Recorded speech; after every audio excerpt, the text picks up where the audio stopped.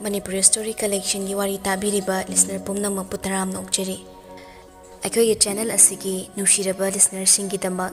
ngasiso ihakna nawo wari ama puduna lakjare wari asi hodringi mamangda writer gi side dagi thamjarako wai khara tang patokjarake ngasi patokjarga doriba wari asi hingliba natraga sikraba kanagumba amataga mari leinasade karigumbada manaba tangkak yawram labuso coincidence ni haina khanbiyo yamna khanghejabadi nachadabana soikiba lankiba yawrabaso semdokpiro akhang khangda tatok tasin tawminasi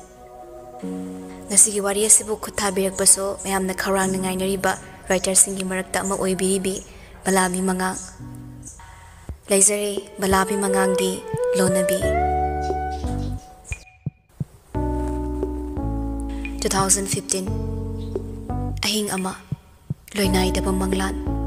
pungsa ama wakhal lising singare so sat kidre thabalei leinam su mang khare nongin su kaple thaja su lot khare manglan amadadi nok paso kap paso saruk thongle ido taibang dana pirang khaktama karigi tambiriba tumkhrasira punsi chupa manglan khakta da hingningle manglan do ne hina pamagle ahing nongyai matungni pungdo saurakna baro makhai di khara helak lamlani mayek sing da batiya do na maram oiraga mapung fana thogliba thaza mahaki masek mangal do ipha phazanli purnima oirabaso thabal mayek sing khidre nongthi nongmangbana thawan mayek sing no uge fangkhidre ingan ngan jaga dauba ahing do masek mangal pumna mak phazan bikre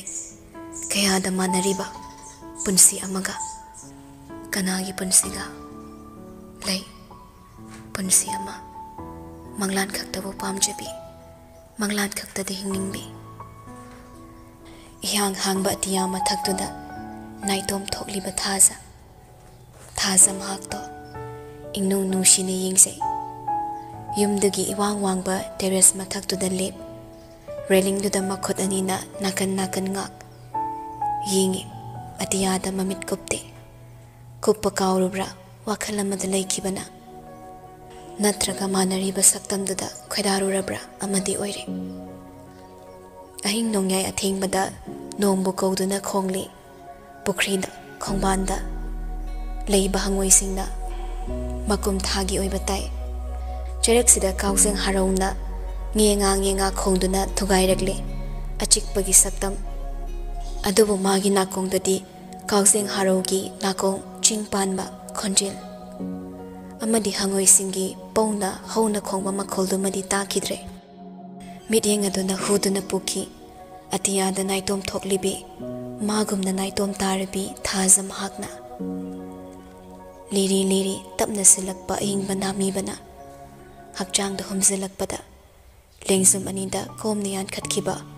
hangama pal machuda khamen machuna phisin chatpa phi matekto phisi nam hik tharagle oi batai hogdorakpa kuine lepmankhre goro masa thoraklani changlo patharuro mikup amatang oirabasu micheno isilaga tumthawa themluro nangna khoida zariba manglandu da mikap amatang oirabasu pathazaruro nan tharakliba phizindo makhut namana amuk yankhallaga makhatani atiya thakta mitham amuk thamaklare khalle wakhalama hingnama maram thibada mabu hingan gadauba ngamdawa wakhalama oiridauba wakhal oirabusu matam kharagi hingnabagi maram ama oiba yaba wakhalama 2024 Bittersweet October.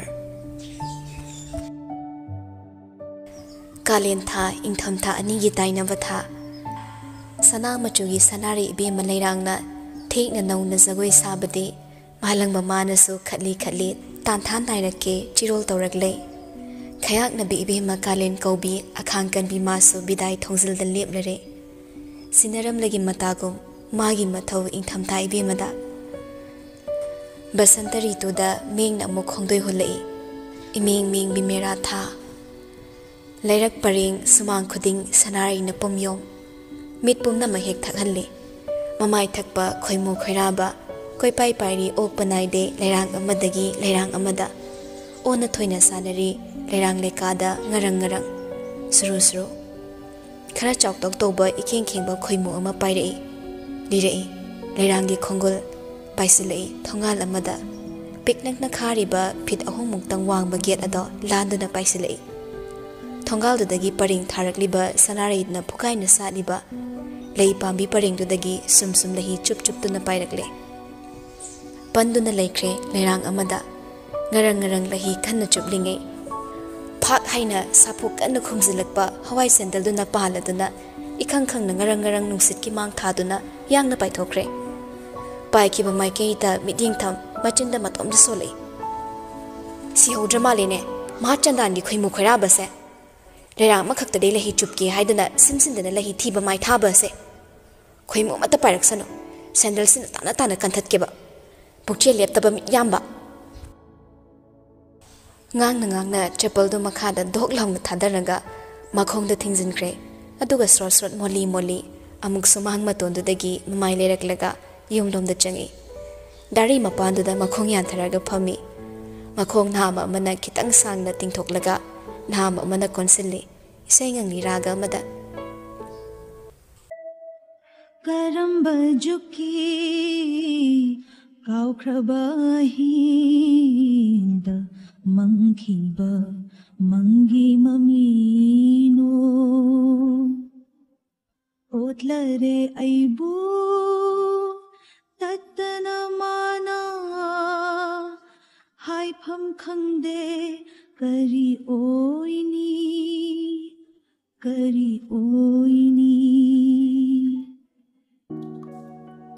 thongal da halamusu cycle khamlam laga ngahong gate manung da changak poi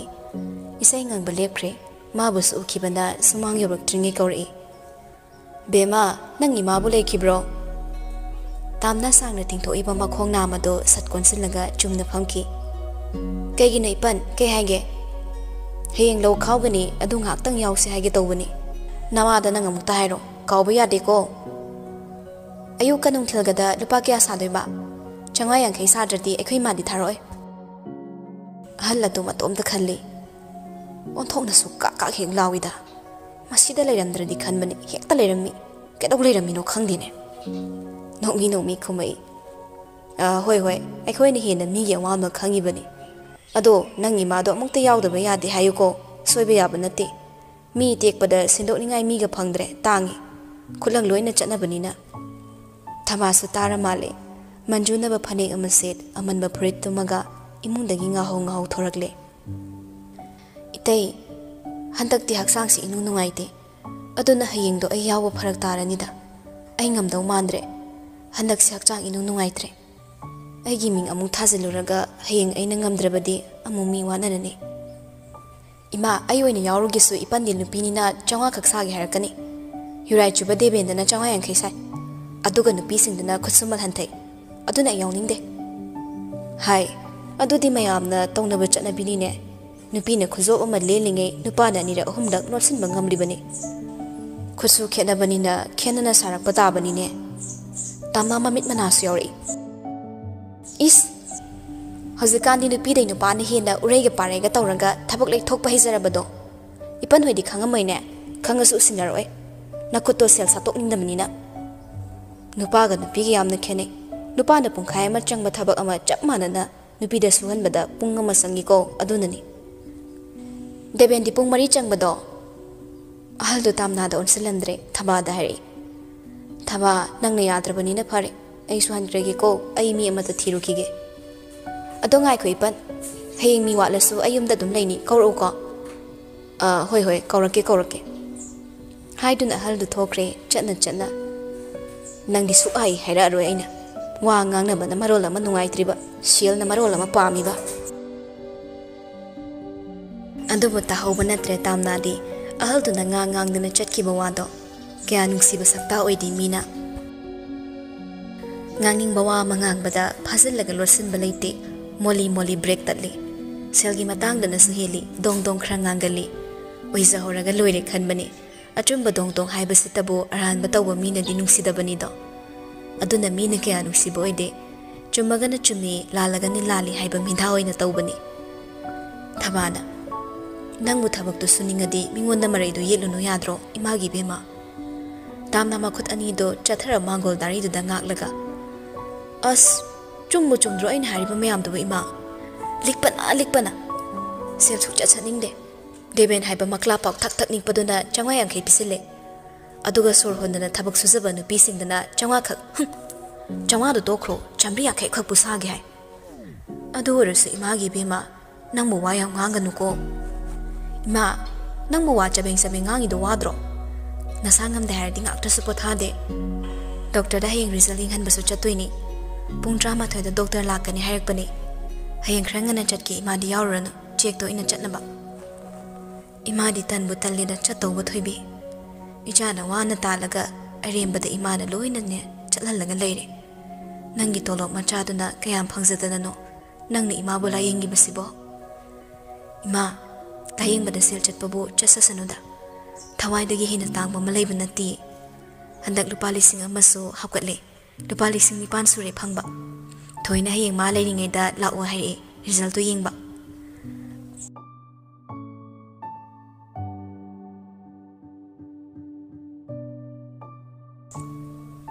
सोमदसु थोयेनबिगा बोरिसका hospital की canteen दा चा थकमिनरी यौ लांगबा ओइदे चिक फमी हॉस्पिटल से स्टाफ सिंगी अमदे पेशेंट सिंगी कैंटीन ने याम हाइजीनिक ओइ मफम तो टेबल चेयर अदगी मेंटल होइना तवी अचौबा रेस्टोरेंट अमदगी पंगनोप नोप ओइदे कॉफी कप अममम थकलगा माइगा अनसिनरगा टेबल वांगबदा मायोकना फमिने बोरिसना इतै मगा खोइ थामयागी वारीदो कमाय तौगे ngasi la ambado nangonda yeng hai ay amuktang nangonda hangina khalaisa kuirabani chethoi thoisu nupi tugi akupa waraldo borista tamthokning lamde mayamna lawba nupi orabaso boriski matai ma oraso mana misaktagi private doctor ni thoina kemta khanganingdaba maongda borisna thajaba pise akhoi nei tai mabu tathi ngasi pawba khanma leitri adobo इमागा पाबुंगना हेंग इतै मन नुंगाइरदबगी खल्लगा अंगांग अमतदि यावजसनु खनबनी नंगी तामुयाइगा नतै मगना वामंगा से एंगोंदा हौदोरामी कैवानो मखोइना सरोगे मादरा मथिबा पामी नंगी तामुयाइ अमदे नतै मगी अंगांग अमा नाउपुनबा अवाइबा mama मथिबा पामी Boris नि खल्लगा अदो नतबो option अमता लैद्रबो काइदे लैदोइबा दुरीबदी पुक्चेल चाउबी नुपी मथिबा हाइबसनी अतोप इन तब आगाम योपसो मखोइना पामदे नोइ तामयाइदी याइ अदुबो नोइना तैमना यादे सेलकी दरकार लेबा मी नतना सुंबा थबकसे पुचेल चाउना यानिंगना कनामतना यारोइ मीदो चेथोइना खरा थिरो अइना सु थिरके तामयाइगे तैमगनाबु यारदि पाबुंग इमागदि तुम यारबनी मोइसु प्रेशर याम लेजरबनी मारिदो अमु होंदोरकले पंगथेंग थेंगने युम कै पानबसे चेथोइसु मतिक चारे मतम हेनकिनी थोइ नोगले हाइब नखने कमदौबा बोरिस नोगले अहि युम कैगा पानिंग फाउद्रेदा नंगने युम कै पानबगी मतांगी वाहे हौदोरकपगा सकफम अम इहोंग होंगी निंगबा काइबा निंगमदबा मानबा एक्सप्रेशन अमदि अदुम ओइ कई निंगबा काइबगा लेखिगे पास्ता नंबु खंगदब्राने हौकिबा पास की वारी तोसिदा अदुबो पास्तना मरम ओइरगा आई युमदा ख्वाइदगी अफबी अइना पामजरिबी मिसक्तो पुसिनिंग फम फाउद्रेदा मरमदी मामदी मागी फैमिली तो याम सिंगजे याम चमजे आइगी चमोनब युमददा अइना पुसिलुबदा अइना माबु मांगथोकपो अइना तागदबो मानबा यारे डिप थिंकर बोलसे कुइना फमनख्रे मांगख्रे हाइदना माइक पालकबा सोइदे हाइदन हगोतनरगा अनिदुसु कैंटीनदगी थोखरे Somdasu matai manau anida hospital dagi halaklaga mafi marol hongdoknari. Adubu maithong singdu maka iram lamnaramdi. Ima maksinay. Awabagi polum ama kokthagda nantharakpagum lengbu otpa ngamdrin leiribani. Machaga mamoga halakre khangbana amubisu wa ngang na pachagi kagi thongdo hangduna changai. Halaknarabra kari kari haraklabagi doktorna. Haina aina sofada changsilaga phomthakre. Mamaudusu mapi hong baloiraga maning minak changaktuna phamtharagle. Maithong ima maksin. Ima handaksu yadreda. Agi reporto doctor anobatuda yenghanbani. Hanagi pakhumduga chapmane. Amubisu pawdu tabada maithong khangma maksilakle. Adubu mamongna nungai kiroi khalaga. Kaisu kaideda matam leiri. Tanaba yaba doctor tanaraga loire. Shuruna. Ima doctor na yagadaba wamadi hari. Ima ohini yaningadra haibadi khangdre. Adubu kari wano. Suru manimna kirup yenglaga. Yabirakladi phakrani khalli. Surrogate mother ama fangladi. Aikhoi imital jawu phangani. Adu natradi pambai amata leitre ima. Amubi mamongna mangonda pakhum khawrangna yenglaknibada ure. Barumde thorakpa phireppada su haipet yenglaga. Doctor na hairak poi thokpa yaba thabakto. Ibungo nangna mukari khaliba. Phirepasu towel duma seli aduga shirt amma mathakta lisalaga mamagi nakta famtharakle. Sanaramba warido taro drabasu amobida magi nupina hairamnani khangi amobigi wangangduda. Ima isa yaudroga kaidorage. Ay angang thoidokte aikhoi borisu leiri magi angangdo aikhoigi suichane. Suru mingi machado magi machani haningjibra. Natraga thagai singna magi macha ama pamsabagira mapurebagi wado kakthale. Adune hekta yaradra tamo. Ay mama mo oiba pami. Aigi nungsibi chado. Aigi thanungda pamlaga ningai themba ipami. Ado pumna magtamona fanganbiraredra. Mamongna pukni nungsirakpada amubina macha nupada wakhal tahale. Ibungo nupana khoina paklai sulai thokba khanbado khangano. Atopa pambai amata leite haibasu nate. Nupi ama oiraga mama ama oiba phangsadaba haibase. Nupi oibina khwaidagi khangbada waba maicha ama khangni. Sigi potlumse nupana khoina lumna lawdrasu ai khangi. Nangi pabungsu soidani yarakani. Nakhoi anigi angang ama yahobana tungda tangdu leitaba phangani ko. Amobi hawgalakle lepna asumna swairi. Pothana rong hangak. Aduga imongna pambado imagi bungo nang tawdaba yadabani. Imaugi pukni nungsihan gano. Nupigi potlum udaba tawgano. Sora muki khuhonda pukchel hongba miyoibani. Nangna phana pharabaso matamgi onmana. Nangna wakhal onkidra haina imongna kiribase nang udaba tawgano. Hairamduna amuibisu machagi pakhung hairamda thokre. Kagi thongdusu ngasin birami. Matai da tamda phamawi matai manaw anido. Surogi imam maksin mamai thonggi yengna phire pamana sum yang na themei. Surrogate mother ama wana thirudraso. Hospital de angang ama dangaise. Natraga nangai chetlaga orphandagi nungsiba nga ama lawruse. Ay adu pamde. Nangai icha pami. Ay ngasi wari base. Tamo. Nang khangdaba tawgano. Ay yamwai. Ay sa nangi nupini haibada matik yam chadrabra. Phire paso marog leirap. Kaisu khanpam thokdeda. Nangna haiba matam pumnamakta imaga nangana ngamduna ay induna lakli. Nasisu inba tabani. Surrogate mama ama nangai aikhoi mayam changlaga thise. Lakini soidana. Nangi pirang taithopigi haiba puchel chawbi ama soidana. Tamuy ayni irai lainap taithokpa ngamdawa pirangse. Ayna mung thiba tari. Aigi pirang taithoktimnaba misak ama. Phirepa magi mobile khengakpada magi ngasi sathokadaba thabakdo khangningsingakle. Ye aise thabak mafam ngak yorudaba yadabani. Pukaw he kawredana. Haiduna hawgalaga taping mafi marol hongdokre minute manga pharamloi. Gari gi sondo pairaga fondo kadagi hobe thokre. Mapur haibaga thokiba maikaida suru ningamdaba mataw amaga loinana yenghawi. Leiri magi sipen pelu yadaba ningba kaibagi mami ama. Phirik pathokibaga ngyak leire. Madugi matung suru laibi da phone tori. Laibi sadum paikhale. Hello, suru kay leirage. Nang thabak chinbra warimta tanase. Kay wari no hayo. Nang Dr. Thoyen bi khangba natra. Aiga siyam khangnei adum puno hospital amattada pumini nangi wari sumana sarami nangna mangonda ai hangami haidana mangonda ai treatment tawbani boris na pusilakpa doctor ni phayena aduba ai makhata na maga puningdre ai phibam siga mangonda tana ba yabo ide nanga tana da ba yadre surrogate mother ama yam thuna thi da ba yadre natte nangbo pregnant oibudu oiningdabra haibani suruna mi takhini matago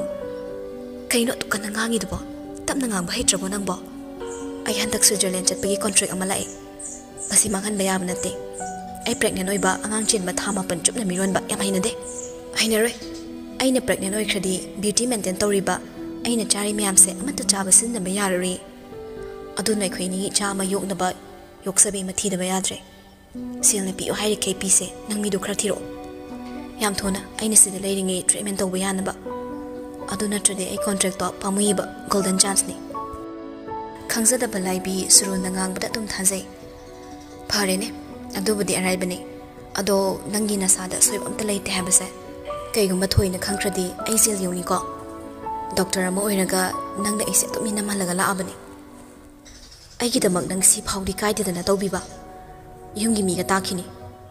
ai hayeng nangi nakta hospital na ngak tang lake yam phong na wangang na kumsi ko ai am pakhali bani haidna suruna phone ka thatkre kuina lo na ma phone do wari sana ninglamde leri ba manungi wari sina kari kanano nap thak tori base lotsin ba wari amadi leri karam matangda kanana kari lotsiliba macha ama phangsana ba hona bada nupi kayana kayam wano nazariba macha uba phangdabagi ira kangdana leri nupi lising so aduga amukna nupi kayana laina thawai kayabo nungsi khangdana manghalli angakpani nongdam banangi kumai siso khawrang ba kana amadana thawai ama phauksina bidaba aduga nungsi khangdaba kayadana thawai lising sinaba laibi masu marupni hairabasu suruna lauri ba decision sida mangak pa phawi yaning basu oiramde adubo mama na bisigi damak misak ama yamna thuna thina basu honarage haibasi madi khankhre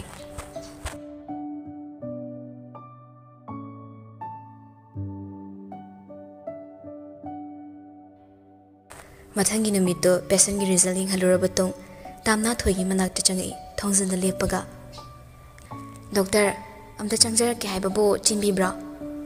thoisu sat non khalubani tamna oirambada is aside ngai ramise nangni chango tamna changsilakle thoigi table wangmada phamtharakle thoidum matom ta leiramde laibi ga phaminaraga leirami thoina ke haira ge doctor na operation toksin hai kini so heart suloina ma bera lerami kini do hida hapaga phabreng se hai heart yu badu so mensina hai adu so operation macha ma darka leini haire nangna ke khaliba makhata na layengi bu khalibra natraga tokthogi ba haiga doribra tamna awabagi mai thongni ma decision dawpham su khangde nungsiba mama do layeng ningi adubu lupa lising kun phawba sagat pangam daba mana karamna lak ama sagat toriba changdoriba sikso lak ama khak toy thokloi karamna layeng bangam doriba layeng leroingi hairagana magi sagai na tai leitaba mana mama yauda matom tabak hingba ngam doribra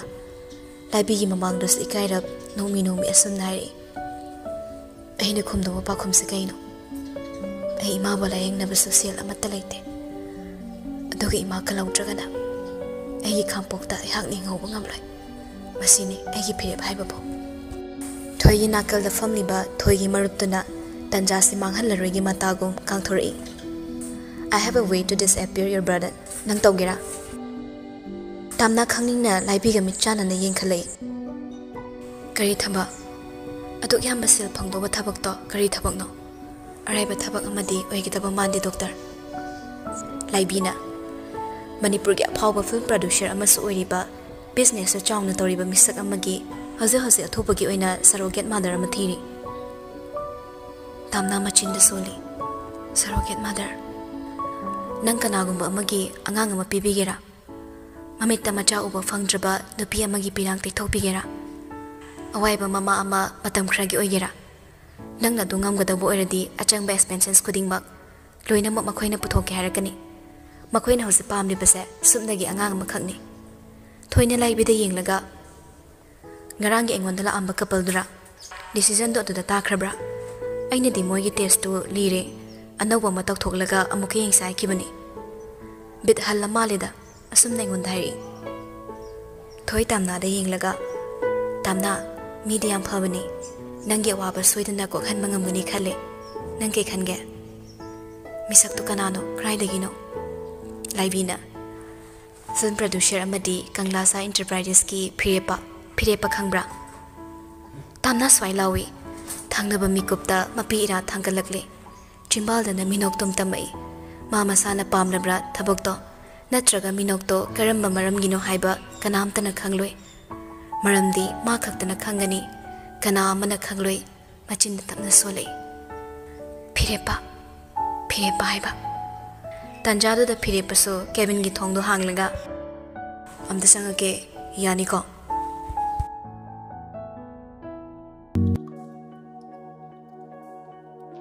ngairam mi pungjali sing yenglam mi maike chok thada khalam mi wa khaloi naida ningsaki manglan taibang anida laklam mi tangna manglan ama khakta subnagi ama khakta da phirepana changsilakla doctor nakta lai mi leirambadu da patient oibra khalli aduna amuksu leiramliba mi du da yenglei nupi du na yeng thorakpaga phirepana hek yengsilakpaga ani du mapa khangsan chanaroi phirepa maso masa chap lepe mehul si yauna lepki mehul khaktamak natta kadu da theliba phaklanggari du phauba lepki bagum ichik chikhi tamna su phirepaga michane meko khra ani do tingak amana amada yengne ani du gi moong du da phamduna leiramba doctor ani du sungak labani laibina phirepa su yobi edana ai duty matam loirabani nangla kani haidu dang hairamba thoyi nakta khonjel du da mangtuna leiramba singdot hodorakle ikhang khangna mami thairakle nupi du dagi thoina phirepaga hana khangna bibra aikhoi tamna se karamba pakhum pi doribra pakhum amadi pi daba yaroi dori adubu wahang do phirepa khumba lubagum ika tawraga leiringai tamnana khangnade phirepana laibi nangam to unaning bane noi wari saw ko ai canteen de leiramage loiraga ngak law hoi ai laage nang leiramo phirepa thokraga ahum du da lehawi thoina muk tamna da hangi tamna nangna kai khalino hawzula am misak tuni ai khoina haibado ado ngasi simadi nang wakhal khallaga hayeng atom pa khumpiro sina tana asuk yamba sen phamse sagat pangam loi haina aina su khalle tamna na ai sel diam darkar oi adobo ai simadi ngam do mandre ai yaukrage kona muk thengnarase thabak se arai banatabani na ai decision lawba ngamdre ai ngamgadaba mandre haiduna tamna hawalakle masado thakatlibra phinglibra amadi tawre chatluki gi hairamlaga cabin dagi thorakle corridor asang badada wakhal phungbangna tapni chatkrabani madi mathai amna kokthakta thangatlaga hospital adugi lift to hangdoi aduga maso manung changaklaga lepi thangnana lepiba phirepado ma usilude adubu handa leiramba phirepana hanglei anaba yawbra khonjel du tamna nakanda manga khaktamak cheplapna khangi yengubadadi phirepo ituna leiramle khumda tumin leiki hangakliba wahangdo mangonda nattabagum nakongde silakliba khonjel se mangonda awaba potlum amagum ngasisu hawjiksu potlum hena thangalai mama kokto thangat bobo hek ngamdre phirepa tapna muksu hangi kana ngamdaba yawge ima kari oina ngamdriba mi khuding makki sum sandoktuna taklaga mari libawa aduna hanga ano nangna khangbagi mathau se tade sumhang bane nangna lana lawre tamna fatnon khalai sumhangba sumhaiba sum icham chamna sum ꯁꯤꯒꯤ ꯅꯪꯒꯤ ꯋꯥꯍꯩꯁꯤꯡꯁꯦ ꯑꯔꯥꯏꯕ ꯅꯠꯇꯦ ꯅꯪꯒꯤ ꯁꯨꯝꯗꯨꯅ ꯍꯥꯏꯅꯤꯡꯗꯕ ꯑꯔꯣꯠꯄ ꯀꯌꯥ ꯑꯃ ꯈꯪꯗꯣꯛꯅꯕ ꯍꯣꯠꯅꯔꯛꯀꯅꯨ ꯅꯪꯒꯤ ꯁꯨꯝꯗꯨꯅ ꯑꯩꯒꯤ ꯄꯤꯔꯥꯡꯒꯤ ꯍꯧꯔꯛꯐꯝ ꯄꯤꯍꯟꯒꯅꯨ ꯄꯤꯔꯥꯡ ꯌꯦꯡꯕ ꯈꯛꯇꯃꯛ ꯍꯩꯕ ꯎꯕꯗꯤ ꯉꯝꯗꯕ ꯀꯅꯥ ꯑꯃꯒꯤ ꯃꯐꯝꯗ ꯄꯤꯔꯥꯡ ꯁꯤꯟꯊꯔꯒ ꯀꯔꯤꯕꯨ ꯀꯥꯟꯅꯕꯅꯣ ꯃꯔꯧꯁꯨ ꯂꯩꯃꯟꯈ꯭ꯔꯦ ꯅꯪꯅ ꯅꯨꯡꯉꯥꯏꯔꯣꯏꯗꯕ ꯑꯣꯏꯔꯗꯤ ꯑꯩ ꯍꯪꯂꯔꯣꯏ ꯑꯩꯅ ꯑꯣꯏꯅ ꯊꯤꯔꯒꯦ ꯑꯗꯣ ꯑꯩꯅ ꯉꯝꯕ ꯃꯇꯦꯡ ꯂꯥꯛꯂꯁꯨ ꯑꯩꯉꯣꯟꯗ ꯄꯥꯎ ꯐꯥꯎꯔꯛꯎ ꯁꯤ ꯑꯩꯒꯤ ꯅꯝꯕꯔꯅꯤ ꯍꯥꯏꯗꯨꯅ ꯐꯤꯔꯦꯞꯄꯒꯤ ꯀꯥꯔꯗ ꯑꯃ ꯀꯣꯔꯠꯀꯤ ꯐꯨꯔꯤꯠ ꯈꯥꯎꯗꯒꯤ ꯂꯧꯊꯣꯔꯛꯂꯒ ꯇꯝꯅꯥꯗ ꯄꯤꯔꯛꯏ ꯂꯤꯐꯀꯤ ꯊꯣꯡ ꯍꯥꯡꯗꯨꯅ ꯍꯦꯛ ꯍꯥꯡꯗꯣꯔꯛꯄꯒ ꯃꯄꯥ ꯆꯥꯅꯈꯤꯗꯨꯅ ꯇꯝꯅꯥ ꯍꯟꯅ ꯐꯤꯔꯦꯞꯄꯗ ꯌꯦꯡꯂꯝꯗ ꯊꯣꯛꯈ꯭ꯔꯦ ꯆꯨꯝꯗ꯭ꯔꯤꯡ ꯆꯠꯈ꯭ꯔꯦ ꯐꯤꯔꯦꯞꯄ ꯇꯤꯡꯊꯣꯛꯇꯨꯅ ꯂꯩꯔꯝꯕ ꯃꯈꯨꯠꯇꯣ ꯄꯥꯛ ꯍꯦꯛ ꯊꯥꯡꯖꯤꯜꯂꯝꯗꯦ ꯆꯠꯈꯤꯕ ꯅꯨꯄꯤꯗꯨꯒꯤ ꯃꯥꯏꯀꯩ ꯌꯦꯡꯅ ꯌꯦꯡꯅ ꯂꯦꯞꯍꯧꯏ ꯃꯥꯁꯨ ꯇꯨꯃꯤꯟꯅ ꯃꯔꯥꯜ ꯂꯩꯔꯕ ꯃꯤꯁꯛ ꯑꯃꯒꯨꯝ ꯂꯩꯔꯤ ꯃꯥꯒꯤꯁꯨ ꯃꯔꯥꯜ ꯋꯥꯔꯧꯗꯨꯅ ꯆꯠꯈꯤꯕ ꯃꯥꯒꯤ ꯃꯐꯝꯗ ꯃꯔꯥꯜ ꯑꯃꯗꯤ ꯂꯩꯈꯤ ꯐꯤꯔꯦꯞꯄ ꯇꯞꯅ ꯃꯈꯨꯠ ꯊꯥꯡꯗꯔꯛꯂꯒ ꯄꯣꯀꯦꯠꯇ ꯍꯥꯞꯆꯤꯟꯈꯤ ꯃꯥꯒꯤ ꯀꯥꯔꯗꯇꯣ ꯍꯟꯖꯤꯟꯅ ꯑꯗꯨꯒ ꯑꯃꯨꯛ ꯂꯤꯐꯇꯣ ꯊꯥꯔꯠ ꯐ꯭ꯂꯣꯔꯗ ꯑꯃꯨꯛ ꯅꯝꯗꯨꯅ ꯀꯥꯈꯠꯂꯛꯂꯦ ꯕꯦꯛ ꯑꯣꯐꯤꯁ ꯔꯨꯝꯗ ꯆꯪꯉꯛꯏ ꯁ꯭ꯇꯥꯐ ꯂꯩꯔꯤꯗꯨꯗ ꯆꯪꯁꯤꯜꯂꯒ ꯊꯧꯗꯥꯔꯛꯏ ꯊꯋꯥ ꯂꯩꯔꯛ ꯌꯦꯡꯐꯝ ꯍꯥꯏꯗꯨꯅ ꯄꯦꯁꯦꯟ ꯑꯃ ꯌꯥꯎꯕ꯭ꯔꯥ ꯌꯦꯡꯉꯨ ꯅꯨꯄꯤꯗꯨꯅ ꯊꯤꯔꯒ ꯔꯦꯀꯣꯔꯠꯇꯨ ꯄꯤꯔꯛꯂꯦ ꯁꯥꯔ ꯁꯤꯁꯤꯅꯦ ꯃꯥꯒꯤꯁꯦ ꯍꯥꯔꯠꯀ ꯀꯤꯠꯅꯤꯒ ꯌꯥꯗꯕ ꯑꯣꯏꯔ ꯃꯥꯜꯂꯦ ꯐꯤꯔꯦꯞꯄ ꯗꯣꯛꯇꯔ ꯀꯅꯥꯅ ꯌꯦꯡꯕꯅꯣ ꯌꯦꯡꯂꯨꯕꯗ ꯕꯣꯔꯤꯁꯅ ꯑꯣꯏꯔꯝꯃꯤ ꯃꯥꯁꯨ ꯔꯦꯀꯣꯔꯠꯇꯣ ꯃꯈꯨꯠꯅ ꯄꯥꯏꯔꯒ ꯊꯣꯔꯛꯂꯦ ꯔꯨꯝꯗꯨꯗꯒꯤ ꯕꯣꯔꯤꯁꯀꯤ ꯃꯅꯥꯛꯇ ꯂꯥꯛꯏ ꯆꯪꯉꯛꯀꯦꯒ ꯍꯥꯏꯔꯝꯗ ꯃꯅꯥꯎꯄꯥꯒꯤ ꯀꯦꯕꯤꯟꯗ ꯆꯪꯂꯛꯏ ꯕꯣꯔꯤꯁꯁꯨ ꯋꯥꯁꯔꯨꯝꯗꯩ ꯊꯣꯔꯛꯏ ꯃꯌꯥꯝꯕ ꯂꯩꯔꯝꯕꯗ ꯇꯥꯃꯣ ꯌꯥꯏ ꯀꯩ ꯂꯩꯔꯒꯦ ꯏꯃꯥꯒꯤ ꯑꯅꯥꯕꯁꯦ ꯀꯔꯝꯕ ꯐꯤꯕꯝꯗ ꯂꯩꯔꯒꯦ ꯕꯣꯔꯤꯁ ꯀꯣꯏꯊꯣꯛꯅ ꯁꯟꯗꯣꯛꯅ ꯉꯥꯡꯗ꯭ꯔꯕꯁꯨ ꯀꯅꯥꯅꯣ ꯏꯔꯥꯏ ꯂꯥꯏꯅ ꯈꯪꯉꯤ ꯂꯨꯔꯤ ꯐꯤꯕꯝ ꯈꯔ ꯑꯊꯨꯕꯗ ꯑꯣꯄꯔꯦꯁꯟ ꯑꯃ ꯇꯧꯗ꯭ꯔꯗꯤ ꯌꯥꯔꯣꯏ ꯀꯤꯠꯅꯤ ꯁꯤꯟꯗꯕꯁꯨ ꯌꯥꯔꯣꯏ ꯍꯤꯗꯥꯛ ꯀꯥꯞꯄꯒ ꯐꯕ꯭ꯔꯗꯣ ꯍꯥꯟꯅ ꯌꯦꯡꯕ ꯌꯥꯅꯤ ꯑꯗꯨꯗꯤ ꯇꯧꯈ꯭ꯔꯗꯅ ꯑꯩꯅꯁꯨ ꯍꯥꯏꯕꯅꯤ ꯃꯥꯅ ꯌꯥꯔꯛꯇꯦ ꯀꯦꯝ ꯈꯨꯝꯃꯝꯗꯅ ꯑꯗꯨꯝ ꯆꯠꯈ꯭ꯔꯦ ꯈꯥꯝꯈꯤꯗꯕ꯭ꯔꯥ ꯃꯥ ꯀꯅꯥ ꯑꯣꯏꯗꯅ ꯑꯩꯅ ꯃꯥꯕꯨ ꯈꯥꯝꯗꯣꯏꯅꯣ ꯇꯥꯃꯣ ꯌꯥꯏ ꯐꯤꯔꯦꯞꯄ ꯃꯥ ꯃꯈꯥ ꯇꯥꯔꯛꯈꯤꯗ꯭ꯔꯦ ꯔꯦꯀꯣꯔꯠꯇꯨ ꯄꯥꯏꯔꯒ ꯀꯦꯕꯤꯟꯗꯨꯗꯩ ꯊꯣꯛꯈ꯭ꯔꯦ ꯇꯥꯟꯖꯥꯗꯨꯗ ꯂꯥꯏꯕꯤꯁꯨ ꯀꯣꯜ ꯇꯧꯁꯤꯜꯂꯛꯏ ꯂꯥꯏꯕꯤꯗ ꯃꯥꯅ ꯋꯥꯔꯤ ꯈꯔ ꯁꯥꯁꯦ ꯍꯥꯏꯈꯤꯕꯗꯨꯁꯨ ꯅꯤꯡꯁꯤꯡꯂꯛꯏ ꯀꯣꯜꯗꯨ ꯄꯥꯏꯈꯠꯂꯤ ꯂꯥꯏꯕꯤ ꯑꯩ ꯊꯣꯔꯛꯇꯣꯔꯦ ꯑꯩꯈꯣꯏ ꯕꯣꯔꯤꯁ ꯃꯅꯥꯛꯇ ꯂꯩꯔꯤꯕ ꯅꯪ ꯉꯥꯛꯇ ꯉꯥꯏꯔꯝꯃꯣ ꯑꯩ ꯊꯣꯛꯂꯛꯏ ꯍꯥꯏꯗꯨꯅ ꯐꯤꯔꯦꯞꯄ ꯂꯥꯏꯕꯤ ꯎꯅꯕ ꯑꯃꯨꯛ ꯒ꯭ꯔꯣꯡ ꯒ꯭ꯔꯣꯡ ꯆꯠꯈ꯭ꯔꯦ ꯃꯥ ꯅꯨꯃꯤꯠꯇꯨ ꯂꯥꯏꯕꯤꯒ ꯎꯅꯔꯦ ꯍꯥꯏꯕꯁꯤꯃꯗꯤ ꯈꯪꯂꯦ ꯑꯗꯨꯕꯨ ꯂꯥꯏꯕꯤꯒ ꯃꯥꯒ ꯀꯔꯤ ꯋꯥꯔꯤꯕꯨ ꯁꯥꯟꯅꯈꯤꯕ ꯁꯥꯟꯅꯈ꯭ꯔꯦ ꯃꯈꯣꯏ ꯑꯅꯤꯁꯨ ꯅꯥꯀꯣꯡ ꯑꯅꯤ ꯁꯨꯍꯜꯂꯛꯀꯅꯨ ꯍꯥꯏꯅꯕ ꯋꯥꯔꯤ ꯑꯃꯈꯛ ꯑꯆꯦꯠꯄ ꯋꯥꯔꯤ ꯑꯃꯈꯛ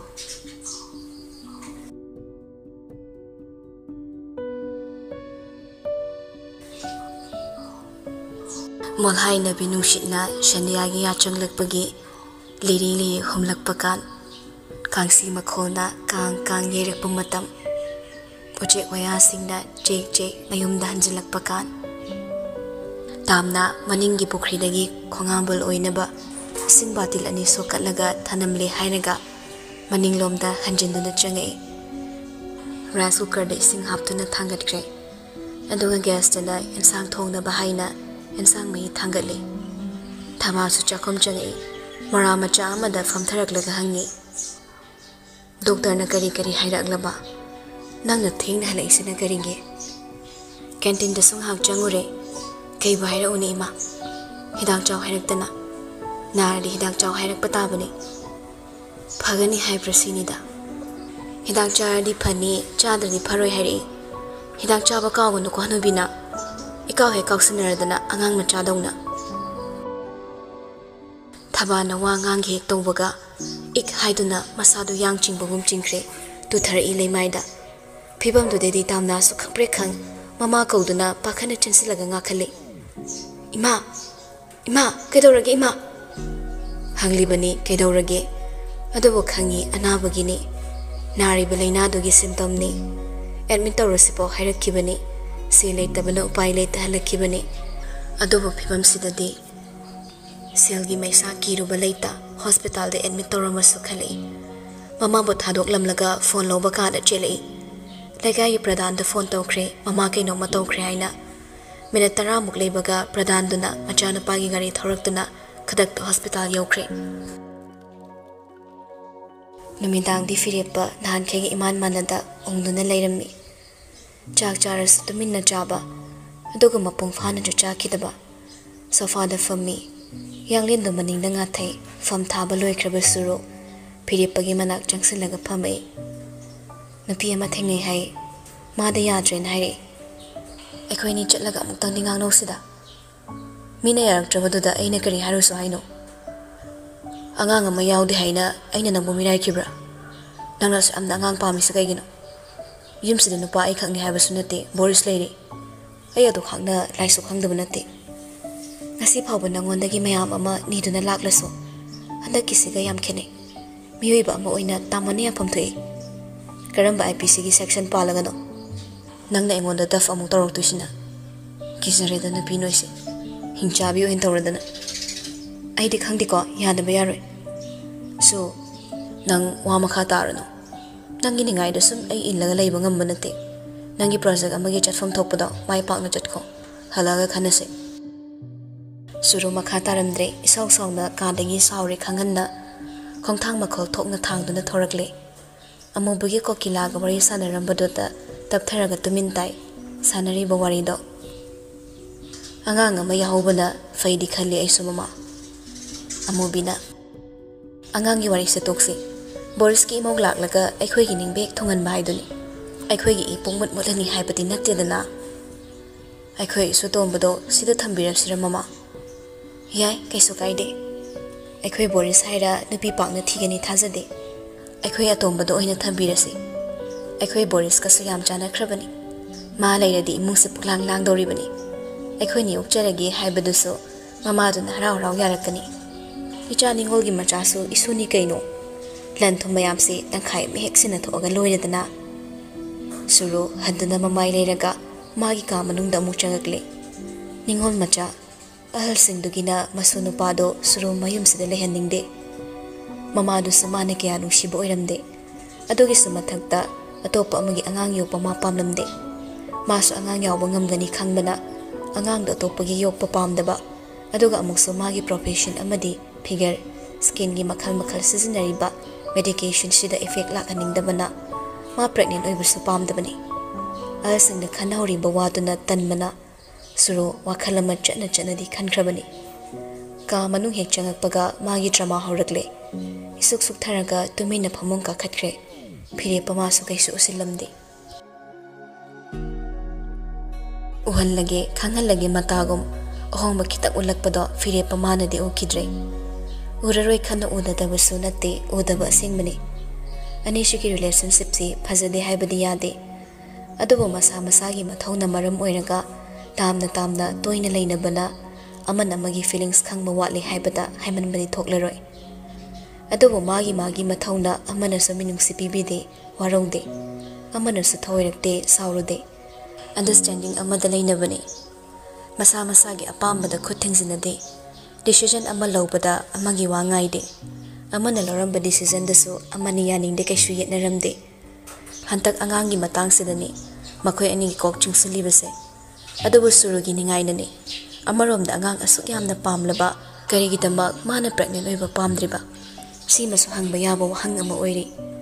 ꯃꯥ ꯃꯁꯥꯒꯤ ꯍꯛ ꯄꯥꯝꯕ ꯃꯥꯅ ꯀꯔꯤꯒꯤ ꯕ꯭ꯌꯨꯇꯤ ꯃꯦꯟꯇꯦꯟ ꯇꯧꯕꯗꯨꯅ ꯍꯦꯟꯅ ꯂꯨꯝꯅ ꯂꯧꯔꯤꯕ ꯁꯤꯁꯨ ꯉꯛꯅꯤꯡꯉꯥꯏ ꯑꯣꯏꯕ ꯋꯥꯐꯝ ꯑꯃꯅꯤ ꯐꯤꯔꯦꯞꯄꯅ ꯐꯃꯨꯡ ꯑꯇꯣꯞꯄꯗ ꯇꯨꯝꯅꯕ ꯐꯝ ꯊꯥꯈꯤꯕꯒ ꯁꯨꯔꯨ ꯄꯨꯛ ꯍꯧꯒꯠꯂꯛꯂꯒ ꯐꯃꯥꯡꯗ ꯃꯈꯣꯡ ꯌꯥꯟꯊ ꯐꯤꯔꯦꯞꯄꯅ ꯁꯦꯝꯂꯤꯕꯗꯣ ꯌꯦꯡꯂꯒ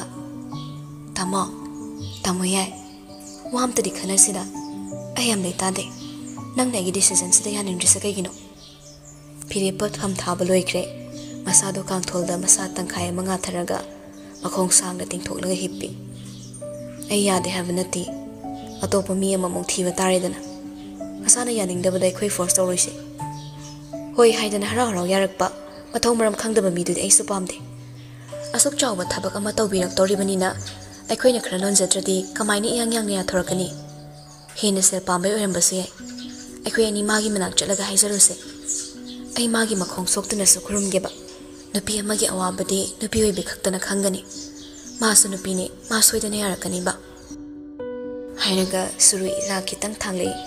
ꯐꯤꯔꯦꯞꯄꯁꯨ ꯅꯨꯡꯉꯥꯏꯇ꯭ꯔꯦ ꯃꯥꯒꯤ ꯅꯨꯄꯤꯒꯤ ꯃꯑꯣꯡꯗꯨꯗ ꯐꯔꯦ ꯀꯩ ꯅꯨꯃꯤꯠꯇ ꯆꯠꯁꯤꯒꯦ ꯅꯪꯅ ꯍꯥꯏꯕ ꯅꯨꯃꯤꯠꯇ ꯑꯩꯈꯣꯏ ꯑꯅꯤ ꯃꯥꯏ ꯃꯅꯥꯛ ꯆꯠꯂꯨꯔꯁꯦ ira thanglamba mito ngangta mamon tawraklaga amuk phamung ka khatre pirebasu angang macha gumna magi nupigi moongduda haira pinglamlaga hipthakre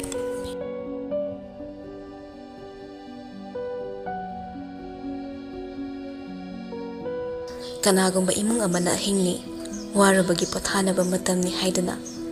inung nungaire tana khrabasu kaya amadi ahing taibang khangda achoba matha kaya kokthakta thangatlaga koipu puri tamna khakta oiramgadra natte ma khakta natte hospital sida leiriba khudingma magi awaba potlum amamam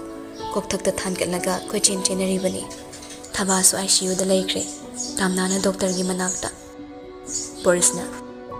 anabase yam thuna operation to hona fani je tamna kaishu khumde tobiro haibasu haidre tobino haibasu ngamkhidre khutta se leitabana yang na tobiro hairagana kadai de iselno pakhum pirak triba mahaktugi maithongna piriba pakhum do Boris khangbana haire je operation city hayema senior doctor tanaraga tahovana fani selgi wadama ichina khalano tamna Boris na piningakpa mateng do harauna lawning lamde khwaidagi pamdaba mafam amadagidi mateng macha ama phau lawningde oisabada ngawba yaraba tanjasida ma oisabado karigi pamdriba adu khangna fattaba Boristi oide manasu hina khangbani lupa kyane yane ahanbagi operation se horen ahise wakhala ade BP kay check tawthuanga khudak tawba yani lupa 60,000 mukti changane membership discount yauraga agi membership card to relatives ni hairaga shijina bayani bill sega pulapna agi khutta kaya paidoriba operation si loibaga heart ki treatment si loibaga kidney gi amung geng dorini cell dikra changani adobuni aina hangise laga hum makai mukti payaningi kaigumba kidney dana fagat pangamdradi donor ama thiba tabani adodana mukaya la kontra ni fo mukti pikna parabada changani tamna sen phamda tabada thu khyau chungi lising yang khai phauba mamita mukta uzadriba mahakna adu yamba sel do sagat toriba inkhol macha duna bandan thambada konaroi adu bu hanba sungamloi makeup khrama Boris ki table wang mada famlaga lerami Boris tumina tamna bu yinglaga le mana hanjin mateng lawso pigi haiba sungamlamde pongkya famlarabano pongkya hawkhrabano migu khrande Boris ki manakta famdokre tamna mo hogolaglaga Boris ta karim ta hairam da thorakle mami kuptuda selgi mayai na kanam ta ukidre patient gi lunch adom da tabli lakpana yaurakle mi iran lanba kaya famdaba hamba kachin amada changsindana famkhraga ma sor sang no holi kari tawsige khalle thoida call toraklami phana thinglabani pairak lodra khalle ahing si chok thamgan banina adobok laibak fabana ngasire ring chalami tamna kedorage tamna makhol niklaga ai mathayam sare thoi su khonjel gi surda mamika khangsing singki phamong mayai da fu hogalaga fami kei lerage kedorage nangbo tamna kapning moto thingali wa ngang bangam dabai tumina leiki masado semjeraga wa ngang bangam da bone ima ICU da lei Siam changa dore nangi marufa man haiba thabak to sel ke am nobe yani lag yang khelo bata yaman bra ima ge anama se phibam yam lo ga dore kai gum hidak hana ka pasida phaba ngamdraba hini do naramasu this ka na hairi tamna adugi de rai bane moina nangwanda amta yana ba takpiyo hairi bane yarakani adobo lopai lag yang khedudi nangsu khitang yaman dabra hidak to hana kapaga phagalak pasu kanana khangba sigi wasidi kona tapna khanase haye nang hojik na sado tension amada leiba male hojik ko ina nangi sel khra IGP da toroke hospital sida ai thom mata khangda dana nangon phone torok bani admit toraga leiba su tare phare nangi awaba dugi mateng dubudi ai wari sarage moisu soidana round jani thuna process to ba ipami ai sel yam darkar oire atuna trabade ai thangdaba mikupta atopa phire ba malarok pasu ye ai su thamlage nang pau phor ngasimak hozimak kol do thamnakre tasing na pamrabra ꯃꯃꯥ ꯑꯃ ꯑꯣꯏꯕ ꯑꯗꯨꯁꯨ ꯃꯥꯒꯤ ꯃꯊꯥꯅꯨꯡꯗ ꯀꯣꯟꯁꯤꯟꯕ ꯐꯪꯂꯣꯏꯗꯕ ꯃꯆꯥ ꯑꯃꯒꯤ ꯄꯥꯝꯗ꯭ꯔꯦ ꯄꯥꯝꯂꯔꯣꯏ ꯅꯛꯁꯤꯟꯅꯔꯔꯣꯏ ꯈꯟꯅ ꯊꯥꯡꯗꯣꯛꯈ꯭ꯔꯕ ꯈꯣꯡꯊꯥꯡ ꯑꯃꯨꯛ ꯍꯟꯖꯤꯟꯅ ꯊꯥꯡꯖꯤꯟꯒꯗꯧꯔꯤꯕ꯭ꯔꯥ ꯑꯁꯦꯡꯕ ꯅꯨꯡꯁꯤꯕꯗ ꯂꯨꯞꯆꯕ ꯀꯅꯥ ꯑꯃ ꯃꯅꯥꯛꯇ ꯅꯛꯍꯟꯅꯤꯡꯗꯕ ꯃꯍꯥꯛꯇꯣ ꯉꯁꯤꯗꯤ ꯆꯩꯔꯛꯂꯔꯣꯏꯗ꯭ꯔꯥ ꯅꯨꯡꯁꯤꯕ ꯃꯆꯥ ꯄꯤꯒꯦ ꯍꯥꯏꯅ ꯆꯪꯁꯤꯜꯂꯨꯕꯗ ꯅꯨꯡꯁꯤꯕ ꯃꯆꯥ ꯑꯃꯒꯤ ꯁꯛꯇꯝ ꯎꯍꯟꯒꯦ ꯅꯛꯁꯤꯜꯂꯨꯕꯗ ꯆꯩꯔꯛꯂꯔꯣꯏꯗ꯭ꯔꯥ ꯇꯝꯊꯤꯕ ꯃꯤꯆꯩ ꯅꯛꯁꯤꯜꯂꯛꯀꯅꯨ ꯌꯦꯡꯅꯤꯡꯗꯦ ꯃꯩꯊꯥꯕꯤ ꯍꯥꯏꯅ ꯑꯌꯥꯛꯄ ꯈꯣꯟꯖꯦꯜ ꯈꯛꯇꯃꯛ ꯊꯥꯗꯣꯔꯛꯄ ꯍꯩꯕ ꯏꯪ ꯏꯪ ꯂꯥꯎꯕ ꯁꯛꯇꯝꯗꯨꯅ ꯈꯥꯅ ꯌꯦꯡꯂꯛꯄ ꯃꯤꯠꯌꯦꯡ ꯈꯛꯇꯅꯤ ꯐꯪꯖꯔꯛꯄ ꯑꯊꯣꯠꯄ ꯍꯥꯏꯕꯁꯤꯃ ꯃꯥꯒꯤ ꯃꯐꯝꯗꯗꯤ ꯈꯖꯤꯛꯇ ꯐꯥꯎꯕ ꯐꯪꯂꯛꯈꯤꯗ꯭ꯔꯕꯅꯤ ꯂꯣꯅꯕꯤ ꯈꯣꯡꯊꯥꯡ ꯑꯃꯅ ꯑꯣꯏꯍꯟꯈꯤꯕ ꯂꯣꯅꯕꯤ ꯃꯧꯒꯤꯁꯤꯡꯗ ꯆꯟꯅ ꯆꯟꯅ ꯂꯩꯁꯥꯔꯤꯕꯤ ꯂꯣꯅꯕꯤ ꯃꯌꯥꯝꯒꯤ ꯃꯤꯠꯌꯦꯡꯅ ꯁꯝꯖꯤ ꯈꯣꯡꯒꯠꯂꯕꯤ ꯊꯃꯣꯏꯒꯤ ꯃꯔꯤꯗꯅ ꯂꯥꯏꯖ ꯏꯁꯤꯡꯒꯨꯝ ꯏꯁꯤꯡ ꯁꯦꯡꯂꯕꯤ ꯂꯣꯅꯕꯤ ꯃꯥꯅꯤ ꯂꯣꯅꯕꯤꯅꯤ ꯂꯣꯅꯕꯤ ꯉꯛꯁꯝ ꯄꯥꯏꯗꯨꯅ ꯏꯟꯊꯣꯔꯛꯈꯤꯕꯤ ꯃꯤꯁꯤꯡ ꯌꯥꯝꯅ ꯈꯪꯈꯤꯗꯕꯤ ꯂꯣꯅꯕꯤ ꯉꯁꯤꯗꯤ ꯉꯛꯁꯝ ꯂꯥꯛꯇꯨꯅ ꯏꯜꯂꯛꯈꯤꯕ ꯃꯍꯥꯛꯇꯨꯒꯤ ꯃꯐꯝꯗꯒꯤ ꯅꯤꯖꯔꯨꯕ ꯇꯥꯔꯤ ꯑꯅꯧꯕ ꯃꯇꯦꯡ ꯑꯃꯃꯨꯛ ꯈꯟꯈꯤꯕꯅꯤ ꯑꯃꯨꯛ ꯍꯟꯅ ꯅꯪꯒꯤ ꯅꯅꯥꯛꯇ ꯅꯛꯁꯤꯜꯂꯔꯣꯏ ꯄꯤꯈ꯭ꯔꯔꯣꯏ ꯑꯩꯅ ꯑꯌꯦꯠꯄ ꯑꯗꯨꯕꯨ ꯉꯝꯗ꯭ꯔꯦ ꯉꯁꯤꯗꯤ ꯍꯟꯗꯨꯅ ꯊꯥꯡꯖꯤꯟꯗꯨꯅ ꯅꯤꯖꯔꯨꯕ ꯇꯥꯔꯤ ꯃꯥꯒꯤ ꯃꯐꯝꯗꯒꯤ ꯑꯆꯧꯕ ꯃꯇꯦꯡ ꯑꯃ ꯄꯨꯟꯁꯤꯒꯤ ꯇꯥꯡꯀꯛ ꯀꯌꯥꯗ ꯁꯨꯀꯥꯎ ꯀꯥꯎꯗꯅ ꯅꯤꯡꯁꯤꯡꯗꯨꯅ ꯂꯩꯔꯒꯗꯧꯕ ꯍꯧꯈꯤꯕ ꯃꯥꯒꯤ ꯋꯥꯔꯤ ꯄꯨꯝꯅꯃꯛꯄꯨ ꯃꯁꯥꯅ ꯇꯞꯅ ꯇꯞꯅ ꯃꯨꯊꯠꯆꯒꯦ ꯈꯟꯗꯨꯅ ꯋꯥꯈꯜ ꯈꯔꯗꯤ ꯍꯣꯡꯂꯛꯂꯕꯅꯤ ꯑꯗꯨꯕꯨ ꯑꯃꯨꯛꯁꯨ ꯍꯥꯟꯅꯒꯤ ꯀꯥꯎꯅꯤꯡꯗꯕ ꯀꯥꯎꯊꯣꯛꯈꯤꯕꯅ ꯐꯔꯕ ꯇꯤꯡꯈꯪ ꯃꯔꯛꯇꯨꯗ ꯑꯃꯨꯛꯁꯨ ꯆꯪꯁꯤꯟꯕ ꯇꯥꯔꯤ ꯁꯦꯝꯁꯪꯒꯤ ꯔꯤꯡꯇꯣꯟꯅ ꯚꯥꯏꯕ꯭ꯔꯦꯁꯟꯒ ꯂꯣꯏꯅꯅ ꯈꯤꯡꯖꯤꯜꯂꯛꯄꯗ ꯈꯪꯄ꯭ꯔꯦꯛ ꯈꯪꯗ ꯂꯦꯡꯖꯨꯝ ꯑꯅꯤꯗꯣ ꯏꯟꯈꯠꯂꯛꯂꯦ ꯉꯁꯥꯏꯗꯒꯤ ꯃꯪꯗꯨꯅ ꯂꯩꯔꯝꯕꯗꯣ ꯃꯥ ꯋꯥꯈꯜ ꯇꯥꯔꯛꯏ ꯏꯪꯈꯪ ꯈꯪꯈꯤꯕꯅ ꯃꯤꯍꯨꯜꯗꯨꯃꯗꯤ ꯍꯧꯖꯤꯛꯁꯨ ꯙꯛ ꯙꯛ ꯆꯅꯤꯡ ꯇꯥꯗꯅ ꯍꯨꯜꯂꯛꯂꯦ ꯐꯣꯟꯗꯨꯗ ꯌꯦꯡꯉꯨꯕꯗ ꯇꯧꯔꯛꯂꯤꯕ ꯅꯝꯕꯔꯗꯣ ꯁꯦꯞ ꯂꯩꯕ ꯑꯃꯗꯤ ꯑꯣꯏꯔꯝꯗ꯭ꯔꯦ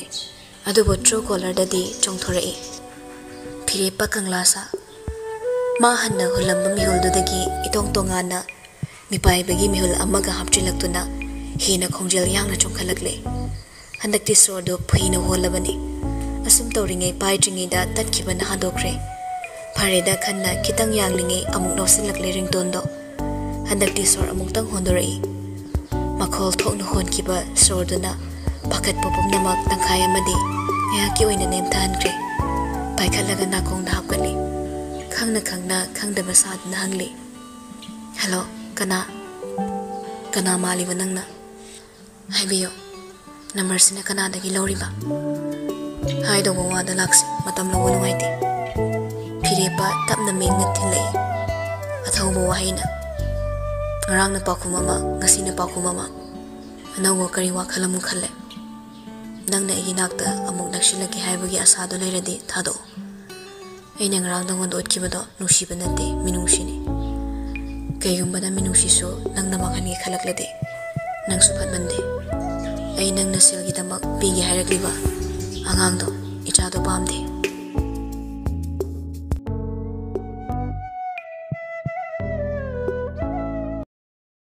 ꯀꯟꯃꯜꯂꯤ ꯃꯤꯆꯩ ꯀꯧꯊꯛꯇ ꯑꯔꯨꯝꯕ ꯄꯣꯠꯂꯨꯝ ꯊꯥꯡꯒꯠꯂꯤꯉꯩ ꯍꯩꯊꯔꯛꯏ ꯕ꯭ꯔꯖꯒꯨꯝ ꯑꯗꯨꯛ ꯀꯟꯕ ꯋꯥꯍꯩꯅ ꯍꯛꯃꯜꯂꯤ ꯅꯪꯁꯨ ꯑꯗꯨꯛ ꯀꯟꯕ ꯏꯔꯥꯜꯗꯣ ꯏꯔꯥꯏ ꯂꯥꯏꯅ ꯁꯤꯔꯛꯄꯗꯤ ꯋꯥꯍꯪ ꯑꯃꯠꯇꯁꯨ ꯍꯪꯂꯗꯦ ꯃꯔꯥꯜ ꯈꯛꯇꯃꯛ ꯁꯤꯕꯤꯔꯛꯂꯦ ꯍꯪꯍꯟꯅꯤꯡꯕꯅꯤ ꯅꯪꯕꯨ ꯌꯥꯝꯅ ꯋꯥꯔꯕ꯭ꯔꯥ ꯈꯜꯂꯨꯕꯅꯤ ꯋꯥꯍꯪꯁꯤꯃꯗꯤ ꯇꯥꯔꯛꯀꯅꯤ ꯅꯪꯒꯤ ꯀꯔꯤ ꯑꯋꯥꯠꯄ ꯂꯩꯔꯤ ꯁꯤꯃꯗꯤ ꯑꯩꯉꯣꯟꯗ ꯍꯥꯏꯔꯝꯃꯣ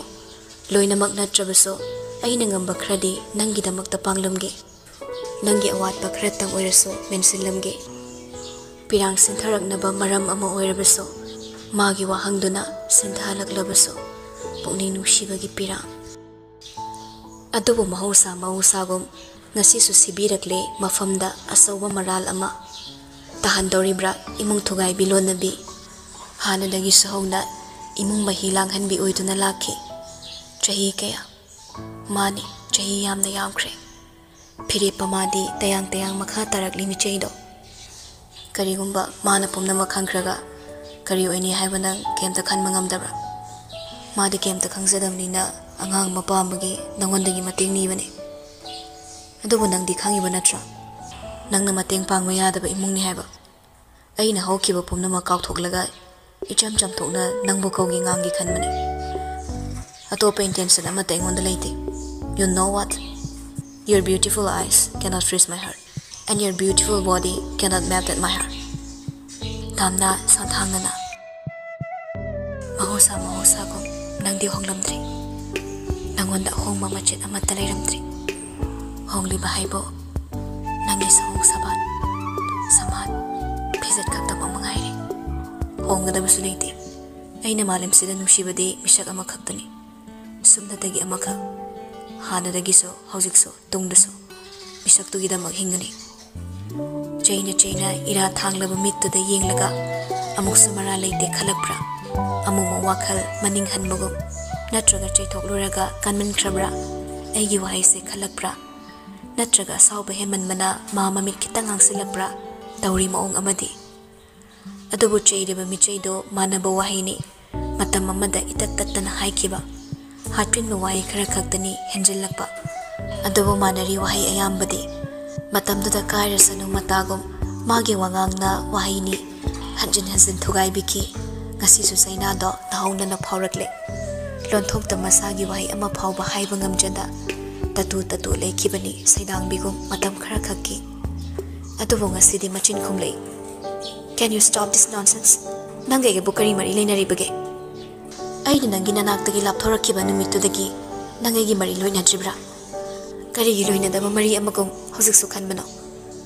ai di nangse phire pani khanna nangi nanak naksanna ba yakiba natte ai hojik sel ya maru oi aduna ai su phire sa lorak pani nangi wakhal duna mangsabana nangna pakhanda khanjabani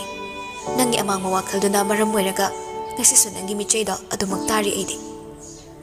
phire pama tamnagi pakhum pamdi thajabasu thajaba ngamdi aduna hena dum sounding lei oidaba nam thak tobini khalei nongmatasu tamnagi chimbadagi thorak pawai ama phawba nungsina taba hai khidraba phire pa ngasi su sounding ba khaknatana atopa mami ama phawta da tamnana su taram loi khangi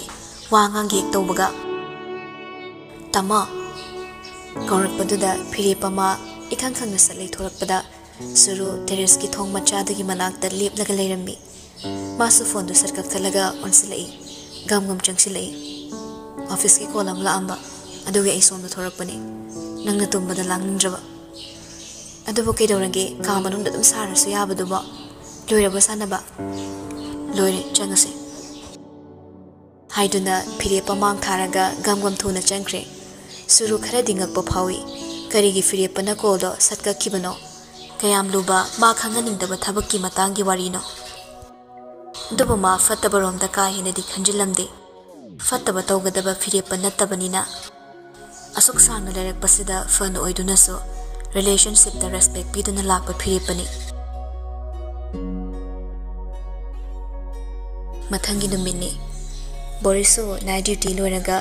ayuk mayum da halakpado pung 9 tagadore yum manung da gamba makhong yamna thuna thanglaga changi yum yai da phamlamba mamana macha halakpada kawi boris ima ga warim ta sanasi sida ngak ta phamula nasai dagi nang halakpa ngairamni ni ima boris makhuna sign toraga ngai khwairami adubu amubina changa khoya daba macha da sauraga hai mina wa mata tanase hairadi kokla udana naya do kari umige ha sanaga umaga halakli bro ha sanaga umbraba ho brush tawdu bi halakpa aduini ima sanabu yada kana umnage sanada chopadi nupi noi khaktani sana pamade nupai khodi sana biscuit ama sorok taramasune khutlakada wa minati maida atuk thengla sipo brush tawdana halakli banine chalo dal thung yaroi doctor thimo chai haisini mathau leitana puran so phakpiraklaga aibu thimo chai kaina ima hauji I karaktana halau kamsiladi wan thaungya doida hey maima masi angang sidiba kari sawno khangdi nupi marai mi hele sango nasak tu yeningdre boris ka da ka khatre kokila suma palom dagi walking halaklaga changakpani amubini sawlangam baduda onsiluna cheri ayuk sida kari amu tawraba chonga sadana ngenga khongamlisina nupi noigi nongmugi saw ngak tang khak oiraso langhodradi leifam khangdabi phibam du tawnune nupai khoidi khangba yam waragana ole som yam leibani leibi kro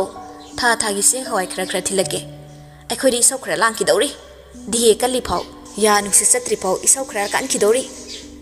ꯃꯊꯣꯡ ꯃꯔꯝ ꯑꯃꯠꯇ ꯈꯪꯗ ꯃꯔꯤ ꯁꯨꯛꯁꯝ ꯁꯝꯅꯗꯕ ꯃꯈꯥꯃꯨꯛ ꯇꯥꯔꯛꯂꯤ ꯅꯨꯄꯤꯒꯤ ꯍꯧꯅꯕꯤ ꯏꯁꯨꯗꯣ ꯑꯃꯇꯪ ꯂꯩꯖꯔꯝꯂꯕꯗꯤ ꯀꯌꯥꯗ ꯅꯨꯡꯉꯥꯏꯅꯤ ꯑꯃꯁꯨ ꯄꯛꯂꯥꯏꯗ ꯂꯥꯏꯊꯣꯛꯏ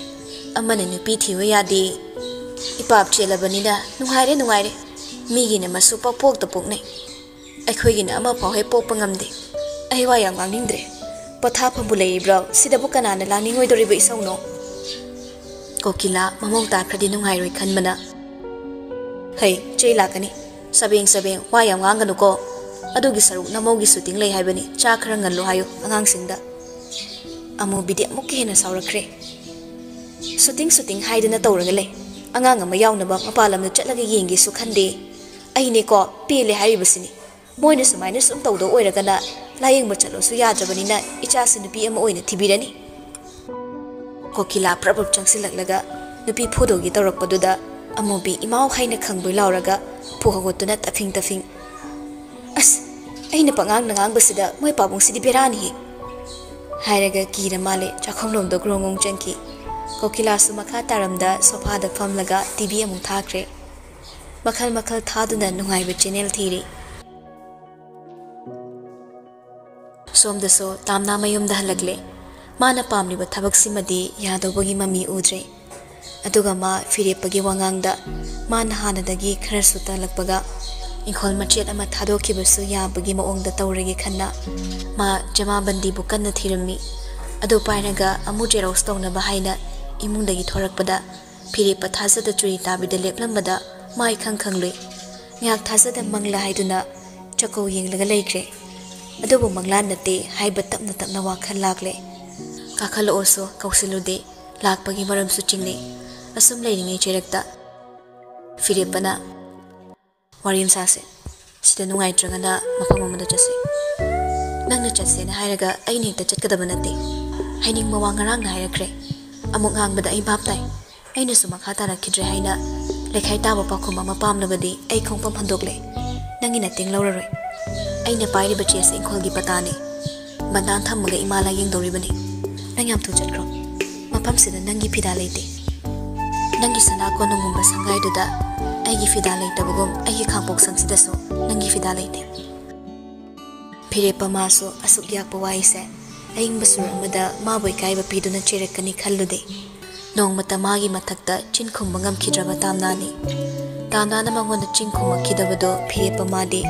ꯇꯥꯝꯅꯥꯅ ꯂꯥꯟꯕꯅ ꯈꯨꯝꯗꯕꯅꯤ ꯈꯟꯕꯅꯤ ꯑꯗꯨꯕꯨ ꯑꯗꯨꯒꯤ ꯅꯠꯇꯦ ꯑꯗꯨꯒꯤ ꯑꯣꯏꯗꯦ ꯅꯨꯡꯁꯤꯕꯒꯤ ꯃꯥꯅ ꯆꯤꯟꯊꯛ ꯈꯨꯝꯕ ꯉꯝꯈꯤꯗꯕꯅꯤ ꯃꯉꯣꯟꯗ ꯃꯥꯕꯨ ꯅꯨꯡꯁꯤꯔꯛꯅꯕꯒꯤ ꯇꯥꯟꯖꯥ ꯄꯤꯈꯤꯕꯅꯤ ꯅꯨꯡꯁꯤꯕ ꯑꯃꯒꯤ ꯃꯐꯝꯗꯗꯤ ꯃꯥꯕꯨ ꯊꯤꯅ ꯊꯤꯅ ꯆꯩꯔꯛꯂꯁꯨ ꯑꯣꯟꯈꯠꯇꯨꯅ ꯈꯨꯝꯕ ꯃꯤꯀꯨꯞꯇ ꯃꯥꯕꯨ ꯍꯦꯟꯅ ꯊꯩꯗꯨꯅ ꯆꯠꯈꯤꯒꯗ꯭ꯔꯥ ꯀꯤꯖꯔꯛꯏ ꯄꯪꯄꯪꯕ ꯊꯃꯣꯏꯗꯨꯅ ꯅꯨꯡꯁꯤꯕꯤꯔꯔꯣꯏꯗꯕ ꯅꯨꯡꯁꯤꯕꯤꯔꯛꯈꯤꯕ ꯌꯥꯏ ꯍꯥꯏꯅ ꯊꯃꯣꯏꯅ ꯀꯥꯏꯔꯕꯁꯨ ꯍꯨꯟꯖꯤꯜꯂꯛꯂꯤꯕ ꯀꯥꯏꯕ ꯂꯤꯛꯂꯤ ꯅꯥꯊꯩꯔꯒ ꯆꯦꯅꯤꯡꯂꯝꯗꯦ ꯍꯨꯝꯖꯤꯜꯂꯛꯇꯨꯅ ꯀꯥꯏꯍꯜꯂꯛꯂꯤꯕ ꯊꯃꯣꯏꯁꯤ ꯎꯔꯒ ꯅꯨꯡꯁꯤꯕ ꯐꯥꯎꯔꯛꯈꯤꯕ ꯌꯥꯏ ꯍꯥꯏꯅ ꯍꯦꯟꯅ ꯑꯗꯨꯝ ꯊꯧꯅꯥ ꯑꯣꯏꯈꯤꯕ ꯀꯌꯥ ꯑꯃꯅꯤ ꯑꯗꯨꯃꯥꯏꯅꯒ ꯋꯥ ꯉꯥꯡꯕ ꯍꯩꯕ꯭ꯔꯅꯦ ꯅꯪꯕꯣ ꯃꯇꯥꯡ ꯃꯇꯝ ꯇꯥꯟꯖꯥꯒꯤ ꯃꯇꯨꯡ ꯏꯟꯅ ꯑꯩ ꯏꯔꯣꯜ ꯊꯣꯛꯏ ꯁꯥꯎꯕꯁꯨ ꯍꯩ ꯅꯪꯒꯤ ꯃꯤꯠꯇ ꯑꯩꯁꯦ ꯀꯞꯄ ꯈꯛ ꯍꯩꯕ ꯑꯁꯣꯟꯕ ꯅꯨꯄꯤ ꯑꯣꯏꯅ ꯈꯛ ꯎꯕ꯭ꯔꯥ ꯑꯗꯨꯃꯥꯏꯅ ꯈꯜꯂꯝꯕ ꯇꯥꯔꯒꯗꯤ ꯋꯥꯈꯜꯗꯣ ꯑꯔꯥꯟꯕꯅꯤ ꯑꯃꯅ ꯃꯥꯡꯒꯣꯜꯗ ꯑꯃꯅ ꯆꯨꯔꯤ ꯇꯥꯐꯝꯗ ꯂꯦꯞꯂꯤ ꯇꯥꯝꯅꯥꯅ ꯊꯣꯡꯒꯥꯜꯂꯣꯝꯗ ꯃꯥꯏ ꯑꯣꯟꯈꯤꯕꯅ ꯊꯣꯡꯒꯥꯜꯗ ꯆꯪꯉꯛꯂꯤꯕ ꯃꯤꯗꯣ ꯃꯥꯅ ꯎꯈ꯭ꯔꯦ ꯏꯈꯪ ꯈꯪꯕꯨ ꯃꯃꯤꯠ ꯁꯥꯡꯗꯣꯛꯂꯤꯉꯩ ꯐꯤꯔꯦꯞꯄꯁꯨ ꯑꯣꯟꯊꯣꯛꯇꯨꯅ ꯌꯦꯡꯂꯨꯕꯗ ꯊꯣꯏ ꯑꯣꯏꯗꯨꯅ ꯂꯩꯔꯝꯂꯦ ꯂꯥꯏꯕꯤꯁꯨ ꯌꯥꯎꯔꯛꯏ ꯆꯦꯜꯂꯨꯕꯁꯨ ꯂꯣꯠꯂꯨꯕꯁꯨ ꯐꯔꯛ ꯇꯥꯕꯒꯨꯝ ꯈꯣꯡꯐꯝ ꯂꯦꯡꯕ ꯌꯥꯗ꯭ꯔꯦ ꯑꯅꯤꯃꯛ ꯌꯧꯁꯤꯜꯂꯛꯂꯦ ꯊꯣꯏꯒ ꯂꯥꯏꯕꯤꯒꯁꯨ ꯐꯤꯔꯦꯞꯄ ꯎꯕꯗ ꯉꯛꯅ ꯐꯤꯔꯦꯞꯄ ꯃꯃꯣꯟ ꯅꯣꯛꯂꯛꯏ ꯑꯩꯅ ꯍꯥꯟꯅ ꯆꯠꯇꯨꯅ ꯃꯉꯣꯟꯗ ꯔꯤꯀ꯭ꯋꯦꯁ ꯇꯧꯔꯝꯕꯅꯤ ꯀꯅꯥꯝ ꯂꯩꯇꯦ ꯍꯥꯏꯔꯛꯄ ꯑꯗꯨꯗ ꯑꯩ ꯏꯇꯣꯝꯇ ꯈꯛ ꯂꯥꯛꯄꯅꯤꯅ ꯁꯨꯝ ꯂꯦꯞꯅ ꯋꯥꯔꯤ ꯁꯥꯟꯅꯔꯦ ꯊꯣꯏ ꯐꯤꯔꯦꯞꯄꯒꯤ ꯋꯥꯍꯩꯗ ꯍꯔꯥꯎꯖꯩ ꯇꯥꯝꯅꯥꯅꯁꯨ ꯂꯥꯛꯂꯤꯕ ꯃꯤꯁꯤꯡꯗꯣ ꯃꯥꯡꯒꯣꯜꯗ ꯀꯧꯈꯠꯂꯤ ꯀꯥꯈꯠꯄꯤꯔꯛꯑꯣ ꯉꯥꯛꯇꯪ ꯐꯝꯈꯤꯁꯦ ꯂꯥꯛꯂꯤꯕ ꯃꯤꯁꯤꯡꯗꯣ ꯍꯔꯥꯎ ꯍꯔꯥꯎ ꯀꯥꯈꯠꯂꯛꯂꯒ ꯃꯥꯡꯒꯣꯜꯒꯤ ꯃꯇꯥꯏꯗ ꯊꯥꯔꯤꯕ ꯐꯥꯟꯗꯨꯗ ꯐꯝꯊꯅꯩ ꯅꯦ ꯇꯥꯅ ꯐꯝꯅꯔꯕ ꯇꯨꯡ ꯂꯥꯏꯕꯤꯅ ꯑꯁꯨꯝ ꯍꯥꯏꯔꯛꯏ ꯇꯥꯝꯅꯥ ꯅꯪꯒ ꯐꯖꯅ ꯋꯥꯔꯤ ꯁꯥꯟꯅꯒꯦꯅ ꯑꯩꯈꯣꯏ ꯂꯥꯛꯂꯤꯕꯅꯤ ꯇꯥꯝꯅꯥ ꯐꯥꯟꯗꯨꯒꯤ ꯃꯇꯥꯏꯗ ꯂꯦꯞꯂꯤ ꯋꯥ ꯌꯥꯝꯅ ꯍꯣꯡꯕꯗꯤ ꯇꯥꯔꯦ ꯑꯩꯁꯦ ꯑꯩꯕꯨ ꯂꯥꯟꯅ ꯈꯟꯕꯤꯅꯣ ꯑꯇꯣꯞꯄ ꯄꯨꯛꯆꯦꯜ ꯆꯥꯎꯕ ꯃꯤꯁꯛ ꯑꯃ ꯑꯣꯏꯅ ꯊꯤꯕꯤꯔꯣ ꯑꯩꯒꯤ ꯁꯦꯜꯒꯤ ꯑꯆꯤꯟꯕꯗꯨꯗꯤ ꯑꯩꯅ ꯉꯝꯅꯕ ꯑꯇꯣꯞꯄ ꯄꯥꯝꯕꯩ ꯑꯃ ꯊꯤꯖꯔꯦ Hausikki matamda maru oina akhoi lamdamsida surrogate mama uma oiba haibase yamna noknarakani. Thoi ngarang ai nangonda haikibaduni confirm khudakta taba ngamdradi ai wakal hongakpasu yai haina. Laibina yanaba themlei adumna haibino akhoi upai ma leitre. Mama ama oiba sungam ngamaroi haibasina maram oiraga aina nangi nafamdagi mateng salogi khankhre. Nangi awabaduso akhoi kokhanjage. Akhoi awabasiso nangna kokhanbiyo. Nupi ama oina somsu soiduna mama oiba ngamdabagi awabase khangbirakani yamna thazana mafamsida lakpani. Atopa ama thiraso akhoi songumna phaba misak ama thengnani thazadre. Ado akhoi na somse yam thuna just tawbadi nachadi. Thoigaso luna tini haibasida akhoi na sombu thazajai. Ngasigi motlaba khunai sida asengma misak thiba araiba nate. Phirepa ngarang ngangthokiba wadugi taina onabada sumaire. Akhoi request se somna khra yabiyo. Aigi loinabido magi sakri loiba nairaroi. Ngaramna ama gasina ama karamba wabuno singna pamduna hairakliba. Adubudi oiramgani khangi. Tamna ama masana direct oina reject tawroklo haiduna mangon insilakpa malai tapna. Phirepa mana asumna honaraklabasi ma pamloi tamna se aduba masu pambai lekhidabani haiba ukhre. Tamna naso laibi maki sakri magne griri taktuna mateng hanjin nirakle. Laibina nang hana sungang thokraba wani nang nangarang hairakkiba wafamduna maram oiraga yam thuna process tawnabasu sem sarabani mamaduna so haraubada loihorabani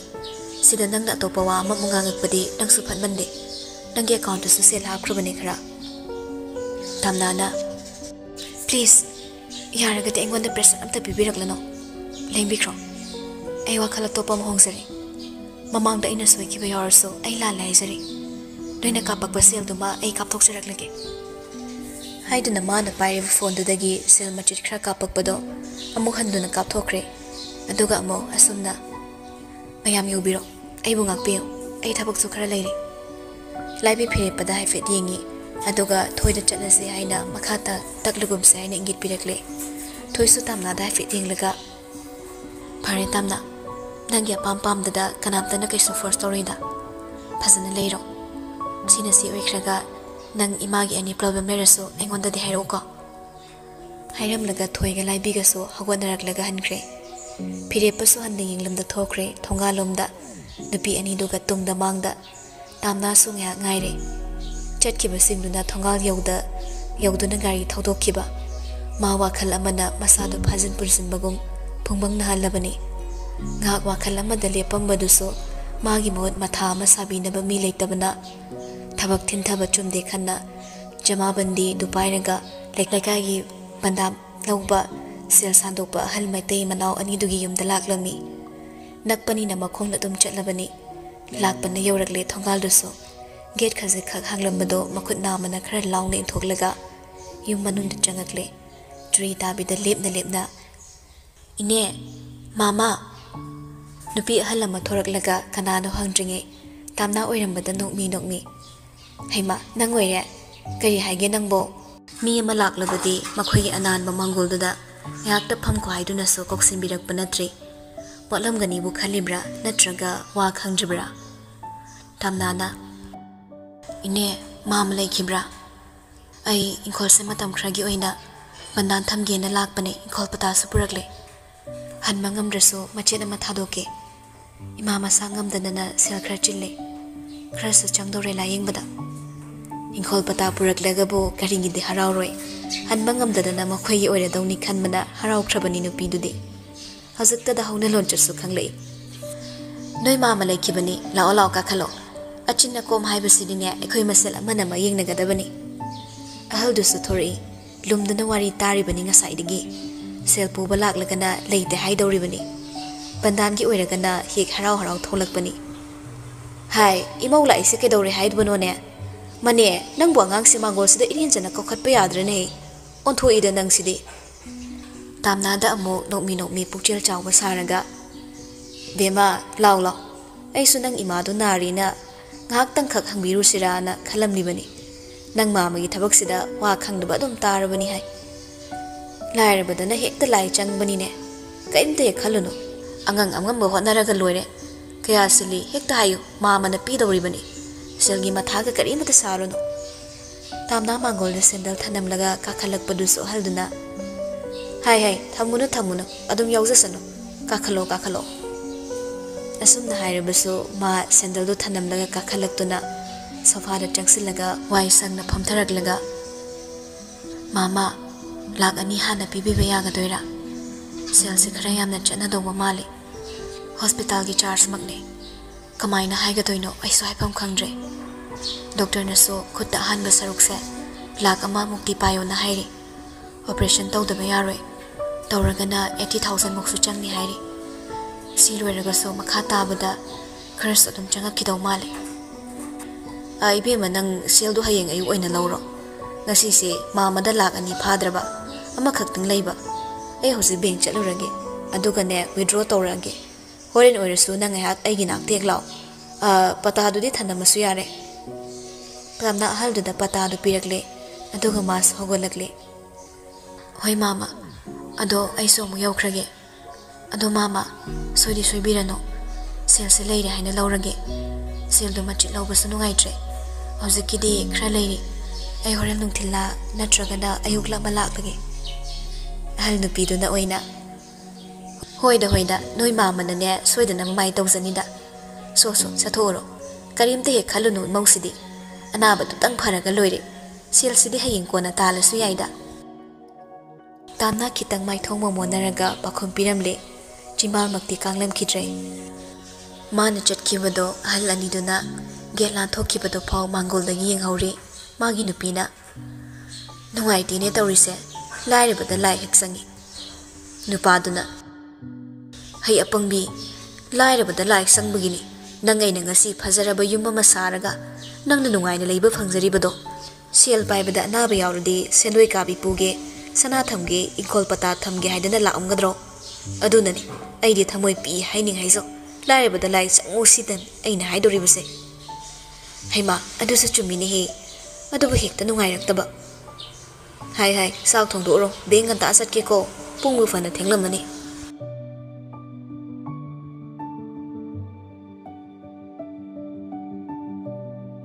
सोमद फिरेपसो नुंथिलवाइ खरा थेंगना लई ngasidi मागी नुपीसु shooting postpone तौरे हाइना खरा ngana halaklamduna leiramle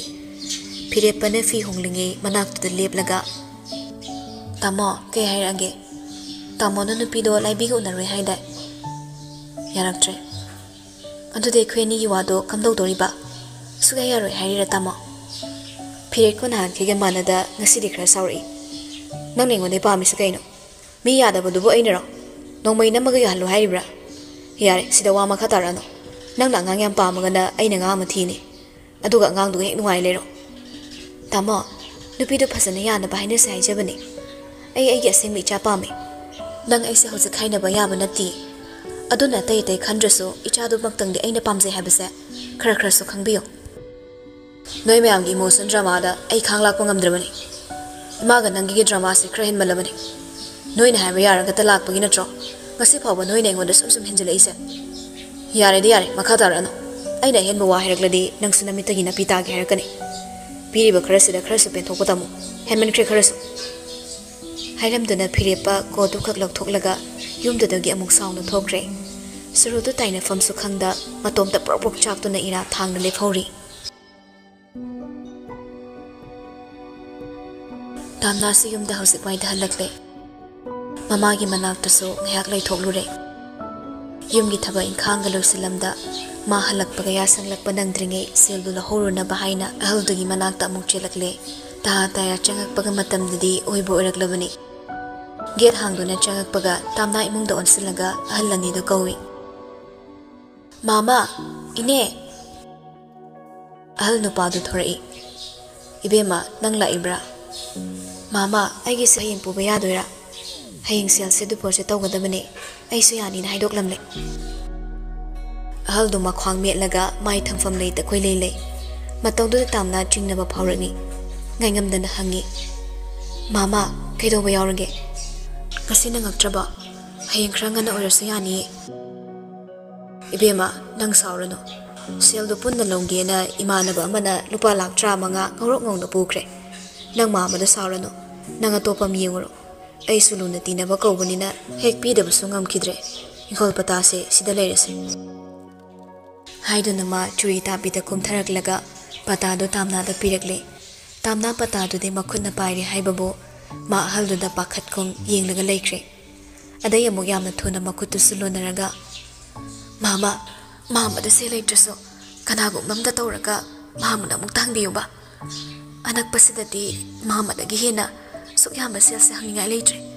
ꯏꯃꯥꯒꯤ ꯑꯣꯄꯔꯦꯁꯟꯗꯣ ꯍꯪꯆꯤꯠ ꯐꯥꯎꯗ ꯉꯥꯏꯕꯤꯌꯨ ꯑꯩ ꯍꯥꯏꯖꯔꯨꯒꯦ ꯃꯥꯃꯗ ꯁꯤꯝꯇꯗꯤ ꯁꯤꯟꯕꯤꯌꯨꯕ ꯍꯩ ꯇꯧꯍꯩꯗꯦ ꯑꯗꯨꯝꯅ ꯇꯧꯒꯅꯨ ꯃꯥꯃꯁꯨ ꯎꯄꯥꯏ ꯂꯩꯈꯤꯗ꯭ꯔꯦ ꯏꯕꯦꯝꯃ ꯅꯪ ꯁꯥꯎꯔꯅꯨ ꯑꯇꯣꯞꯄ ꯑꯃ ꯌꯦꯡꯉꯨꯔꯣ ꯃꯥꯃꯁꯨꯅꯦ ꯑꯇꯣꯞꯄꯗ ꯍꯪꯕꯤꯒꯦ ꯑꯗꯣ ꯅꯪ ꯅꯁꯥꯅ ꯊꯤꯖꯕꯅꯗꯤ ꯐꯒꯅꯤꯀꯣ ꯅꯪ ꯃꯥꯃꯗ ꯋꯥꯔꯧꯒꯅꯨ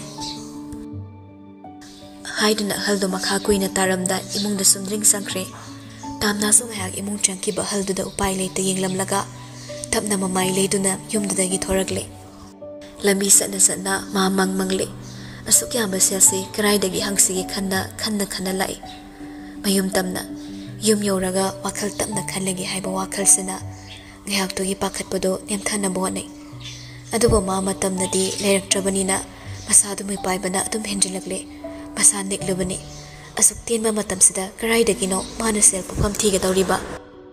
ꯃꯤꯀꯨꯞꯁꯤꯗꯗꯤ ꯂꯥꯏꯗꯨꯁꯨ ꯍꯦꯛ ꯋꯥꯔꯧꯔꯛꯂꯦ ꯑꯁꯨꯛ ꯁꯥꯊꯤꯅ ꯌꯦꯡꯁꯤꯜꯂꯦ ꯍꯥꯏꯗꯨꯅ ꯌꯥꯆꯪꯂꯛꯄ ꯃꯇꯝꯒ ꯑꯣꯏꯕꯒ ꯃꯤ ꯑꯃꯒ ꯊꯩꯅꯔꯕꯁꯨ ꯃꯁꯛ ꯈꯪꯂꯕꯁꯨ ꯃꯌꯦꯛ ꯁꯦꯡꯗꯕꯅ ꯃꯤ ꯂꯜꯂꯠꯄꯅ ꯃꯥ ꯄꯤꯔꯥꯡꯗꯣ ꯂꯣꯠꯁꯤꯟꯅ ꯅꯥꯟꯊꯔꯛꯂꯦ ꯊꯣꯡꯒꯥꯜ ꯌꯧꯔꯝꯗꯥꯏ ꯃꯀ꯭ꯂꯥꯞꯇꯨ ꯆꯤꯡꯕ ꯉꯝꯗꯕꯒꯨꯝ ꯃꯁꯥ ꯈꯪꯁꯣꯟ ꯁꯣꯟꯊꯈꯤꯅ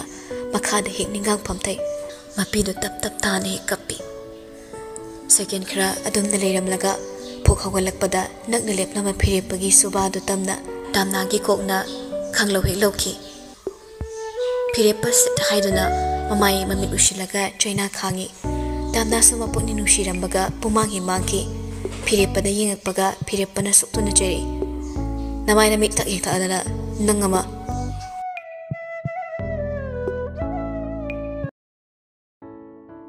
ꯋꯥꯔꯛꯀꯤ ꯇꯌꯥꯜ ꯑꯉꯥꯡꯕꯒꯨꯝ ꯆꯥꯕꯗ ꯊꯨꯝꯗꯧ ꯃꯥꯟꯕ ꯁꯛꯇꯝ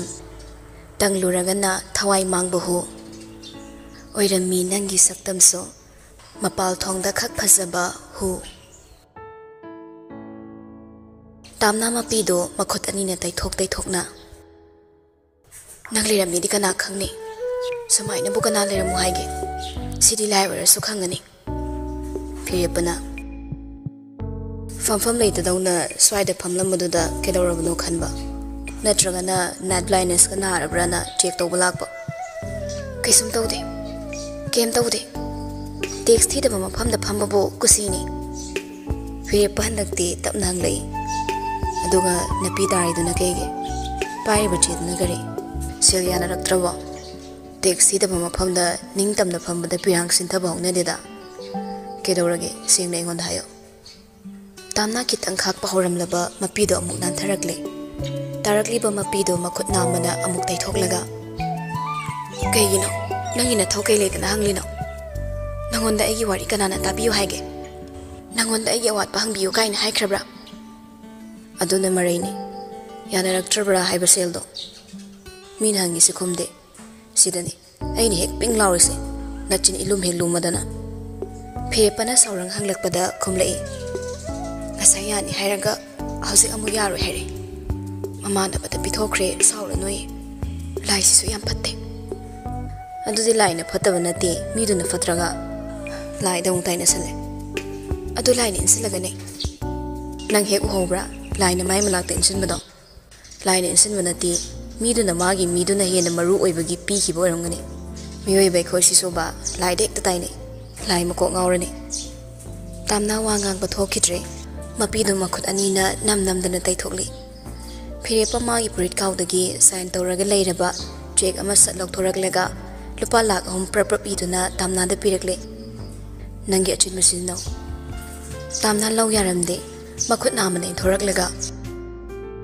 ꯑꯩ ꯃꯤꯅ ꯐ꯭ꯔꯤꯗ ꯄꯥꯡꯉꯛꯄ ꯃꯇꯦꯡ ꯑꯃꯠꯇ ꯂꯧꯕ ꯉꯝꯂꯣꯏ ꯅꯪꯒ ꯑꯩꯒ ꯃꯔꯤꯁꯨ ꯑꯃꯠꯇ ꯊꯣꯛꯅꯗꯦ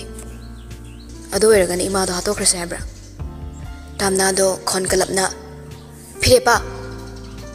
Firepa tumin laiki ehak tumin lairuraba tongda gari manakta prapap chankiduna gari thong du hangki baduda tamna de firepa do hankidora malik halui adoba firepa amuk laklaga tamna gi mamang da leplare hosiki matam da bo aduk yam sel do kana nangonda try pirok toriba fanga basu matam thinkini adona operation matam su henkini nang hosiki no tawduise kana da no nang na hosik sel hangduise ai kemta khangde maina lambi am leisaram sani operation di tawda bayante lambi do nang na thijaga do banatro adu maina sum leiraga matam thinkinabra aina piri besel se lawdradi nang tungda ningamak da besu yai tamna kitang saura aina nangina tengsa kamaina lawdorige ai lawba ngamloi pamsu pamde operation su mai pakado mande maram chada besel na tawradi imana su pamloi mangul oirodo besel di ai lawmingde aina thiri besel se mi kannabane mi hatnaba nate nangi sel se na layingladi ima hatbaga chapmanarani kalamba khonjel do sum taptharak laga hairakpani tamnana asi hairam laga maruluk thai phire pama khangi tamnana khalliba phawriba khudingmak niyom chadana tarai piruba selsina hayeng wathok ama oirakpasu yari thabagi matau sumayik seng uba ngammi thaba ka lawdragana tamnagi kana ama leibidoribra karigumbada mana khangna thababu kandana kanthok chatpasu mangam loidori amuktang mamit ushiluraga lukthari batamnagi mamai duda yengle phare mateng se nang lo yadrabani na nang doctor sing haina kiwa wado nang ne yaro aduga imana aina layeng gi yaraba siwara di nangi na teng aina free da pang mana tredana ima su kallani nang su matha sararoi aduga khoini mateng su tonararoi tamna masado kitang di lenglak hanagum hamu non tharaga leiduda kay harino adogi moong dunadi laying mamatam henkidana dum kan bangam kidaba taba decision lawbada matam mangan gano ai timing si harak try on thok timing amada kan thoga chatpa yada phibam di okne khumune andodi operation hayeng yadoira aine fanaba yanaba loina singe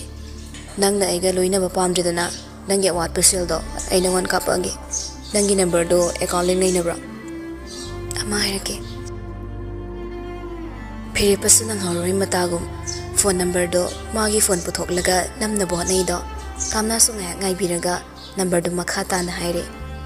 lupa lak hom hana kapai makha do na ko na tapna kya sang doino do hairo aduga ai kapage masa do khre he hoziki oina wai sangi gate manung de changki gi hek tawbaga phire pana amuk su khamai ngai ko haiduna khamlaga firepa che khara tamna da pirei aduga pena musu pisilai sida sign toromo nasana yarena tamna ngak de firepa de yengkhalai firepana ainang thajade aidi business ki minus at payaba minate tamna firepana thajana ba pirakpa blank paper duda thajana sign tawkhre mamga mammaga mas ukidre atopa document singdo firepana takpa mafam duda khaktani mana sign tawkhribase yarantra changlage firepa pakhumgi mahutta hozik fayum palamdre sagege itap tap labo wahangna napada ingni yeksilakpada thamoide ithilama phaurai ithilda nuksibagini mabu nuksibagi adobu tamda sur yaudaba khonjelna itap tapna khumai nangondagi hauraga nupa loina khiraba hairam laga gam chanki firepa tamnagi pakhumda murti onduna lefaure sauningba maithongna teina piramba pakhumda murti olhanduna thambiramle mabu matangsida pakhumsida firepa ma khangbagum tawre tamna na topa nupa ama thiramdabagi maramso hauzik phawba mami sami mabu lalibra wahangsi firepa ma khalawi tamna su gate manung changakle gate lonsilamnaga changai mangol gi fandoda changsilaga ngek phamthai sora mohondok pangamme hayingi mathadu masu kokle mikupsi ma wakhalamuksu yangle aduga amukna khanglom num tharai mana tawgadoriba thabaksi chumlibra lalibra mamasa khangjade wakhal khanthaba ngamlamde adubu amuksu matangsida khwaidagi wai sangbade ꯃꯃꯥꯒꯤ treatment ꯐꯖꯅ ꯃꯈꯥ ꯆꯠꯊꯕ ꯌꯥꯔꯅꯤ ꯁꯤ ꯈꯛꯇꯅꯤ ꯑꯗꯨꯋꯥꯏꯗ ꯐꯝꯕ ꯌꯥꯕ ꯐꯝꯂꯝꯂꯒ ꯏꯃꯨꯡꯗ ꯆꯪꯈ꯭ꯔꯦ ꯃꯥ ꯐꯤꯔꯦꯞꯄꯁꯨ ꯒꯥꯔꯤꯗꯨ ꯃꯌꯨꯝ ꯌꯧꯗ꯭ꯔꯤꯉꯩꯗ ꯂꯝꯕꯤꯒꯤ ꯃꯇꯥꯏ ꯑꯃꯗ ꯊꯧꯖꯤꯜꯂꯒ ꯈꯥꯝꯃꯤ ꯑꯗꯨꯒ ꯀꯅꯥꯗꯅ ꯐꯣꯟ ꯇꯧꯈ꯭ꯔꯦ ꯍꯦꯛ ꯄꯥꯏꯔꯛꯄꯒ ꯊꯦꯡꯛ ꯌꯨ ꯇꯥꯃꯣ ꯌꯥꯝ ꯅꯨꯡꯉꯥꯏꯔꯦ ꯏꯕꯨꯡꯉꯣ ꯀꯔꯤꯒꯤꯅꯣ ꯅꯪꯅ ꯂꯨꯄꯥ ꯂꯥꯛ 50,000ꯁꯤꯕꯨ ꯁꯦꯟꯗꯣꯏ ꯆꯥꯕ ꯈꯣꯏꯃꯨꯗꯒꯤ ꯑꯩꯕꯨ ꯄꯨꯍꯜꯂꯤꯁꯤꯕꯣ ꯑꯩꯗꯤ ꯁꯦꯜꯁꯨ ꯊꯣꯏꯗꯣꯛꯅꯗꯤ ꯆꯤꯟꯗꯦ ꯃꯥꯅ ꯑꯩꯉꯣꯟꯗ ꯄꯤꯔꯛꯂꯤꯁꯤ ꯑꯩꯅꯁꯨ ꯄꯥꯛ ꯍꯦꯛ ꯃꯉꯣꯟꯗꯒꯤ ꯁꯦꯜ ꯍꯪꯗꯕꯒ ꯆꯤꯟꯗ ꯆꯤꯜꯂꯕꯩ ꯈꯟꯗꯅ ꯄꯤꯔꯛꯂꯤꯕꯅꯤ ꯁꯤꯕꯨ ꯑꯩꯒꯤ ꯀꯩꯗꯧꯅꯗꯣꯏꯅꯣ ꯏꯕꯨꯡꯉꯣꯁꯨ ꯁꯦꯜꯒꯤ ꯊꯣꯏꯗꯣꯛꯅ ꯑꯋꯥꯕ ꯂꯩꯔꯝꯃꯣꯏꯅ ꯈꯜꯂꯤ ꯇꯥꯃꯣ ꯁꯦꯜꯗꯨ ꯊꯥ ꯑꯃ ꯐꯥꯕꯒ ꯁꯦꯟꯗꯣꯏ 5 ꯀꯥꯕꯤꯗ ꯂꯨꯄꯥ ꯂꯥꯛ 50,000ꯒꯤꯗꯣ ꯄꯥꯊꯣꯛꯑꯒ ꯑꯃꯨꯛ ꯁꯤꯡꯕꯤꯔꯨꯆꯣ ꯑꯗꯨꯒ ꯇꯥꯃꯣꯒꯤꯁꯨ ꯂꯨꯄꯥ 10,000 ꯁꯤꯖꯤꯟꯅꯕꯤꯔꯣ ꯃꯔꯝ ꯑꯃ ꯂꯩꯕꯩꯅꯤ ꯇꯥꯃꯣ ꯑꯃꯨꯛꯁꯨ ꯁꯨꯃꯥꯏꯅ ꯈꯔ ꯁꯦꯜꯁꯦ ꯁꯥꯟꯅꯊꯣꯛꯇ꯭ꯔꯗꯤ ꯌꯥꯗꯕ ꯃꯇꯥꯡ ꯂꯥꯛꯄ ꯐꯔꯦ ꯇꯥꯃꯣ ꯅꯅꯥꯎ ꯊꯝꯖꯔꯒꯦ ꯍꯥꯏꯗꯨꯅ ꯐꯤꯔꯦꯞꯄ ꯐꯣꯟꯗꯨ ꯀꯛꯊꯠꯂꯤ ꯍꯦꯟꯗꯜꯗꯨꯗ ꯃꯈꯨꯠ ꯑꯅꯤꯅ ꯄꯥꯏꯔꯒ ꯃꯥ ꯒꯥꯔꯤꯗꯣ ꯊꯧꯗꯕꯤ ꯋꯥꯈꯜ ꯑꯃꯗ ꯇꯥꯎꯔꯒ ꯂꯩꯈ꯭ꯔꯦ ꯂꯨꯞꯁꯤꯟꯈ꯭ꯔꯦ ꯀꯔꯤꯒꯤꯗꯃꯛ ꯃꯥꯅ ꯑꯁꯨꯝꯅ ꯑꯃꯨꯛ ꯌꯦꯠꯁꯤꯜꯂꯛꯂꯤꯕ ꯀꯅꯥꯅꯁꯨ ꯈꯪꯕ ꯉꯝꯂꯣꯏ ꯍꯥꯏꯕ ꯉꯝꯂꯣꯏ ꯀꯔꯤ ꯃꯔꯝꯕꯨ ꯂꯩꯔꯤꯕ ꯑꯗꯨꯒ ꯑꯃꯨꯛ ꯁꯥꯟꯅꯒꯦ ꯈꯜꯂꯤꯕ ꯀꯣꯛꯁꯤꯅ ꯀꯔꯤ ꯉꯛꯇꯒ ꯉꯝꯗꯦ ꯁꯤꯃꯁꯨ ꯑꯉꯛꯄ ꯈꯪꯕ ꯉꯝꯗꯕ ꯋꯥꯔꯤ ꯌꯥꯝꯅ ꯂꯩꯔꯤ ꯌꯦꯡꯁꯤ ꯇꯞꯅ ꯇꯞꯅ ꯈꯪꯂꯛꯄ꯭ꯔꯥ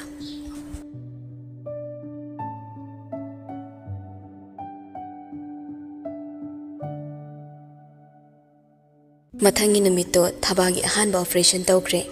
ꯑꯗꯨꯒ ꯇꯥꯝꯅꯥꯒ ꯂꯥꯏꯕꯤꯒꯅ ꯂꯥꯏꯕꯤꯒꯤ ꯀꯦꯕꯤꯟꯗ ꯋꯥꯔꯤ ꯁꯥꯟꯅꯔꯝꯃꯤ ꯐꯤꯔꯦꯞꯄꯁꯨ ꯂꯩꯔꯤ ꯂꯥꯏꯕꯤꯅ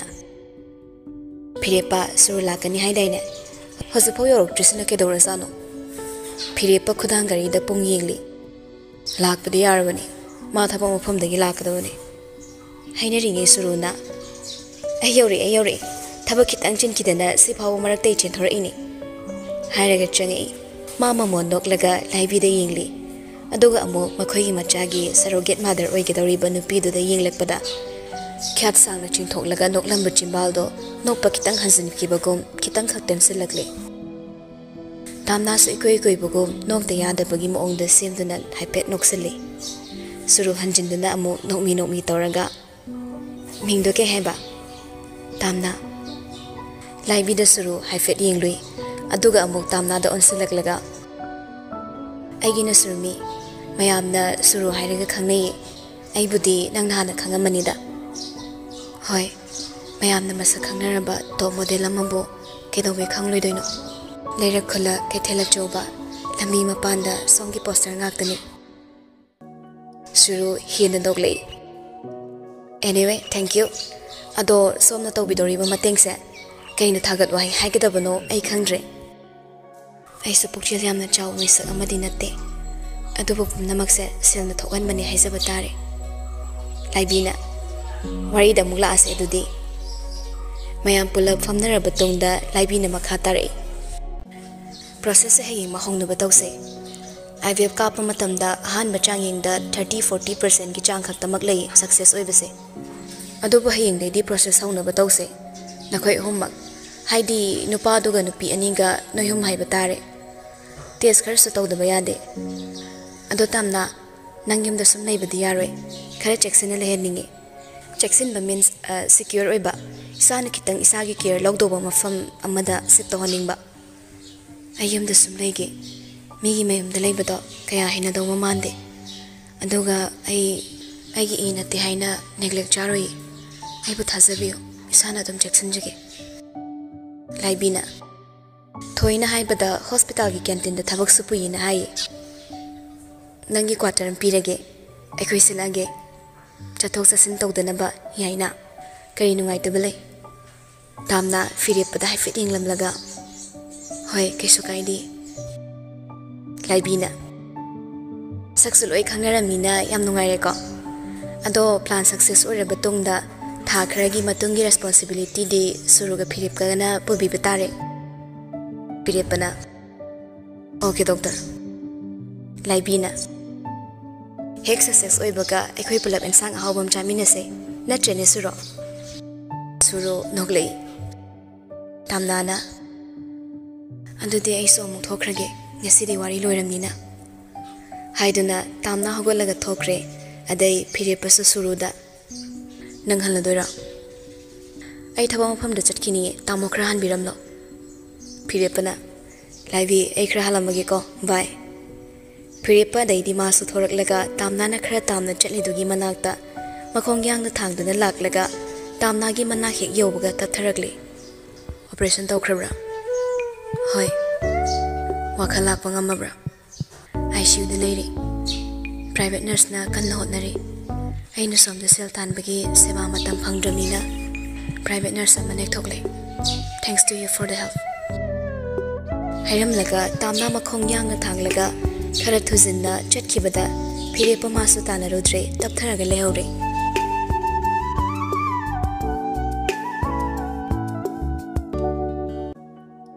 somda cabin manungdani laibina suruda kaigino nangna abo hosukta maro lola isina misin bayara roye suru mangonda nangna khyanin risa kaigino misak sinangna adu pam risina kaigino ba mado kenom itau towe adui mido ai ma bu thasaba khara ngamde iching chingni mohung matau wangang sanga ai confuse oi adoira kana firepa nabani tanaru hosuk bu phagi dona atopam thirege karam na har dorige selsu thina bahorabane mi bu phagi dona hoise phare aisu yokrage nangsu pathauro aina wakhal sida sum chingne be khan mani ba kaisu thoidok pai khande phare ayorage ko hayam laga suru hogolagle celebrity ni na mayam na opali oina chatpasu pamdabana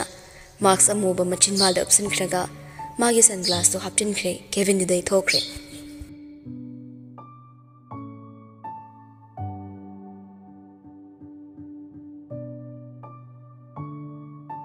numidangni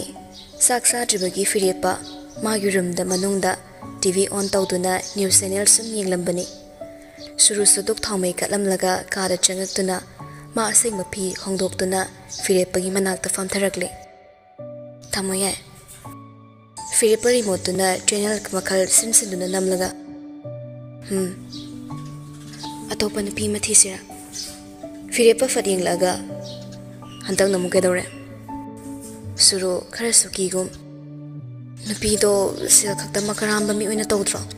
magi maong matau ai khangdida yai hina daba ma feel tawi sil su chop chopi nang no zipa mi se angang la na droga selection bra nang na angang do pa madi sel gi dik esu thoi dokta bra khalle lak lak longning balo khibada amu pamur esina kaige nang eron ba kai maram lege suru inganga khum sauram tawduna kaino tuk yam kan ba wai hai biri do ba mana da ba wangang sangang na ong da to yam uba fang hendakse ai na ngang isida kari asobe yaungene yare ai kem tai zararoi sum icham cham nei puroi banena wai pet ka kang thok pasida onthong na so sogan khre ai bulana so bire amu bi nga hong hau changai kedore karino amu ngang dar iduna suruna ima kaisu tawdeda wa masum khanaram bani ima su pension chatore na yumda sumai sang na pathaba phangani na hainaramba tamoyaiga patharani khara amubi firepagi nakta famtharaklaga ibungo noin haiba waduna kamdoraba suru mamagi nakta prabab changsilaklaga harauna famtharai ima haying latest ke to horani kuiraro imaso imagi tampakta nasuna number 1 2000 dawa amubi harau bana pring ping song labani nungai re da saita hais nangi pabung da ya so nungai ba paukse amuk ta tamukige phamdok pada lairi nungai re da saita haiduna chaning ta na phamphatringe hagolaga wakhali amna nungai na ka du da gi thokre mayam pumna makta harau bagi ngam kheleramde asumna numituma harau harau loikre aduga makhoi gi process to so hokirami ahanba process to di mai pak pangamlamde anirak suba su tawkre masigi matung yadrabadi homlak suba do yenglase haina matam ngainarami tamna su canteen da thaba pubanina quarter da sumleire sina dum hina kongkre magide ichik chik payum da mama yaudana mama tom ta su lening dabaga chapcha kre magide fangak paselna mama gi ICU gi SARS piba aduga phirepana pirak pasel duna mama na wakhal hek lakpaga atop operation taunaba sel oina bank ta haptuna thamkrobani Numitto Laibiga Thoiga Tamnaga Makoi Humda Punna Wari Sandarami Laibina Handakti Mai Pakatra Kale Adubu Yengase Kegumaya de Adragana Tachans Ying Mataridana Tamnana Kegumbayandri Sesa Mohandor or Hydra Toy Tamna Bujay Nang Yaduma Wakalda Pakanda Kanzingano Nangwanda Soibam Talati Aduga compulsory concept Oibangamni Matam Jangba Wakakani Asinu Pisidiba negative Nakte Kalewani Tamna Wakal Yang na Atuma Hera di Kapaidana I disel Handor on Hirakadrana Matasari Nikangamba Pakat Pana Hingatum de Handok Ningai Sului Tokramina Kidney or Lagasing do Mangai Laivino Glay Karim Takalano Matasa Beade Nunga in a potara lato and Tamna Nang break Loroba Coffee Mam Tausira I coffee toye Coffee that chin me avenate I Pakpadi Pakali Sempu Safon Pau chemical out Bangak the tears is nerabani I Nimidangi duty satari Yapotaro doctor Talk Regaso Hoi Toy Nangak Pamoko go Asum Naidam Daga Tamnaso Kevin the day talk re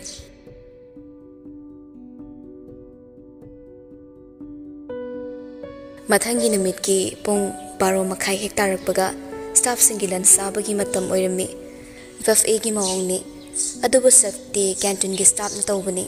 Makoina Janing but the staff no in a happy bani Namitu Mayam Gisap Toba Tamna Yipali Tarami Mamai the transparent Gimax Amopi Homang Tin Gumba Song Tokidana Bahaina Aduga Makutaso Globes Upi Chimbal the Sumax Amo Upli Tamnana Lansing Bagi Matil Singdu Matang Haplak Bada Ano Bandak the Jangak staff Amanda Nga Tong Badu Kabina Kotlaga Hap Ketauringe Pibana Ine Adi and Duin Hapiro Nga Pamde Tamna Nupadu the Kanging Ma Nupadu Okre Adubu Nupadu Nadi Mabu Masa Kangdre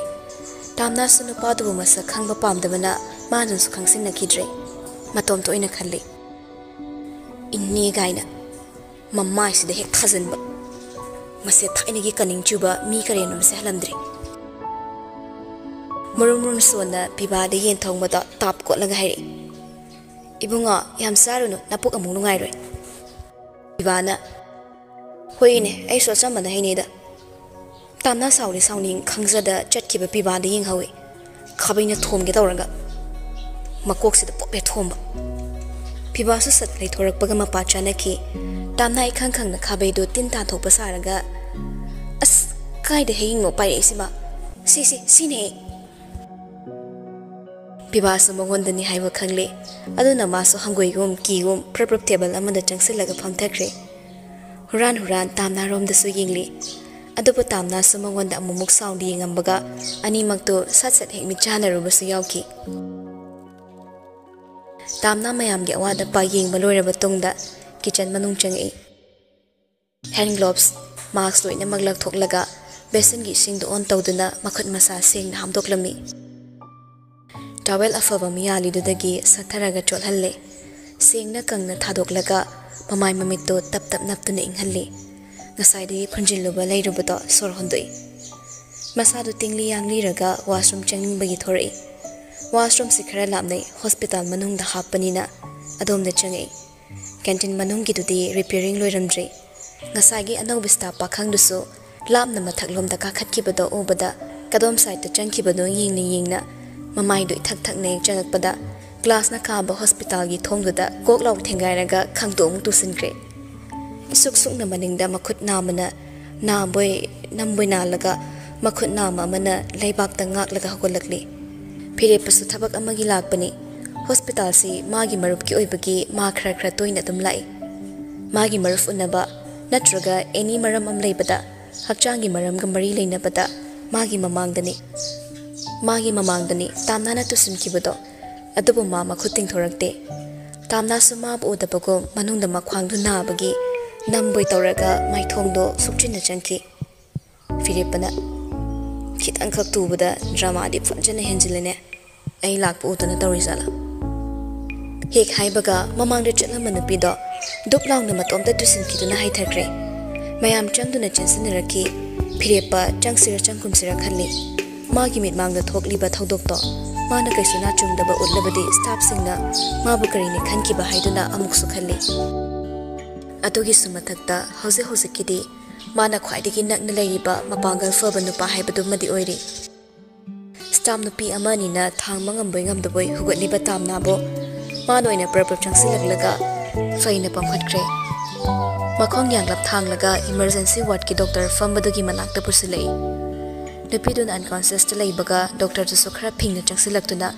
phirepana be tu da hifandoi tawribado masu mating pangsilei medicine ki doctor duna thuna mihul yengki aduga asumna phirepada chingnani yenglaga mase maura sir dress tu da mauni leisabini confused satbani canteen uniform oibaduda phirekpa pakhum pifam khangda iga tawringe doctor duna hai I think she might be pregnant pregnancy ki symptom male test ama khak tok thoktradi confirm ta mangamdi tamna su tapna tapna masa do linglei mamit tapli panglei ma wakhal tapna sulai phirepa maso tamna na tapna pangthorakliba mitu da munna yenglaga leirami asuk kuiba matamse asuk sangba chahi se ngasini han bane tamna da mana sauningba phauda yenglubase tamna ngakche phirepa magi mityengdo mana de adum uri mangonda yengliba mityengse asawbagi mityeng amago aduna makhata na mab uba khudingi hanjin cheigan banupa se chere katoi baning bana michei taning dramale kari mityeng adun amo tusan bawan thabasi so toksinari ni harak toira nangi na mangda tusan manina amuk cherak torira sima de haibige toksina basuk natte ai su gyan taunde phirepa wangangi haina machin kitang lenglakpaga tamnana khangai khangsin oina neya ka thorokana tajaningre ai sibu nangi michei tanaba imagi pagana poklakpa singai ne mera thada sachabi sanare ahing nongyai athingbada thabal mangala yesilakpa mit ithak sana machugum langna ubadi mayek mangde phajabagi suyeng yengkidabra nangde phajai sukan khankidabra nangnadi kizana yengsakiba meeting nolokna chatsakiba lamchat mamang kawa punsi tangka kharanda tatu tu sonuna namsilaga thambi kibi migi macha oibi magina hinglage khanla kibido ngasidi anauba saklon amaga chamana bagum thokre manaba saktam da misak to ngalabra phauba phirepa mikuptuda ngakpa phauki hage khalamba wa pomna maktok thokraga asumna samjilakle manaso live gam tong unaro ai paw mo onda ikrage doctor na kenom hairi kaiba thawai mana thawai extra amaga pu bagi wari do doctor da mo silakle doctor magi se gynecology ki senior doctor live video ina thabiro magi patient hana da issue oibane hairam laga phirepado ka du da gi thokre nupi du da atopa kari nungai taba amati mana panglamba yaba mate amata su hangbiramde hoi chumi amarom da lamlan bo ekre mahak to lamlan bini su khalambana irai laina minung sing lamda magi mathau natre matagum hondok lambra waruram gadra tamna so mapuni nushiba phorom gadra adubu phaudima magi damakta mapham leite khangmana mangondagi karigumba amatagi asa tawrude asa thamluba mikupta magi thamoi asa matomtana thugai saba oina taduna so mama haktaktagi lakhibani adubu ma phirepabu sukan khanki de haibadi yadoribra chatkiba maikaida nuksiba mitinga loinana yenghauribani khongthang maikai tana horibani mani nuksibagi leikang lada oiki leihau chin banongso purnima kaya laktagina khwaidagi khoida saba mera thagi purnima so oiki yengbagi supen banai dabogum sanare ko bileirangna mathon sana machu oi phugaina satpada thabal magi masek mangal na ohenkiba swargagi kobe lekolgi sanagi asengba sanare ko mitko pakau kiduna cheptha yengsakiba punsigi tangka ningsing de hairubadi minambi oikini soidana Doctor na iba che ama piraglaga hairei. Se, si Dr. Laibi da piyo. Adoga test among tang tawthopio. Anyway, congratulations. Tamna Philip na hairam bawa duso wakhal lakle asi maminok na. Thank you, Doctor. Adudi ay among thoksakrage. Isa do matam kredi bed rest tobiyo ko. Tamna kitang sui kaise. Hi, Doctor. Asam na Doctor gi manak tagi thorak pada Laibi gi manak chatringe. Laibi na momon noktuna magi mai kay tamna lakli bado urega. Kangle masu Philip na pau amade hairam lani. Punsida nupi oi bising na khwaidagi pamjaba khwaidagi harauba minok tamsaba mikupse mama ama oi gi dawre khanglakpa mikuptani hainei adubu mama ama oi rabi tamna mai thongda macha nuksiba phawdabagira haraubagi mami machit amata taba ukhidre oi haraubagi mami macha amade adobde atai kaisu natte mana mingondagi loksankiba seldo handoklaroi haibagini Laibi manak yorakle tamna test match am tok thoksla ai ga chase nang lak pangai bangam dadana ai noi ne ta thirak labani haiduna tamna gi makhutto sat samlaka mamai leiduna magi cabin lom da pusilakle magi table gi drawer du dagi test kit ama puthorak laka pire tamna da karam na toba haibana chingba takpiduna washroom na changhan gre aduga mana mapa na tamna bu ngaiduna leiri ngihaki matong tamna thorakle tapni makhongdo hainingdana thanglaga Laibi matawduda amuksu soirabra khanna khangingna wahang ama meeting ni yingle tamna mamon tawna mangakna chummi haina nomlakpada Laibi harauna Thank God, congratulations, I'm so happy today. Yes. Laibi makna hek mangonda congrats tawrakpadudi kainoda misak onare haina khalle doctor duna ngasai harakpadudi khangsadabagini Laibi na magi Kevin da tamna vo famalaga Phirepada call toki Phirepa so taf adum paikhale Laibi na Congratulations Phirepa, you are going to be father. Phirepa mamit mana chap yungi process tawkraba matung tha khara ki matung sida ma sumba paw ma tarakani haiba thazaba phawrude migo khochong do than khega manadaba phiba mamada honki masada ma nungai bangi ngam khaileramde phone da Laibi na thamlage ko na tawrak lage haina thamkibada masukta hai ta kidrabani sorma pika mamaida makhut anina amuktang nam tharaga Am I dreaming punsida khwaidagi nungai ba mikupse ai thengnaraktre process ho kiba matam duraso ai siyong nungai ba raw pharukani haibade thasabagi wangmada lekhi icha amagi mayai sisu kanmazat oiriko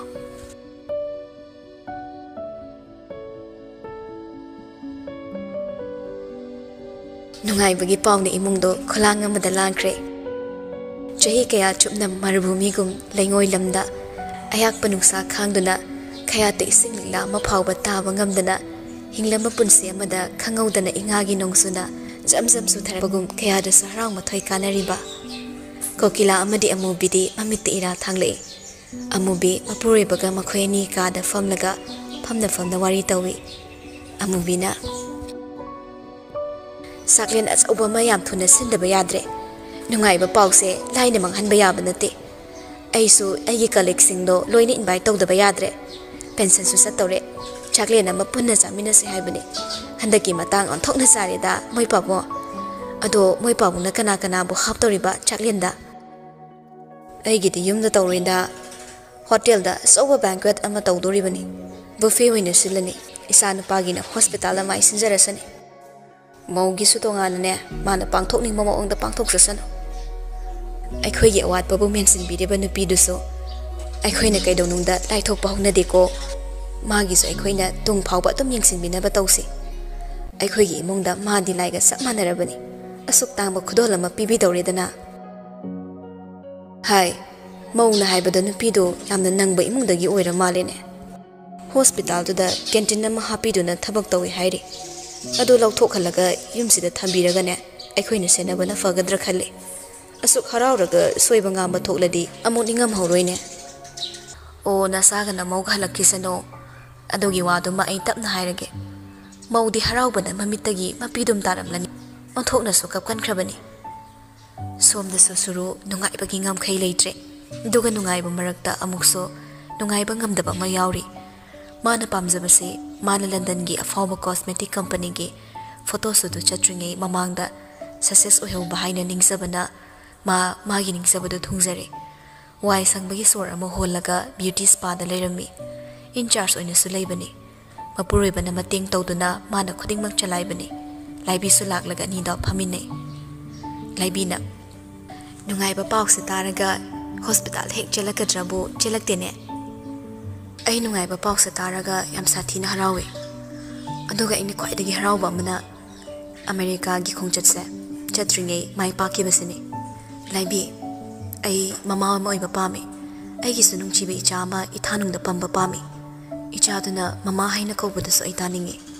aduba icha do gi damak aina gi career amadi ai gi routine de effect on madi pamde aduna settler karoi bamida sel pithoga ai ya chawba amaso mana ko gharmiram madro fatrane siso amana magi mateng pangna bachingi hawjikti ai cosmetic surgery injection tablet makhata na chabda aingonda kanamtana thinglaroi ai agi sinphamsa yamna hotnaraga fangkibanina sidai henne lumba aingonda amta leite adoba surrogate mother am thibagi mohot angang amatum yokpe habasida nangna thoin ke suwana awaibam thirisina kaige noi family haire nangna happy in chatle mi macha yokpa ipamdi mathong maram khangdaba angang ama aida aigi chani na thingningdi ayam hangoirakani da aduga icha yaudabini haina yumda tuktharaga leibata ai pamde moina ai nungsirasu kaigumba kanda wangang amada ayam pothande icha sima leiradi kanamtana ai mathakta wangang basunga maroi aina kidobusu leiraroi pharene duba angang se soidana ba aikho yam jackson mamadi mathau tai ko scam da khaluno no ninis da mabu yumda pusalaga aikhoina jackson senani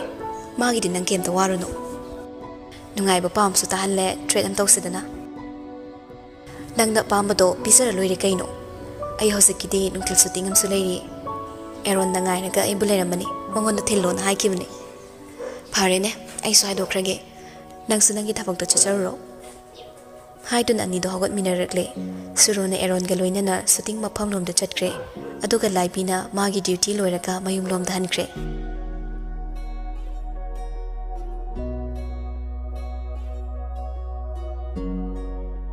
tamna su hidaguli irakpado laibina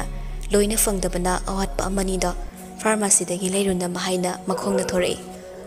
hospital manungi pharmacy do sel chawina kethel manungi wholesale dagi leirugi khanna thorakpani aduga chana bakhra su yinglake haina khaw asoba hanubina kethel phambadaga punaba dumaga paiduna nungthil numida wairamda walking oina thorakle gari di matik ama tongdoribani hospital wangme thorakpaga chapter auto ingairinge fire pamagi gari do satlauna tamna gi nak ta khamjilei masin mo ba sai glass door chingtharaga manga khreli thorai tamna rom da mamai unsilaklega kai chatoino tamna handak mahusa gi iman manadana matang chana fire pabo thengrak pasida masu coincidence makpot malak trabani nupasi gi maungse mabu kupsen sen ba manba matau ama yauri khaw pai se udra khaw du den sa hapasu yai cheng hawai hapasu yai aduga firol jalol hapasu yai na aduna krai chatlino kai leibano hangbani pot ni pot thilamagi la nang drop tormagi yarni ayo to dam chasage gari choba tong bada kho ngawgale phire pa suk manung kanba tamnagi khodo sawat pa chakri da ngasi de sauning ba pharamde fat kum tharak laga magi car gi maningi se to hangdoi kakhalo stop mayam made fire pakhang mamina ukraga karino khan kidaw ba haiduna kizarakle ma pamde mathau leitaba nokna dawgi ngaiba mi singdugi michei fam oiba aduna fire pada khra sauni yingi haima aingonde yengo haibana ti kakhalo haibani handakti ma su gari da sat kakhalakle adai fire pana thong thingzin birakpa nangdringe mana oina sat thingzin ki ifing fing ba magi matawda fire pa muksungai adubu kaisu hairamda masu mamangi sitta kakhatkre adumna dom gari thauba hawi tamna fire pana esi tharakpada masadu heinaramde aduna isuk suklaga sorting duna khangi fire pana ura male esi heina dabra au फिरेप मुथलगा थाइने दि कैसु तौखिददा सद एक हाइदोकलुरगा फिरेपा कोना वाखल लाई मिहुलदो दक दक दक चोंगबु सहरकले अदुबु तमिन लेकी पाखुम अमसु गाइरुदे मिकुप खरा तमिन लेनरबतो तामदा इतप तपना मतमदुदा सोहिना खिदे हौजिक सोहिनादे अदुबु मतमदुददि हैनदे नुंगाइते हाइबकी तंजा फंखिदे फिरेपा तपना नुंगाइरिब्रा तामना ngakna aingondara nangbune nangonda hangrade khoini khangtonga asi matai sida chuhing sumiba chacha sida hanguba yabra tasu taramoi angau su tani tamna tapna wahang hangiba nangso wakhal lekhan mandeda nungai dobada kiba tangka khara thengna kibana ningsing otli haizaba tare adobo ai ngamnaba mamai leituna chatle yamna kanna pabonga imagana misakse nangni khangdri nangna do hangbagi maram kaino pabonga imagana mabu yam lun tawi tamna khangle phirepana haining liba wadumadi suru luna tawrabadi misakto mahakni khanglakpada yumdugi hal ani duna mabu hena nusiraklaroi mangonda michei kharadi tharaglani tungda thokaning daba thodok tholaktanaba thokiba thodok khara suru do khangandabana wa kharadi leirani oidori bahandaki matang simadi arotpi phong bayadabagi chatnabigi wang malalabi mayamgi yeknabi khwaina tukutchana sonabi lonabi khangba taridana selgi maisana thomliba ingondadi kana magi michei da ira thanglaktoba mandre imangda pamliba selduma taraga leirabada aina nakandagi humzilakpa nongle amata so kiba phawreroi aduga mana nangna angangdo ekhoide exinarakpa minumittudagi ekhoigi punsida amu hanu laklanu harade nangi pakhum kari pirakani thamoi ama panbana karigide nungaitaba phawroi adok ingna hairakpa wahaido kayada sumaya kalluba lapthoki kana magi makada yeloi khangbiduna mathau kawkini ningsinglakpa mahaktugi wangang singdu ta taraga hen dum thamoida chaina phawi mana nupidugi nungsibagi wangang singdu taraga hena chaina su hapai matam amadana kana mabu nungsibagi mabu tathi tobikhiba aduga hauzikna amuk mabu kayam nungsi mangondo halakpaduna imon monba hogum tapna thamoigi phibamso kayada sokhalakliba ai pomna makhangi ai loina khangi ai khuding makhangi nangna amamamtang thin duna talaktrabeso ai gi sumit pale ai gi suna pale ai loina tai loina oi ai sam honglabani da yamna honglabani nang ai gi mathamdagi lohongbadudi subnatangi maming khaktagini kundo pari hungna kiba khaktani nangna ibo nangi sagai da sinabikide nangi nungsiba piroi wasakiba numitto maso ai kawkidre amuksu pena kapjaki adubu amuksu toksinaba nungsiba budi mayek singdabana phai khanki kudima manglangumna yam thuki college matam suloi kiba khangaude nangna maram oiraga ai khoisongnabana exam pau pass to bangam kide iroi khanna akhangba fau iram kide aina nangbu pamdabaduna maram oiraga imaga pabungana so akhoni khaidokpada mateng pangki khaluraga aisisu yam fattaba misak amani haiba ai saniya se ado wahang amadi hangninge karamba wahang chatranuna aina khamlabadi nangbu sattaba ngamdoribra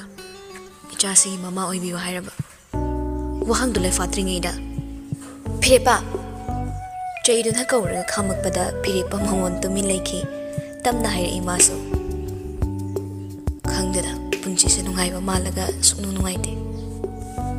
nangi diningba thongladudi aibo thongba manbrane nangna thonglidudi phirepa tumin leiki chamamnaba saklon amada ngayak tumin leiraga amu phirepa magi mamangda theliba mirror dudagi tamna da yenglaga sum leibaduda tamna sumatai amada sathaizinki handaksu phirepa mamon tawraga hairei khitang ikaiba phawi nangse kainom tawrami yamanaramdre adudi nangsu manaramdrisidi nangsu yamanaramdre tamna ahongbai hong mangaktanida ꯑꯗꯨꯕꯨ ꯋꯥꯈꯜꯁꯤꯃꯗꯤ ꯍꯣꯡꯗꯕ ꯃꯥꯜꯂꯦ ꯑꯦꯛꯁꯄ꯭ꯔꯦꯁꯟꯗ ꯅꯝꯗꯨꯅ ꯑꯍꯣꯡꯕ ꯃꯥꯅ ꯎꯍꯜꯂꯁꯨ ꯋꯥꯈꯜ ꯈꯨꯗꯤꯡꯃꯛꯁꯦ ꯍꯣꯒꯥꯏꯔꯒ ꯀꯅꯥꯅ ꯀꯔꯤ ꯈꯜꯂꯤ ꯍꯥꯏꯕꯗꯨꯃꯁꯨ ꯌꯦꯡꯕ ꯌꯥꯔꯝꯗꯕ ꯑꯍꯣꯡꯕꯁꯦ ꯑꯍꯣꯡꯕ ꯃꯈꯜ ꯃꯥꯟꯅꯗꯅ ꯍꯣꯡꯂꯛꯕꯅꯤ ꯅꯠꯇ꯭ꯔꯅꯦ ꯐꯤꯔꯦꯞꯄꯅ ꯆꯨꯔꯜ ꯑꯃꯒꯨꯝ ꯃꯔꯣꯜ ꯃꯔꯤ ꯁꯝꯅꯗ ꯃꯈꯥ ꯁꯨꯝ ꯀꯣꯊ ꯇꯥꯔꯛꯄꯗꯣ ꯇꯝꯅ ꯂꯧꯁꯤꯟꯕ ꯉꯝꯗꯦ ꯑꯃꯨꯛꯀꯁꯨ ꯃꯈꯥ ꯇꯥꯔꯛꯏ ꯐꯤꯔꯦꯞꯄ ꯈꯪꯗꯦ ꯑꯩꯅ ꯍꯥꯏꯁꯤꯅꯤ ꯀꯩꯅꯣꯝꯃ ꯁꯣꯏꯔꯦ ꯀꯩꯅꯣꯝꯃ ꯏꯁꯣꯏ ꯁꯣꯏꯔꯦ ꯈꯥꯃꯣ ꯍꯥꯏꯔꯛꯄꯗꯨꯗ ꯐꯤꯔꯦꯞꯄ ꯃꯥꯅ ꯁꯥꯔꯤꯕ ꯋꯥꯔꯤ ꯄꯨꯝꯅꯃꯛꯇꯣ ꯇꯝꯅ ꯅꯨꯡꯉꯥꯏꯈꯤꯗ꯭ꯔꯕ꯭ꯔꯥ ꯇꯥꯅꯤꯡꯗ꯭ꯔꯕ꯭ꯔꯥ ꯍꯥꯏꯅ ꯌꯦꯡꯂꯛꯂꯝꯃꯤ ꯃꯃꯥꯡꯗ ꯊꯦꯠꯂꯤꯕ ꯁꯥꯏꯠ ꯒ꯭ꯂꯥꯁꯇꯨꯗꯒꯤ ꯇꯝꯅꯁꯨ ꯍꯥꯟꯅꯅ ꯃꯥꯕꯨ ꯌꯦꯡꯗꯨꯅ ꯂꯩꯔꯝꯂꯦ ꯈꯥꯃꯣ ꯃꯐꯝ ꯌꯧꯔꯦ ꯍꯥꯏꯕ ꯍꯥꯏꯔꯛꯄꯗꯨꯗ ꯐꯤꯔꯦꯞꯄꯗꯣ ꯈꯤꯇꯪꯗꯤ ꯌꯥꯡꯉꯤ ꯒꯥꯔꯤꯗꯨ ꯃꯇꯥꯏ ꯈꯤꯇꯪ ꯊꯩꯖꯤꯜꯂꯒ ꯈꯥꯝꯈ꯭ꯔꯦ ꯇꯝꯅꯁꯨ ꯁꯠ ꯀꯨꯝꯊꯔꯛꯂꯒ ꯐꯤꯔꯦꯞꯄꯗ ꯂꯩꯍꯧꯔꯒꯦ ꯍꯥꯏꯔꯝꯗꯅ ꯒ꯭ꯔꯣꯡ ꯒ꯭ꯔꯣꯡ ꯀꯩꯊꯦꯜ ꯃꯅꯨꯡ ꯆꯪꯉꯤ ꯃꯆꯤꯟꯕꯥꯜꯗ ꯑꯃꯨꯕ ꯃꯥꯛꯁ ꯑꯃ ꯁꯠ ꯎꯞꯁꯤꯜꯂꯒ ꯃꯆꯤꯟꯕꯥꯜ ꯆꯤꯛꯁꯤꯟꯅꯗꯨꯅ ꯄꯤꯔꯥꯡ ꯊꯤꯟꯒꯠꯇꯨꯅ ꯈꯥꯡꯈꯤ country first semester exam fail ꯑꯣꯏꯍꯟꯈ꯭ꯔꯕ ꯃꯇꯨꯡꯗ ꯁꯦꯀꯦꯟ ꯁꯦꯃꯤꯁꯇꯔ ꯑꯦꯛꯖꯥꯝꯁꯨ ꯁꯕꯖꯦꯛ ꯈꯨꯗꯤꯡꯃꯛ ꯕꯦꯛ ꯆꯠꯄꯒꯤ ꯑꯍꯜꯁꯤꯡꯗ ꯐꯤꯔꯦꯞꯄꯅ ꯆꯩꯕꯗꯣ ꯑꯃꯨꯕꯤꯅ ꯏꯃꯥꯒꯤ ꯏꯕꯨꯡꯉꯣ ꯅꯪ ꯇꯧꯒꯦ ꯌꯥꯎꯅ ꯇꯧꯕ ꯑꯃ ꯌꯥꯎꯔꯤ ꯀꯩꯒꯤꯅꯣ ꯅꯪꯅ ꯇꯧꯔꯤꯁꯤꯕꯣ ꯍꯥ ꯀꯣꯀꯤꯂꯥꯅ ꯂꯥꯏꯔꯤꯛ ꯑꯗꯨꯛ ꯍꯩꯕ ꯅꯪꯅ ꯁꯕꯖꯦꯛ ꯈꯨꯗꯤꯡꯃꯛꯇ ꯃꯥꯔꯛ 10 ꯐꯥꯎꯕ ꯁ꯭ꯀꯣꯔ ꯇꯧꯕ ꯉꯝꯗꯕꯁꯦ ꯅꯪ ꯇꯧꯒꯦ ꯌꯥꯎꯅ ꯇꯧꯔꯤꯕꯅꯤ ꯅꯪꯒꯤ ꯀꯔꯤꯅ ꯅꯤꯡꯊꯨꯡꯗ꯭ꯔꯒꯦ ꯍꯥ ꯅꯪ ꯅꯁꯥꯅ ꯅꯁꯥꯒꯤ ꯀꯦꯔꯤꯌꯔ ꯂꯣꯏꯅ ꯃꯥꯡꯍꯜꯂꯒꯗ꯭ꯔꯣ ꯐꯤꯔꯦꯞꯄ ꯁꯪꯒꯠꯂꯒ ꯈꯨꯝꯃꯤ ꯂꯥꯏꯔꯤꯛ ꯇꯝꯗꯧꯕ ꯑꯩꯕꯨ ꯅꯣꯏꯅ ꯅꯨꯄꯤꯁꯨ ꯉꯟꯇꯥ ꯊꯤꯖꯤꯟꯕꯤꯔꯒ ꯑꯩꯕꯨ ꯂꯥꯏꯔꯤꯛ ꯇꯝꯃꯣ ꯍꯥꯏꯁꯦ ꯑꯩꯒꯤ ꯀꯣꯛꯇ ꯆꯪꯉꯝꯅꯤ ꯁꯤꯔꯕ ꯃꯇꯥꯏ ꯑꯣꯏꯔꯞꯅ ꯀꯤꯔꯨꯞ ꯂꯦꯞꯄꯤꯕ ꯇꯥꯝꯅꯥꯗ ꯃꯈꯨꯠ ꯈꯨꯗꯣꯝꯕꯤ ꯊꯤꯜꯂꯒ ꯑꯁꯤꯒꯤ ꯅꯨꯄꯤꯁꯤꯅꯅꯦ ꯂꯩꯔꯤꯈꯩ ꯑꯩꯒꯤ ꯋꯥꯈꯜꯁꯦ ꯁꯨꯛꯄꯣꯏ ꯄꯣꯊꯥꯕ ꯐꯪꯗꯦ ꯏꯁꯥꯁꯦ ꯋꯥ ꯌꯥꯝ ꯆꯤꯜꯂꯕꯅꯦ ꯀꯣꯀꯤꯂꯥ ꯑꯃꯨꯛꯇ ꯄꯣꯛꯁꯦ ꯊꯥꯗ꯭ꯔꯤꯕ ꯃꯆꯥꯅꯨꯄꯥꯒꯤ ꯈꯖꯥꯏꯗꯨꯗ ꯃꯈꯨꯠ ꯑꯆꯧꯕꯗꯨꯅ ꯀꯟꯅ ꯑꯃꯨꯛ ꯊꯥꯈꯤꯕꯗꯣ ꯐꯤꯔꯦꯞꯄ ꯃꯅꯤꯡꯍꯜꯂꯤ ꯏꯔꯥ ꯊꯥꯡꯂꯒ ꯃꯃꯥꯏ ꯂꯨꯊꯔꯒ ꯂꯩꯈꯤ ꯑꯗꯨꯕꯨ ꯃꯌꯥ ꯈꯔ ꯆꯤꯛꯁꯤꯟꯕꯗꯤ ꯃꯃꯥꯏꯅ ꯀꯥꯔꯤꯕ ꯁꯤꯡꯂꯤꯗꯨꯗꯤ ꯃꯁꯤꯡ ꯊꯤꯕ ꯌꯥꯔꯦ ꯑꯃꯨꯕꯤꯁꯨ ꯃꯄꯨꯔꯣꯏꯕꯗ ꯉꯛꯅ ꯌꯦꯡꯉꯛꯂꯝꯃꯤ ꯅꯣꯡꯃꯇ ꯎꯈꯤꯗ꯭ꯔꯕ ꯃꯄꯨꯔꯣꯏꯕꯒꯤ ꯑꯁꯥꯎꯕ ꯁꯞꯇ꯭ꯔꯗꯣ ꯃꯆꯥꯅꯨꯄꯥꯗ ꯐꯨꯈꯤꯕꯗꯣ ꯃꯥꯁꯨ ꯌꯥꯅꯤꯡꯕ ꯑꯣꯏꯔꯝꯗꯦ ꯅꯨꯡꯁꯤꯠꯅ ꯐꯥꯎꯕ ꯀꯟꯅ ꯊꯦꯡꯍꯟꯅꯤꯡꯗꯕ ꯃꯆꯥ ꯑꯍꯟꯅꯤ ꯀꯣꯀꯤꯂꯥ ꯃꯃꯧꯒꯤ ꯃꯃꯥꯏ ꯀꯟꯕꯤꯈꯤꯕꯅꯤ ꯑꯄꯣꯛꯄ ꯃꯆꯥꯅꯨꯄꯥꯗ ꯐꯨ ꯆꯩꯗꯨꯅ ꯃꯃꯧꯅ ꯃꯃꯥꯏ ꯉꯥꯛꯁꯪ ꯉꯥꯡꯁꯤꯟ ꯏꯔꯥ ꯊꯥꯡꯂꯒ ꯀꯞꯀꯦꯁꯨ ꯉꯝꯗ ꯀꯞꯁꯨ ꯀꯞꯅꯤ ꯏꯀꯥꯏ ꯅꯨꯡꯁꯤ ꯌꯥꯅꯕꯗꯣ ꯀꯣꯀꯤꯂꯥꯅ ꯎꯕꯅꯅꯤ ꯑꯃꯨꯕꯤꯅ ꯎꯁꯤꯟꯕ ꯉꯝꯈꯤꯗ꯭ꯔꯕꯁꯨ ꯃꯆꯥꯅꯨꯄꯥꯅ ꯁꯨꯛꯎ ꯎꯈꯤꯗ꯭ꯔꯕꯁꯨ ꯀꯣꯀꯤꯂꯥꯅ ꯅꯨꯡꯁꯤꯕ ꯉꯝꯗꯕ ꯅꯨꯄꯤꯁꯤ ꯅꯪ ꯀꯔꯤꯒꯤ ꯂꯧꯔꯤ ꯐꯤꯔꯦꯞꯄꯅ ꯅꯣꯏꯕꯨ ꯑꯕꯣꯛ ꯃꯆꯥ ꯁꯣꯜꯂꯤ ꯑꯕꯣꯛꯅ ꯄꯥꯝꯖꯕ ꯃꯁꯨꯅꯤ ꯌꯥꯗꯕ ꯌꯥꯔꯣꯏ ꯍꯥꯏꯅ ꯑꯩꯉꯣꯟꯗ ꯅꯣꯡꯃꯩ ꯅꯝꯗꯦꯔ ꯈꯥꯛꯑꯒ ꯑꯩꯕꯨ ꯂꯨꯍꯣꯡꯍꯟꯈꯤꯕ ꯅꯠꯇ꯭ꯔꯣ ꯑꯃꯨꯕꯤꯅ ꯇꯥꯃꯣ ꯑꯉꯥꯡꯁꯤꯅ ꯍꯥꯏꯔꯤꯁꯤ ꯑꯔꯥꯟꯕ ꯀꯌꯥ ꯌꯥꯎꯗꯦ ꯑꯩꯈꯣꯏꯅ ꯑꯉꯥꯡꯁꯤꯡꯒꯤ ꯄꯨꯟꯁꯤꯗ ꯈꯨꯠ ꯊꯤꯡꯖꯤꯟꯕ ꯐꯠꯇꯦ ꯀꯣꯀꯤꯂꯥ ꯑꯃꯨꯕꯤꯗ ꯍꯦꯟꯅ ꯁꯥꯎꯒꯠꯂꯛꯏ ꯃꯃꯧꯅ ꯏꯀꯥꯏꯕ ꯈꯥꯡꯂꯤꯉꯩ ꯃꯃꯧꯒꯤ ꯐꯤꯕꯝ ꯁꯨꯛꯎ ꯎꯕ ꯉꯝꯗꯕ ꯍꯩꯊꯔꯛꯂꯤꯕ ꯋꯥꯍꯩꯁꯤꯡꯗꯨꯗ ꯑꯗꯨꯅ ꯀꯣꯀꯤꯂꯥꯅ ꯃꯥꯒꯤ ꯅꯨꯄꯤꯗ ꯈꯪꯁꯩ ꯅꯪ ꯋꯥ ꯃꯈꯥ ꯌꯥꯝ ꯇꯥꯔꯛꯀꯗꯧꯕ ꯑꯣꯏꯔꯒꯅꯅꯦ ꯅꯄꯥꯝ ꯆꯠꯈ꯭ꯔꯣ ꯋꯥ ꯃꯈꯥ ꯌꯥꯝꯅ ꯇꯥꯔꯛꯀꯅꯨ ꯍꯅꯨꯊꯪꯗ ꯑꯩꯅ ꯅꯪꯕꯨ ꯈꯥꯏꯅꯕ ꯉꯝꯃꯣꯏ ꯀꯥꯏꯅ ꯈꯟꯕ꯭ꯔꯣ ꯋꯥ ꯅꯠꯇꯕ ꯋꯥꯀꯥꯏ ꯑꯁꯨꯛ ꯌꯥꯝꯅ ꯉꯥꯡꯕ ꯅꯪ ꯌꯨꯝꯁꯤꯗ ꯂꯩꯕ ꯌꯥꯔꯣꯏ ꯌꯨꯝꯁꯤꯗ ꯂꯩꯒꯦ ꯍꯥꯏꯔꯒꯅ ꯅꯁꯥ ꯅꯨꯄꯥ ꯋꯥꯔꯛꯎ ꯂꯩꯔꯣꯏ ꯍꯥꯏꯔꯒꯅ ꯅꯃꯥ ꯅꯆꯥ ꯌꯨꯝ ꯊꯥꯗꯣꯛꯑꯒ ꯆꯠꯈꯣ ꯍꯣꯁꯄꯤꯇꯥꯜꯗꯒꯤ ꯏꯃꯥ ꯍꯌꯦꯡ ꯄꯨꯊꯔꯛꯂꯅꯤ ꯁꯤꯒꯤ ꯀꯨꯝꯍꯩꯁꯦ ꯑꯅꯤꯔꯛ ꯁꯨꯅ ꯎꯔꯛꯂꯕ ꯅꯣꯏꯅꯦ ꯅꯥꯇꯩ ꯀꯌꯥ ꯆꯥꯔꯣꯏꯗꯕꯅꯤ ꯍꯩꯔꯝꯂꯒ ꯀꯣꯀꯤꯂꯥ ꯌꯥꯝꯅ ꯁꯥꯎꯅ ꯌꯨꯝꯗꯨꯗꯒꯤ ꯊꯣꯛꯈ꯭ꯔꯦ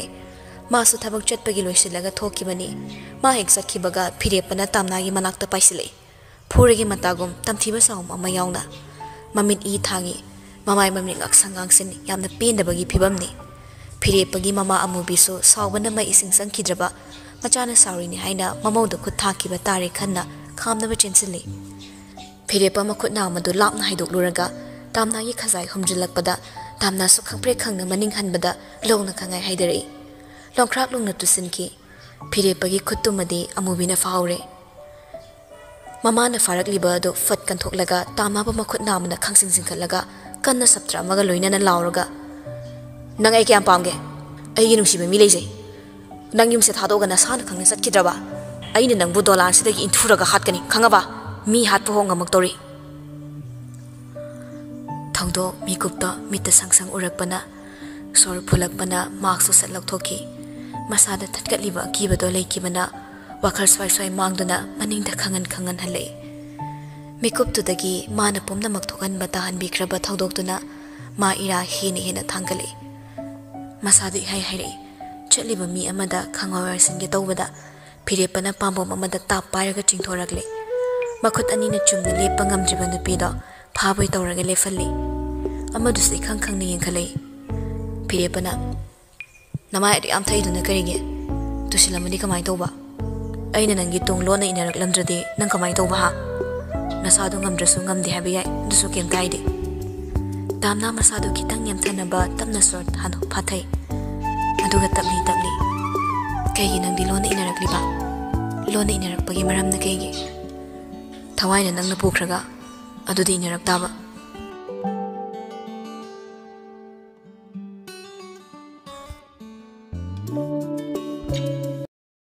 ꯅꯪꯒꯤ ꯆꯤꯝꯕꯥꯜꯗꯒꯤ ꯊꯣꯔꯛꯄ ꯋꯥꯍꯩ ꯑꯃꯒ ꯑꯇꯣꯞꯄ ꯀꯅꯥ ꯑꯃꯅ ꯍꯥꯏꯔꯛꯄ ꯋꯥꯍꯩ ꯑꯃꯒ ꯃꯥꯟꯅꯕ ꯉꯝꯗ꯭ꯔꯦ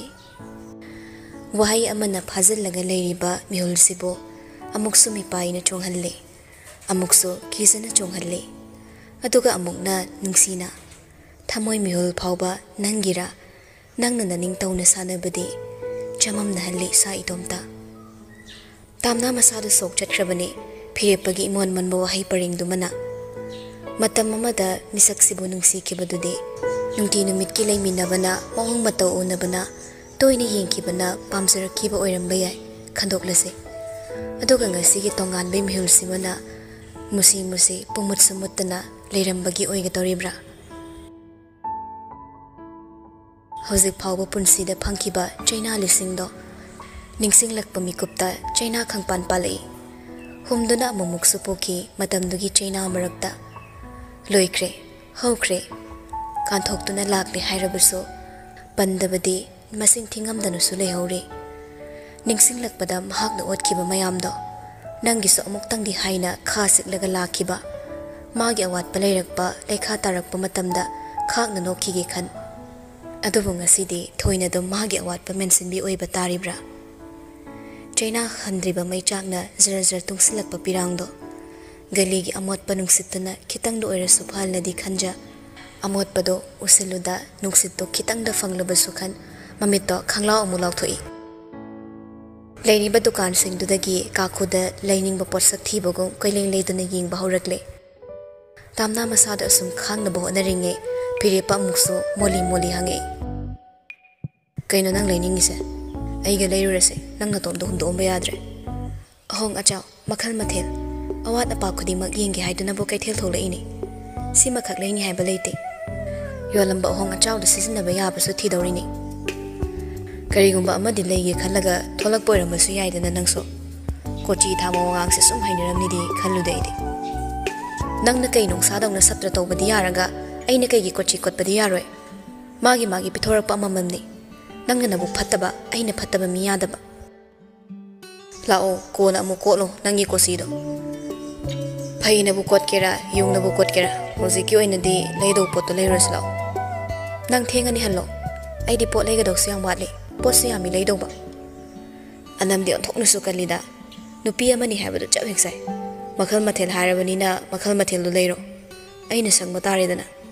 ꯑꯗꯨꯒ ꯅꯪꯕꯨ ꯌꯨꯝ ꯐꯥꯎꯕ ꯗ꯭ꯔꯣꯞ ꯇꯧꯕꯤꯔꯝꯕꯁꯤꯅ ꯑꯩꯒꯤ ꯏꯊꯧ ꯑꯃ ꯑꯣꯏꯗꯧꯔꯤꯕꯅꯤ ꯉꯁꯤꯒꯤ ꯅꯨꯃꯤꯠꯇ ꯇꯥꯝꯅ ꯐꯤꯔꯦꯞꯄꯅ ꯃꯥꯒꯤ ꯃꯇꯨꯡ ꯏꯟꯗꯨꯅ ꯀꯣꯏꯆꯠ ꯆꯠꯀꯅꯤ ꯍꯥꯏꯔꯛꯄꯗꯨꯗ ꯈꯜꯂꯛꯏ ꯈꯪꯅꯤꯗ ꯉꯁꯤꯗꯤ ꯂꯃꯟ ꯃꯇꯦꯝ ꯈꯨꯝꯃꯒꯦ ꯅꯄꯨꯡ ꯊꯤꯠꯅ ꯋꯥꯍꯟꯈꯤꯕ ꯅꯪ ꯐꯔꯦ ꯑꯍꯣꯡ ꯑꯆꯥꯎ ꯌꯦꯡꯕ ꯍꯧꯔꯒꯦ ꯏꯅꯔꯛꯄ ꯉꯝꯗ꯭ꯔꯒꯅ ꯉꯝꯗꯦꯗꯤ ꯍꯥꯏꯔꯛꯀꯅꯨꯀꯣ ꯏꯅꯔꯛꯇ꯭ꯔꯤꯉꯩ ꯍꯥꯟꯅ ꯈꯜꯂꯣ ꯃꯔꯛꯇ ꯍꯨꯟꯗꯣꯛꯑꯝꯕꯗꯤ ꯑꯩꯗꯤ ꯌꯥꯔꯣꯏꯗꯝꯅꯤ ꯈꯟꯅꯤꯡꯕ ꯈꯟꯖꯧ ꯂꯩꯅꯤꯡꯕ ꯂꯩꯖꯧ ꯀꯩꯁꯨ ꯍꯥꯏꯔꯣꯏ ꯅꯨꯄꯥꯅꯤ ꯁꯨꯝꯕ ꯊꯕꯛꯇꯤ ꯇꯣꯛꯈ꯭ꯔꯣ ꯀꯝꯄꯅꯤ ꯑꯅꯤ ꯑꯍꯨꯝꯒꯤ ꯔꯦꯁꯄꯣꯟꯁꯤꯕꯤꯂꯤꯇꯤ ꯂꯧꯔꯤꯕ ꯃꯤꯁꯛꯅꯤ ꯇꯥꯝꯅ ꯍꯟꯗꯛꯃꯨꯛꯇꯤ ꯄꯥꯎꯈꯨꯝ ꯄꯤꯔꯛꯇ꯭ꯔꯦ ꯃꯥꯒꯤ ꯊꯕꯛꯇꯣ ꯃꯊꯧ ꯍꯧꯔꯒꯦ ꯃꯇꯥꯒꯨꯝ ꯒꯝ ꯉꯥ ꯑꯌꯥꯏꯕ ꯑꯇꯦꯛꯄ ꯍꯩꯔꯥ ꯌꯣꯟꯕ ꯀꯩꯊꯦꯜ ꯑꯗꯣꯝꯗ ꯀꯥꯈꯠꯂꯛꯂꯦ ꯑꯗꯨꯛ ꯆꯥꯎꯕ ꯀꯩꯊꯦꯜꯗꯣ ꯃꯈꯣꯡꯅ ꯑꯍꯣꯡ ꯑꯆꯥꯎ ꯊꯤꯔꯤꯅꯦ ꯍꯥꯏꯅ ꯁꯤꯟꯕ ꯍꯦꯛ ꯊꯨꯡꯉꯤ ꯃꯀ꯭ꯂꯥꯞ ꯑꯇꯦꯟꯕꯗꯨꯅ ꯏꯐꯤꯡ ꯐꯤꯡꯅ ꯈꯞ ꯈꯞ ꯈꯖꯤꯡꯅ ꯆꯣꯡꯕꯒꯨꯝ ꯆꯦꯜꯂꯤꯕꯗꯣ ꯐꯤꯔꯦꯞꯄ ꯃꯥ ꯈꯣꯡꯊꯥꯡ ꯃꯥꯟꯅꯅ ꯊꯥꯡꯕꯗꯨ ꯉꯝꯂꯨꯗꯦ ꯅꯨꯄꯤꯅ ꯍꯦꯟꯅ ꯑꯗꯨꯝ ꯌꯥꯡꯈꯠꯈꯤꯕꯒꯤ ꯁꯔꯨꯛ ꯑꯣꯏꯈꯤ ꯉꯥ ꯑꯌꯥꯏꯕ ꯃꯃꯜ ꯑꯃꯗ ꯑꯃꯨꯛ ꯍꯪ ꯑꯃꯗ ꯑꯃꯨꯛ ꯍꯪ ꯊꯤꯅ ꯉꯥꯡꯉꯛꯄꯁꯨ ꯌꯥꯎꯏ ꯆꯩꯔꯛꯄꯁꯨ ꯌꯥꯎꯏ ꯐꯖꯅ ꯈꯨꯝꯂꯛꯄꯁꯨ ꯌꯥꯎꯏ ꯍꯟꯗꯛꯃꯨꯛꯁꯨ ꯃꯐꯝ ꯑꯃꯗ ꯑꯃꯨꯛ ꯌꯦꯡꯉꯤ ꯍꯪꯉꯤ ꯏꯅꯦ ꯁꯤꯒꯤ ꯉꯥꯛꯐꯛꯁꯦ ꯀꯦꯖꯤꯗ ꯀꯌꯥ ꯑꯣꯟꯕꯤꯗꯣꯏꯅꯣ ꯏꯕꯦꯝꯃ 750ꯅꯤ ꯑꯣꯟꯊꯣꯛꯅꯁꯨ ꯇꯥꯡꯈ꯭ꯔꯦꯗ ꯏꯕꯦꯝꯃ ꯉꯁꯥꯏꯗꯒꯤ ꯌꯦꯡꯒꯦ ꯌꯥꯎꯅ ꯌꯦꯡꯕꯅꯤ ꯃꯃꯜꯗ ꯄꯍꯪꯗ ꯍꯪꯉꯤ ꯂꯧꯕꯅ ꯁꯨꯛ ꯂꯧꯋꯦ ꯂꯧꯗꯦ ꯂꯧꯔꯣꯏꯗꯣ ꯑꯣꯏꯔꯒꯗꯤ ꯍꯪꯉꯛꯀꯅꯨ ꯈꯨꯝꯕꯗ ꯑꯣꯏꯅ ꯋꯥꯔꯦ ꯐꯤꯔꯦꯞꯄ ꯃꯥꯗꯤ ꯏꯔꯦꯝꯗ ꯂꯦꯝꯖꯕꯅꯤ ꯂꯦꯟꯊꯣꯛꯅ ꯍꯤꯡꯖꯕꯅꯤ ꯑꯗꯨꯅ ꯀꯩꯊꯦꯜ ꯃꯅꯨꯡꯒꯤ ꯑꯋꯥꯏ ꯑꯈꯨꯝꯗ ꯃꯃꯥꯏ ꯈꯤꯇꯪ ꯍꯥꯡꯁꯤꯜꯂꯛꯏ ꯑꯣꯟꯊꯣꯛꯅꯁꯨ ꯂꯦꯝꯖꯈꯤꯗ꯭ꯔꯕꯅꯤ ꯇꯥꯝꯅꯥꯒꯤ ꯃꯇꯧꯗꯣ ꯈꯨꯝꯃꯔꯣꯏꯗ꯭ꯔꯥ ꯈꯜꯂꯨꯕꯅꯤ ꯑꯗꯨꯕꯨ ꯁꯠ ꯍꯦꯛꯇ ꯈꯨꯝꯂꯛꯄꯗꯨꯗ ꯐꯤꯔꯦꯞꯄ ꯇꯤꯡꯉꯛ ꯇꯤꯡꯉꯛ ꯑꯋꯥꯏ ꯈꯨꯝ ꯇꯥꯔꯤ ꯀꯩꯅꯣ ꯃꯐꯝ ꯑꯃꯒ ꯃꯃꯜꯁꯨ ꯑꯝꯇ ꯃꯥꯟꯅꯗꯦ ꯑꯩꯗꯤ ꯈ꯭ꯋꯥꯏꯗꯒꯤ ꯍꯣꯡꯕ ꯑꯃ ꯈꯜꯂꯒ ꯂꯩꯒꯦꯅ ꯀꯣꯏꯊꯤ ꯊꯤꯔꯤꯅꯤ 10 ꯀꯨꯟꯗ ꯇꯥꯔꯛꯑꯁꯨ ꯃꯍꯨꯠ ꯍꯟꯖꯤꯟꯗꯣꯏꯅꯤ ꯐꯤꯔꯦꯞꯄꯅ ꯏꯅꯦ ꯀꯦꯖꯤ ꯑꯃ ꯄꯤꯕꯤꯔꯣ ꯇꯥꯝꯅ ꯐꯤꯔꯦꯞꯄꯗ ꯃꯉꯛ ꯆꯦꯞꯂꯞꯅ ꯌꯦꯡꯂꯒ ꯇꯥꯡꯉꯤꯗ ꯅꯪꯅ ꯂꯧꯗꯣꯏꯁꯦ ꯈꯔ ꯍꯣꯡꯕ ꯊꯤꯈꯤꯁꯦ ꯑꯍꯜꯗꯨꯗꯤ ꯑꯣꯟꯁꯤꯜꯂꯛꯑꯣ ꯍꯥꯏꯔꯛꯄꯗꯨꯗ ꯄ꯭ꯔꯞ ꯌꯣꯜꯍꯧꯔꯒꯦ ꯈꯟꯗꯨꯅ ꯑꯣꯟꯈ꯭ꯔꯦ ꯐꯤꯔꯦꯞꯄꯗ ꯄꯤꯔꯛꯏ ꯁꯦꯁꯦ ꯏꯕꯨꯡꯉꯣ ꯁꯤꯗ ꯂꯩꯔꯦ ꯅꯪ ꯅꯨꯄꯤꯁꯦ ꯌꯥꯝ ꯌꯨꯝ ꯌꯥꯝ ꯀꯨꯞꯅ ꯄꯥꯟꯗꯧꯔꯤ ꯑꯗꯨꯕꯨꯅꯦ ꯂꯂꯣꯟꯕꯤ ꯑꯩꯈꯣꯏꯗꯤ ꯈꯣꯏꯗꯧ ꯊꯤꯠꯂꯦꯗ ꯌꯨꯝ ꯈꯔ ꯀꯨꯞꯁꯤꯟꯅ ꯄꯥꯜꯍꯟꯒꯦ ꯍꯥꯏꯗꯨꯅ ꯑꯩꯁꯨ ꯂꯧꯔꯤꯅꯦ ꯇꯥꯝꯅ ꯐꯤꯔꯦꯞꯄꯒꯤ ꯊꯥꯖꯗꯕ ꯄꯥꯎꯈꯨꯝꯗ ꯋꯥꯁꯨ ꯉꯥꯡꯉꯨꯕ ꯐꯔꯛ ꯇꯥꯒꯨꯝ ꯇꯧꯐꯝ ꯈꯪꯂꯝꯗꯦ ꯏꯀꯥꯏꯒꯨꯝ ꯄꯥꯈꯠꯄ ꯉꯥꯏꯍꯥꯛꯇꯣ ꯃꯥꯏꯊꯣꯡꯒꯤ ꯁꯛꯐꯝ ꯈꯔꯈꯛ ꯍꯣꯡꯉꯤ ꯏꯉꯥꯡ ꯉꯥꯡꯁꯤꯟ ꯃꯥꯏꯊꯣꯡꯗꯣ ꯁꯣꯔ ꯆꯥꯅꯤꯡ ꯇꯥꯕ ꯉꯝꯗꯕꯒꯨꯝ 50 ꯆꯞꯄꯤ 2 ꯋꯥꯂꯦꯠꯇꯒꯤ ꯂꯧꯊꯣꯛꯂꯒ ꯑꯍꯜꯗꯨꯒꯤ ꯄꯣꯠꯐꯝ ꯃꯊꯛꯇꯨꯗ ꯊꯥꯗꯩ ꯐꯤꯔꯦꯞꯄ ꯑꯗꯨꯗꯩ ꯈꯥꯎꯗꯣ ꯃꯥꯗꯤ ꯇꯥꯝꯅꯥꯅ ꯄꯥꯏꯕꯤꯔꯛꯀꯗ꯭ꯔꯥ ꯈꯜꯂꯨꯕꯅꯤ ꯄꯥꯏꯗꯕꯤ ꯍꯟꯅꯐꯥꯎ ꯌꯦꯡꯂꯝꯗ ꯒ꯭ꯔꯣꯡ ꯆꯪꯈ꯭ꯔꯦ ꯐꯤꯔꯦꯞꯄ ꯉꯛꯂꯞ ꯌꯦꯡꯍꯧꯏ ꯑꯍꯜꯗꯨꯅ ꯍꯜꯂꯛꯄ ꯁꯦꯜꯗꯣ ꯑꯃꯨꯛ ꯊꯨꯅ ꯂꯧꯔꯒ ꯃꯇꯨꯡꯗ ꯇꯥꯟꯅꯔꯛꯏ ꯀꯔꯣꯝ ꯁꯥꯏꯠꯇꯕꯨ ꯃꯥꯡꯈ꯭ꯔꯕꯅꯣ ꯃꯃꯤꯠꯅ ꯈꯖꯤꯛꯈꯛ ꯆꯣꯏꯔꯨꯕꯗ ꯃꯥꯡꯊꯣꯛꯈ꯭ꯔꯦ ꯃꯍꯩ ꯄꯥꯏꯕꯤ ꯁ꯭ꯋꯥꯏ ꯃꯥꯡꯕ ꯉꯝꯕꯤ ꯂꯥꯏ ꯑꯃꯒꯨꯝ ꯀꯣꯏꯐꯥꯎ ꯐꯥꯎꯗꯅ ꯀꯣꯏꯆꯠ ꯆꯠꯇꯨꯅ ꯐꯅ ꯀꯟꯅ ꯊꯤꯔꯝꯃꯤ ꯑꯗꯨꯕꯨ ꯃꯤꯌꯥꯝ ꯇꯤꯟꯕ ꯃꯔꯛ ꯑꯣꯏꯕꯅ ꯊꯤꯕꯁꯨ ꯄꯥꯛ ꯍꯦꯛ ꯐꯪꯂꯝꯗꯦ ꯂꯥꯞꯅ ꯎꯔꯦ ꯆꯦꯟꯁꯤꯜꯂꯛꯄꯗ ꯍꯦꯛꯇ ꯁ꯭ꯋꯥꯏ ꯃꯥꯡꯈꯤ ꯍꯨꯃꯥꯡ ꯍꯦꯛ ꯀꯥꯡꯉꯤ ꯅꯨꯄꯤ ꯃꯆꯥ ꯑꯃꯈꯛ ꯊꯤꯕꯗ ꯋꯥꯟꯃꯟꯕꯅ ꯁꯣꯔ ꯐꯨꯏꯅ ꯍꯣꯜꯂꯒ ꯏꯁꯥꯎ ꯁꯥꯎꯅ ꯃꯈ꯭ꯋꯥꯡ ꯃꯦꯠꯇꯨꯅ ꯀꯩꯊꯦꯜ ꯀꯨꯝꯊꯐꯝ ꯑꯃꯗ ꯂꯦꯞꯂꯤꯉꯩ ꯃꯈꯥꯗ ꯊꯥꯔ ꯌꯣꯟꯕ ꯏꯟꯁꯥꯡꯒꯤ ꯃꯃꯜ ꯉꯥꯡꯅꯔꯤꯕꯗꯣ ꯎꯔꯛꯂꯦ ꯑꯗꯨ ꯍꯦꯛ ꯎꯕꯗ ꯂꯥꯏꯕꯛꯇ ꯀꯥꯔꯤꯕ ꯍꯨꯃꯥꯡꯗꯣ ꯃꯈꯨꯠ ꯅꯥꯝꯃꯅ ꯁꯠ ꯇꯩꯊꯣꯛꯈ꯭ꯔꯦ ꯋꯥꯏ ꯁꯪꯕꯒꯤ ꯁꯣꯔ ꯑꯃꯨꯛ ꯍꯣꯟꯗꯣꯛꯂꯒ ꯅꯥꯀꯜ ꯑꯃꯗ ꯂꯩꯊꯣꯛꯂꯤꯉꯩ ꯂꯩꯁꯤꯜꯂꯛꯄꯗ ꯑꯃꯨꯛ ꯂꯩꯔꯝꯗ꯭ꯔꯦ ꯍꯩꯃꯥ ꯀꯔꯤ ꯅꯨꯄꯤꯅꯣ ꯁꯤꯕꯣ ꯄꯦꯜꯂꯦ ꯁꯩꯇ ꯀꯔꯤꯒꯤ ꯍꯦꯛ ꯃꯇꯨꯡ ꯏꯜꯂꯨꯕꯅꯣꯗꯣ ꯌꯧꯏ ꯁ꯭ꯋꯥꯏ ꯍꯦꯛ ꯃꯥꯡꯉꯦꯗꯅ ꯋꯥꯕ ꯋꯥꯗ꯭ꯔꯥ ꯈꯪꯗꯦ ꯃꯁꯥ ꯉꯝꯗꯦ ꯁ꯭ꯋꯥꯏ ꯑꯃꯨꯛ ꯄ꯭ꯔꯞ ꯀꯨꯝꯊꯔꯛꯂꯒ ꯑꯁꯥꯡꯕ ꯀꯩꯊꯦꯜꯒꯤ ꯃꯅꯨꯡꯒꯤ ꯄꯔꯦꯡꯗ ꯆꯪꯂꯛꯂꯦ ꯒꯂꯤ ꯃꯅꯨꯡꯒꯤ ꯗꯨꯀꯥꯟ ꯃꯆꯥ ꯃꯔꯛ ꯑꯃꯗ ꯂꯤꯞꯁꯇꯤꯛꯂ ꯔꯤꯕꯣꯟꯂ ꯃꯈꯨꯠꯅ ꯄꯥꯏꯗꯨꯅ ꯈꯜꯂꯤꯕꯗꯣ ꯎꯔꯦ ꯑꯗꯩ ꯑꯃꯨꯛ ꯃꯥꯁꯨ ꯆꯪꯁꯤꯜꯂꯛꯏ ꯃꯤ ꯊꯩꯅꯕꯗꯣ ꯊꯦꯡꯕ ꯇꯟꯕꯒꯤ ꯍꯨꯠ ꯂꯩꯕꯗ ꯏꯄꯥꯏ ꯊꯕꯥꯏ ꯍꯦꯛ ꯍꯧꯏ ꯃꯁꯥꯗꯣ ꯃꯅꯝ ꯏꯅꯝ ꯅꯝꯊꯤꯔꯗꯅ ꯃꯅꯥꯇꯣꯟꯗꯨ ꯃꯈꯨꯠ ꯈꯨꯕꯤꯒ ꯈꯨꯗꯣꯝꯕꯤꯒꯅ ꯆꯞꯂꯒ ꯁꯣꯔ ꯑꯃꯨꯛꯁꯨ ꯊꯤꯡꯂꯤ ꯑꯃꯨꯛꯁꯨ ꯂꯩꯔꯝꯗ꯭ꯔꯦ ꯅꯨꯄꯤꯗꯣ ꯁꯣꯔ ꯑꯃꯈꯛ ꯆꯥꯎꯅ ꯍꯣꯜꯂꯨꯕꯅꯤ ꯅꯝꯊꯤꯕ ꯃꯅꯝ ꯌꯥꯅꯨꯡꯗ ꯈꯪꯄꯥꯏ ꯍꯦꯛ ꯄꯥꯏꯁꯤꯜꯂꯛꯄꯗ ꯈꯪꯑꯣꯒꯦ ꯇꯧꯔꯛꯏ ꯅꯥꯀꯟ ꯑꯃꯗ ꯑꯃꯨꯛ ꯁꯠ ꯐꯥꯎꯗꯣꯔꯛꯂꯦ ꯐꯨꯠꯄꯥꯠꯇꯨꯗ ꯂꯦꯞꯂꯤꯉꯩ ꯀꯣꯏꯂꯩ ꯂꯩꯗꯨꯅ ꯌꯦꯡꯂꯤꯉꯩ ꯇꯥꯝꯅꯥꯅ ꯍꯦꯛ ꯃꯥꯒꯤ ꯅꯥꯀꯟꯗꯒꯤ ꯋꯥꯔꯕꯣ ꯐꯤꯔꯦꯞꯄ ꯁꯠ ꯑꯣꯟꯊꯣꯛꯂꯛꯏ ꯁꯣꯔ ꯃꯄꯤꯗꯤ ꯍꯣꯜꯂꯤ ꯂꯣꯏꯔꯕꯣ ꯐꯥꯔꯃꯥꯁꯤ ꯆꯪꯉꯒ ꯂꯣꯏꯔꯦ ꯍꯥꯏꯗꯨꯅ ꯒꯝꯒꯝ ꯍꯣꯜꯁꯦꯜꯒꯤ ꯐꯥꯔꯃꯥꯁꯤ ꯄꯔꯤꯡ ꯑꯃꯗ ꯂꯥꯛꯏ ꯑꯗꯨꯒ ꯗꯣꯛꯇꯔꯒꯤ ꯆꯦꯗꯨ ꯄꯨꯊꯣꯛꯂꯒ ꯂꯩꯒꯗꯕ ꯍꯤꯗꯥꯛꯁꯤꯡꯗꯣ ꯃꯈꯨꯠꯅ ꯊꯤꯜꯂ ꯇꯥꯛꯏ ꯐꯤꯔꯦꯞꯄꯅ ꯐꯥꯔꯃꯥꯁꯤ ꯌꯧꯔꯛꯄꯗ ꯇꯥꯝꯅꯥ ꯍꯤꯗꯥꯛ ꯂꯣꯏꯕ ꯂꯣꯏꯔꯒ ꯊꯣꯔꯛꯂꯦ ꯀꯔꯤ ꯑꯃꯨꯛ ꯋꯥꯠꯂꯤꯒꯦ ꯍꯟꯗꯛꯅ ꯂꯣꯏꯔꯦ ꯐꯥꯏꯅꯦꯜꯂꯤ ꯑꯁ ꯊꯦꯡ ꯒꯣꯗ ꯅꯪꯕꯨ ꯉꯝꯅꯤ ꯍꯥꯏꯗꯥꯏ ꯉꯝꯃꯤꯁꯤꯗꯤ ꯌꯦꯡꯍꯩꯗ꯭ꯔꯤ ꯅꯁꯛꯇꯣ ꯀꯔꯤ ꯊꯧꯕ ꯉꯝꯗꯣꯔꯤꯕ꯭ꯔꯥ ꯐꯤꯔꯦꯞꯄ ꯋꯥꯕꯒꯤ ꯃꯃꯥꯏ ꯃꯩ ꯈꯔ ꯃꯥꯏꯊꯣꯡ ꯏꯔꯪ ꯂꯪꯈꯠ ꯅꯨꯄꯥꯅꯕꯨ ꯋꯥꯕ ꯍꯧꯅꯕ꯭ꯔꯣ ꯀꯩꯊꯦꯜ ꯃꯆꯥꯁꯤ ꯈꯛ ꯀꯣꯏꯕꯗ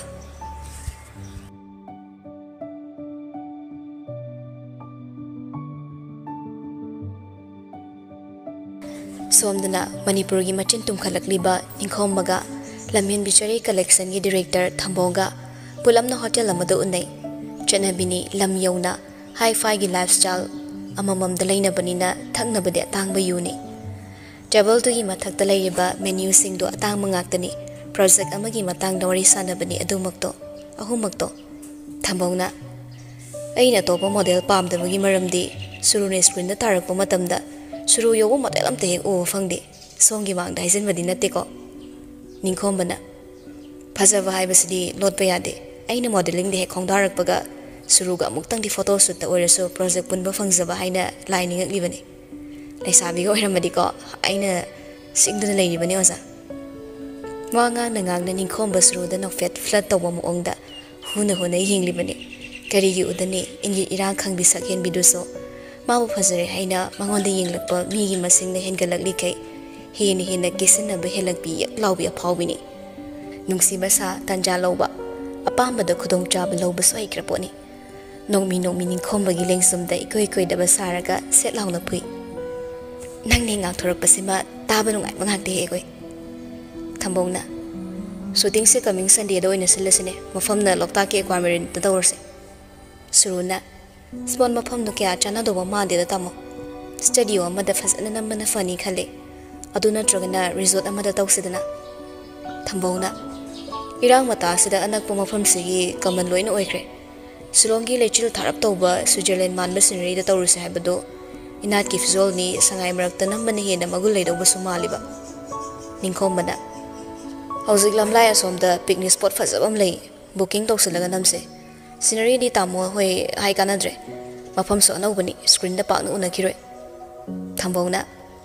ꯐꯔꯦꯅꯦ ꯃꯐꯝꯗꯨꯕꯨ ꯄ꯭ꯔꯃꯣꯠ ꯇꯧꯕꯤꯕ ꯑꯣꯏꯅ ꯁꯤꯜꯂꯒꯦꯅꯦ ꯀꯟꯇꯦꯛ ꯅꯝꯕꯔꯗꯣ ꯅꯉꯣꯟꯗ ꯂꯩꯔꯗꯤ ꯑꯩꯉꯣꯟꯗ ꯑꯝꯇ ꯊꯥꯖꯤꯜꯂꯛꯑꯣ ꯋꯥꯆꯦꯞꯇ ꯍꯦꯛꯇ ꯂꯪꯁꯤꯜꯂꯛꯑꯒꯦ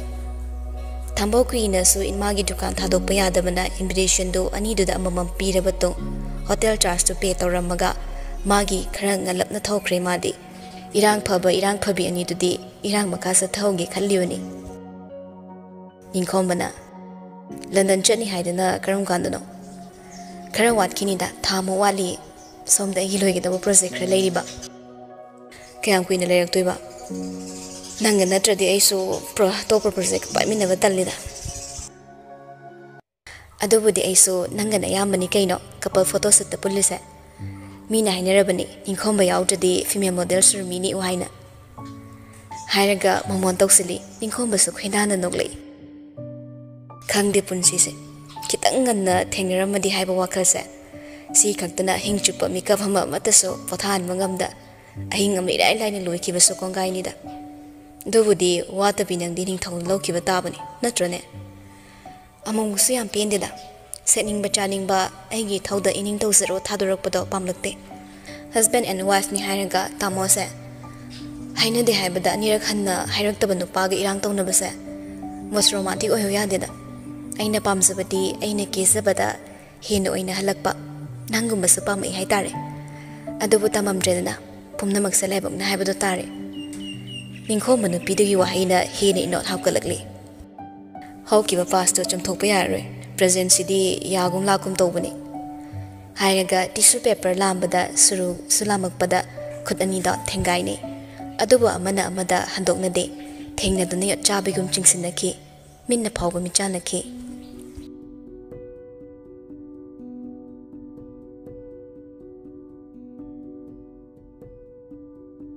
लेरक पोचे मैम अममतंग लौथोलगा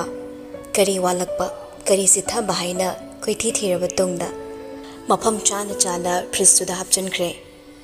बाथरूम मचादुदा अमु इसिंग बातिल अनि यारगा जमजम साइथे मसादु खंगिंगे इंगी असुक Samba पुनसिदा ngasi si pen pen bagum masado inung nungai bagum phawri adobo amuk su khangde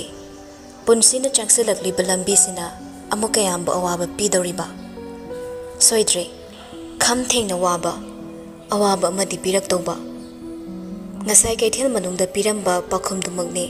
karibu khaliba tamna ma su khangjade adobo magi thamoidadi kaihawraklibani nungsigi lang honjilakpagum luzaba loiraga thorakle langzamgi phane khara supa ama hongdoklaga ngaktang hipi phamung machaduda khale matomta yum yoramatra somda phirepasu mayum yorakle ka tamna nungsit ki mang thaduna paisilei masada se chariba dress tuda thangat tuna manam sunam lepte ngasagi manam nam thiba marakta koi phau phawrubaduna yei heinade inap napsun mathokna su hangoikre mapi mata hongda barum da prap changaklaga shower do on tawduna masa pumba loin he chalale adai sor khara hondok bayari ngasai ke thingamba sor tamna hondorakle shirt ki batam do lakthorakle aduga pant tumadi hongdoktre makutta shampoo do khara kapaga makok da kongol thokallaga sru nei bahore mamitta kongol chankidana ba wishinbada tamna na mangonda fat khangi yengbagi apaiba meeting do khango he urakpaga mamit khangpang thore mai de chintharagliba kongol do isinga chambaduda satphat ta thoga Ichau chawba bathroom gi akoibada khoyeng yingli adai amo shower tawbagi ising marido khara hena kankhalalaga kan lawu masado sapon noi bawrakle ningsinglei mikup ama sapon duna mukai lekre shampoo sina mukadai de lekhrege bathroom se mi ani hek punkhibadai mathong maram amate khangre isau lang dana bathroom duda masa ichot chot khai sapon koi thirami nupa dugi isau lang ba khonjel duda tamna sutara duna sapon ama upudai langthoklaga hapchin ba bathroom changai phirepana masa ichot chot na khujat chatpagi anan batas to ising chot kibaduga amukke hena nankhre sapon sida leire Haranga grong he phirepagi manak ta pidogi changsilakpaga isinga sandal duna jri sitlaga phirepada upsilaga paishilei phirepasu makhada longna hek haithirei tamnana magi mathakta tasilei masa pomba ichot pa phirepaga tamnagi hakchang duga inchi amata sulapna dana thengai nakibana phirepagi masada pakliba isingi iriktana tamnada khra langsin khiduna chot pahораgle mihul animak thengai nei amana amagi mihol makhol su tanarei phirepa ithak thakatba cherakadawa manba tamnagi akiba meeting duda munnasum yenglaga tabli manga khakta mak changsilei tamnagi naton magi naton na kitang thengkibaga nupido ikhang na mamit ushinki phirepa khangpre khangi masado numituda mahak magi punsida chayet narabi yeknabini khankibido yeknabini haiba kawki pamjabagi mihulna namkhairatuna aranba lamchat chatki khitang ngaibni kaudri huldo ngasi dina hauna na ihuldo saphong lei adubu sathirakpadi ngasi saphong lagliba ariba ihulda anauba hapchilakpasina hinbagum phawri phirepa swarma pihole perpap luzaba loiraga akangma towel amana honglaga bathroom gi mapanda thoragle as mihul senan khege man manadida aten mama samdo makokna phara haiduna amuk si ising mari paglibato kanthoi adai dressing table mamangda masagi sabando chapliptana yingli handak se stress khara leibaga sajel so togdabagi masado ison solibra inu nungai tabugum phawri adobu leiram bi stress to tamnana ka honkramina hojikti masada wayam ek sangre amubina thongsil lagi ibungo maudubu sak susa dore halak toba kyang wat ibasa no eron nadi samina de ngasigi di haire ine phirepa hojikta phaklang du chawna theliba pungdu yengli tare taga dore adobu magi nupi du mayum da halak landri phirepa table mathakta leiriba phone du prap changsiluraga lamduna lokhatkre aduga suru da call doksili kayorange angang tharora noba chak saraga hallona director inamana tawraga leiri tama phana be ma da khra khumbiramo chak sa dore chakhom chara laktradi phasaroye yam thuna laklage phirepa phone thamkhraga mama dhari halal tore shooting loire hanaba sem sare ado chak sara sena hotel amda faminari haire aiko ja thosima isi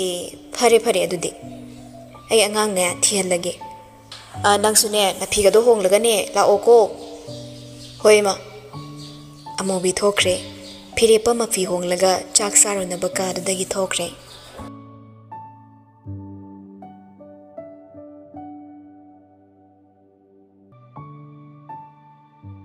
suro ningkhombagi mayumdagi sak saraga ningkhombana thilaklami ani do yusu khara thakminnaraga mutsu khra leinari suru gari dagi kumtharagle thong thingsilaga ningkhombada nokmi bye tehorage ko ningkhombasu nokmi bye chale ko phazan chango hayeng amuk thengnarase haiduna ningkhomba gari thokre aduga mana mayum changagle man hek sangakpaga security na get thingsinkre nisa sisinaraglasu ma kanamtana nisa sisinari khangadoba nate heikrabani pangna thabak amata tawde mapuroi babadi adum khangbani ka manung changakle ilibes kap tumadi fiandian khatkhraga seliba blue machugi bodycon tumadi hongdoktana tongana tumiba phirepagi nakta lai masu phirepagi mathakta tuplong tasalai phirepa ikhangkhangi hagole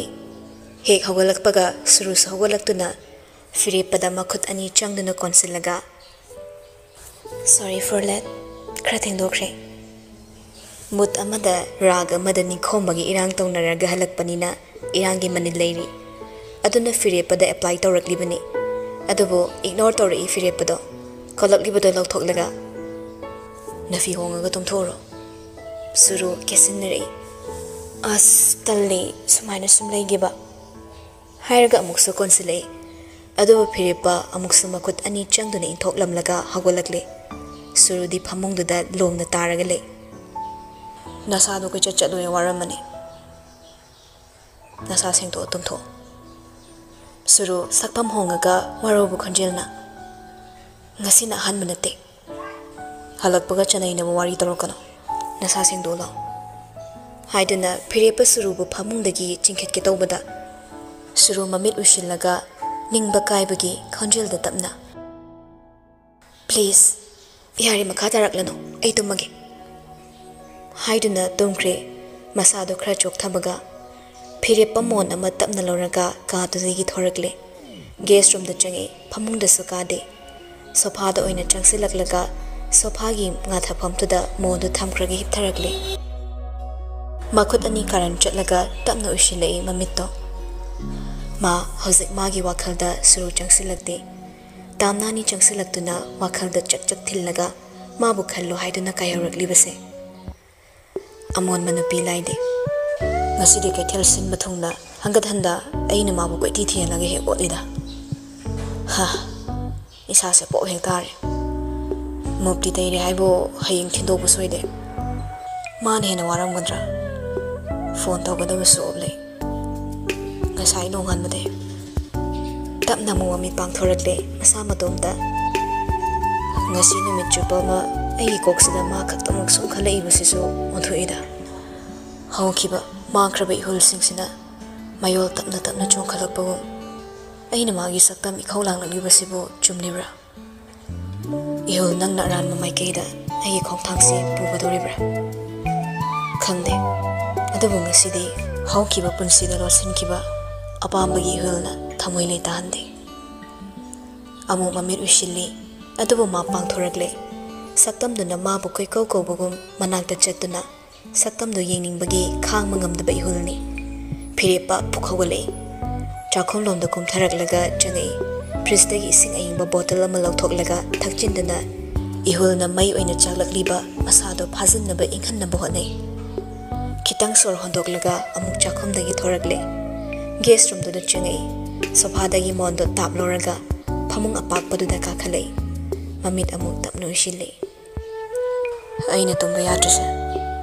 Masu ngasidi masada yawarangmani khanmanginida. Aina lauriba firepsi landena. Hayeng nong hek nganmaga mopthin machatke. Off thamliba number dusu hang hairamge.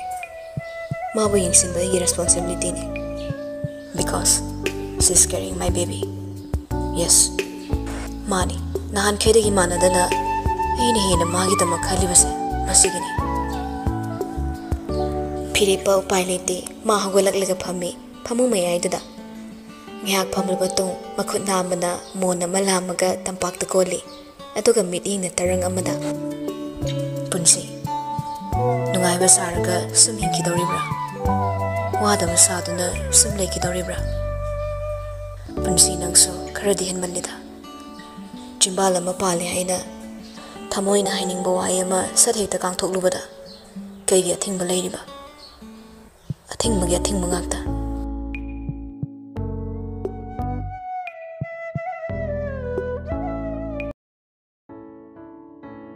Taibang ama, manglan ama,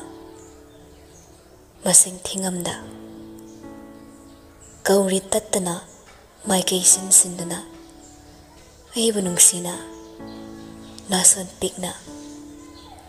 nilagli na kong sida, ngairi ba ni nangbo, paway bilay rin bimana,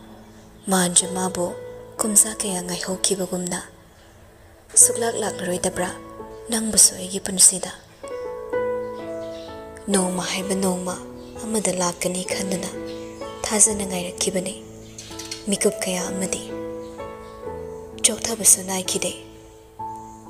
ꯑꯗꯨꯕꯨ ꯅꯣꯡꯃ ꯅꯣꯡꯃꯒꯤ ꯊꯥꯖꯕꯒꯤ ꯃꯃꯤꯁꯨ ꯁꯥꯝꯂꯛꯈꯤ ꯑꯣꯏꯍꯧꯋꯤ ꯂꯥꯠꯆꯔꯨꯕ ꯊꯃꯣꯏꯁꯤꯒꯤ ꯃꯔꯥꯜ ꯆꯠꯈꯤ ꯅꯪꯗꯤ ꯁꯨꯛꯂꯥꯟ ꯂꯥꯟꯗꯕꯒꯨꯝꯅ ꯃꯥꯏꯀꯩ ꯄꯨꯟꯗꯦ ꯂꯝꯕꯤ ꯇꯣꯉꯥꯜꯂꯤ ꯃꯇꯥꯒꯨꯝ ꯃꯤꯠꯆꯤꯅ ꯍꯟꯅ ꯐꯥꯎꯕ ꯌꯦꯡꯂꯝꯈꯤꯗꯦ ꯀꯔꯤꯒꯤ ꯊꯛꯅꯤꯡꯗꯅꯤ ꯅꯪꯅ ꯅꯨꯡꯁꯤꯅ ꯌꯥꯅꯨꯡꯁꯤꯗ ꯏꯟꯁꯤꯜꯂꯛꯄ ꯑꯃ꯭ꯔꯤꯇꯗꯣ ꯅꯤꯖꯕꯁꯨ ꯉꯝꯗ ꯈꯥꯏꯕꯤꯌꯨꯁꯨ ꯍꯥꯏꯉꯝꯗ ꯄꯥꯝꯖ ꯄꯥꯝꯖ ꯈꯧꯔꯥꯡꯕ ꯑꯃ꯭ꯔꯤꯇꯗꯣ ꯁꯨꯛꯊꯛ ꯊꯛꯄ ꯐꯪꯈꯤꯗꯦ ꯅꯪꯅ ꯍꯛꯆꯥꯡꯗ ꯅꯨꯡꯁꯤꯅ ꯁꯣꯛꯂꯛꯄ ꯑꯩꯅ ꯏꯀꯥꯏꯅ ꯃꯤꯍꯨꯜ ꯐꯥꯊꯖꯕ ꯅꯨꯡꯁꯤꯒꯤ ꯃꯤꯍꯨꯜ ꯃꯈꯣꯜꯗ ꯍꯦꯟꯅ ꯅꯪꯅ ꯑꯩꯕꯨ ꯅꯨꯡꯁꯤꯔꯛꯄ ꯀꯔꯤꯒꯤ ꯄꯥꯝꯗꯅꯤ ꯏꯀꯥꯏꯔꯕꯁꯨ ꯃꯤꯀꯨꯞꯇꯣ ꯊꯋꯥꯏ ꯍꯛꯆꯥꯡ ꯑꯅꯤꯃꯛ ꯁꯤꯟꯅꯒꯦ ꯍꯥꯏꯗꯨꯅꯕꯨ ꯍꯣꯛꯈꯤꯕ ꯅꯠꯇ꯭ꯔꯥ ꯀꯨꯟꯗꯣ ꯄꯔꯦꯡꯗꯣ ꯊꯥꯖꯅ ꯀꯟꯁꯤꯜꯂꯛꯈꯤꯕ ꯈꯣꯡꯊꯥꯡ ꯑꯔꯥꯟꯕ ꯑꯣꯏꯍꯟꯕꯤꯈꯤ ꯑꯁꯥ ꯀꯌꯥ ꯑꯃ ꯁꯥꯒꯠꯇꯨꯅ ꯅꯅꯥꯛꯇ ꯂꯥꯛꯈꯤ ꯃꯪꯂꯥꯟ ꯈꯛꯇꯃꯛ ꯑꯣꯏꯍꯧꯋꯤ ꯅꯨꯡꯉꯥꯏꯕ ꯁꯔꯨꯛꯇꯨꯗꯤ ꯊꯥꯖꯔꯨꯗꯕ ꯊꯧꯗꯣꯛ ꯀꯌꯥ ꯑꯃꯅꯤ ꯍꯛꯆꯥꯡꯗ ꯗꯥꯛꯐꯝ ꯎꯗꯦ ꯍꯥꯏꯕ ꯈꯛꯇꯅꯤ ꯁꯣꯛꯍꯜꯂꯝꯂꯤꯕ ꯁꯣꯛꯄꯒꯤ ꯆꯩꯅꯥꯗꯤ ꯍꯧꯖꯤꯛꯁꯨ ꯃꯃꯤ ꯁꯥꯝꯗ꯭ꯔꯤ ꯃꯤꯀꯨꯞ ꯑꯃ ꯄꯣꯊꯥꯕ ꯌꯥꯗꯦ ꯃꯥ ꯍꯧꯈꯤꯕ ꯊꯧꯗꯣꯛ ꯅꯤꯡꯁꯤꯡ ꯈꯣꯏꯁꯥꯎꯅꯕ ꯍꯦꯜꯂꯛꯏ ꯏꯀꯥꯏꯕ ꯃꯁꯤꯡ ꯊꯤꯉꯝꯗꯅꯁꯨ ꯅꯪꯈ꯭ꯔꯦ ꯅꯨꯡꯁꯤꯒꯤ ꯍꯥꯛꯇꯛꯇ ꯃꯀꯣꯛꯇꯨ ꯆꯤꯛꯄꯒ ꯃꯁꯝꯗꯨ ꯃꯤꯅ ꯂꯥꯛꯇꯅ ꯆꯤꯡꯈꯤꯕꯒꯨꯝ ꯊꯦꯡꯕ ꯌꯥꯔꯝꯗꯦ ꯈꯤꯇꯪꯈꯛ ꯌꯥꯎꯍꯟꯕꯗꯨꯁꯨ ꯖꯤꯡ ꯄꯥꯜꯂꯤ ꯅꯨꯡꯁꯤꯠ ꯃꯔꯛꯇ ꯀꯣꯏꯆꯠ ꯆꯠꯂꯨꯕ ꯎꯐꯨꯜ ꯆꯥꯔꯨꯕꯗꯨꯅ ꯑꯣꯏꯔ ꯃꯥꯜꯂꯦ ꯅꯥꯇꯣꯟꯁꯨ ꯏꯅꯨꯡ ꯅꯨꯡꯉꯥꯏꯇ꯭ꯔꯦ ꯁꯥꯎꯅꯤꯡꯃꯟꯕꯅ ꯅꯪꯗꯗꯤ ꯋꯥꯍꯜꯂꯒꯦꯀꯣ ꯍꯥꯏꯅ ꯇꯧꯒꯦ ꯃꯇꯥꯒꯨꯝ ꯇꯧꯈꯤꯕꯅꯤ ꯑꯗꯨꯕꯨ ꯃꯥꯁꯨ ꯌꯥꯎꯅ ꯍꯦꯛ ꯋꯥꯔꯦ ꯅꯍꯥꯟꯈꯩꯗꯒꯤ ꯉꯁꯤꯅ ꯍꯦꯜꯂꯤ ꯆꯣꯛꯊꯕ ꯊꯕꯛ ꯑꯋꯥꯕ ꯀꯌꯥ ꯑꯃ ꯁꯨꯔꯨꯕꯒꯨꯝ ꯁꯣꯔ ꯆꯥꯎꯅ ꯍꯣꯜꯂꯤ ꯆꯥꯛꯇꯨ ꯐꯥꯎꯕ ꯋꯥꯃꯟꯕꯅ ꯆꯥꯕ ꯉꯝꯗ꯭ꯔꯦ ꯊꯕꯛ ꯐꯅ ꯋꯥꯅ ꯁꯨꯔꯨꯔꯕꯁꯨ ꯑꯁꯨꯝꯅ ꯍꯦꯛ ꯋꯥꯕꯗꯤ ꯃꯍꯥꯛ ꯊꯦꯡꯅꯗ꯭ꯔꯤ ꯑꯗꯨꯕꯨ ꯇꯞꯅ ꯚꯥꯞ ꯇꯥꯔꯛꯂꯤ ꯃꯥ ꯈꯪꯂꯤ ꯍꯧꯖꯤꯛ ꯈꯛꯇꯗ ꯃꯥꯅ ꯉꯁꯤ ꯀꯥ ꯍꯦꯟꯅ ꯋꯥꯔꯨꯕꯒꯤ ꯃꯔꯝꯁꯦ ꯗꯣꯛꯇꯔꯅꯁꯨ ꯃꯇꯝ ꯈꯔ ꯄꯣꯊꯥꯅꯕ ꯍꯥꯏꯗꯨꯅ ꯍꯥꯏꯔꯛꯄꯅꯤ ꯑꯗꯨꯁꯨ ꯉꯥꯛꯇꯤ ꯃꯥ ꯀꯥꯎꯊꯣꯛꯂꯨꯔꯦ ꯃꯁꯥꯗꯨ ꯊꯤꯟꯗꯣꯛꯄꯒꯤ ꯑꯃꯨꯛꯁꯨ ꯁꯨꯛꯇꯣꯛꯂꯒ ꯈꯥꯡꯉꯤ ꯆꯥꯛꯁꯨ ꯆꯥꯗ꯭ꯔꯦ ꯋꯥꯃꯟꯕꯒ ꯆꯥꯅꯤꯡ ꯊꯛꯅꯤꯡꯕ ꯀꯌꯥ ꯐꯥꯎꯗꯕꯒ ꯃꯃꯤꯠꯇꯤ ꯎꯏꯁꯤꯟꯅꯤꯡꯗ꯭ꯔꯤ ꯄꯣꯊꯥꯕꯗꯤ ꯄꯣꯊꯥꯅꯤꯡꯂꯤ ꯍꯛꯆꯥꯡꯅ ꯄꯣꯊꯥꯅꯤꯡꯂꯕꯁꯨ ꯋꯥꯈꯜꯗꯨꯅꯗꯤ ꯄꯣꯊꯥꯈ꯭ꯔꯒꯦ ꯌꯥꯔꯛꯇ꯭ꯔꯦ ꯉꯁꯤꯈꯛ ꯃꯥꯒꯤ ꯃꯇꯨꯡ ꯀꯣꯏꯅ ꯏꯟꯅꯕ ꯅꯨꯄꯥꯁꯦ ꯃꯥꯅ ꯄꯥꯝꯖꯕ ꯃꯇꯧ ꯑꯃꯈꯛꯅꯤ ꯆꯍꯤ ꯀꯌꯥ ꯁꯨꯞꯅ ꯉꯥꯏꯖꯔꯛꯄ ꯑꯗꯨꯕꯨ ꯏꯅꯤꯡ ꯅꯨꯡꯉꯥꯏꯕꯗꯤ ꯑꯣꯏꯔꯝꯗꯦ ꯀꯔꯤꯒꯤꯗꯃꯛ ꯑꯁꯨꯝꯅ ꯃꯉꯣꯟꯗ ꯁꯥꯎꯕ ꯉꯝꯗꯕꯅꯣ ꯃꯉꯣꯟꯗ ꯍꯩꯅꯗꯕ ꯎꯠꯂꯛꯇꯕꯅꯣ ꯍꯥꯏꯕ ꯆꯞ ꯆꯥꯅ ꯈꯪꯕꯅ ꯃꯇꯝꯗꯨꯒꯤ ꯅꯪꯒꯤ ꯑꯩꯒꯤ ꯋꯥꯔꯤꯗ ꯌꯥꯎꯈꯤꯗꯕ ꯇꯥꯡꯀꯛ ꯑꯃ ꯉꯁꯤꯗꯤ ꯑꯩꯒꯤꯁꯨ ꯁꯔꯨꯛ ꯊꯨꯡꯂꯛꯄꯒꯨꯝ ꯅꯪꯒꯤ ꯅꯇꯧꯅ ꯐꯥꯎꯍꯟꯕꯤꯔꯝꯂꯦ ꯑꯩ ꯌꯥꯝ ꯀꯜꯂꯛꯏ ꯑꯩ ꯌꯥꯝꯅ ꯀꯜꯂꯛꯏ ꯉꯁꯤꯗꯤ ꯑꯁꯦꯡꯕ ꯅꯪꯒꯤ ꯋꯥꯍꯩ ꯅꯠꯇ꯭ꯔꯕꯁꯨ ꯅꯪꯒꯤ ꯋꯥꯍꯩꯗꯨꯅ ꯃꯥꯏꯊꯣꯡꯗ ꯑꯩꯅ ꯁꯥꯎꯅꯤꯡꯕ ꯎꯠꯈ꯭ꯔꯕꯁꯨ ꯊꯃꯣꯏꯗꯗꯤ ꯍꯔꯥꯎꯕ ꯐꯥꯎꯔꯤ ꯑꯩꯒꯤ ꯃꯤꯠ ꯑꯅꯤꯁꯤꯅ ꯍꯔꯥꯎꯕ ꯍꯥꯏꯕ ꯋꯥꯍꯩ ꯇꯥꯛꯊꯣꯛꯈꯤꯕ꯭ꯔꯥ ꯅꯪꯅ ꯎꯈꯤꯕ꯭ꯔꯥ ꯑꯩꯒꯤ ꯊꯃꯣꯏꯒꯤ ꯋꯥꯔꯣꯜ ꯎꯔꯝꯂꯒꯗꯤ ꯑꯩ ꯏꯀꯥꯏꯒꯅꯤ ꯑꯁꯨꯛ ꯆꯣꯞꯅ ꯄꯥꯝꯖꯕ꯭ꯔꯥ ꯈꯟꯈꯤꯅꯤ ꯅꯪꯅꯁꯨ ꯆꯩꯔꯛꯇꯨꯗ ꯊꯣꯏꯍꯟꯕꯤ ꯀꯣꯜ ꯇꯧꯁꯤꯜꯂꯛꯏ ꯇꯥꯝꯅꯥꯁꯨ ꯄꯥꯏꯈꯠꯂꯤ ꯈꯣꯟꯖꯦꯜꯗꯣ ꯁꯣꯟꯊꯔꯞ ꯊꯣꯏ ꯅꯝꯕꯔ ꯑꯃꯗꯨꯅ ꯑꯣꯐ ꯊꯝꯃꯤꯗꯨꯅ ꯀꯩꯒꯤ ꯁꯤꯝ ꯀꯥꯔꯗ ꯍꯥꯞꯐꯝ ꯕꯦꯔꯥ ꯇꯧꯕꯒꯤ ꯆꯠꯇꯕꯅꯤ ꯑꯩꯅ ꯈꯪꯉꯤꯕ ꯄꯥꯎꯁꯤꯅ ꯀꯩꯅꯣ ꯇꯥꯝꯅ ꯅꯪꯅ ꯃꯤꯁꯛꯇꯣ ꯑꯩꯉꯣꯟꯗꯒꯤ ꯂꯣꯠꯂꯤꯁꯤꯅ ꯀꯩꯒꯤ ꯍꯟꯗꯛꯀꯤ ꯋꯥ ꯑꯗꯨꯃꯁꯤ ꯇꯥꯝꯅ ꯐꯨꯛ ꯍꯧꯒꯠꯂꯛꯂꯒ ꯐꯃꯨꯡ ꯃꯌꯥꯏꯗꯨꯗ ꯐꯝꯃꯛꯏ ꯀꯅꯥꯒꯤ ꯋꯥꯔꯤꯅꯣ ꯅꯪꯅ ꯍꯥꯏꯔꯤꯗꯨꯕꯣ ꯇꯥꯝꯅ ꯅꯪꯒꯤ ꯍꯧꯈꯤꯕ ꯊꯧꯗꯣꯛꯇꯣ ꯑꯩ ꯇꯥꯔꯦ ꯅꯪꯅ ꯂꯤꯔꯒ ꯑꯗꯨꯕꯨ ꯃꯤꯁꯛꯇꯨꯃꯗꯤ ꯅꯪꯅ ꯑꯩꯉꯣꯟꯗ ꯇꯥꯈꯤꯗ꯭ꯔꯤ ꯅꯪꯅ ꯑꯍꯥꯟꯕꯗ ꯁꯔꯣꯒꯦꯠ ꯄ꯭ꯔꯣꯁꯦꯁ ꯌꯥꯈꯤꯗꯕꯒꯤ ꯃꯔꯝꯁꯦ ꯐꯤꯔꯦꯞꯄꯒꯤ ꯑꯣꯏꯔꯝꯕ ꯅꯠꯇ꯭ꯔꯥ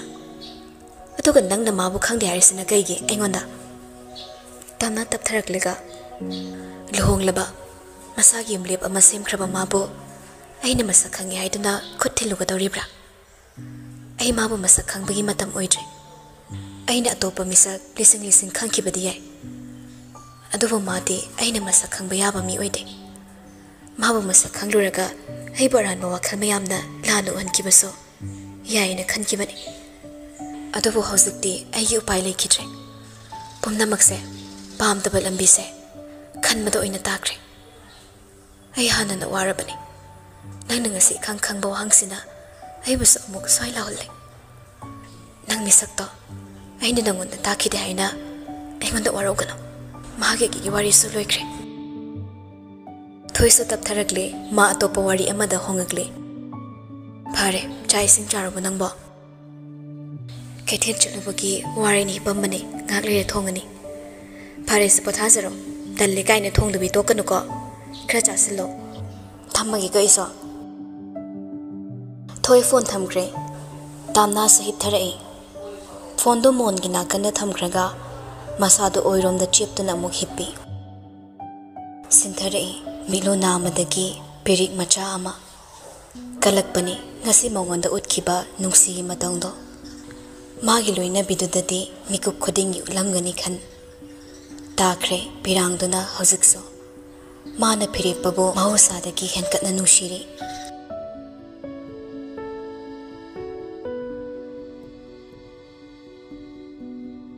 ꯁꯣꯝꯗ ꯑꯌꯨꯛꯇꯣ ꯁꯨꯔꯨ ꯉꯟꯇꯥꯅ ꯃꯤꯀꯞ ꯊꯣꯔꯛꯂꯝꯃꯤ ꯍꯧꯒꯠꯂꯛꯏ ꯃꯀꯣꯛꯇꯨ ꯃꯈꯨꯠ ꯑꯅꯤꯅ ꯏꯔꯨꯝ ꯂꯨꯝꯅ ꯄꯥꯏꯕꯣꯏ ꯅꯝꯕꯣꯏ ꯇꯧꯔꯒ ꯉꯥꯛꯇꯤ ꯐꯃꯨꯡ ꯃꯌꯥꯏꯗꯨꯗ ꯐꯝꯂꯒ ꯍꯥꯀꯝ ꯂꯥꯎꯅ ꯆꯜꯂꯒ ꯂꯩ ꯐꯤꯔꯦꯞꯄ ꯌꯦꯡꯕꯗ ꯃꯥꯒꯤ ꯃꯅꯥꯛꯇꯁꯨ ꯇꯨꯝꯂꯝꯗ꯭ꯔꯦ ꯑꯇꯣꯞꯄ ꯐꯃꯨꯡꯗꯨꯗꯁꯨ ꯍꯤꯞꯂꯝꯗꯦ ꯑꯗꯩ ꯑꯃꯨꯛ ꯃꯥꯁꯨ ꯉꯔꯥꯡ ꯍꯜꯂꯛꯄꯒꯤ ꯃꯐꯤ ꯍꯣꯡꯂꯝꯗꯦ ꯍꯥꯏꯕ ꯃꯥ ꯎꯔꯛꯂꯦ ꯃꯁꯤ ꯐꯤꯔꯦꯞꯄꯒꯤ ꯑꯁꯥꯎꯕꯅꯤ ꯃꯤꯍꯨꯜ ꯆꯦꯟꯈꯠꯂꯛꯏ ꯃꯥ ꯉꯔꯥꯡꯒꯤ ꯊꯧꯗꯣꯛꯁꯤꯡꯗꯣ ꯇꯞꯅ ꯇꯞꯅꯁꯨ ꯅꯤꯡꯁꯤꯡꯂꯛꯏ ꯅꯍꯥꯟꯈꯩꯗꯒꯤ ꯉꯔꯥꯡꯅ ꯍꯦꯟꯅ ꯈꯔꯁꯨ ꯊꯛꯆꯤꯟꯈ꯭ꯔꯦ ꯅꯤꯡꯈꯣꯝꯕꯅ ꯍꯩꯔꯛꯄ ꯒ꯭ꯂꯥꯁꯇꯣ ꯄꯥꯝꯃꯨꯕꯒꯨꯝ ꯂꯣꯏꯅ ꯊꯛꯆꯤꯜꯂꯛꯈꯤꯕꯅꯤ ꯍꯧꯒꯠꯂꯛꯂꯒ ꯄ꯭ꯔꯞ ꯄ꯭ꯔꯞ ꯕꯥꯔꯣꯝꯗ ꯆꯦꯟꯁꯤꯟꯈ꯭ꯔꯦ ꯏꯃꯨꯡꯒꯤ ꯊꯕꯛ ꯏꯪꯈꯥꯡꯅ ꯃꯁꯥꯅ ꯍꯣꯠꯅꯖꯕ ꯅꯠꯇꯦ ꯊꯕꯛ ꯁꯨꯕꯤ ꯂꯩꯔꯤ ꯀꯔꯤꯒꯤ ꯑꯩꯅ ꯇꯧꯁꯔꯨꯅꯤ ꯍꯥꯏꯅ ꯂꯩꯊꯣꯛꯄ ꯃꯤꯗꯥꯅꯤ ꯁꯨꯔꯨꯅ ꯕꯥꯠꯔꯨꯝꯗ ꯆꯪꯈ꯭ꯔꯤꯉꯩ ꯐꯤꯔꯦꯞꯄ ꯃꯥꯁꯨ ꯀꯥ ꯃꯅꯨꯡ ꯆꯪꯉꯛꯂꯦ ꯏꯁꯥꯏ ꯆꯥꯏꯔꯝꯕ ꯀꯥꯗꯨ ꯎꯕꯗ ꯈꯣꯏꯔꯧ ꯈꯤꯇꯪ ꯂꯪꯈꯠꯂꯛꯏ ꯃꯄꯥꯟꯂꯣꯝꯗ ꯑꯣꯟꯊꯣꯛꯂꯒ ꯇꯤꯂꯣꯕꯨ ꯀꯩꯀꯧ ꯀꯧꯏ ꯏꯅꯦ ꯇꯤꯂꯣꯁꯨ ꯇꯥꯔ ꯃꯥꯜꯂꯦ ꯍꯥꯊꯨ ꯍꯥꯊꯨ ꯆꯪꯖꯔꯛꯏ ꯏꯕꯨꯡꯉꯣ ꯀꯔꯤ ꯃꯄꯨꯡ ꯐꯥꯕ ꯅꯪꯗ꯭ꯔꯤꯉꯩ ꯐꯃꯨꯡ ꯃꯥꯅꯨꯡ ꯎꯕꯗ ꯏꯆꯥꯏ ꯆꯥꯏꯕꯗꯨ ꯎꯔꯒ ꯚꯥꯞ ꯇꯥꯔꯦ ꯏꯅꯥꯟ ꯅꯥꯟꯖꯕ ꯃꯣꯠꯄ ꯌꯥꯗꯕ ꯐꯤꯔꯦꯞꯄꯅꯤ ꯑꯗꯨꯅ ꯈꯔ ꯐꯤꯡꯅ ꯀꯥ ꯃꯅꯨꯡ ꯆꯪꯁꯤꯟꯈ꯭ꯔꯒ ꯂꯣꯏꯁꯤꯜꯂꯛꯏ ꯋꯥ ꯉꯥꯡꯅ ꯉꯥꯡꯅ ꯃꯧꯁꯨ ꯃꯁꯥ ꯉꯝꯗꯕ꯭ꯔꯥ ꯍꯧꯒꯠꯍꯧꯗꯦꯅꯅꯦ ꯏꯅꯦꯅ ꯑꯇꯣꯞꯄ ꯊꯕꯛ ꯑꯃ ꯍꯥꯟꯅ ꯂꯣꯏꯁꯤꯜꯂꯝꯕꯅꯤ ꯍꯌꯦꯡꯈꯩꯗꯤ ꯁꯣꯏꯍꯜꯂꯔꯣꯏ ꯐꯤꯔꯦꯞꯄ ꯇꯁꯦꯡꯕꯗꯤ ꯃꯥ ꯇꯤꯂꯣꯗ ꯁꯥꯎꯕ ꯑꯣꯏꯔꯝꯗꯦ ꯃꯥꯒꯤ ꯑꯌꯥꯛꯄ ꯈꯣꯟꯖꯦꯜꯗꯣ ꯀꯅꯥꯒꯨꯝꯕ ꯑꯃꯗ ꯊꯥꯗꯔꯒ ꯀꯅꯥꯒꯨꯝꯕ ꯑꯃꯅ ꯇꯥꯁꯅꯨ ꯍꯥꯏꯗꯨꯅ ꯂꯥꯎꯔꯤꯕꯅꯤ ꯇꯤꯂꯣꯅ ꯐꯃꯨꯡ ꯐꯥꯅꯨꯡ ꯀꯥꯗꯨ ꯁꯤꯠ ꯅꯥꯟꯅ ꯂꯣꯏꯁꯤꯟꯕ ꯂꯣꯏꯕꯒ ꯁꯨꯔꯨ ꯕꯥꯠꯔꯨꯝꯗꯒꯤ ꯊꯣꯔꯛꯏ ꯇꯤꯂꯣꯗꯤ ꯑꯗꯨꯝ ꯂꯣꯏꯁꯤꯜꯂꯝꯃꯒ ꯊꯣꯛꯈ꯭ꯔꯦ ꯐꯤꯔꯦꯞꯄ ꯗ꯭ꯔꯦꯁꯤꯡ ꯇꯦꯕꯜ ꯃꯃꯥꯡꯗ ꯆꯪꯁꯤꯜꯂꯒ ꯂꯦꯞꯈꯤꯕ ꯅꯨꯄꯤꯗꯨꯗ ꯌꯦꯡꯂꯒ ꯑꯩꯈꯣꯏꯅ ꯇꯨꯝꯕꯒꯤ ꯐꯃꯨꯡꯁꯤꯐꯥꯎꯗꯤ ꯅꯁꯥꯅ ꯂꯣꯏꯁꯤꯟꯕ ꯐꯕꯅꯤ ꯑꯍꯜꯁꯤꯅ ꯂꯣꯏꯁꯤꯜꯂꯤꯁꯤ ꯏꯀꯥꯏꯗ꯭ꯔꯣ ꯅꯃꯥꯏꯗꯣ ꯊꯥ ꯑꯃꯒꯤ ꯄꯤꯔꯤꯕ ꯇꯣꯂꯣꯞꯁꯦ ꯄ꯭ꯔꯥꯏꯚꯦꯠ ꯂꯤꯃꯤꯇꯦꯗ ꯑꯃꯒꯤ ꯃꯦꯅꯦꯖꯔꯒꯤ ꯁꯦꯂꯔꯤꯒ ꯃꯥꯟꯅꯔꯕꯅꯤ ꯃꯣꯏ ꯊꯝꯃꯤꯁꯦ ꯁꯤꯇꯕꯨ ꯅꯨꯡꯉꯥꯏꯖꯒꯦꯅ ꯊꯝꯃꯤꯅꯤ ꯃꯣꯏꯅ ꯉꯝꯗ꯭ꯔꯀꯥꯟꯗ ꯇꯧꯔ ꯂꯣꯏꯔꯦ ꯀꯩꯅꯣ ꯑꯗꯨꯕꯣ ꯁꯦꯜ ꯄꯤꯔꯦꯅ ꯃꯤ ꯈꯨꯗꯤꯡꯃꯛꯁꯤ ꯃꯤꯅꯥꯏ ꯑꯣꯏꯅ ꯂꯣꯏꯅ ꯎꯕꯒꯤ ꯋꯥꯅꯤꯅꯦ ꯑꯁ ꯑꯗꯨꯏ ꯅꯠꯇꯦꯕ ꯑꯗꯣ ꯉꯁꯤꯗꯤ ꯄꯨꯡꯁꯨ ꯈꯔ ꯊꯦꯡꯗꯣꯛꯈ꯭ꯔꯦ ꯁꯥꯟꯅꯕ ꯉꯥꯏꯍꯥꯛ ꯌꯥꯎꯔꯨꯁꯤꯗꯅ ꯃꯌꯥꯝꯅ ꯂꯣꯏꯅ ꯉꯥꯏꯅꯔꯝꯕꯅꯤ ꯉꯁꯤꯗꯤ ꯆꯠꯂꯒꯨꯝꯁꯦ ꯄꯨꯡꯁꯨ ꯊꯦꯡꯉꯦ ꯍꯌꯦꯡ ꯆꯠꯂꯣ ꯇꯥꯟꯖꯥꯗꯨꯗ ꯁꯨꯔꯨꯒꯤ ꯐꯣꯟꯗꯣ ꯈꯤꯡꯖꯤꯜꯂꯛꯏ ꯁꯨꯔꯨ ꯆꯪꯁꯤꯟꯗꯨꯅ ꯌꯦꯡꯂꯒ ꯀꯅꯥꯕꯨ ꯑꯣꯏꯔꯕꯅꯣ ꯁꯠ ꯀꯛꯊꯠꯈ꯭ꯔꯦ ꯁꯥꯏꯂꯦꯟ ꯊꯝꯖꯤꯟꯈꯤ ꯃꯄꯨꯔꯣꯏꯕꯗ ꯋꯥꯁꯨ ꯉꯥꯡꯉꯛꯏ ꯀꯩꯅꯣ ꯑꯩꯗꯤ ꯅꯣꯡꯃ ꯍꯦꯛ ꯂꯦꯞꯍꯧꯕꯗ ꯕꯦꯔꯥ ꯀꯥꯏ ꯍꯛꯆꯥꯡꯁꯦ ꯖꯔ ꯍꯦꯛꯇ ꯐꯦꯠꯀꯤ ꯁꯔꯨꯛ ꯍꯦꯟꯒꯠꯇꯣꯏꯅꯤ ꯑꯩ ꯉꯥꯛ ꯗ꯭ꯔꯥꯏꯚꯔꯗ ꯊꯤꯜꯍꯜꯂꯒꯦ ꯉꯥꯛꯇꯪ ꯆꯣꯡꯗ꯭ꯔꯗꯤ ꯌꯥꯔꯣꯏꯕ ꯑꯩꯈꯣꯏ ꯇ꯭ꯔꯦꯅꯔꯅꯁꯨ ꯆꯥꯡ ꯅꯥꯏꯗꯕ ꯌꯥꯝꯅ ꯁꯥꯎꯏ ꯉꯁꯤ ꯈꯛ ꯂꯦꯞꯄꯗ ꯅꯪꯒꯤ ꯐꯤꯒꯔꯗꯣ ꯃꯥꯡꯗꯧꯔꯤꯕ꯭ꯔꯥ ꯆꯥꯔꯤ ꯊꯛꯏꯕ ꯃꯌꯥꯝꯗꯨꯁꯨ ꯁꯥꯏꯠ ꯏꯐꯦꯛ ꯂꯩꯔꯝꯒꯅꯤ ꯐꯤꯒꯔ ꯐꯖꯅꯕ ꯁ꯭ꯀꯤꯟ ꯐꯖꯅꯕ ꯐꯦꯠ ꯂꯧꯊꯣꯛꯅꯕꯅ ꯆꯥꯔꯤꯕ ꯍꯤꯗꯥꯛ ꯒꯨꯂꯤ ꯃꯌꯥꯝꯗꯣ ꯀꯥꯞꯄꯤꯕ ꯏꯟꯖꯦꯛꯁꯟꯁꯤꯡꯗꯣ ꯑꯐꯕ ꯅꯠꯇꯦ ꯃꯇꯝ ꯈꯔ ꯈꯛ ꯐꯖꯔꯝꯃꯒ ꯂꯥꯁꯇ ꯅꯁꯥ ꯃꯅꯨꯡꯗ ꯂꯣꯏꯅ ꯄꯨꯝꯃꯝꯕ ꯁꯣꯏꯗꯕꯅꯤ ꯀꯔꯝ ꯀꯥꯟꯗꯒꯤꯅꯣ ꯑꯩꯒꯤ ꯀꯦꯌꯔ ꯂꯧꯕ ꯃꯥꯜꯂꯛꯏꯁꯤꯅ ꯑꯆꯨꯝꯕ ꯋꯥ ꯉꯥꯡꯕꯅꯦ ꯃꯔꯩ ꯇꯧꯅꯁꯦ ꯍꯥꯏꯕ ꯅꯠꯇꯦ ꯑꯗꯨꯗꯤ ꯃꯥꯂꯦꯝꯁꯤꯗ ꯂꯩꯔꯤꯕ ꯃꯣꯗꯦꯜ ꯑꯦꯛꯇꯔ ꯑꯦꯛꯇ꯭ꯔꯦꯁ ꯃꯌꯥꯝꯁꯦ ꯅꯍꯥꯟ ꯂꯣꯏ ꯁꯤꯟꯅꯔꯝꯃꯅꯤ ꯑꯁꯤꯕꯨ ꯋꯥꯅꯤꯅ ꯑꯥꯔꯇꯤꯁ ꯑꯃ ꯑꯣꯏꯔꯨꯕꯅꯤꯅ ꯁ꯭ꯀꯤꯟꯒꯤ ꯍꯛꯆꯥꯡꯒꯤ ꯔꯨꯇꯤꯟꯁꯦ ꯀꯥꯏꯍꯟꯕ ꯌꯥꯕ ꯅꯠꯇꯦ इसागी फजब फिगर से हेक मांगखिबदा अखोइगी दिमिंग चट हंथरकदोरिबनी तामो ऐंगाक्ते यौरखिगे तामोना तलनमिना असी हायरगा सुरु सानब चटपदा सेनब ड्रेस होंकी फ्रिजता सेमदुना थमलंबा ब्रेकफास्ट तुसे साथोकले अयुकी स्किन केयर रूटीन फजन तौरबा मतों सानबनी हाइना अमुक युमदगी थोखरे चटखरे फिरेपसु ब्रेकफास्ट तौनबा हाइना कादगी थोके एक तौबगा पॉकेट यारिबा फोन दो खिंजलई येंगलुबदा डॉक्टर थोयनबीगी ओइरम्मी पाइखलगा वारी सादुना थोरई डॉक्टर कई लेरगे थोयनबीना तामनादो अयु याहौरकपदा का मनुंगदा मकोक ngaवेना अनकॉन्शियस लेरमीना रूम थंगनबे स्टाफ अमना हॉस्पिटल दा बुखले शुरुदा कॉल तोबसु कक्थले हंजिना तोबसु पाइरक्ट्रे रेस्पॉन्सिबिलिटी से नबानीनी नोइदा हाइदना कनादा हाइनी अदुगा रेस्पॉन्सु फजन पिरक्ते अखोई ओइरो हाइरो रेस्पॉन्सिबिलिटी सिसो फिरेपा ममिक मना खितंग लाउथोकने पाखतले हाइबा मओंगदुदा खंगी युमदा सेटपे स्पोर्ट पेन तुमगा मोजाफुरी तुमगा चुमना अदुम साखुमदा संगमदा थोरकलगा गराजदगी सो पानसलगा थनंबा गाड़ी अमा थौदोरकले अयौजे योरगे खरा थुना यौसनबिरो सानादोबा वारिसुले होय अई गाड़ी थौदोरे यौसुलागे हाइरगा कॉलदो पट कक्थत्रे यामना थुना युमदगी गाड़ी थौदोरकलगा यामना थुना हॉस्पिटल यौरकले थोइदा कॉल तौना तौना हॉस्पिटल मनुंग चंगे करंबा वात लेरिनो अइगे केबिन दो ओइना पोथाले अइगी दो ओइना चंगबिरो होय फरे ए चंगागे असुमना फिरेपा थोइगे केबिन दो ओइना लाकले तामनासु कैसु तौदबगुम थोइगा फमिनरंगा वारी तौरमी फिरेपा मासु प्रपप चंगसिलकलगा तामनागी मनाक्ता लेपतुना चैबा होरई ngarang kaithen sinba thongna kyarak no chatkibudo adugi reaction lakpa oirini wan tharak palek tharak pase common symptom ni hairaso yamna laina khan maunade ngasi ga nirak sure nangna sumai tawrise tamna maran leite haiba yade aduna ma phe pada yengkhat pa phau talaknami mangonda yenglam da meeting da urudrabaso khangmangami se lawduna makhoi gi damak thabak tawni hairaga amuk su heladi karini haina khan khidawriba sisu khalai aduna thazaba manghaning dabagi asumna kumlei matong cheksilange cheksani chinda khak gyan ta boin tawradana ngarang ware kaina bom taraga tumthongani kem saramoi chaning dena natra tamna khumde thoina mo tamna nangge to panungai taba nasada ke leiringe adugi matung ina hida khra su thage tawbune nangi nungai tabado loina mata si thadana hairo kaisu thoido palaitida kok phung ngauba phamurag hogalakpada tuge tawba aduga chak thonga chaba ngamdaba manam mahada hinadamnina kobi soiba phok ngamdre isa sonbadi natti naton khra sensitive oire phirepana aduna ngarang susara hele tamna amuk su khumaktre thoina vitamin B6 tablet am chathokse ayuk nungthil da chagano tumningan bane numidang doin chaw aduga iron and protein gi saruk yauba chinjak oina saro mahi manai gi saruk yam thakse chathokpada isagi naktane ising botas anghang daba maloina biyo numidang da yam thaksaluno bathroom da toina changdana ba khara leiraga angang kitang mapung phana sembagana physical activity khara tawse yam drabada pungni pan se tumna bohno ayam matam da pathabiyo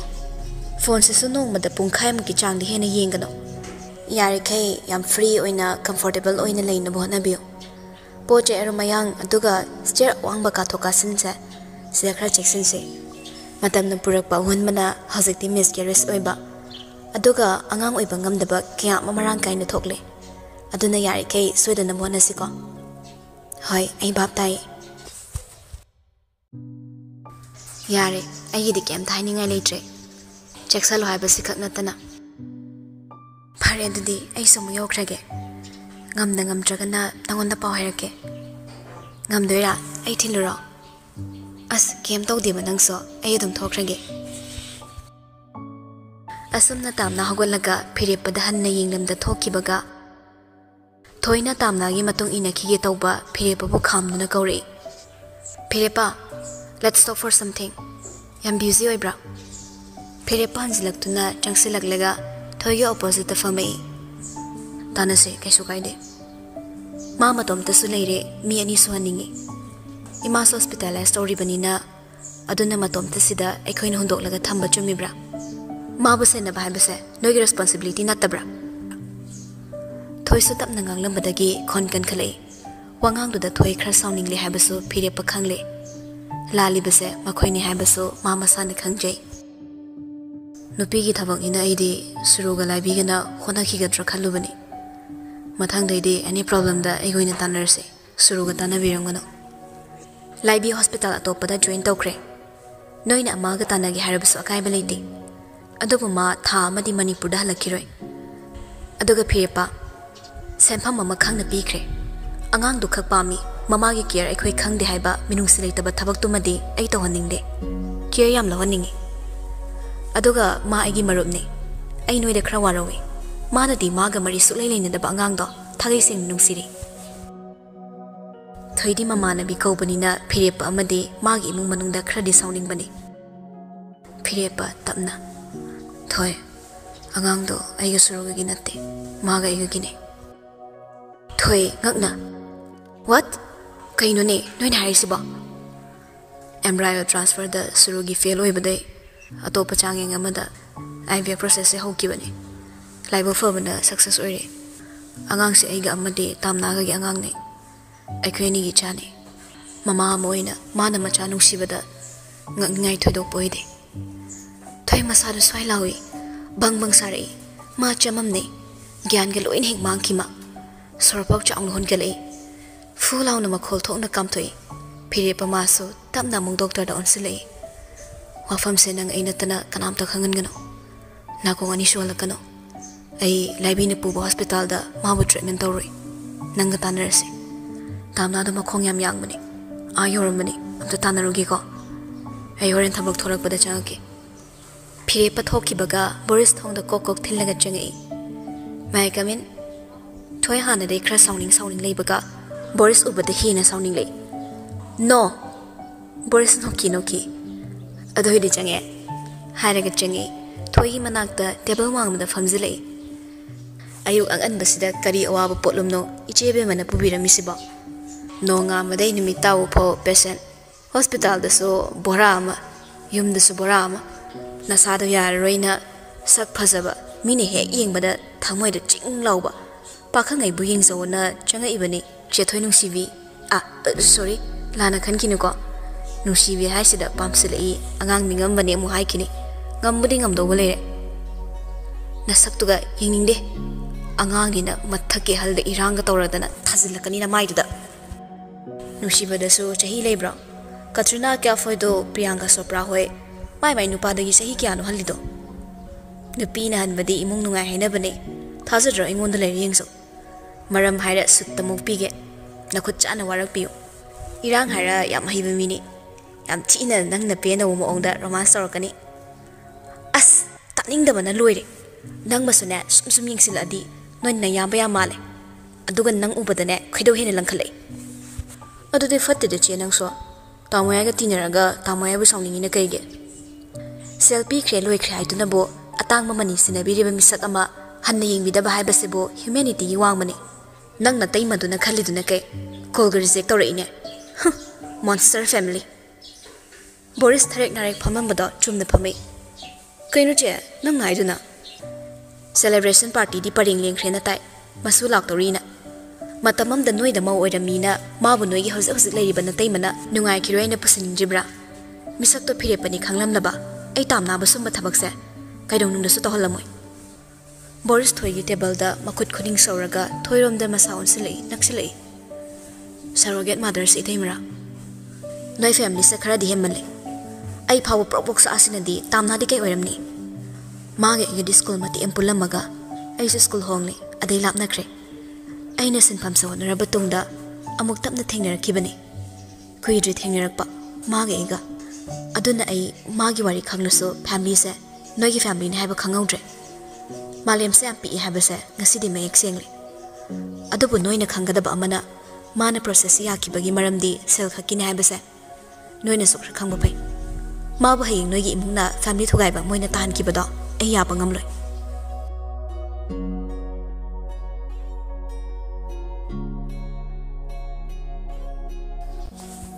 सोमद bill pay तौरमगा थोरकले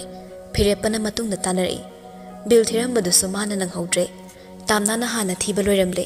फिरेपा वा ngang मतुंग लाई खर तपना चलुदा खोंका pot थुना थांग बौंगब्रो अइना थोक लाउना पमदे मयामगी खुमै ओइनी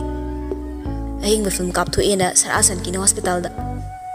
तामना चलंबा खोंथांग चपलेपकी तुंगदा इनरकलिबा फिरेपा मासो गम नक्सिलकलगा तामनागी मांगना सलेपरे अदुगा Noki वा ngangi तौरिंगे तामना इरा थांगबा सकतम उबदा फिरेपा सफम हंजिनके केदोरबा नुंगक चाने meeting धांगलई करी तौरे हाइबा वहंग अमा तामना ममित इंगांगांगना फिरेपा नंगा मरी सुक्लै लेनदबा अइसे नंगी ख्वाइदगी नक्नबा मिसक अमगुम वा nganglakanu matam amada nangi nungsina loinaba aiba nungsiba manmana to khorang labaso hojikte ai lamnan mini nanga mari amata silainadre aduna nangna koidrinina hairakpa wahi khuding inasina tabada hangoiba phawre nangni isada kitang solakpada wakhalse maningda khangan hanthana chatki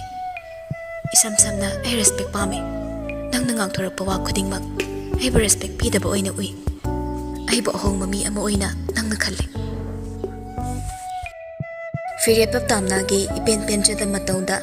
वाखल मनिंग खंगन हलई इरा चिंबा वारोबा meeting अमदे खोंजल दुनरा खोंकाप तो फाउबा मनिंग अमुरक अनिरक हंदोकलगा लेपि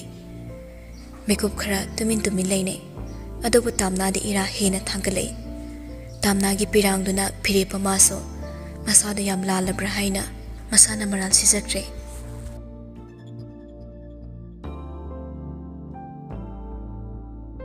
अगी का हेनबई तो उठ्रबसु अइबु ngakpiyo adubo toksinaba namthang nate aina nangbo hongna khankiba leite ahenba wangang sizina khrabasu nangbu soyaningdaba gini tamna nangna soyaningdaba da ai soidana bonage nangna ibu senari se nangina chasigi natra hoi ai khuding mak loina honage adubo nang inakta naksilakano ai haina daba phawi aina nga naksinaba pamde फिरेपा हानगी सकपम दांजिन Kharga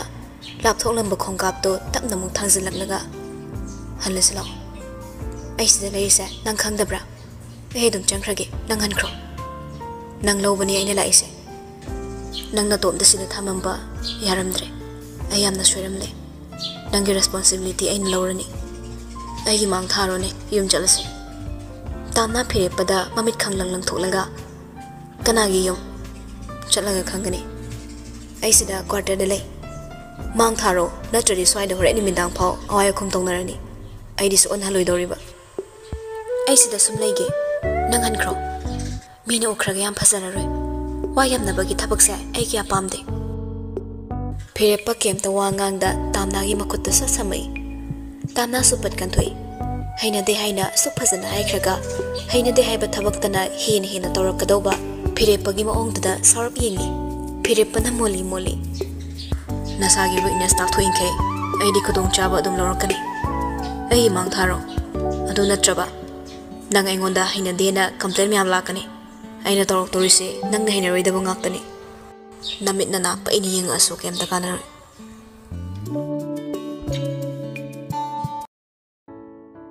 हाइने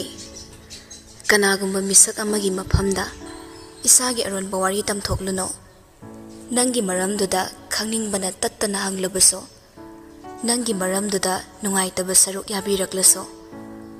नुंगाइतबगी सकलोन उलमलबसो थंगनबा मिकुप्ता नंगी नथंगता कादुना चटखिबा नंगबु नोकनबदा यावखिबा मिसक अमा ओइखिबसु याय हैनदबा थबकतो पामजदे हैनजदे थमोइ सिंगना ताकचबा मिकुप्ता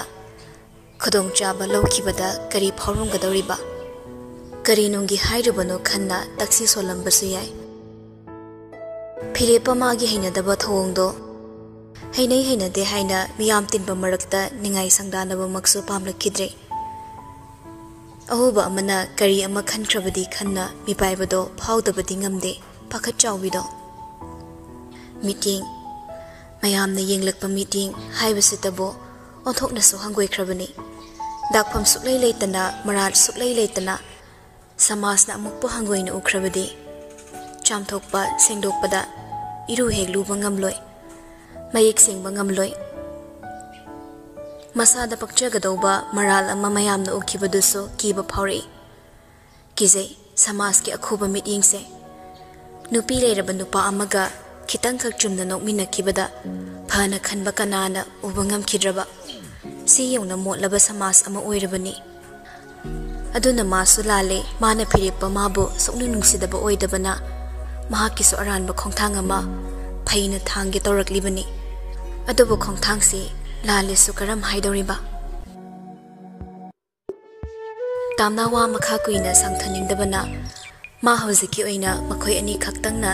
wari sanaba yadauba mafam thirakle chalo gari manung lorai sarase phirip pasu handakti keshu hairakidre mana mang tharaga gari parking lomda lakminai tamna na tonggadaba thonggadu sat hangdorakpada ingak pana buloiri nupidudi matam kayagi matungda urakliba ahongbasida mapumna mangakpani maram khanglabaso nupasigi athotpasaru afaba nakan pumna maksi urakpada mangon hingchabagum utkhiba maram chato ningsinglubada asi yawna mabu pamkhidabagi asuk khaidajaba matause matamduda machet amata uge fangkhidaboireko khalei tamna mamangda phiripana hangdorakliba thongduda kakhalakle phiripasu thingjin biramlaga koithokna laklera kakhalakle maso gari start tawre aduga hokthokdokkhibadu sanaba chatluba suruna ningkhombagi gari dagi hore ningkhombaga anido sanaba loiraga chuing thaksi haiduna lakpani aduda suruna phirepagi gari mali haina yenglubada manu hobani maithongi phibam kharadi hongduna thokhiba gari duda maning leithokduna midengna tanabadada ningkhomban hangi kana malino kana yengino kana no machatkiwa malida khangnaba mi ama tamogi gari manba okhrage nungaite haibagira no sum krai chatlubono na yengbani ado handak Bangalore Fashion Week ki program hosto nanga su khangne hai mel show stopper do ayam oiningi aina model gi lambi da khongtharakba fana kuirabaso show stopper go oisaba phangbududi amukta phangkidre nangna pamade engangnage mana show stopper henge tawbada Chandigarh dagini magi confident khulei du yengnaruradi nangdi khitang nope mi adu nupadudi Mr International gi titles lawkhrabani ma kan thoga nangna show stopper henbadi khangna chanabada priority piba takhiroidra nasana sukhra katna hono aina sungangnage chaba thakpa jak skin kamaina phasahangani na aduna chingbada routine amamale samdo afaba doctor matana ninge dat kiso aduga derma giso suru ningkhombada haifet yenglaga ningkhombagi tummaga tongtak tabai isaw sawa naton site da makut khodom biduna sukoi koida nanduna thengle nangi sigi tongi ba site se se lauthoga hek semdokpada nangi maithongi septo soidana lakani aduga cherong du sukra chawri da lauthoon se cosmetic surgery gi phabu doctor amle aduga tanrese sel dikhra chawbane aigi sonda sigi naton gi sepse kitang se mauduine aduda nangi su thorasira kai ge hoi sel ko matam ready ai kisu kai di aduma dei tawbiragini bottles ka patudi nasana putokjaro that 15 gi manungda aige puna changminara se Delhi da yai kaide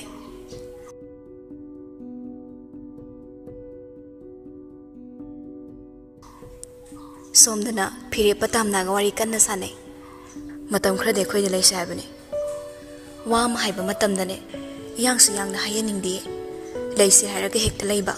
hallage hairaga na hektanba ya bahuna deda nungaroi mado aini aisidi nangba yi kana oiniba nangna yabadu khak yagadaba nati imung manungna yaba nangi nupina yaba darka tadabra ai amana yumduda khong thangziluraga lanjaw ma thokhanba chumde araiba lanjaw amadi oiroi malem sida thokiba lanjaw nupi hakta kini haina kinari bane madugi khudam piraga mayam gi ngangna fam oibaso ai ngamloi nangam hekta matam khragi thamaga kailanjaw nu tamna nanga ega mayam ga wari tongale aina nangi yumda changsiluraga leirubada akhang mina wangang narakani mi amani duki machin men mangamlaso mi khutma kitchen bal men ba khut pande aduna maram oiraga nangai gi marakta nangi loina bigi marakta misunderstanding ama semgatnabagi macha oirakani atai lan phamde araibani chagluk amagi lan phamdi yamna sensitive oi adu thoktanaba aina singi harasu aibu thasaba ngamloi doribra yari khe thodo ama thoktanaba honawbana phai thokrakanda mayoknabadudi thoktrungina cheksalobana phai khanle firipa tapna kawi tamna wayam kana ngangnagum sida aina sinba thabakta nangna wahanga mahangakta hoi haiduna yaba ngamdrisu kaigino nang boygi kana oidana nangna haiba wa khudingmak tadoriba firepo pailere rei khalamale sor tapna mo holaga fare nangna yadrabanina aina wanda wayam kana takselaroi tobadafu health kamari leinaba problem ama makha dana thoradi aina haiba nang yadaba yaroi tamnamdre firepa hanjinna sisu yaningdabra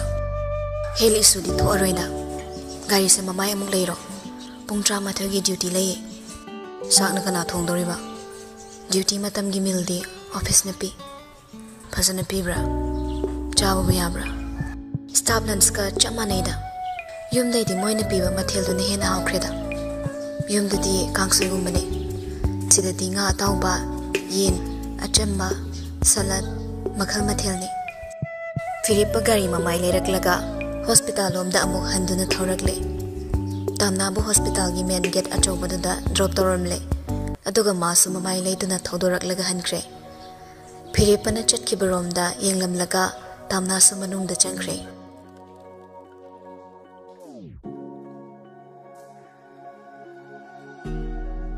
thabak chatnaramdai magi thokpa loisinai adubu ngasidi suru casual dress hongdorakpaduda phiripana kaino ngasidi Saturday sunatana body massage tawruge thabak komi ngasidi phirepa matang chari khanda asum hawdori nangna tawri su chum mena khanbra suru mapure bada yenglaga kaidorage aina thagai sene nang icha pa mamande mayamna yawnai hainadana nangi su angang ma yawde yade habagi mama moi ningba khak manbo aina ainui aina kaidorage tamo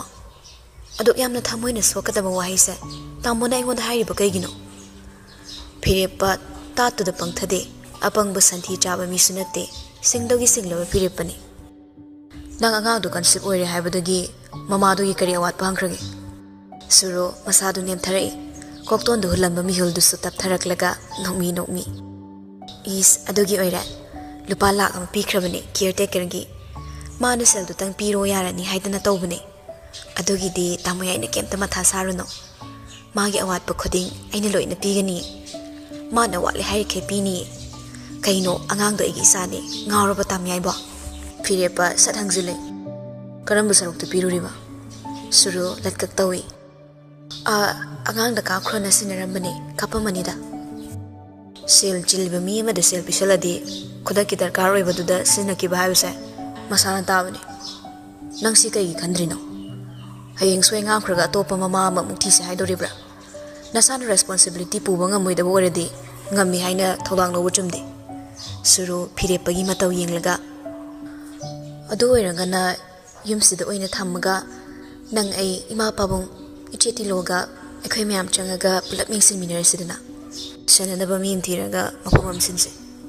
wa ngangnaringe amubi changai asauba ima office phawdang drop tawramo driver laktring asidi yadoribra nangbo phirepa loisin ba loikre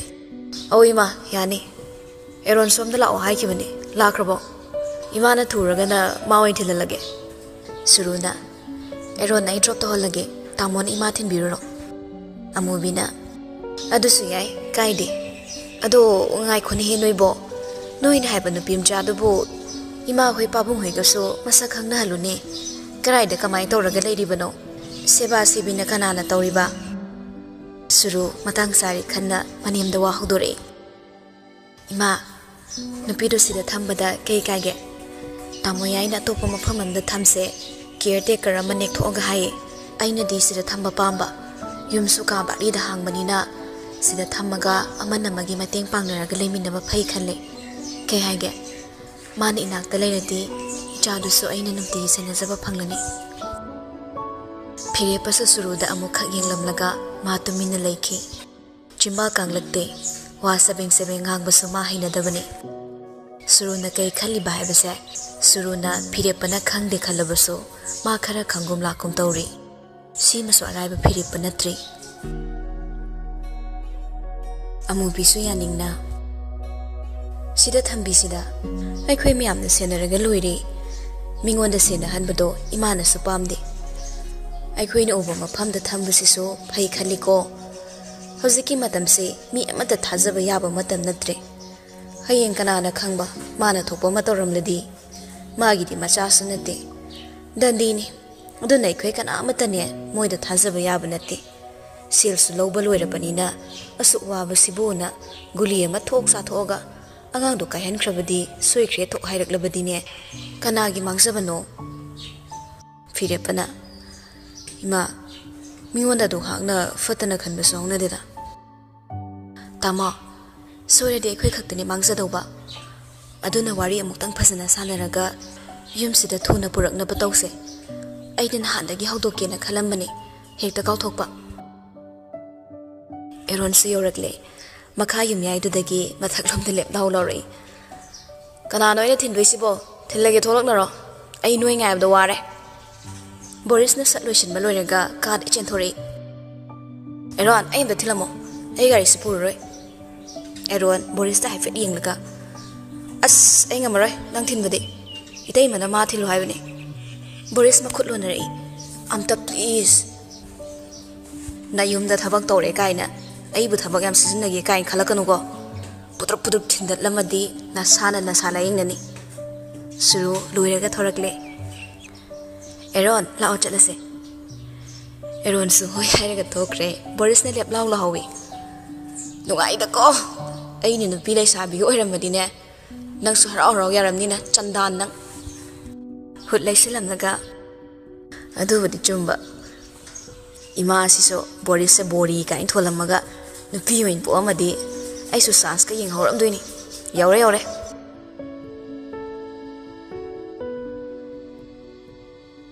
Beauty spa dani chanaba marup ko spa room duda steam bath tawri nupi ani do nongthang sena beauty spa gi staff ni ani se thaina matamdagi hauna luna tinarakpani nongthang gi matang da suru na khangdaba leite aduga suru gi matang da so nongthang na loina khangi ani do was adum tathok tasin tawdabani nongthang na laibina nongonda sauraga hospital dei tokris gaigino suruna Ho hayeng jail da punna sangminaba talli sidabu kari kiningai legi khangde aduga sauraga prabab chetkre asukui bese loinera ina traba maga egase hoi ai mangonda ai wari sit nana dili thokte magi sigi nature sidabu li thok amadi ai yola basu yari bani maduinu pido nanga masu berani angang ama kok adopt toraga yabasida chayet na bathaba ngasai su phire pado tamnai manak chatla lerami suru da sat on silaklaga kayo izano suru araiba nate ngasi mana okiba thaudokto yang na lawba ngamlamde aduna masu makokta karigumba amadi khankrabani maram du bukhanglegadi ai nangi nakta la aga wari khanage su khalamoi ichom chamnara natraga kai matangi no ikhangde tasena saroget mother se mani khanglam labadi ai phire pada angang pami ni ningai toramoi ai am panghore phire pana ma bu nungsi kidabanida kaishu khaluno magi chimbana nungsi kidrena hairaga in hekta thajagadaba nati makhoini ne laimina kibado chahi amani khak natene nupa amaga nupi amaga chahi ani hum laimina rakpaduda soknu nungsiba phawkidaba mikup amata yaukide haibase yagadabraba nungsidabana natro moini kaina kibado thajaba yaba nati ai kanam thajade ai amda thajade ai isa khak natana aina kanam ta thajade moini kaina kibagi maramda phirepana mabu pamdaba khaki maram natri atopa maram leiridana ngasi phauba aina thamoida kargi hingibase phirepana mabu nungsibagi oidabra aina ningba thongdaba ma leiribase mana magi thamoidagi nupido khamut muthatkibada ai ningba thongoidabagi maram leitena wari se ko ngawringo hawjikti aina atopa nupi masindo keso matam thenglaga leiramabnina ai su plan amadi yale nongthang khangningna Karamba plan? Imaga pabunggana ay buhena nungsirak na bamaram. Ay na makoydagi simpeti tanaba plan. Tamna yumda pusilani. Yumda pusinbada kagdok chado ba mawu pusinbadi ay buhena makoyna nungsirakani. Imana nupida hana de hawna pamde. Aduna makoyni iray na kainahan mangamkibani. Wari sa khangakpada misak sa tamna ni khangakpada amukena nungsiraroy. Ay di khangzada basaraga kumhayoksan matabani. Achoba kumhay masana batare dana. Nangi sisune kira ba ko yam sanay ko. Anga makopok thoga makata ba nangi profession duda adum chathawa yabado. Siru maithong tawraga ik-a asum na kunduri. Asu yam chawkhatlang matam sida ay ni jamu poktana matam manghan ba yadoribra. Tha 8 sa ay tax situation duni laydoise. Ay duty da thingani. Aday mining kunmada tha khara mo aday figure naw na musemani. Routine mung naw na. Matam kaya no changdoise. Ay ginupa magne ima magne. Ay ni chada mabu pitha oy gisu yaroy. Amagi sangom na macha phay adoda something. Mina muktang icha miron zage na lai ko ti tara ama thoining nare. Aduga nang na skin care daily routine. Angak pani nangi wakal simaso. Suro may thong katang hangjilaga. Yare nang muso ebasan pirano. Maruf hai city positive oy da wangango. Negative ay pamde. Phare ne do phagadra na tawraga aduna hena kok sabo soidabani ko. Nangi wabiraga ni ay haise nang nusidabagi nati. Kok sada na bahon na bada ay tomta nati kaino. Nang soigi da maglepoydra. Nang ay gimateng apta pangaroydra ba. Lep kanida panganida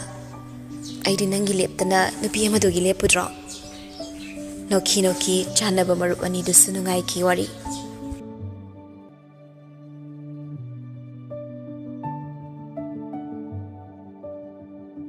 Somdana piripa matha sajai.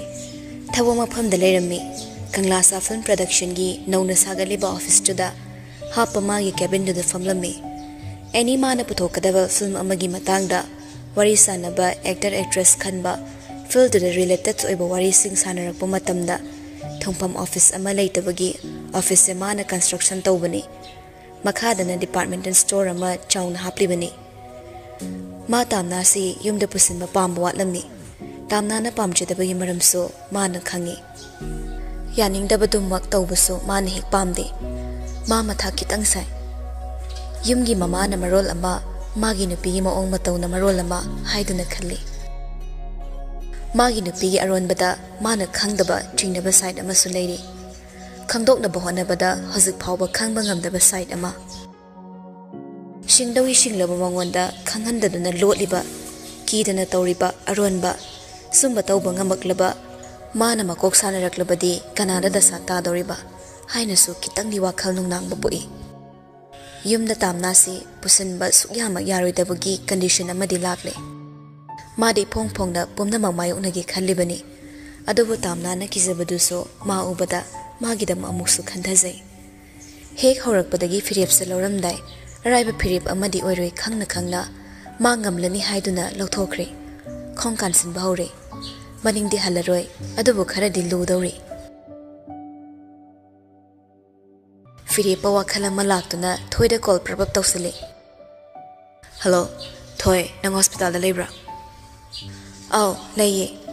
Kay hage. Jamna gi duty loigraba. Pung mari da loidoine. Khara watkini. Sip khara sangmane mi kona dabai. Oh, fare. Mangak tang leram khwayo. Ai lake. Nanga swarim sanaga daw leba. Nang si yauraga arubo am khanase. Hoi lao.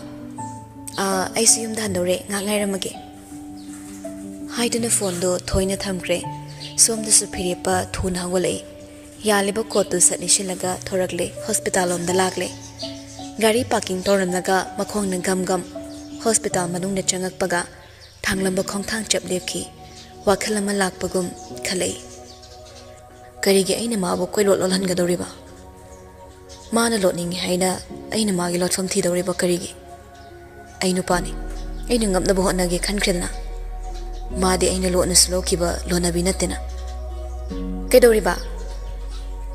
tongmaidagi khangai khangzil oina hangakpaduda Phiripa makla kitang nikloi ikhang khangmana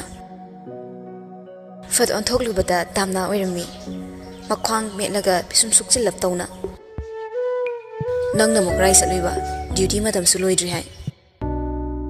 maram leidana chatluini thoina wari arubam sasina haire aingonda nangna haire na hai kai wari no kyam loge ire panga moida bawaga thoklabra aidi pakhat mandana washroom asinga thingam jachangba Phiripa tamna gi humangni inap napsin mai thongda pukning hun haifet yenglamlaga iyang yang hai aruba warim sa sa haidraga bo aina nang thawai na ngairam gadrane tamna ipai horambada khradi farakle adudi nangi se tawsineira ngasai de wana khai ngai se nam thak oire arimada humang ka khalaga nam thak tobiram laba phatmani nangso phagi dongna nam thak oire so aphaba maram amagi kaisu kaidena adu er taragade tamna kitang sawi nungsa marak chatlubagi olang on saungnabaga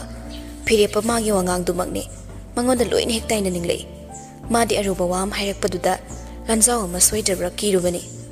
humangs ita khai phaijai yenga pamiding duda Phiripa handing sinada pocket tagi karino kayung homdana thiri phangla male salaw thoraklaga tamna gi laibakta doklawna thamboi namboi tawi tamna su ikhang khangboi tawna maning de longi tawbaduda Phiripa masado phingphingna tokhiba tare khan taw khangduda phaboi lakpoi tawki tamna su Phiripa magi gotugi color ngaksamduda thabak waida makhut ani changduna khangyan yali khayak naba kalenda kalen manba kalen yaujiba kalen sangakpagi nungsalakta marabhumi da sitpa asaba nungsitlakta leibaga chapmanaraba sakraba kanduda mamit choinada maisa amata phaunada yingnei mikup kharandi yingaklabada nungsiba phumba mitingna phongna changdabagum mausana piba maisasing yak yakpa kathekpa nungsa marakta leiri online lapta lepagum laptakna security amana staff parking lomda seran duran 1000 kiba car amada khanglaw lawi hey kaidano 1000 lido khonjel dana mamit pangna baglana mada tawramba anima ikhang khangna phokpu hogolei Phiripa su tamna bo thadorakle tamna su khara chathoklang lepi Phiripa musurumalna tamna gi makutta satpiraga humangak tangai namai du daitho nungsa suyam sai sari ba nungsa maraksida satin syaude kucha chatpado maisa gamta phawdra maisa maraksida lepi ba aina bo karamna maisa amu phawdoriba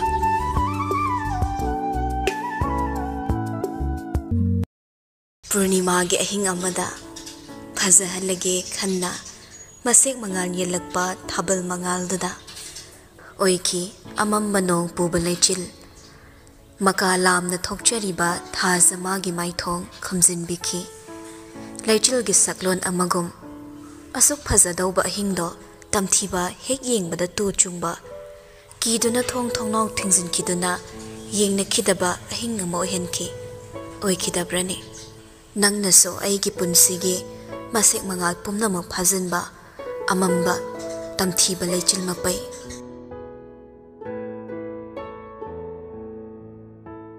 aduk tin ba wahai paringna thamoida akanba sapu amana namkhairakpagum khangpan pankhi tamna su Phiripa na pirakliba rumal du tapna lauraga mamaido tap napthoi tawriba maongda Phiripa ma yamna munna yinglei hairakiba wahidunara itap tappa ayingbi thazaibi magum ningthibidugi maithongna tari maisa mayamna kathekpagi awabasor honbagi saktam ama hauzik khaktana hena mayek singna chongthorakpagumna mana amingba malangba amagum oiduna ingna tapna liri humningba phaurakliba haiso haibani tamna mangonda nungsa sima yai nungsit sima kalli nong sima sunatai chadi haibagi kizaba thukatpa mipaiba amatta phaude kalen gi nungsa ayak pasidagi hena saba maisa marakta hingli akan manonglei nungsit kaya dagiso hena kanba punsigi lan soknari ingagi akan manongsudagi henba piranglakta hingli yada saksara amakhak hoktuna charaga hingba khangna yadabana minok maisagi lan kaya ama thengnaraklibani pamdre nungaire chatkre phare khanduna hingkiba mana khangkidrabasu hingduna lakibani made hingdabasu yadabana khaina khre haiduna so magi punsido hauzik su maning tamandre nupata nabu yang ne hingba ngambani miting da sagai olurabi mana ina phiyama thadok laga chatluba mikupta hu teiba miting na magi punsida ikoi sinki khong kan pham khangkide aduga amukna nupa yaudaba mawa magi punsi lambida kayamok yamna khorok thangalliba chitnabigi miting na kharibani sambal ama maikei mari makta ngamdrima hojik sumaning tamba matamdudana imung manunggi miwat mine aduga hojikna samaski phirepa wangang phamleite khumpham khangde hodokpham sungya ngawkhre habet khaktamak yenglaga ingna tapna duty matam suloire kaino macha kisira tamna sauba subut uttana ingna tamna yelai yareda kari mucha doino ngakleraga chak amuk chabasu yarani pharakta chapu chasin base numidang chak chabasu nungaite chara me hendok lagi hairagasu ahing dek talamai nangi phone number engonda piramgira chatte engonda lebasile chatlamani toina check tawradi chale chatte su khangdoba phirekpa amukso mamatom ta khumpham khangda ika tawringe gari ama manakta sat khamjilai leplamba ani duso gari romde yengthorei chakmanaba meeting na amukta suru gari dagi kumtharai leiramliba ani duda ingangakna chingnaba manba mato amasu yauna yengli uhallage khandunabo iphongphongnu ulaklibani aronba mato amadi natte tamnadi mihulda tak songkhalaklabani kaiso aranba henba thabak tongnadrabaso mi amagi surugi meeting na yeng matona hokiba thaudokta hayeng khangaklaga khudongsa balokkiba yaba wari kaya amasu lairibanina pankida kizai suruna yakraba nungsa maraksida kaino nabani na sileramisina aina haibati manungda su changnade mi taba yadaba wari dawna mafami jahek chada tamoy nangsuba phirepana aidi manung change doctor unagina magas unaramgina lakpa aduda lambida thengnare suru sunglass thak lawthoklaga as nungsa sidi mi shiraningo manung ai phamsla haiduna suruna phirepagi pambomda thakekta konsili chingboy chatminaboy tawranga chatki tungda lef hawi matam amagi khwaidagi naknabi hojikina lamlanbido couple ani dudi makhoi bakhanadagi khangbasingna matai mana oira male onthokna su phajakreda chanei haiduna leiribane celebrity haisitabo ayamana kharasu secret oina chathokalli hek open oina chatlubada mayamda yengnarakpa mabu obada magi maramda murum sonaba magi manakta kaya manaksilakpa stipomna maksina disturbance pibasu kayani aduna ma asumna open oina nongmata chatte adubu ngasidi lakle masu mapurebagi matong tanarakpani aniduna chatkhiba maikaida chapleptuna yinghori hauzik soma kalaktabra pamsadabra kale pamse phangkidaba nungsiba saktamse matai manau oibagi aphong manungsinabagi saktamse khwaidagi nakna lapkhibi khwaidagi nakna uba ngamkhidabi thamoi ani amakhak oiba ngamhankidabi khwaidagi sonbi amara natraga magi phajababa obi khidrabi khwaidagi laibak chumdabi amara oiri amadi oiri maisa mayam maraktagi chaina mayam maraktagi khwaidagi khangma ngamdaba mitsina urakpa kayadagi khwaidagi su yengba ngamdaba firepana maning halaga mangak tu laithorei mikup tu ma wakhalai ikhang khangna mamit kupai sur tapna holai aran be pirang do khangkali ari bathona phudok laga tamna su khara tam thokraga ani dogi matungda tabli inaduna changai thoye kevil lom dalai amadu samayum da hannaba sem saduna leirambani makhoi changak po ubada amu hanjilaga phamkhre magi sear duda Suru khanganing dawa kharasu leibana thoidi phirepa mangonda kitang sauning ba phawri akup wari do hen ba wari hapchin basu yararoi chorak pa khaknatana thoina noi ngai bada sirabani chango sipam sila tamna do kadom le hewrage Suru maning da fat on thok luraga tung danga sai le hewbani karom sar khazano haima le hewra za lo wangang du da thoi paksau de sauning ba phawrei phana kai ba mak natrabaso magi de mama na bi oibana mama na bi dugi apha ba do henning bana sauning bo iram badi yai haina phathari bani tamna su thongjal yorakle thoina kauseli mon kheda adop yam mola di chaklo phok mi na mun ki ba soida bani nangni maru oiba mi de chango si phamla sit ani khak tha bani na wa khangda bani duna phamaga lai thoki bana thoi man hagolaga magi share du tamna bu chingsilaga phamalli adoga tamna gi tungwai da lepaga lengsum ani da makhut ani na pairaga ngasai de kai chatluino ba nangbo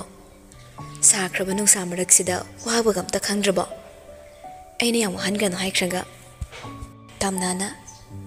imagi hida wali na thiruba sida su phangdaba thoina phirepa nangna sana saiba waduna kari matangino phirepana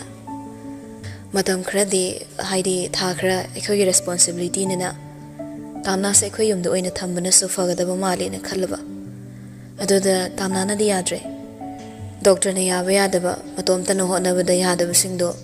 khra explanation to biyo ekhoi na bab tan ngamdre thoina adodi aina ngrang na so haikhre noina thambiba thambidaba haibado madi noigi wakhal tare matom tabu thamgira noiga bu leigera khra da jackson senaba madi mathau tare Suru momondok lei tamna aisu sigi wase nangon da hodoke na hospital sida nang leramgani ne laini akhoi ga putna leirubana nangi so akhoi gi so afaba putna oiminagani haidana akhoi ne khalle nangna yaning daba akhoi da nang leirese tamna na somna habiri bado ai babta se adubu ai isana jackson na fazana leizage noigi da leibado ai kaya hinaga da basumande shuruna adudi leira hinarakani tamna na ai ngamdrakanda haizarake imanabi amagasu ayamana dum leiminei aduga kaisu thoidokpa dawroida matam hek yorakpaga angangse noigi na phamda ai suksoi suduna sinajaramge haiba wahida ningamzadaba maithongi mami amade mayek lana tare kupna munna yengliba phirepa mana okre aduna sanariba conversation do kuina sangna sangthadanaba tension bayaba matang ngaiduna leikre shuruna tamna nangna nangpuriba angangdo nangga mari amata leinade aiga tamoga gi angangne aikhoini gi chani wangang da phirepa khongani karan chalaga lerambado fathangthai kolam manangan tingkhatki khamu basu yadagum tamnagi hanjin ba mai thong makne thamoi da karino ma phauri maso suruna makhatari malem sida sana leibak sida machin chatli ba imung amagi ina gyan men tadana mathomram khangdana wan leki ba thoklabadi ichana mama ibu waraukini angang ni mama gi pipuk nung da leiringe khudimak loina taba khangba ngami aduna ekhoina nangbo nungaina mondom montek marakta thamba pami tamna ngahak tofam khanglamde icham chamna hairakpa manba surugi wahaida mabu hanthana uba manba wangang amadi yauri ma ikai nungsiane thoina satkhumi afaba ngang ama oigi hairadi naupuri ba mamaduna afaba lamcha chatpatai mamaduna tauba thaba khudingma machada phawdori banina mamadugi lamchatki makha pole naupuri ba ida mari leina de haina mama oibiduna atopa sangsar amada pahingde hingdana leiba yade aduna mari suklei leina de haba yade phirepana nungai ba haibase mondom montek de hingbodna khaktang nate awaba thabak kaya masuraso ngaya pothanaba tanja fangba mikupta nungai na pothaba ngambadune nungai ba fangde haina mondom montek thadok lamaga chatkiba misaksu leire aduga pangba kharaduna hundok lamba mondom montek tu khullaga khanghauraga napal gi thong saba makhal mathel ne yengba heradi kumai ngaktani Suru thoiga phirepagi wangang kitang ikairei. Mapuroiba madi khudingmakna magi mayokta lepakpada asumna changthok nabalaknei. Ahidi wangang bakra heitabaga lana chatkino ko tamna. Aina nangbu kemta watana kupsen sanaraga nunghaina thamningbagini. Tamna na kaisu kaidada afama ngakta uheningbagini ai loina khangi. Adubo ai noina pama maongda hingaga leige. Aduda aiso quarter sida tongana leininge. Tha yamdri phau mi mating darkar oidri phau ai sida sum leige. Fripada haifet hinglamlaga suruda mamon tawi. Ai busena binaba ai giso singmi imana bilei. Mana igi mondo montek ta ifan badi ngamloi. Adubo aina warakpada ai gidamak pi taba ngamba ai gi imana bi hiram khudingmakta ai gidamak wasaba ai gi singma marupni. Hel haibasi maktabo wakhalgase amari leine. Thoina farene nangna yadramnina tha mani sidi tum leiro. Aduga nangna nasa nungai tragana aingonda hairo ko. Aina moida mu pau phaunarage. Suruna tamoyai halase. Thoi surugi ike sinaba wangangda ma khupakna thajanibam yaurabani. Hoi hello. Suru nangsi yam wara male. Habdigi nungsi irikse yam khorangla male. Kazik tagi amo mile karok tong maliba. Nokna si tharak paduda suru kitang sauningum phawi. Ike sinarambada khrahalli. Phire pasogolakle. Matai mana anido yaukrage haiduna thokre. Adubo tamnage thoiga makhatana phamawri. Tamnagi ngasaidagi matai mana anidogi wangang sanga maung mataun honglakkiba amakpa saktam khangba thoina nungaitana haire. Aina chingsilaga chalhalliba. Nangi komna belambise aran natara trakhangde tamna awaba marakta wana momon tawrei kaigi landoino sel phangdana ima phawla yenglasmaktada karigi lambise landoino moigi nature do ayam yaningdi suru do angang do pam drira natraga hizada bera irai lai thokpagi moong amu ui angang do leitingi oina khak pamira khangde mama ama oibagi quality machenam phaw yausade ngasi phawba aina miron mi mama lising thingnakre makhoi singdudagi mama oisagi ngamdabi mama singna macha amakhak atopa mama amdagi phangkiba oirso angang amakhak phangsakiba mikupta makhoi gi maithongna tarakpa saktam sina hina harawba penjebagi mami uba phangi atopa made excited amata su oibagi mami tade macha pamdaba mama bu leiba hongnadeda khangde ai nangi khanbada yangwai mathayam sai tha kharase haukiba khangawreda thoina tamna da su chere nang masu yaningde hayeng hangsit tangaire nasagi phiba murti honglaklani mayamna nangi phibam hangnarakani nangbu saroget mother ne na laibakta thila chatpasunate kharadi khangnarakani aduga khara leiraga angang du makhoina laukraba tungda nangna mu kamai lehodoriba nang saroget mother ni habidi kanamtana su khangbiroi amani khaknatana aduna haye nangna nungairode aina hosuktagi ure moina seliba mafamduda moigi yumduda tha khara khak nang leirubse kai thoi aina leirudoido aigi poroibagi yumdani haujaksu ai mabu nungsi batuna natra aina khongse kanthokduna mangda chatuna hingba ngamdribase haiduna tamna kapai thamoi kaina aduga makha tare wakhalse hanagum ahongba leite thamoi su hanagum mabu nungsidana badi kanna honari aina mabu thamoida makha tana sum hapkiba thoklade irai laina mabu thadoklam ngamgatra lam helakpa ihulsina aranba khongthang amada chatkhraga ai bu miki makada yetpa takhiroi dabra ai gi sele khata da bane ai migi makada yeningde khangse ba migi nupidana ai khanglaga ai ge ranba khongthang da mapi kangan da bai pamte ai ni magi punsida ki thokrabane amuk hana changsilaroi pumna ngamdrabasu ngamba tawani thoi sarambado tatharakle aduga amukso tamnagi makuttada makut ani pairaga haire natraga khoida leirasira tamna magi makut namana amo thoi makut mathaktuda paisile tha mani disida lekike aduga khara leiraga nangida leke ꯐꯔꯦꯁꯦ ꯅꯄꯤꯠ ꯑꯝꯇ ꯇꯩꯊꯣꯛ ꯁꯦꯡꯅ ꯇꯩꯊꯣꯛ ꯍꯥꯏꯗꯨꯅ ꯃꯥꯒꯤ ꯃꯈꯨꯠꯅ ꯅꯨꯡꯁꯤꯅ ꯇꯩꯊꯣꯛꯄꯤ ꯑꯗꯨꯒ ꯃꯈꯥ ꯇꯥꯔꯛꯏ ꯈꯔ ꯂꯩꯔꯒꯅꯦ ꯑꯩꯒꯤꯗ ꯂꯩꯔꯁꯤ ꯑꯩꯒꯤ ꯁꯨꯔꯨꯝ ꯌꯥꯝ ꯍꯥꯡꯉꯤ ꯁꯥꯟꯅꯔꯤꯕ ꯋꯥꯔꯤꯗꯣ ꯊꯣꯡꯖꯜꯗꯒꯤ ꯕꯣꯔꯤꯁꯅ ꯇꯥꯔꯝꯃꯤ ꯃꯥꯁꯨ ꯃꯄꯤꯗꯨ ꯇꯩꯊꯣꯛꯏ ꯃꯁꯥꯗꯣ ꯍꯥꯏꯐꯦꯠ ꯁꯦꯝꯂꯒ ꯔꯨꯝꯗ ꯀꯣꯛ ꯀꯣꯛ ꯊꯤꯜꯂꯒ ꯆꯪꯉꯛꯏ ꯅꯣꯛꯃꯤ ꯅꯣꯛꯃꯤ ꯇꯥꯝꯅ ꯂꯩꯔꯝꯕꯗꯨꯗ ꯉꯛꯄ ꯁꯥꯔꯒ ꯏꯆꯦꯁꯨ ꯂꯩꯔꯝꯃꯤꯔꯥ ꯇꯥꯝꯅꯥꯅ ꯍꯣꯏ ꯅꯪꯁꯨ ꯍꯜꯂꯗꯣꯏꯔꯥ ꯕꯣꯔꯤꯁꯅ ꯍꯣꯏ ꯑꯩ ꯉꯁꯤꯗꯤ ꯂꯥꯏꯟꯗ ꯂꯥꯛꯄ ꯆꯦ ꯊꯣꯏꯗ ꯑꯝꯇ ꯗ꯭ꯔꯣꯞ ꯇꯧꯕꯤꯔꯝꯃꯣ ꯍꯥꯏꯒꯦꯅ ꯊꯣꯏꯅ ꯁꯠꯈꯨꯝꯃꯤ ꯌꯥꯔꯦ ꯅꯪ ꯒꯥꯔꯤꯗꯨꯅ ꯀꯥꯏ ꯍꯨꯟꯗꯣꯛꯑꯝꯃꯒꯦ ꯅꯪꯒꯤ ꯃꯤꯡ ꯅꯥꯏꯔꯣ ꯑꯩꯁꯦ ꯑꯉꯥꯡꯅꯤ ꯀꯥꯏꯅ ꯏꯆꯦꯗꯤ ꯍꯥꯏꯔꯒ ꯑꯩꯁꯦ ꯊꯕꯛ ꯌꯥꯝ ꯁꯤꯖꯤꯟꯅꯩ ꯑꯉꯥꯡ ꯃꯤ ꯉꯝꯕ ꯑꯣꯏꯅ ꯇꯧꯔꯗꯅ ꯆꯦ ꯊꯣꯏ ꯅꯪꯒꯤ ꯑꯉꯥꯡ ꯃꯤ ꯉꯝꯕꯗꯣ ꯍꯥꯏꯔꯛꯀꯅꯨ ꯈꯪꯅ ꯆꯥꯟꯅꯕꯒꯤ ꯉꯥꯛ ꯊꯤꯟꯕꯤꯌꯨ ꯍꯥꯏꯕꯁꯤꯗ ꯑꯗꯨꯛ ꯌꯥꯝ ꯅꯕꯨꯛꯇꯣ ꯐꯠꯇ꯭ꯔꯤꯗꯣ ꯀꯩꯒꯤꯅꯣ ꯅꯣꯏ ꯃꯥ ꯍꯣꯏꯅ ꯃꯤ ꯃꯇꯦꯡ ꯄꯥꯡꯉꯨꯅꯨ ꯀꯥꯏ ꯏꯟꯁꯤꯜꯂꯛꯄ꯭ꯔꯣ ꯍꯣꯏ ꯏꯟꯁꯤꯜꯂꯛꯏ ꯑꯔꯦꯝꯕꯗ ꯃꯤ ꯃꯇꯦꯡ ꯇꯧꯔꯨꯅꯨ ꯃꯈꯥ ꯇꯥꯕꯗ ꯑꯣꯏꯖꯕ ꯂꯧꯒꯦ ꯉꯥꯛꯇ ꯍꯥꯏꯔꯛꯀꯅꯤꯅ ꯇꯥꯛꯂꯛꯑꯦ ꯍꯥꯏꯇꯥꯔꯦ ꯅꯣꯏ ꯃꯥ ꯍꯣꯏꯅ ꯍꯥꯏꯗꯣ ꯆꯨꯝꯗꯤ ꯆꯨꯝꯃꯤ ꯆꯦ ꯊꯣꯏꯗꯩ ꯀꯩꯅꯣꯝ ꯂꯧꯗꯧꯗꯤ ꯂꯩ ꯅꯪꯗꯤ ꯀꯩ ꯂꯧꯗꯣꯏꯕ ꯑꯩꯈꯣꯏ ꯏꯇꯩꯃ ꯑꯩꯈꯣꯏ ꯆꯦ ꯂꯩ ꯍꯥꯏꯗꯣꯛꯄ ꯌꯥꯗꯦ ꯇꯥꯝꯅꯥꯁꯨ ꯍꯧꯒꯠꯂꯛꯂꯦ ꯊꯣꯏ ꯅꯣꯏꯅꯤꯁꯦ ꯍꯜꯂꯣꯀꯣ ꯑꯩꯁꯨ ꯆꯪꯈ꯭ꯔꯒꯦ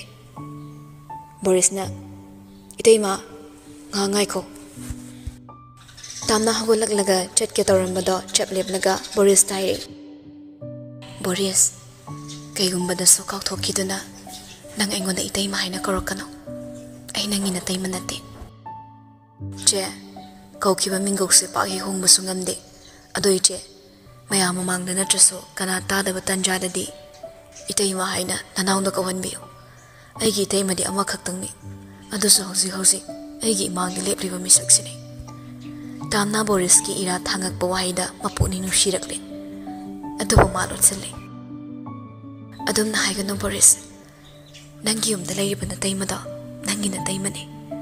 ꯅꯪꯒꯤ ꯇꯥꯃꯣ ꯌꯥꯏꯅ ꯅꯨꯡꯁꯤꯅ ꯂꯧꯔꯛꯈꯤꯕ ꯅꯇꯩꯃꯅꯤ ꯑꯩꯗꯤ ꯃꯇꯝ ꯈꯔ ꯈꯛꯀꯤ ꯅꯪꯒꯤ ꯏꯃꯨꯡꯗ ꯁꯩꯗꯥꯡꯂꯝꯕꯅꯤ ꯐꯔꯦ ꯅꯪꯁꯨ ꯍꯜꯂꯣ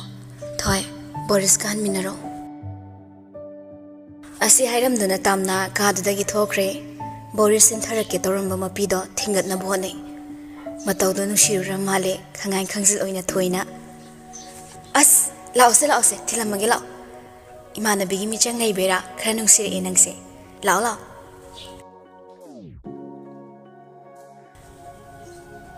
ꯁꯣꯝꯗꯅ ꯁꯨꯔꯨꯅ ꯁꯃꯛꯂꯤꯕ ꯃꯈꯨꯠꯇꯣ ꯐꯤꯔꯦꯞꯄꯅ ꯇꯞꯅ ꯁꯠꯇꯣꯛꯏ ꯁꯨꯔꯨ ꯆꯞ ꯂꯦꯞꯄꯤ ꯐꯤꯔꯦꯞꯄ ꯃꯉꯣꯟꯗ ꯉꯛꯂꯞꯅ ꯌꯦꯡꯉꯤ ꯐꯤꯔꯦꯞꯄꯗꯤ ꯈꯣꯡꯊꯥꯡ ꯂꯦꯞꯇꯦ ꯃꯇꯨꯡꯗ ꯂꯦꯞꯍꯧꯕ ꯅꯨꯄꯤꯗꯨ ꯎꯔꯝꯗ ꯅꯪ ꯌꯨꯝ ꯍꯜꯂꯗꯣꯏ ꯅꯠꯇ꯭ꯔꯣ ꯑꯩꯗꯤ ꯊꯕꯛ ꯂꯩꯍꯧꯔꯤ ꯒꯝ ꯃꯊꯧ ꯆꯤꯟꯕ ꯃꯤꯁꯛꯅ ꯃꯀ꯭ꯂꯥꯞ ꯑꯁꯥꯡꯕꯗꯣ ꯂꯥꯎꯅ ꯊꯥꯡꯗꯨꯅ ꯆꯠꯈꯤꯕꯗꯨ ꯁꯨꯔꯨꯅ ꯂꯦꯞꯇꯨꯅ ꯈꯨꯇꯨꯝ ꯇꯥꯁꯤꯜꯂꯒ ꯌꯦꯡꯍꯧꯏ ꯃꯌꯥꯝ ꯃꯃꯥꯡꯗ ꯀꯦꯁꯤꯟꯅꯕꯗ ꯅꯦꯒꯦꯇꯤꯚ ꯔꯦꯁꯄꯣꯟꯁ ꯄꯤꯔꯛꯇ꯭ꯔꯁꯨ ꯉꯁꯤ ꯐꯥꯎꯕꯗ ꯃꯈꯣꯏ ꯑꯅꯤꯈꯛꯀꯤ ꯑꯣꯏꯕ ꯃꯇꯥꯡꯗꯗꯤ ꯐꯤꯔꯦꯞꯄꯅ ꯃꯉꯣꯟꯗ ꯄ꯭ꯔꯥꯏꯚꯦꯠ ꯔꯨꯝ ꯑꯃ ꯄꯤꯗꯕꯒꯨꯝ ꯑꯁꯨꯝ ꯍꯦꯛ ꯏꯟꯊꯣꯛꯂꯝꯃꯤ ꯁꯨꯔꯨ ꯏꯔꯥ ꯊꯥꯡꯕ ꯃꯃꯤꯠꯇꯣ ꯃꯤꯅ ꯎꯈꯤꯅꯤ ꯈꯟꯕꯅ ꯁꯟꯒ꯭ꯂꯥꯁꯇꯨ ꯊꯛ ꯎꯞꯁꯤꯜꯂꯒ ꯁꯣꯔ ꯑꯃꯨꯛꯇꯪ ꯍꯣꯟꯗꯣꯛꯇꯨꯅ ꯃꯥꯁꯨ ꯆꯠꯈ꯭ꯔꯦ ꯇꯥꯝꯅꯥꯁꯨ ꯄ꯭ꯔꯞ ꯌꯥꯝ ꯊꯨꯅ ꯊꯣꯔꯛꯂꯒ ꯔꯦꯁ ꯔꯨꯝꯗ ꯆꯪꯉꯛꯏ ꯔꯨꯝꯗ ꯃꯤꯁꯨ ꯂꯩꯔꯝꯕꯒ ꯇꯣꯏꯂꯦꯠ ꯑꯃꯒꯤ ꯃꯅꯨꯡꯗ ꯑꯃꯨꯛ ꯆꯪꯉꯛꯂꯒ ꯃꯥ ꯍꯤꯛ ꯃꯄꯨꯛꯅꯤꯡ ꯅꯨꯡꯁꯤꯅ ꯀꯞꯄꯤ ꯃꯈꯣꯜ ꯊꯣꯛꯈꯤꯅꯤ ꯈꯟꯅ ꯃꯆꯤꯟꯕꯥꯜꯗꯨꯗ ꯃꯈꯨꯠ ꯈꯨꯅꯝꯗꯨꯅ ꯃꯌꯥ ꯀꯟꯅ ꯆꯤꯛꯁꯤꯜꯂꯒ ꯀꯞꯄꯤ ꯅꯪꯒꯤꯅꯤ ꯍꯥꯏꯅ ꯑꯃꯨꯛꯇ ꯐꯥꯎ ꯃꯤꯃꯥꯡꯗ ꯄꯨꯊꯣꯛꯄꯤꯈꯤꯗ꯭ꯔꯤꯕ ꯑꯩꯁꯦ ꯉꯁꯤꯗꯤ ꯅꯪꯅ ꯄꯥꯝꯖꯅ ꯑꯣꯏꯅ ꯍꯟꯈꯤꯕ ꯃꯤꯁꯛꯇꯣ ꯎꯔꯒ ꯑꯩꯅ ꯀꯂꯛꯅ ꯀꯔꯤꯒꯤ ꯀꯞꯅꯤꯡꯂꯤ ꯅꯪꯒꯤ ꯑꯐꯕ ꯁꯥꯏꯠꯁꯤ ꯎꯔꯒ ꯑꯩꯕꯨ ꯍꯦꯟꯅ ꯐꯜꯂꯦ ꯄꯤꯔꯥꯡ ꯇꯩꯊꯣꯛꯄꯤꯔꯣꯏ ꯈꯛꯅ ꯅꯣꯡꯃꯇ ꯅꯪꯒꯤ ꯃꯔꯝꯒꯤ ꯄꯤꯔꯥꯡ ꯁꯤꯟꯊꯔꯣꯏꯒꯦꯁꯨ ꯉꯝꯗꯦ ꯑꯁꯨꯛ ꯑꯩꯒꯤ ꯄꯨꯟꯁꯤꯗ ꯐꯠꯈꯤꯗꯕ ꯅꯪꯁꯦ ꯑꯩꯅ ꯀꯔꯤꯒꯤ ꯑꯁꯨꯛ ꯌꯥꯝꯅ ꯅꯨꯡꯁꯤꯕꯁꯦ ꯃꯌꯦꯡ ꯇꯥꯍꯟꯕ ꯉꯝꯗ꯭ꯔꯤꯅꯣ ꯇꯣꯏꯂꯦꯠ ꯃꯅꯨꯡꯗ ꯐꯅ ꯀꯨꯏꯅ ꯂꯩꯕꯗꯣ ꯃꯤꯁꯨ ꯃꯄꯥꯟꯂꯣꯝꯗ ꯁꯨꯝ ꯂꯥꯡꯅꯔꯛꯄꯒ ꯃꯥ ꯃꯄꯤꯗꯨ ꯁꯠ ꯇꯩꯊꯣꯛꯏ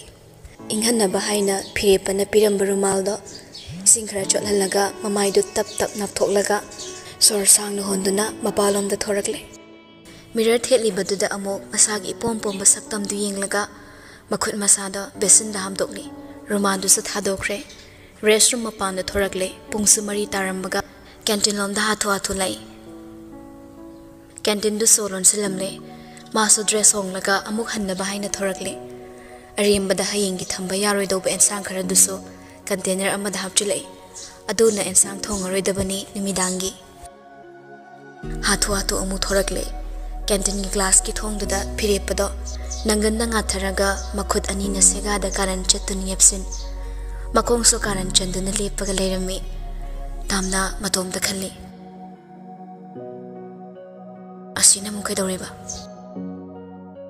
container du haning da bagi fi hapak pa khawdu da sat hapchin khraga thorai usinaram da gangmam chatpadu da phire pasu matung da tabli tanarak laga usina da bayeng sina da so hai khram thokna nangso ngairam ni khangu da bani na usilam da ba hosik du urabani na khongthang gra ta tharaga handuna hai vetang ur su yeng amuduna nangonda yeng na matam phangde aina nang yeng leraga aigi sakto nangna thongbi doribra aigi pisu pisa manang to bidoribra matam mangba khakna tana kemta kana belaite phirepa mamang du da chapne psalaglaga aina nangonda sum yengaga adum layo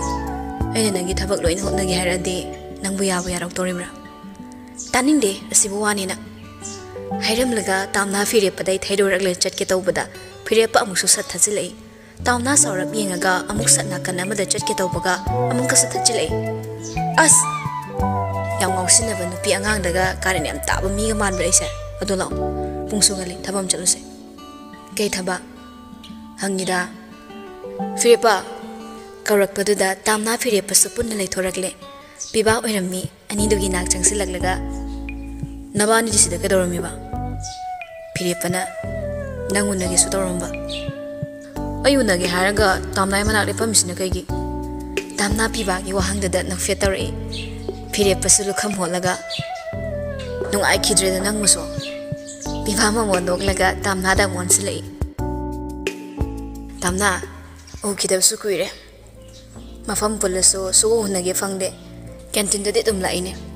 aiso ado nang di suting thing na de aw nungai ri aiso nang su he u de saita nang phut yam phuning manum idam yauki ine korokpe vivaling sing lei mit khani ngak podo nang lo aina okragom tawi na haisdi nang were tamna na phare chauki ge de haiduna tamna satkre phire pama samang thangat laga ying hawi adoga momon pibada onsilei pibana ai unabai na ma da canteen gi security amu oirabra mi sina da wado yam phongna hainu nang musu kai doraba hai gi hairaga ma le ngai mai mong thar ku kai ge thorai masa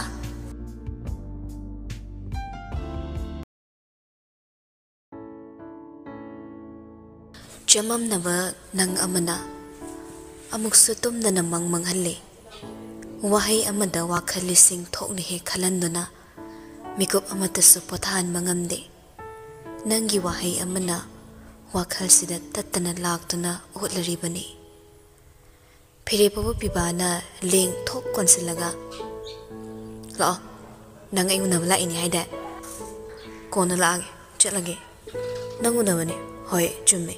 ado urabni na chalage chandrase yare hairam laga makut kan tho amaga purple chatki biba makhwang me laga ai hairaga lefowi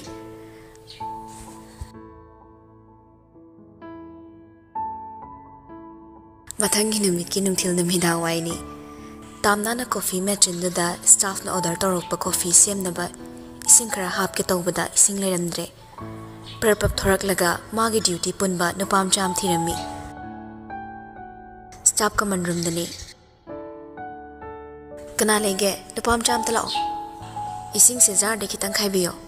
bottle on teleramdre loi khramale jar de khaibade engamdre nupam cham athori che ai to khaidoge hoi somdalo haiduna ani do changminarakle tamna nupa do kaya masakhang bu oiramde munna muktang yenge sufangde dress tune marks tune nang bo no bra aw mane aina nan ke udena khalline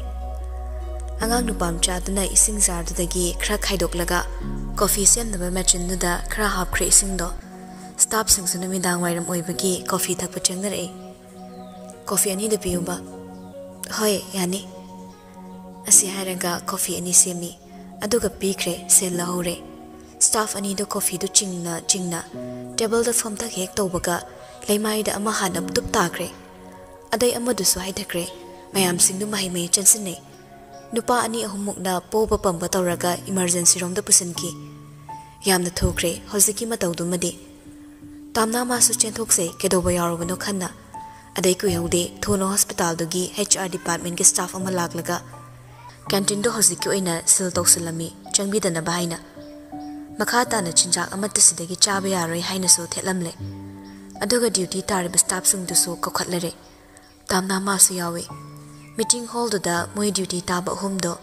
HR amadi hospital gi maru oiba phampai basinga pulapna wa khana nainabani doctor na thawdok se food poisoning ni noina season ba ising test lo in tawre kemta leite coffee su sek tawre adu su thoido paleite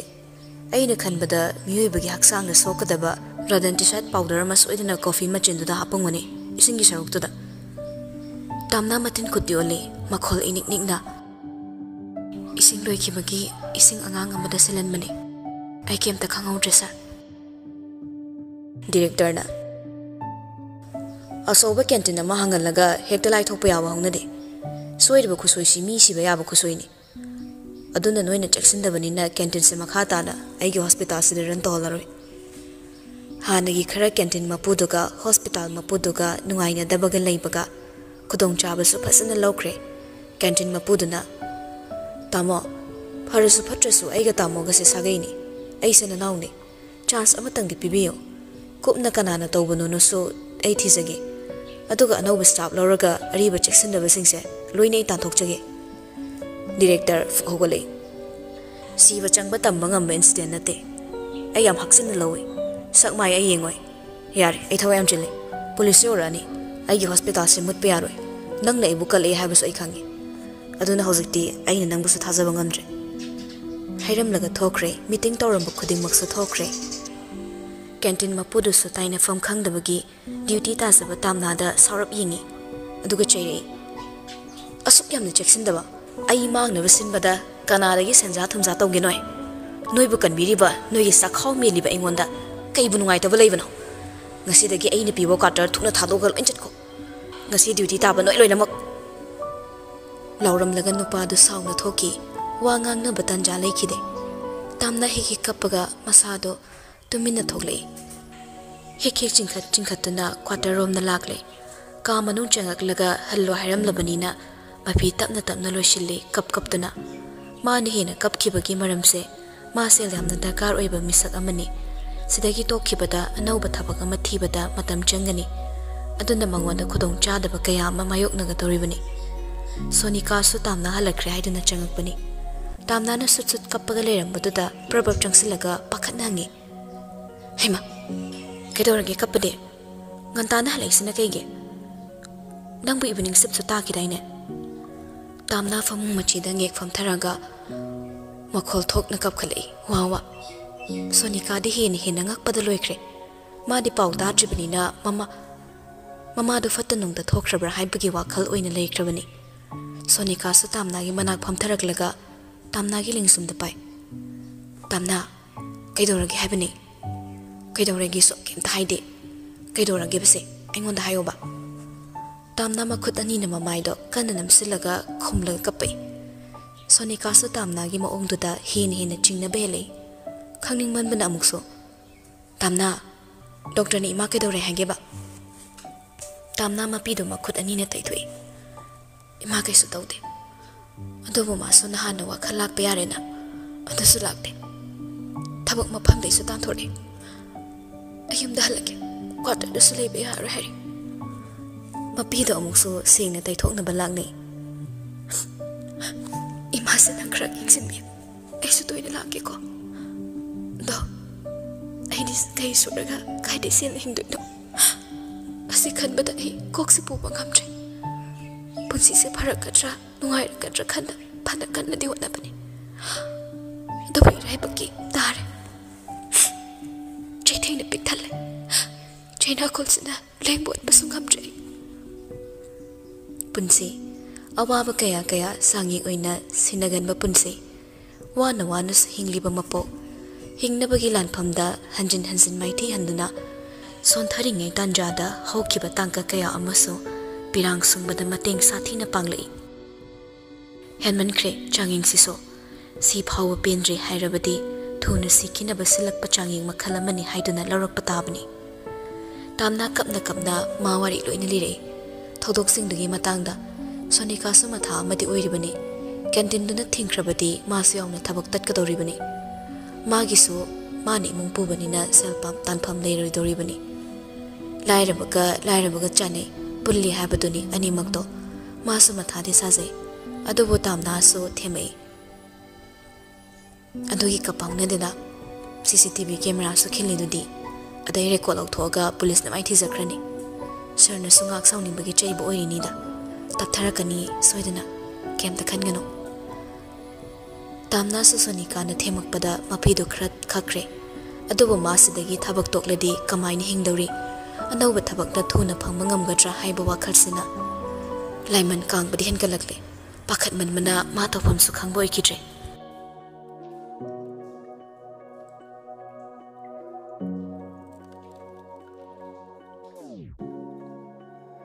somdana suru beauty spa da angang nupam cha amaka unarami angang nupado atei kana ama oiramdre ngasai tamna ne ising thangkat hankiba angang duni canteen dugi mi so oiramde atopa suru na nekpa mi oirami tanjanga henduna thamba misak karigidamak suruna maga nungaina dabasu leiba nataba misaktuda adumna tawhalibano khangmangamde manakta phamiba yauriba nong thang masu khanglamde suruna pausa nanglik oirakanu ko se nangi sales de lere chalo aiga nanga unai se kan apta da haibiyare khangi ko hoi haiduna maphamdudagi thonkhre nupado thokibaga nong thangna kaino nang torisiba aisu khangde in torise kari intention do haibani ba nupido yumda lehende yadre aduda yaraktre adu e taragadi maphamdude tanthoragadi aigi khongda durekledana tamana su pusalaknani dana aina minungsi ngaga mabu aina yokpiba itei nawgi kennabe itauda mana propoksa anba chahi kayano aina khangma ngamda propoksa na lekiba mabani khaina ba khakna aina hekta penbaga doribra natte naksilaklavani na hojikte aina mabu sizna batare dana mana wakhalaina naraga sibaduni aina yengdoise aidi nemi kuna su chale ma khaktani waza doba aina yumda pusalani inemda mabu hina nungsiraroi aina mabu mayamgi miting dlan uhangani aduga inem pokna mangaksam laktana yumdagi tanthokibada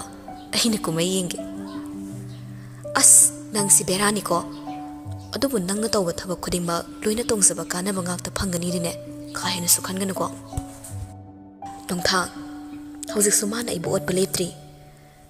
phire pana hokiba thodok singak pamikupta mana ibu ignore tawi ekhoni gi relationship se kuire fajarak ado wakhal mature araba misak ngaktanina maintain tawraga lerakpane respect haiba waisina mari se phana fajadrasu mayamgi meeting da fajahanmani aduna tamnan hinglikai phire panong manomagi ningamdabagi mami aina uba phangi handangna mu khangen henjinkre ekhoi gi punsidagi tamna bulak inthokiba ipami kaigumba adudi phire panamagi damak lephradi kamdorokpa makhoini wari khangde adubo mana itan thopa ngamdoba nati napal hamaga loinana yang masana masada thazana ba hairibani sida sunatana mana haidoktaba arotba ma khakna khangba wari amasu leiri simadi nong thangda phau mana haidoktri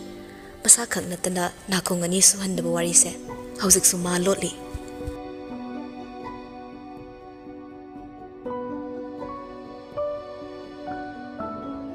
hospital gi pau mathang yongnarakpada boris masu tarere tamna yawi haiba khangmana ma tamna bu thiraklami manun siam ni ningjabani tamna se sonika ga leminarang madore changsilaga iche sonika sing khale ma su wari loina khangmani akupa wari pumnamak aduna boris se kanano mamutana mana khangi sonika da iche aidi pau hu khakta tai sonika na police tag information amata tongdraba ꯑꯩꯈꯣꯏ ꯐꯥꯕ ꯂꯥꯛꯀꯅꯤꯒ ꯍꯥꯏꯕ꯭ꯔꯕ ꯑꯩꯈꯣꯏꯗꯒ ꯆꯤꯡꯅꯍꯧꯕ꯭ꯔꯕ ꯄꯨꯂꯤꯁꯇ ꯇꯥꯛꯅꯤ ꯀꯥꯏꯅ ꯍꯥꯏꯍꯧꯋꯦ ꯍꯥꯏꯌꯦ ꯆꯦ ꯄꯨꯂꯤꯁꯇꯤ ꯇꯥꯈ꯭ꯔꯦ ꯍꯣꯁꯄꯤꯇꯥꯜꯁꯤꯒꯤ ꯃꯤꯡꯆꯠ ꯌꯦꯡꯉꯒ ꯃꯅꯨꯡꯗ ꯂꯣꯏꯁꯤꯟꯅꯔꯅꯤ ꯍꯥꯏꯔꯤ ꯚꯤꯗꯤꯑꯣ ꯐꯨꯇꯦꯖꯇ ꯌꯦꯡꯕꯗꯁꯨ ꯆꯤꯡꯅꯕ ꯌꯥꯕ ꯑꯝꯇꯁꯨ ꯊꯦꯡꯅꯗꯦ ꯑꯗꯨꯗ ꯆꯤꯡꯅꯕ ꯃꯤꯁꯛ ꯍꯥꯏꯔꯒꯗꯤ ꯏꯁꯤꯡ ꯖꯥꯔꯗꯒꯤ ꯈꯥꯏꯔꯝꯕ ꯑꯉꯥꯡ ꯅꯨꯄꯥ ꯃꯆꯥꯗꯨꯅꯤ ꯃꯥꯗꯣ ꯁ꯭ꯇꯥꯐꯇꯤ ꯃꯥꯟꯗꯦ ꯍꯥꯏꯔꯤ ꯇꯝꯅꯥꯅ ꯑꯁꯨꯛ ꯀꯨꯏꯕꯁꯦ ꯁꯨꯝꯕ ꯊꯣꯛꯇꯦ ꯑꯩꯁꯦ ꯗꯁꯥ ꯑꯃ ꯏꯆꯦꯟ ꯆꯦꯟꯕ ꯃꯥꯜꯂꯦ ꯁꯔꯅ ꯌꯨꯝꯗ ꯍꯜꯂꯣ ꯉꯁꯥꯏ ꯗ꯭ꯌꯨꯇꯤ ꯇꯥꯕꯈꯩ ꯊꯕꯛ ꯂꯣꯏꯅ ꯇꯥꯟꯊꯣꯛꯀꯅꯤꯁꯨ ꯍꯥꯏꯍꯧꯔꯤ ꯑꯗꯨꯗꯤ ꯄꯛꯍꯥꯏꯗ ꯍꯥꯏꯔꯤꯅꯤꯗ ꯀꯩꯁꯨ ꯌꯥꯗꯧꯕ ꯅꯠꯇꯦ ꯆꯦꯕꯨ ꯀꯅꯥꯅ ꯌꯦꯛꯅꯗꯅ ꯆꯦ ꯌꯦꯛꯅꯕ ꯀꯅꯥ ꯂꯥꯛꯇꯣꯏꯅꯣ ꯑꯆꯧ ꯑꯁꯥꯡꯁꯤꯡꯒꯤ ꯑꯣꯏꯔꯝꯒꯅꯤ ꯃꯀꯣꯛ ꯃꯔꯨ ꯑꯣꯏꯕꯁꯤꯡꯒꯤ ꯁꯣꯝꯗꯁꯨ ꯇꯥꯝꯅꯥ ꯊꯤꯔꯛꯏ ꯐꯤꯔꯦꯞꯄ ꯊꯣꯏꯅ ꯄꯥꯎ ꯍꯦꯛ ꯄꯤꯕꯒ ꯃꯥꯁꯨ ꯍꯣꯁꯄꯤꯇꯥꯜꯁꯤꯗ ꯌꯧꯔꯛꯂꯕꯅꯤ ꯍꯣꯁꯄꯤꯇꯥꯜꯁꯤꯒꯤ ꯗꯤꯔꯦꯛꯇꯔꯁꯤꯁꯨ ꯃꯥꯒ ꯃꯨꯟꯅ ꯈꯪꯅꯕꯅꯤ ꯑꯗꯨꯅ ꯍꯣꯁꯄꯤꯇꯥꯜꯁꯤꯗ ꯍꯪꯒꯠ ꯍꯟꯗ ꯆꯠꯄꯗ ꯑꯄꯟꯕ ꯂꯩꯇꯦ ꯃꯥꯒꯤ ꯍꯣꯁꯄꯤꯇꯥꯜꯒꯨꯝꯅ ꯂꯩꯔꯤꯕꯅꯤ ꯁꯦꯜꯗꯁꯨ ꯏꯟꯚꯦꯁ ꯌꯥꯝꯅ ꯃꯥꯅ ꯇꯧꯕꯤꯈꯤꯕꯅꯤꯅ ꯃꯥꯒꯤꯒ ꯆꯞ ꯃꯥꯟꯅꯕꯒꯨꯝ ꯂꯩꯔꯕꯅꯤ ꯑꯗꯨꯒꯤꯁꯨ ꯃꯊꯛꯇ ꯄꯤꯕꯥꯒꯤ ꯃꯈꯨꯔꯥꯒꯤ ꯃꯆꯥꯅꯤ ꯌꯥꯝꯅ ꯅꯛꯅꯕꯅꯤ ꯍꯣꯁꯄꯤꯇꯥꯜꯁꯤꯗ ꯑꯗꯨꯝ ꯇꯣꯏꯅ ꯇꯣꯏꯅ ꯍꯥꯟꯅꯗꯒꯤ ꯑꯗꯨꯝ ꯂꯥꯛꯏ ꯍꯣꯁꯄꯤꯇꯥꯜꯁꯤꯒꯤ ꯐꯥꯎꯟꯗꯦꯁꯟ ꯗꯦꯗ ꯃꯥꯁꯨ ꯏꯟꯚꯥꯏꯠ ꯇꯧꯏ ꯑꯦꯅꯤ ꯔꯤꯂꯦꯇꯦꯗ ꯐꯪꯁꯟ ꯑꯃꯗ ꯁ꯭ꯄꯦꯁꯤꯌꯦꯜ ꯒꯦꯁ ꯑꯣꯏꯔꯤꯕ ꯃꯤꯁꯛ ꯑꯃꯅꯤ ꯐꯤꯔꯦꯞꯄ ꯇꯥꯝꯅꯥꯒꯤ ꯀ꯭ꯋꯥꯇꯔꯔꯣꯝꯗ ꯂꯥꯛꯏ ꯕꯣꯔꯤꯁꯁꯨ ꯄꯨꯂꯞ ꯂꯩꯔꯝꯕꯗꯣ ꯎꯔꯦ ꯇꯥꯝꯅꯥꯅ ꯃꯥꯒꯤ ꯄꯣꯠꯌꯣꯝ ꯃꯌꯥꯝꯗꯨꯒ ꯃꯃꯥꯏ ꯃꯃꯤꯠ ꯏꯄꯣꯝ ꯄꯣꯝꯅ ꯐꯝꯂꯤꯕꯗꯣ ꯎꯔꯛꯂꯦ ꯃꯁꯝ ꯃꯅꯥ ꯏꯐꯥ ꯐꯥ ꯀꯣꯛꯇ ꯅꯨꯡꯖꯥꯎ ꯑꯃ ꯊꯥꯡꯒꯠꯄꯒꯨꯝꯅ ꯃꯁꯥꯗꯣ ꯃꯆꯤ ꯂꯦꯡꯕ ꯉꯝꯗꯕꯒꯤ ꯃꯑꯣꯡꯗꯅꯤ ꯐꯤꯔꯦꯞꯄ ꯆꯪꯁꯤꯜꯂꯛꯏ ꯑꯆꯤꯛꯄ ꯊꯨꯒꯥꯏꯔꯛꯏ ꯀꯩꯅꯣ ꯁ꯭ꯋꯥꯏ ꯇꯧꯔꯝꯃꯤ ꯃꯌꯥꯝꯁꯤꯅ ꯇꯥꯝꯅꯥ ꯅꯪꯅ ꯀꯩꯒꯤꯅꯣ ꯀꯩꯁꯨ ꯅꯠꯇꯕꯁꯤꯒꯤ ꯐꯤꯕꯝ ꯑꯗꯨꯛ ꯊꯤꯅ ꯂꯩꯔꯝꯃꯤꯗꯨꯅ ꯀꯩꯒꯤ ꯇꯥꯝꯅꯥ ꯈꯪꯉꯤ ꯌꯦꯡꯈꯠꯂꯛꯂꯒ ꯀꯩꯁꯨ ꯅꯠꯇꯕ ꯍꯥꯏꯁꯦ ꯀꯩꯅꯣ ꯑꯩꯅ ꯁꯦꯝꯕ ꯀꯣꯐꯤ ꯊꯛꯂꯨꯕꯗꯒꯤ ꯁꯤꯕ ꯆꯪꯕ ꯇꯝꯕ ꯉꯝꯗꯅ ꯂꯩꯔꯤꯕ ꯃꯤꯁꯦ ꯑꯃꯈꯛ ꯅꯠꯇꯦ ꯑꯅꯤꯅꯦ ꯃꯤꯁꯛ ꯃꯣꯏꯅ ꯁꯤꯈ꯭ꯔꯗꯤ ꯑꯩꯁꯨ ꯃꯤꯍꯥꯠꯄꯤ ꯑꯣꯏꯗꯧꯔꯤꯕꯅꯤ ꯐꯤꯔꯦꯞꯄꯅ ꯁꯤꯗ꯭ꯔꯃꯤꯅ ꯃꯤ ꯍꯥꯠꯄ ꯁꯤꯡꯉꯔꯣꯏ ꯃꯤꯗꯨ ꯁꯨꯃꯥꯏ ꯐꯥꯖꯅꯤ ꯐꯠꯇꯕ ꯊꯕꯛ ꯇꯧꯕ ꯃꯤꯕꯨ ꯀꯅꯥꯅ ꯂꯤꯠꯂꯒ ꯆꯦꯟꯕ ꯌꯥꯗꯧꯔꯤꯕ ꯃꯥꯒꯤꯁꯨ ꯅꯨꯃꯤꯠ ꯁꯨꯕ ꯑꯃ ꯂꯥꯛꯈꯤꯅꯤ ꯀꯦꯃꯦꯔꯥꯅ ꯀꯥꯆꯤꯟ ꯀꯣꯌꯥ ꯌꯧꯕ ꯃꯐꯝꯁꯤꯗ ꯃꯥꯅ ꯂꯤꯠꯂꯒ ꯀꯗꯥꯏꯗꯅꯣ ꯆꯦꯟꯗꯣꯏꯁꯦ ꯃꯥꯒꯤ ꯆꯦꯟꯐꯝ ꯁꯨꯛꯂꯩ ꯂꯩꯇꯦ ꯐꯪꯒꯅꯤ ꯃꯥ ꯁꯣꯏꯗꯅ ꯇꯥꯝꯅꯥ ꯐꯤꯔꯦꯞꯄꯅ ꯊꯦꯝꯃꯛꯄꯗ ꯋꯥꯈꯜ ꯈꯔ ꯌꯥꯡꯕ ꯉꯝꯃꯤ ꯐꯤꯔꯦꯞꯄ ꯂꯥꯛꯄꯗꯁꯨ ꯃꯥ ꯄꯨꯛꯅꯤꯡ ꯂꯨꯝꯕ ꯉꯝꯃꯤ ꯊꯕꯛꯁꯨ ꯇꯣꯛꯏ ꯇꯥꯟꯊꯣꯛꯑꯅꯤꯁꯨ ꯍꯥꯏꯔꯦ ꯑꯩ ꯉꯥꯡꯅꯒꯦ ꯅꯪꯅ ꯉꯥꯡꯅꯔꯒꯦ ꯍꯦꯛꯇ ꯌꯥꯔꯗ꯭ꯔꯥ ꯌꯥꯅꯤ ꯑꯩꯗꯤ ꯌꯥꯔꯣꯏꯗꯕ ꯃꯐꯝꯗ ꯅꯝꯊꯥꯛ ꯇꯧꯔꯒ ꯌꯥꯅꯤ ꯍꯥꯏꯕ ꯃꯤꯁꯛ ꯅꯠꯇꯦ ꯌꯥꯗꯧꯕ ꯊꯕꯛꯇꯤ ꯌꯥꯅꯤ ꯌꯥꯔꯣꯏꯗꯕ ꯊꯕꯛꯇꯤ ꯌꯥꯔꯣꯏ ꯃꯌꯦꯛ ꯁꯦꯡꯕ ꯄꯥꯎꯈꯨꯝ ꯈꯛꯇꯃꯛ ꯄꯤꯕ ꯃꯤꯁꯛꯅꯤ ꯍꯧꯒꯠꯂꯣ ꯅꯪꯁꯨ ꯌꯥꯎꯅ ꯆꯠꯁꯤ ꯅꯪꯁꯨ ꯇꯥꯖꯧ ꯅꯪꯁꯨ ꯌꯥꯎ ꯁ꯭ꯋꯥꯏꯗ ꯂꯩꯔꯒ ꯅꯇꯣꯝꯇ ꯖꯒꯠꯀꯤ ꯋꯥꯈꯜ ꯃꯌꯥꯝ ꯈꯟꯖꯤꯜꯂꯒ ꯅꯀꯣꯛ ꯅꯔꯨ ꯏꯆꯥꯎ ꯆꯥꯎꯈꯩ ꯊꯪꯅꯅ ꯐꯝꯃꯤꯟꯅꯕ ꯃꯤꯅ ꯈꯪꯕ꯭ꯔꯦꯛ ꯈꯪꯅꯕ ꯊꯕꯛꯅꯤ ꯍꯥꯏꯗꯨꯅ ꯐꯤꯔꯦꯞꯄ ꯈꯨꯡꯒꯪ ꯆꯪꯁꯤꯜꯂꯛꯏ ꯇꯥꯝꯅꯥꯅ ꯐꯝꯃꯤꯗꯨꯒꯤ ꯃꯃꯥꯡꯗ ꯂꯦꯞꯁꯤꯜꯂꯛꯂꯒ ꯍꯧꯒꯠꯂꯣ ꯑꯩꯒꯤ ꯇꯨꯡ ꯏꯟꯅꯔ ꯆꯠꯁꯤ ꯅꯪ ꯆꯠꯂꯣ ꯑꯩ ꯂꯩꯍꯧꯒꯦ ꯁꯤꯗ ꯅꯪ ꯈꯔ ꯍꯥꯏꯅꯕꯤꯔꯝꯃꯣ ꯑꯩ ꯁꯦꯜ ꯇꯥꯟꯗꯕ ꯌꯥꯗꯦ ꯐꯤꯔꯦꯞꯄ ꯑꯣꯏꯔꯔꯣꯏ ꯈꯪꯅ ꯇꯥꯝꯅꯥꯒꯤ ꯃꯈꯨꯠꯇꯥꯡ ꯇꯥꯞ ꯍꯥꯏꯔꯒ ꯆꯤꯡꯈꯠꯂꯤ ꯑꯗꯨꯒ ꯃꯥꯅ ꯃꯃꯥꯡ ꯊꯥꯔꯒ ꯃꯥꯒꯤ ꯃꯇꯨꯡ ꯏꯜꯍꯜꯂꯒ ꯆꯤꯡꯗꯨꯅ ꯄꯨꯔꯛꯂꯦ ꯆꯠꯅ ꯆꯠꯅ ꯗꯤꯔꯦꯛꯇꯔꯗꯨꯗꯁꯨ ꯀꯣꯜ ꯇꯧꯏ ꯍꯜꯂꯣ ꯇꯥꯃꯣ ꯑꯩ ꯇꯥꯃꯣꯒ ꯎꯅꯕ ꯂꯥꯛꯏ ꯇꯥꯃꯣꯕꯨ ꯀꯔꯣꯝ ꯂꯩꯕꯤꯒꯦ ꯑꯩ ꯀꯦꯕꯤꯟꯗ ꯂꯩꯔꯤ ꯏꯅꯥꯎ ꯀꯩ ꯇꯥꯟꯅꯅꯤꯡꯉꯦ ꯇꯥꯃꯣꯁꯤ ꯃꯊꯥ ꯑꯃ ꯁꯥꯗꯅ ꯂꯩꯔꯤꯅꯦ ꯇꯥꯃꯣ ꯂꯩꯕꯤꯔꯝꯃꯣ ꯃꯅꯥꯎ ꯆꯪꯁꯤꯟꯖꯔꯛꯑꯒꯦ ꯍꯥꯏꯗꯨꯅ ꯀꯣꯜ ꯊꯝꯅꯈ꯭ꯔꯦ ꯇꯥꯝꯅꯥꯒꯤ ꯃꯈꯨꯠꯇ ꯁꯝꯂꯝꯕꯗꯨꯁꯨ ꯐꯤꯔꯦꯞꯄ ꯊꯥꯗꯣꯔꯛꯂꯦ ꯑꯗꯨꯒ ꯑꯅꯤꯗꯨ ꯄꯨꯟꯅ ꯗꯤꯔꯦꯛꯇꯔ ꯅꯣꯡꯕꯥꯟꯒꯤ ꯀꯦꯕꯤꯟꯗ ꯆꯪꯉꯤ ꯃꯣꯏ ꯎꯕꯗ ꯅꯣꯡꯕꯥꯟꯅ ꯆꯪꯉꯣ ꯆꯪꯉꯣ ꯍꯣꯏ ꯌꯥꯅꯤ ꯇꯥꯃꯣ ꯍꯥꯏꯅ ꯆꯪꯉꯛꯂꯒ ꯐꯤꯔꯦꯞꯄ ꯐꯝꯃꯤ ꯑꯗꯨꯒ ꯇꯥꯝꯅꯥꯗꯁꯨ ꯐꯝꯅꯕ ꯍꯥꯏꯔꯛꯏ ꯐꯝꯃꯣ ꯐꯝꯊꯔꯛꯂꯦ ꯇꯥꯝꯅꯥꯗꯣ ꯍꯪꯒꯣꯏꯕꯗꯤ ꯈꯔ ꯐꯥꯎꯔꯤ ꯊꯥꯛ ꯈꯦꯠꯅꯕ ꯃꯔꯛꯇ ꯏꯀꯨꯏ ꯀꯨꯏꯅ ꯐꯝꯅꯕ ꯍꯣꯠꯅꯕꯗꯣ ꯉꯝꯗꯦ ꯐꯤꯔꯦꯞꯄ ꯋꯥ ꯀꯣꯏꯊꯣꯛꯇꯦ ꯑꯁꯨꯝꯅ ꯅꯣꯡꯕꯥꯟꯗ ꯍꯥꯏꯔꯛꯏ ꯇꯥꯃꯣꯒꯤ ꯊꯣꯛꯏꯕ ꯊꯧꯗꯣꯛꯁꯦ ꯅꯅꯥꯎꯁꯨ ꯂꯣꯏ ꯇꯥꯖꯔꯦ ꯀꯨꯞꯅ ꯊꯤꯔꯒꯗꯤ ꯁꯣꯏꯗꯅ ꯊꯣꯔꯛꯀꯅꯤ ꯃꯤꯁꯛꯇꯣ ꯇꯥꯃꯣ ꯀꯦꯟꯇꯤꯟ ꯍꯥꯡꯂꯤꯕ ꯃꯤꯁꯛꯇꯨꯅ ꯀꯩꯗꯧꯅꯨꯡꯗꯁꯨ ꯇꯥꯃꯣꯕꯨ ꯃꯨꯠꯅꯕ ꯁꯤꯜꯂꯣꯏ ꯇꯥꯃꯣ ꯃꯨꯠꯅꯕ ꯍꯣꯠꯅꯕꯗ ꯃꯥꯁꯨ ꯃꯨꯠꯀꯗꯕ ꯊꯕꯛꯇꯤ ꯇꯧꯔꯛꯑꯣꯏ ꯀꯦꯟꯇꯤꯟꯗꯨꯅ ꯆꯈꯥꯎ ꯀꯌꯥ ꯑꯃ ꯃꯦꯜꯂꯤꯕꯅꯤ ꯃꯔꯥꯜ ꯂꯩꯕ ꯃꯤ ꯑꯃꯈꯛꯇꯃꯛ ꯃꯔꯥꯜꯒꯤ ꯆꯩꯔꯥꯛꯇꯨ ꯄꯤꯁꯤ ꯅꯣꯡꯕꯥꯜ ꯋꯥꯈꯜ ꯈꯟꯊꯔꯛꯏ ꯃꯥꯁꯨ ꯑꯗꯨꯛ ꯍꯥꯛꯅ ꯋꯥꯈꯜ ꯌꯥꯎꯗꯕ ꯅꯠꯇꯦ ꯉꯥꯛꯀꯤ ꯁꯥꯎꯅꯤꯡꯕꯅ ꯇꯥꯏꯅꯐꯝ ꯈꯪꯈꯤꯗꯕꯅ ꯃꯅꯥꯎꯄꯥꯗ ꯄꯨꯛꯆꯤꯡꯗ ꯆꯤꯡꯅꯈꯤꯕꯅꯤ ꯅꯣꯡꯕꯥꯜ ꯃꯃꯣꯟ ꯅꯣꯛꯂꯛꯏ ꯏꯕꯦꯝ ꯑꯁꯤꯕꯨ ꯀꯅꯥꯅꯣ ꯐꯤꯔꯦꯞꯄ ꯅꯪꯒꯤ ꯃꯍꯥꯛꯁꯤ ꯀꯅꯥꯅꯣ ꯋꯥꯍꯪꯁꯤꯒꯤ ꯄꯥꯎꯈꯨꯝ ꯐꯤꯔꯦꯞꯄ ꯃꯥꯅ ꯀꯔꯝ ꯄꯤꯗꯧꯔꯤꯕ ꯀꯅꯥꯅꯤ ꯍꯥꯏꯗꯨꯅ ꯁꯛ ꯇꯥꯛꯀꯗꯧꯔꯤꯕ तानिंगलकली तामनानासो फिरेप माना पिरक्कदौरिबा पाखुमदो यानिंगबा पाखुम ओइगदौरिब्रा नत्रगा यानिंगदबा पाखुम अमा ओइरक्कद्रा नत्रगा थमोइना हराउजगदौरिबा पाखुमला नत्रगा कफल्लमगदौरिब्रा यामना मरोइबा मिसक अमखंगनि मांगबा यादबा मिसक अमा तामना पाखुम पिरक्लिबा नुपासिगी माइथोंग येंगी अदुगा अमुक तुमिना चुमना फमखि नोंबान तामनादा येंगलगा इबेमा मचा मसो थबक सुबा नोइसे अचौबसिंग अदुम ताइनाबिरबनि मसिमकना नोइबु लाले हाइना चिंगनबदि नत्तेदो ताइनाफम खंगदबना नोइदा ताइनाखिबनि चेक्सिन मंदे हाइना आई इनाउपागने फजना वारी सारगे थबक मखा सथरगा अदुम तोंमिनरो नुपा अनिदुसो हौजिक फिबम कशु यामना लुद्रे सेल चिनमेलगा मरा लेबा मी लोना थीरगे नत्रदि हॉस्पिटल से मीना किनरनी वा अमु होंदोकलगा चा थकिसे चा कौगे फिरेपना तामो यारनीदा हौजिकति तांजासु खरा चाद्रे अदुगा नोंबा फजना थकमिनरसे हौजिकि ओइनदि आइसु योख्रगे अदुगा ननाउना अंगम मतेंगसु तामोगी पांगजगे होय होय अमुक थेंगना किसिको अखोइ पिबा होइगा पुलपने हेक ngasiगidi याम सरांगनरे होय तामो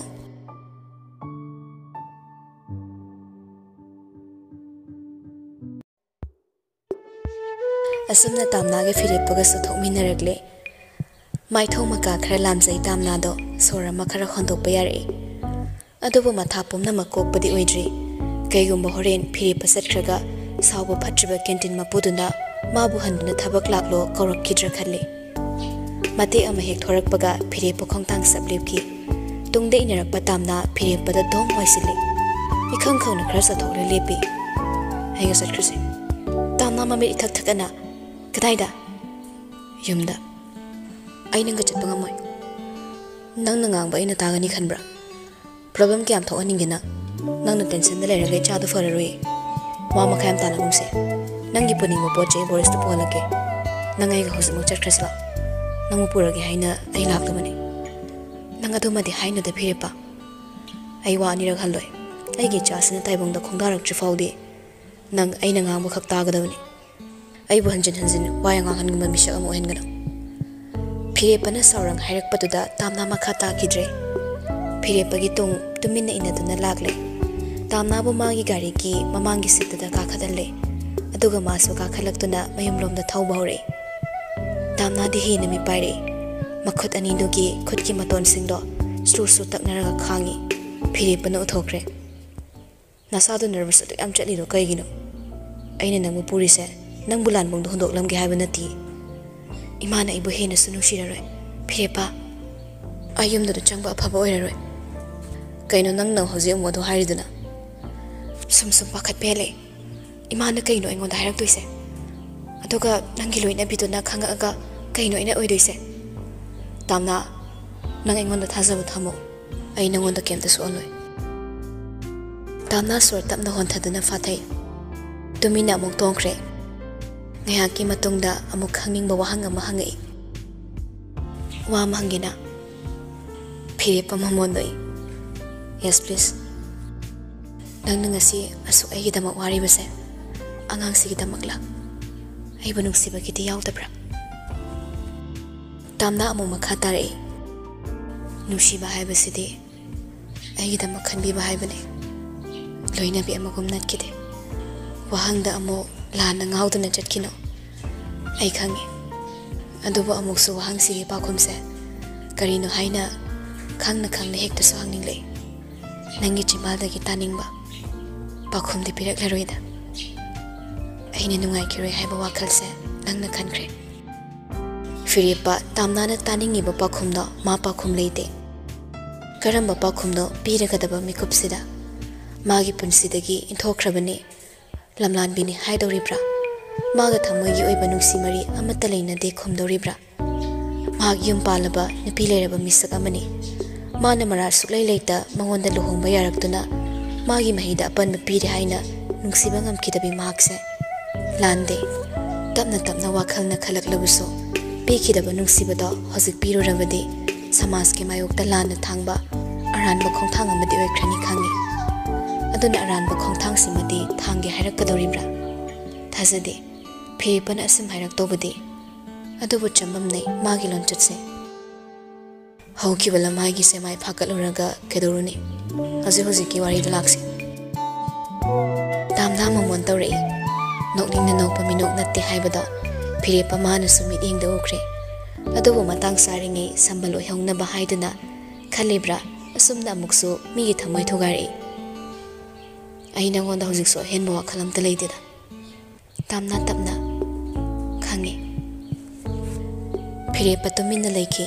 ꯇꯥꯝꯅ ꯑꯃꯨꯛꯁꯨ ꯋꯥꯍꯪ ꯑꯃ ꯂꯥꯛꯏ ꯃꯇꯝꯗꯨꯗ ꯅꯪꯅ ꯑꯩꯕꯨ ꯁꯨꯛꯎꯕ ꯌꯥꯗꯕ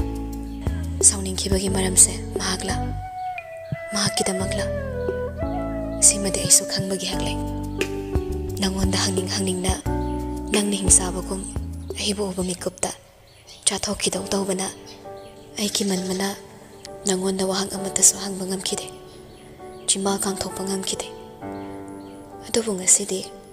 ꯑꯁꯨꯛ ꯏꯪꯕ ꯅꯪꯒꯤ ꯅꯑꯣꯡ ꯅꯇꯧꯁꯤꯅ ꯁꯤꯅ ꯃꯔꯝ ꯑꯣꯏꯔꯒ ꯃꯇꯝꯗꯨꯗ ꯅꯪꯅ ꯂꯧꯈꯤꯕ ꯍꯤꯡꯆꯥꯕꯒꯤ ꯁꯛꯂꯣꯟꯒꯤ ꯃꯔꯝ ꯌꯥꯝꯅꯁꯨ ꯈꯪꯅꯤꯡꯂꯦ ꯑꯅꯤꯃꯛ ꯈꯣꯟꯖꯦꯜ ꯍꯧꯅꯗꯦ ꯉꯔꯪ ꯅꯥꯁꯣꯟ ꯄꯤꯛꯅ ꯆꯤꯔꯣꯜ ꯑꯣꯏꯅ ꯋꯥꯔꯤ ꯑꯣꯏ ꯇꯞꯅ ꯁꯥꯟꯅꯕꯅꯤ ꯐꯤꯔꯦꯞꯄ ꯃꯥꯁꯨ ꯄꯥꯎꯈꯨꯝ ꯄꯤꯔꯛꯏ ꯑꯩ ꯑꯣꯏꯗꯕꯗꯤ ꯉꯥꯡꯂꯣꯏ ꯑꯩ ꯃꯤꯅꯝꯕ ꯄꯨꯟꯁꯤ ꯄꯥꯝꯗꯦ ꯑꯩ ꯅꯝꯊꯥꯛꯁꯨ ꯍꯥꯏꯅꯤꯡꯗꯦ ꯑꯩꯅ ꯍꯥꯟꯅ ꯅꯨꯡꯁꯤ ꯍꯥꯏꯅ ꯐꯣꯡꯗꯣꯛꯈꯤꯕ ꯃꯤꯁꯛꯇꯨꯅꯤ ꯉꯁꯤ ꯑꯩꯅ ꯂꯧꯔꯤꯕ ꯃꯍꯥꯛꯁꯦ ꯑꯩꯒꯤ ꯃꯤꯠꯁꯤꯅ ꯏꯍꯥꯟ ꯍꯥꯟꯅ ꯐꯖꯩ ꯈꯟꯅ ꯌꯦꯡꯉꯨꯕ ꯃꯤꯁꯛꯇꯨꯅꯤ ꯃꯍꯥꯛꯁꯦ ꯁꯤꯃꯗꯤ ꯑꯁꯦꯡꯕ ꯄꯥꯎꯈꯨꯝꯅꯤ ꯇꯥꯝꯅ ꯐꯤꯔꯦꯞꯄ ꯃꯥꯒꯤ ꯑꯗꯨꯛ ꯁꯦꯡꯅ ꯃꯤꯅꯝꯗꯅ ꯄꯤꯔꯛꯄ ꯄꯥꯎꯈꯨꯝꯗꯨꯅ ꯅꯥꯞꯄꯗ ꯍꯦꯛ ꯌꯦꯛꯁꯤꯜꯂꯛꯄꯒ ꯏꯔꯥ ꯊꯥꯡꯒꯠꯂꯛꯏ ꯈꯪꯅꯤꯡꯂꯨꯔꯤꯕ ꯋꯥꯍꯪꯁꯤꯒꯤ ꯄꯥꯎꯈꯨꯝꯁꯤꯅ ꯊꯃꯣꯏꯗ ꯊꯧꯕ ꯇꯥꯒꯨꯝ ꯍꯟꯖꯤꯟ ꯃꯍꯨ ꯀꯟꯅ ꯆꯛꯁꯛ ꯄꯣꯊꯥꯗꯨꯅ ꯊꯤꯜꯂꯛꯂꯦ ꯀꯔꯝꯅꯗꯤ ꯅꯨꯡꯉꯥꯏꯔꯨꯅꯤ ꯀꯨꯟꯗꯣ ꯄꯔꯦꯡꯅ ꯉꯛꯁꯝꯗ ꯍꯨꯛꯈ꯭ꯔꯕ ꯃꯍꯥꯛꯅ ꯀꯅꯥ ꯑꯃꯕꯨ ꯊꯃꯣꯏꯅꯨꯡꯗ ꯁꯦꯡꯅ ꯂꯥꯠꯆꯔꯝꯕ ꯀꯨꯟꯗꯣ ꯄꯔꯦꯡꯅ ꯀꯤꯈ꯭ꯔꯕ ꯅꯨꯡꯁꯤ ꯊꯧꯔꯤꯗꯣ ꯃꯥꯒꯤꯗꯤ ꯑꯣꯏꯈꯤ ꯂꯐꯨ ꯃꯈ꯭ꯔꯤꯡꯒꯤ ꯄꯠ ꯊꯥꯗꯠꯄ ꯌꯥꯕ ꯇꯠꯈꯤꯗꯧꯕ ꯊꯧꯔꯤ ꯑꯃꯈꯛ ꯇꯥꯅꯤꯡꯕ ꯄꯥꯎꯈꯨꯝꯁꯤꯃꯗꯤ ꯃꯌꯦꯛ ꯁꯦꯡꯅ ꯅꯪꯒꯤ ꯆꯤꯝꯕꯥꯜꯗꯒꯤ ꯇꯥꯕ ꯐꯪꯂꯦ ꯃꯁꯤꯅꯤ ꯑꯩꯅ ꯑꯁꯨꯛ ꯁꯥꯡꯕ ꯄꯨꯟꯁꯤꯗ ꯈꯪꯅꯤꯡꯗꯨꯅ ꯂꯥꯛꯈꯤꯕ ꯍꯪꯕꯗꯤ ꯉꯝꯈꯤꯗ꯭ꯔꯕ ꯋꯥꯍꯪ ꯑꯃꯒꯤ ꯄꯥꯎꯈꯨꯝꯁꯦ ꯑꯣꯏꯔꯝꯒꯅꯤ ꯈꯜꯂꯁꯨ ꯅꯪꯒꯤ ꯆꯤꯝꯕꯥꯜꯗꯒꯤ ꯇꯥꯅꯤꯡꯕꯅꯤ ꯑꯩ ꯂꯥꯟꯈ꯭ꯔꯦ ꯑꯩꯅ ꯇꯞꯅ ꯑꯩꯁꯨ ꯂꯥꯟꯈ꯭ꯔꯦ ꯈꯪꯉꯛꯏ ꯑꯩ ꯀꯅꯥꯝꯇꯗ ꯋꯥꯔꯧꯗꯦ ꯏꯃꯥ ꯀꯝꯗꯧꯔꯦ ꯑꯩꯅ ꯃꯇꯦꯡ ꯄꯥꯡꯕꯁꯨ ꯅꯪꯅ ꯂꯧ ꯌꯥꯗꯦ ꯅꯪꯕꯨ ꯑꯩꯒꯤ ꯀꯅꯥ ꯑꯣꯏꯔꯤ ꯈꯟꯗꯨꯅ ꯍꯪꯉꯛꯂꯤꯕ ꯑꯗꯨꯒ ꯅꯪꯕꯨ ꯀꯅꯥꯅꯦ ꯈꯟꯗꯨꯅ ꯑꯩꯅ ꯅꯪꯉꯣꯟꯗꯒꯤ ꯃꯇꯦꯡ ꯂꯧꯗꯣꯔꯤꯕ ꯐꯤꯔꯦꯞꯄ ꯃꯥꯁꯨ ꯇꯥꯝꯅꯥꯒꯤ ꯑꯃꯨꯛ ꯑꯁꯨꯝꯅ ꯃꯈꯣꯏ ꯑꯅꯤ ꯃꯔꯤ ꯑꯃꯠꯇ ꯂꯩꯅꯗꯦ ꯇꯥꯛꯂꯛꯄ ꯋꯥꯍꯩꯁꯤꯅ ꯊꯃꯣꯏꯗ ꯀꯔꯝꯕ ꯆꯩꯅꯥꯅꯣ ꯈꯪꯗꯕ ꯆꯩꯅꯥ ꯃꯈꯜ ꯑꯃ ꯐꯥꯎꯔꯛꯏ ꯅꯪꯁꯦ ꯌꯥꯝ ꯍꯣꯡꯉꯝꯃꯦ ꯃꯇꯝ ꯑꯃꯗꯅ ꯑꯩꯒꯤ ꯅꯥꯛꯇ ꯑꯩꯈꯣꯏ ꯌꯨꯝꯗ ꯂꯩꯔꯤꯉꯩꯒꯤ ꯅꯪꯗꯨ ꯑꯣꯏꯔꯝꯗ꯭ꯔꯦ ꯉꯁꯤꯗꯤ ꯇꯥꯝꯅꯥꯁꯨ ꯃꯃꯣꯟ ꯅꯣꯛꯂꯒ ꯑꯩꯗꯤ ꯑꯩ ꯑꯗꯨꯝ ꯑꯣꯏꯔꯤ ꯅꯪꯗꯤ ꯅꯪꯒꯤ ꯁꯞꯇ꯭ꯔꯗꯨ ꯈꯛ ꯎꯠꯅꯕ ꯍꯣꯠꯅꯕꯗ ꯑꯩ ꯑꯃꯕꯨ ꯈꯖꯤꯛꯇ ꯐꯥꯎꯕ ꯎꯕ ꯉꯝꯈꯤꯗꯕꯅꯤ ꯑꯗꯨꯅꯅꯤ ꯅꯪꯅ ꯑꯩꯕꯨ ꯍꯣꯡꯕ ꯃꯥꯟꯕꯅꯤ ꯑꯩ ꯍꯣꯡꯗꯦ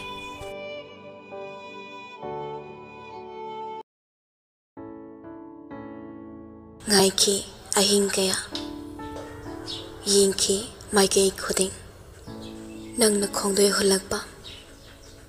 ꯄꯨꯗꯨꯅ ꯂꯥꯛꯈꯤ ꯇꯝꯊꯤꯕ ꯑꯍꯤꯡ ꯑꯀꯟꯕ ꯅꯣꯡꯂꯩ ꯃꯝꯍꯟꯈꯤ ꯃꯥꯏꯀꯩ ꯁꯤꯟꯕ ꯊꯨꯡꯅ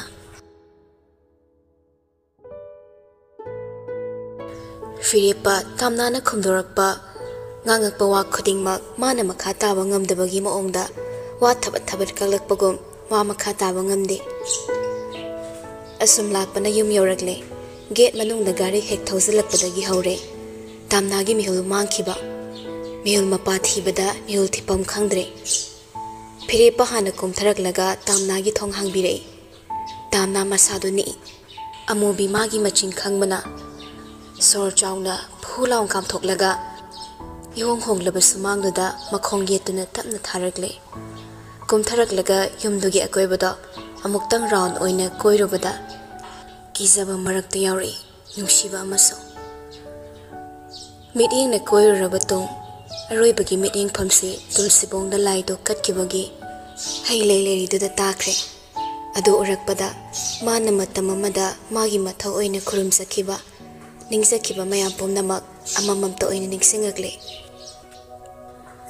Philipana Manung Jangase Madam Krakaki Oina Mufamsida Nanga Lining Dresule Batari Nangia Watpam Telehaluena Madam Krakaki Kanglo Nanga Kangling Drabso Tamna Machin the Tamna Soli Madam Krakaki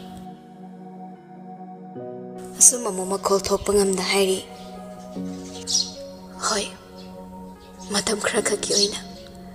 Nakoini Ginusina Panatoduna Ahibotuna Tambiko Kange Aidilona Kange Madam Krakaki Oina Bubangamoida Bachina Lissing Adubu Nangina Madam Krakaki Oirabaso Hegiti Chahili Singamaga Panka Wake Toribani Kaya the young Hairiba Madam Krakaki Haina Magi Chimbalduna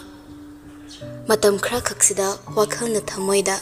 Aran Bokongtang amid Tangzin Gano Haina Pabangam Gadoribra Atain Mamatam Krakak Tangam Gadoribra Mabu Tamoida Sukap Haptaba Manatabu Hapchin Mangam Kidabani Sayo Dagi Hapkre Manadi Aduna Tile Magi Wahi Amana Tamoida Athobu Kulai Amana Itatatana Atain Mamatam Krakaksida Kakpanaidana Kapla Kadori Amukso Hu Tairaba Kulai Amana Gasi Sumarol Tok the Bigumna Magi Punsigi Sozay Mina Munkibagum Matam Krakaksingai Bataribra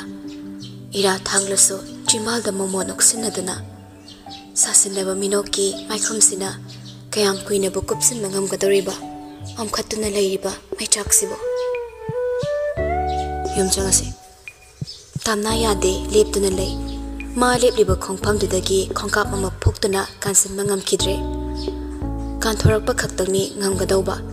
Tamnana Kiri the Ovana Piripa Mukaso Manung Jangase I letting either Nanakanam the Kiba Honade Tamna Adumadima Yaningi Matam Dada Mawa Manim Nuxibangam Kidabase Machana Pana Nuxi Kidabanani Machana Pagiwa the Chetpa Manimni Aibuma Pamsida Nangalehen Mangamgani Habati Aisukangi Adobo Nanglegi Wakalsida Nuaitaba Machir Matapak Handaba Namgatori Brane Makadarana Sumnatangi Domina Kak Wangang Dunaleo Action Aina Reaction at Domining Amubi Tabak Halak Lamle Machana Pagi Gari Makol Takraga Imung the Sukjang Changak Tabaduda Masuma Palom the Tori Machada Hana Yinglinge Machaga Le Minari Banupido Uri Amubi Madi Swailau Krabani Nupido Ubada Mihul Ping Lawi Saptra Magaloineri, Mangolagi Paitari, Miukini, Mitakini Khan, Ran Batobo Mato Magum, Magli Laduna Yingraga, among Lexilaga Machanupada. Sinamuka Yipureba, Imagi Bungo, Nang Mungorabra, Kanakana Howe, Ha, Mono Krakakarino Kandose. Tamna Mubiki Wangang to the Capsicamning, Kaptopas Ipa passing Nam the Bogum, Ira Hina Tanglaga, Tatu Liptuna, Upailate. Nakong mensin basu ngamluda sanariba mamam chani gi warido tabatari ngamdrabaso cheraksida karamda manawai ama khomudoriba phirepana ima masu khangmane adudana mukki hena mamit samtoklaga kari haiba mauna khangri haiba karamna no kamaina khangkibano iping na mamagi wadu phirepa thabatkalai ima Haidori was a Hana Taku Dorge. Chinama Palina, Imana Kangang, but Naya Doribra. Kaino, set up Tagadori Besacarino. Yum sit a Mabu Puraklaga, Imungi Santi to Gaigi Hebro. Nang make weather, Tamdana, Mabu Isacarino. Nang Magna Tro, Palm Drehidana, Naxam Acton Illegatato Kiba. Atuga Kariging a cinema Mabu Yumsit Pureba. Lag Nila even Nangsu, not the Badingam did hay. Piepa Kanglaw Lori. Ima, Yareto. Makatarano, Masa in a Purakoni, Aina. I wonder, I get ya, imagine a Masusin a Doriba Missaxe, Mahani. I take an anate. I don't know Madam Cradi, a queen of my wings in Pamtui. She don't know Tanayani, Hidana, Maria and Arapere. A sinatra badinang, no pin trace at Dabra. Pirepa, Hina Sawale. Why do can Malima? I know con Wankala di Imanang Sunamita Pitar Karakani. Why am Santanaris, Makatarano. Amubi Tamnada Mebdi Khani Yingi Makata Taraktuna Jaybati Machana Pagi Pibam Dada Yare Kangmana मा वादे मखा तारक्किद्रे अदुबु तामनासु वहाई अमतंगदि हायरमगे खन थमोय पिकपी अमोबिदा assume नायरे इमा आई यम थोगाय बलाकु नते अदुगा करिगे नंगना युमसिगा मरी लेननबा हंजन हंजन सिलक्लिबसिना आई नंगना युमसिदा अमु हंजलक्पा लाकपा पामदे मतमदुदसु आई युमसिबु थोगाय निदबना युमसे थादोकलगा चटखिबने ngasi laklibasiso matam khra khakini kaigino chahi kaya na chanu pana nungsiba ngamkidraba ise tha kharasida nushirakani haibagi chingna balai bagira iman ngasi ai bosu yam ta thiri base shuru ngarang ngarang mabanda sanari bawari do taraduna thoraklami lerami ba phibam singdu ubada kari wari oram dori bano chawrak pa madi khangkre phirepa masu yumlomna mamai onsilaga lepana suru thorak bu ukre मागी meeting दुदा अमोबिस लैथोक्तुना येंगलकपदा मानसु ममो उखरे ममोंना मनाक यौफाट्रिंगे अमोबी मी ताहनिंगदा तामना खक्तानबा मओंगदा मया चिक्सिनरगा हाइरे मौगी ममांगदा नंग हौकिबारी मत्ता कोथोगा सादोरपा यारोय युमसिदा नंग मिटोपनी हाइबसे मिकुप खुदिंगी निंगसिंग अदुगा नंगना मफमसिदा कैगी लाकपा हाइबसे मजो काउथोक्तबना नंगे फबोयगनी सी हे काउथोकिबदा नंगे फबोयरोय मसे नंग खंगदबनी Suru tamna urakpada haraure phiripa mongonda nokmi tawranga tamo mabu yumsida purakpagi thank you surprise oini hekta pusala inine aisu yumda hojikta halakpada ngairami bani aikhoini paw phaunaraga kokloru su yabasida tamna gi phambomda sat amu baibai samoi tawranga aina to phajana yumda chase habati nangna sikang khangduna yadene lumbase ain habadai tamayain haiban hen kramale अमोबी हजिकी वहाइदुदा तामनादा अमुकसु खंगेंगेंगी सुरु मासु सानरगे कुमय अमदि खल्लगा अमोबीना canoe मखन्नबा अमदि मखोइगी मरक्ता करिगुम्बा अमा लैना हनबा मानबा होटनरिबनी हौख्रबनी माइ कुमय अमा करि मरमगिनो असुक यामना माना कुमैसे सानरगे खलक्लिबना सुरुना हानना हाइरमनदी मागी कानुसु अइना माना पामसकदबा मओंगदा नुंगाइनबा मओंगदा लोइसिलंबा याबनी पाबुंग इमागा द केमता हाइदिना इमागा पाबुंग न खन कितारे फिरे पसुरुगी वादु थैदोकलगा तामना दाइरी नंगी रूम ताकला युम सिदा नंग मगी रूम दे मांगजोंनुना सेमद्रसो लैनबा मफम याम ले सि हाइरगा फिरे पना मांग थारगा चटकिबदो तामना सु मतुंग दे इनै सुरुना मखुना तामना गी कोदांगदा तापलाव फारई तामना सु मखोंग चपलेपी अदुगा सुरु दे येंगे सुरु नोकमी फिरेपदा तमो कईनो सिरी नुपीगी मथौने अइंगोंदा सिनबिरो अइ सिलगे अमुबिदि फिरेपगी मओंग मतौमकने ममौना चिनख्रनि हाइबगी पपादा पाखनचे हे खंख्रबदि ममौना करी ओइबा हाइदुना मादि ममौगिदमक्ता वाजरबनि मा तामनादा फाउरिबा खुदिंगमक्ति उबा ngमखिद्रे मागा नकना लैमिनरिबा ममौसिगिदमक्तनि मागदा वाजरिबसे अदुगी सुमथक्ता मही लांगबा इमुंग अमा माने हिंगलिङैदा हेनबा पामलुमदे अदुना फिरेपना तामनागा यामना नक्सिनखिबसे मसिगी मओंगसिदा महाक सौनिङि सुरुना तामनागी मखुतकदु संबिरगा इमुंगदा पुसिला चंगमिनरे गेस्ट रूम नोमदा पुसलै गेस्ट रूम सिना मखा ड्राइंग रूम दगी मनिंग पांगना चटलगा हापनि अदोमदा चंगमिनरे थोंजिन कांसिलमदाइनि सुरु मागी मखोंगना तामनागी मखोंगदा खरोक थांजिलगा तामनादु खुदी थिजिलगा तोगे खितंगाय सुरुना तपना ngakpiraklega खोंथांग हैना थांगमना नंगे फबोयगनी मखा मुक्तारे नोमी हाइदी नंग हेक सोइबदा आइगी मांगसबनी चेक्सलो मतम पुमनमक्ता नंगी खोंथांग यामना हैना थांगदबनी खोंथांग सोइबा यादे तामना खरदि कैनो मत खनख्रे मतौदो चंगमिनरकले बेड की मोपाक फिदा पिलो कवर अदai सोफा कवर लोइनमक तामनाबुना फमलगा माना लोइना सिंदोकलमी तांजादुदा अमुबिसु हेक चंगै तामनाना फमलगा सुरुना थबक लोइना तौबदुदा मासु संगसिलकलगा ममौ धाइरे नमुंगा साइदगिसु सथोरै नचे तिलोना माइना सेनजनी चलो पथारुरो इमा इचे तिलोसु याम चिंजबनीदा अदुना आइना सुमरसिनगे इमा मार्क्स एखुगी गेस नतिए आइगी हेक पोकमिनबे चिलिनागुम खल्ले हौजिक मतमदा बो पुचेल चाउना सुमाइना कनाना हरावराव याबिरकनी मागी पुक्चेलदी याम थागतनिंगाइनि इमा अमुबी इपंग पंगसबा चमथोकना खंजब ममोगी मकोकता नुसिना नानबिरकलगा इनेमगी बेमा फदोपगी मांगजबसु ले हाइबसे नंग ख कावनो चलो इमा लोइसिलगे इबुंगोसुने हलक्ता ngairi मागी कई चानबगा सेंबिरो चलो चोसोसो असुमना अमुबीना ममोकादगी चलनख्रे ममोंदा थोखिबदो करा यौख्रे हाइना थौलकलगा थोंजल यिंगलमी हेक चखिबगा अमु प्रभाव चंगी तामना सुमित यिंगदुदा हगोलगा लेपी अनिदो खंब्रांगना लेमिनै अमन मिट चानबा ngamde aduga amana munna yingli nangna yumsida laibase karamba pandam magalak libano nang nasana na koktu kaimta khanthadabra ado natraga na imung se thukai balak libra adubu haukradi haukre hausik te khoina nangonda akan mawa amata sungang lroi adubu aina haigadabadi aigi imongdi amakhangni nangdi yumsidagi khong kan thokkiba numitagi mito oikrabani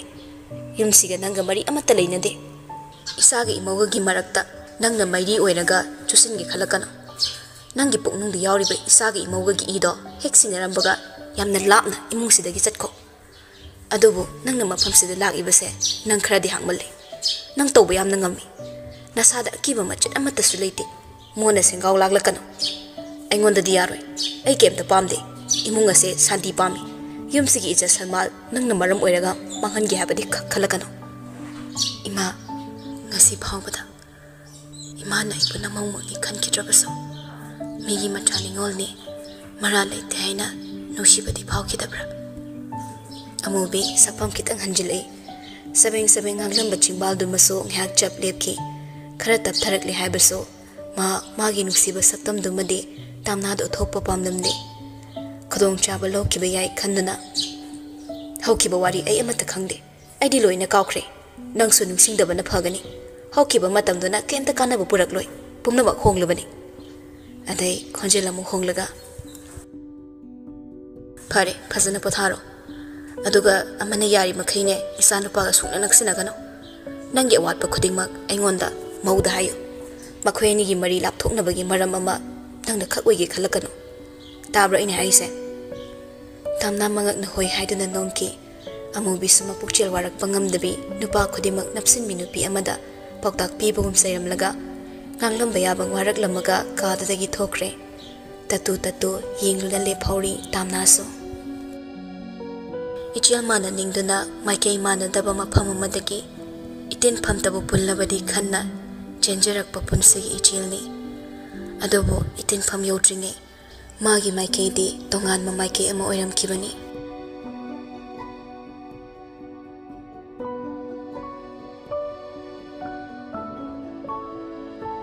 piba imong mangol wai kanna silami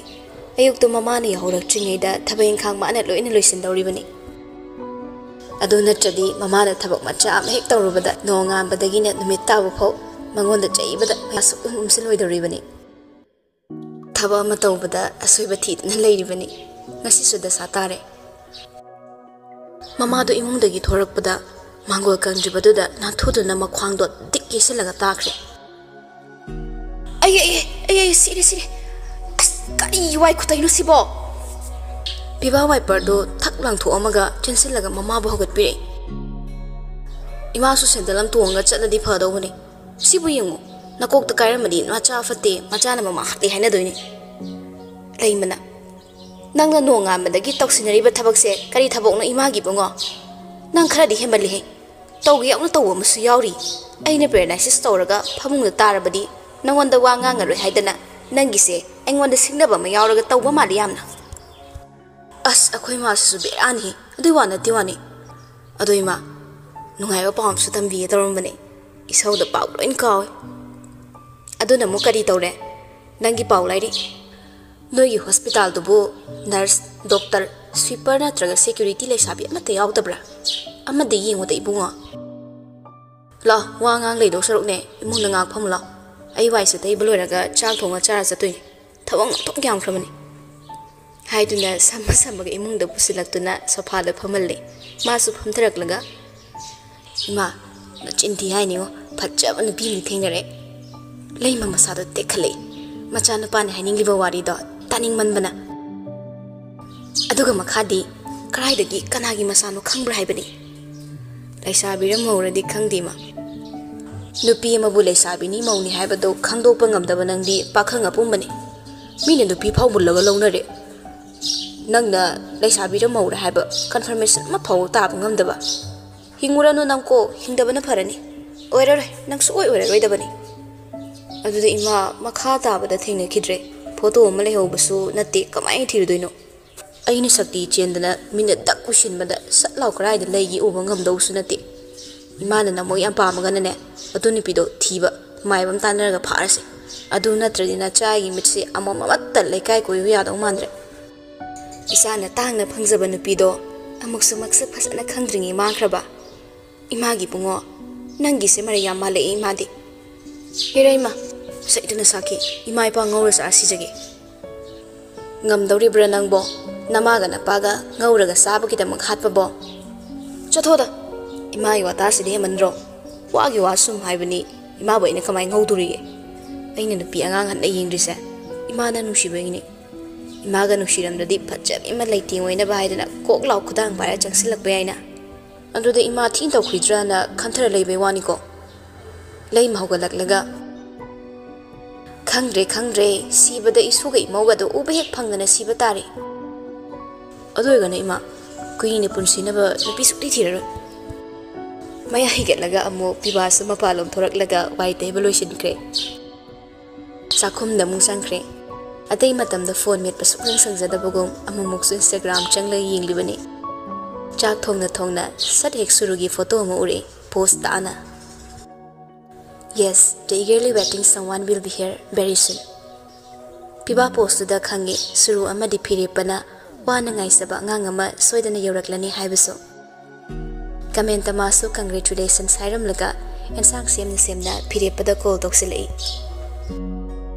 ꯑꯃꯗꯨꯁꯨ ꯑꯗꯨꯝ ꯄꯥꯏꯈꯠꯂꯛꯏ ꯍꯦꯛ ꯄꯥꯏꯈꯠꯂꯛꯄꯒ ꯂꯥꯞꯅꯔꯦ ꯁꯤꯟꯐꯝ ꯄꯨꯟꯗ꯭ꯔꯦꯅ ꯅꯨꯡꯉꯥꯏꯕ ꯄꯥꯎ ꯑꯃꯁꯨ ꯇꯥꯍꯟꯕ ꯐꯪꯗꯕꯗꯤ ꯍꯦꯃꯟꯗ꯭ꯔ ꯅꯪꯁꯨ ꯏꯇꯥꯎ ꯐꯤꯔꯦꯞꯄ ꯉꯛꯏ ꯀꯔꯤ ꯑꯅꯧꯕ ꯅꯨꯡꯉꯥꯏꯕ ꯄꯥꯎ ꯑꯃꯅꯣ ꯉꯥꯏꯍꯥꯛꯇꯪꯗꯨꯗ ꯁꯨꯔꯨꯅ ꯑꯁꯨꯝꯅꯁꯨ ꯊꯥꯒꯠꯂꯝꯒꯅꯤ ꯈꯪꯉꯨꯗꯕꯅ ꯃꯥ ꯂꯥꯝꯁꯤꯜꯂꯝꯗꯦ ꯀꯩ ꯅꯨꯡꯉꯥꯏꯕ ꯄꯥꯎꯅꯣ ꯅꯪ ꯅꯨꯄꯤ ꯆꯦꯜꯂꯃꯣ ꯑꯩꯅ ꯅꯨꯄꯤ ꯆꯦꯜꯂꯒꯅ ꯑꯩꯒꯤ ꯅꯨꯡꯉꯥꯏꯕ ꯄꯥꯎ ꯅꯪꯅ ꯄ꯭ꯔꯦꯒꯅꯦꯟ ꯑꯣꯏꯔꯒꯅ ꯁꯣꯔꯤ ꯅꯪꯒꯤ ꯅꯨꯄꯤꯅ ꯄ꯭ꯔꯦꯒꯅꯦꯟ ꯑꯣꯏꯔꯒꯅ ꯅꯪꯒꯤ ꯅꯨꯡꯉꯥꯏꯕ ꯄꯥꯎ ꯇꯥꯔꯦꯗꯅ ꯐꯤꯔꯦꯞꯄ ꯋꯥꯈꯠꯂꯛꯏ ꯃꯣꯃꯣꯟ ꯇꯧꯔꯒ ꯑꯗꯨꯅ ꯀꯅꯥ ꯍꯥꯏꯔꯛꯏꯕ ꯄꯥꯎ ꯑꯇꯣꯛ ꯊꯨꯅ ꯐꯪꯉꯝꯃꯦꯗ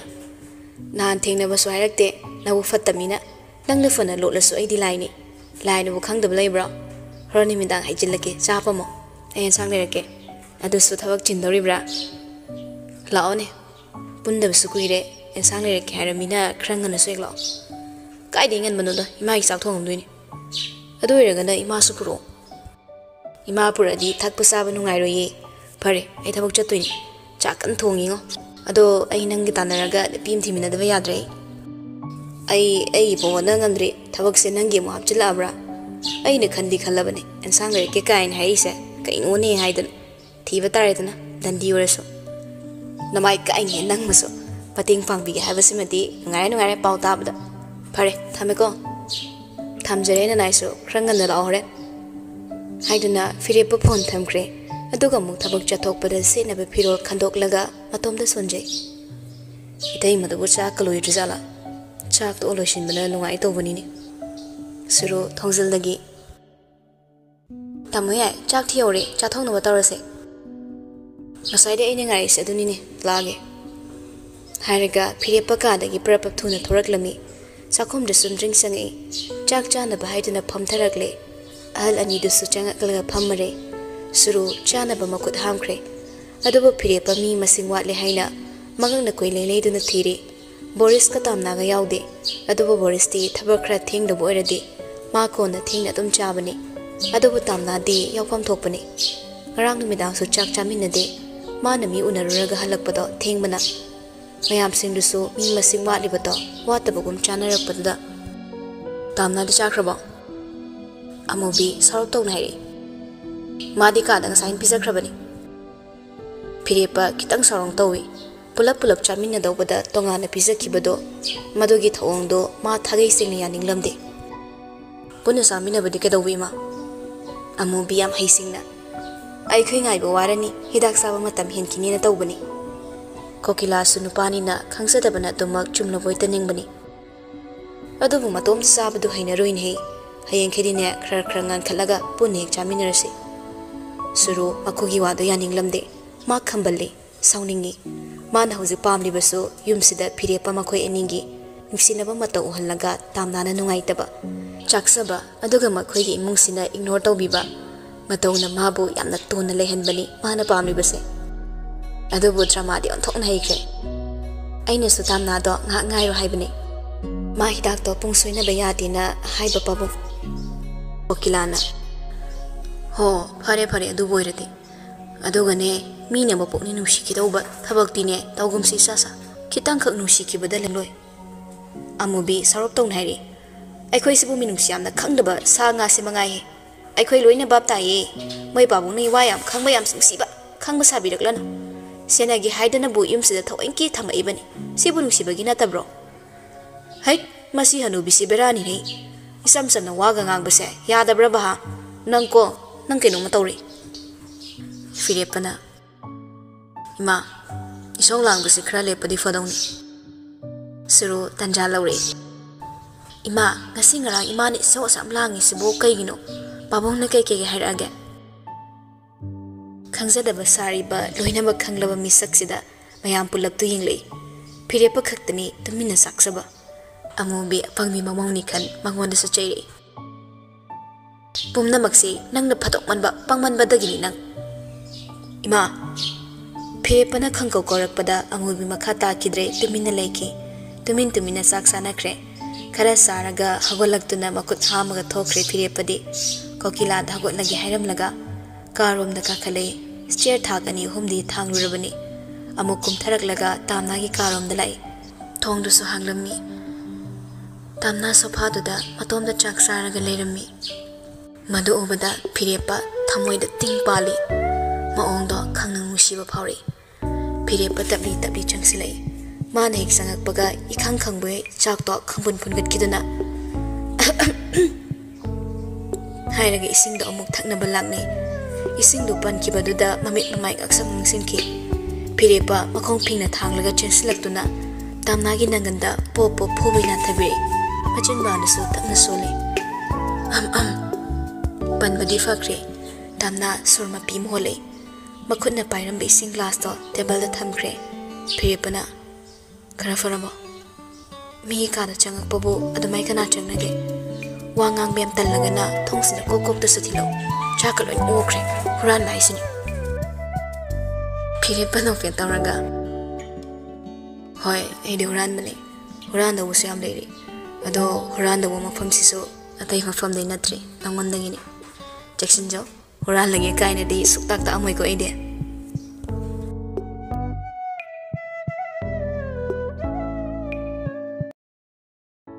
Yetchani urigum pamil nangi oiba nakada saidang duna su hinglingki adubo kaktat piramli khongse yet pangam kidana ba maongda sachani pamil nangi phera thakta utang bigumna adubo sinkre mahot atopo utang bi amana kaya da suning thiniba aigi mot sinkibo utang bi kalai Laymay da sa liba laybak laygom akhang kanbi laybak thibi aina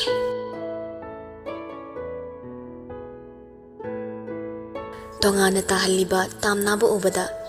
firipagi thamoina magi imung manung na tawriba thabak to yaning bo oiramde saksukang khangdaba lam lambi ama oiram labaso ma sigi nungai tabasi madi phoram basu yai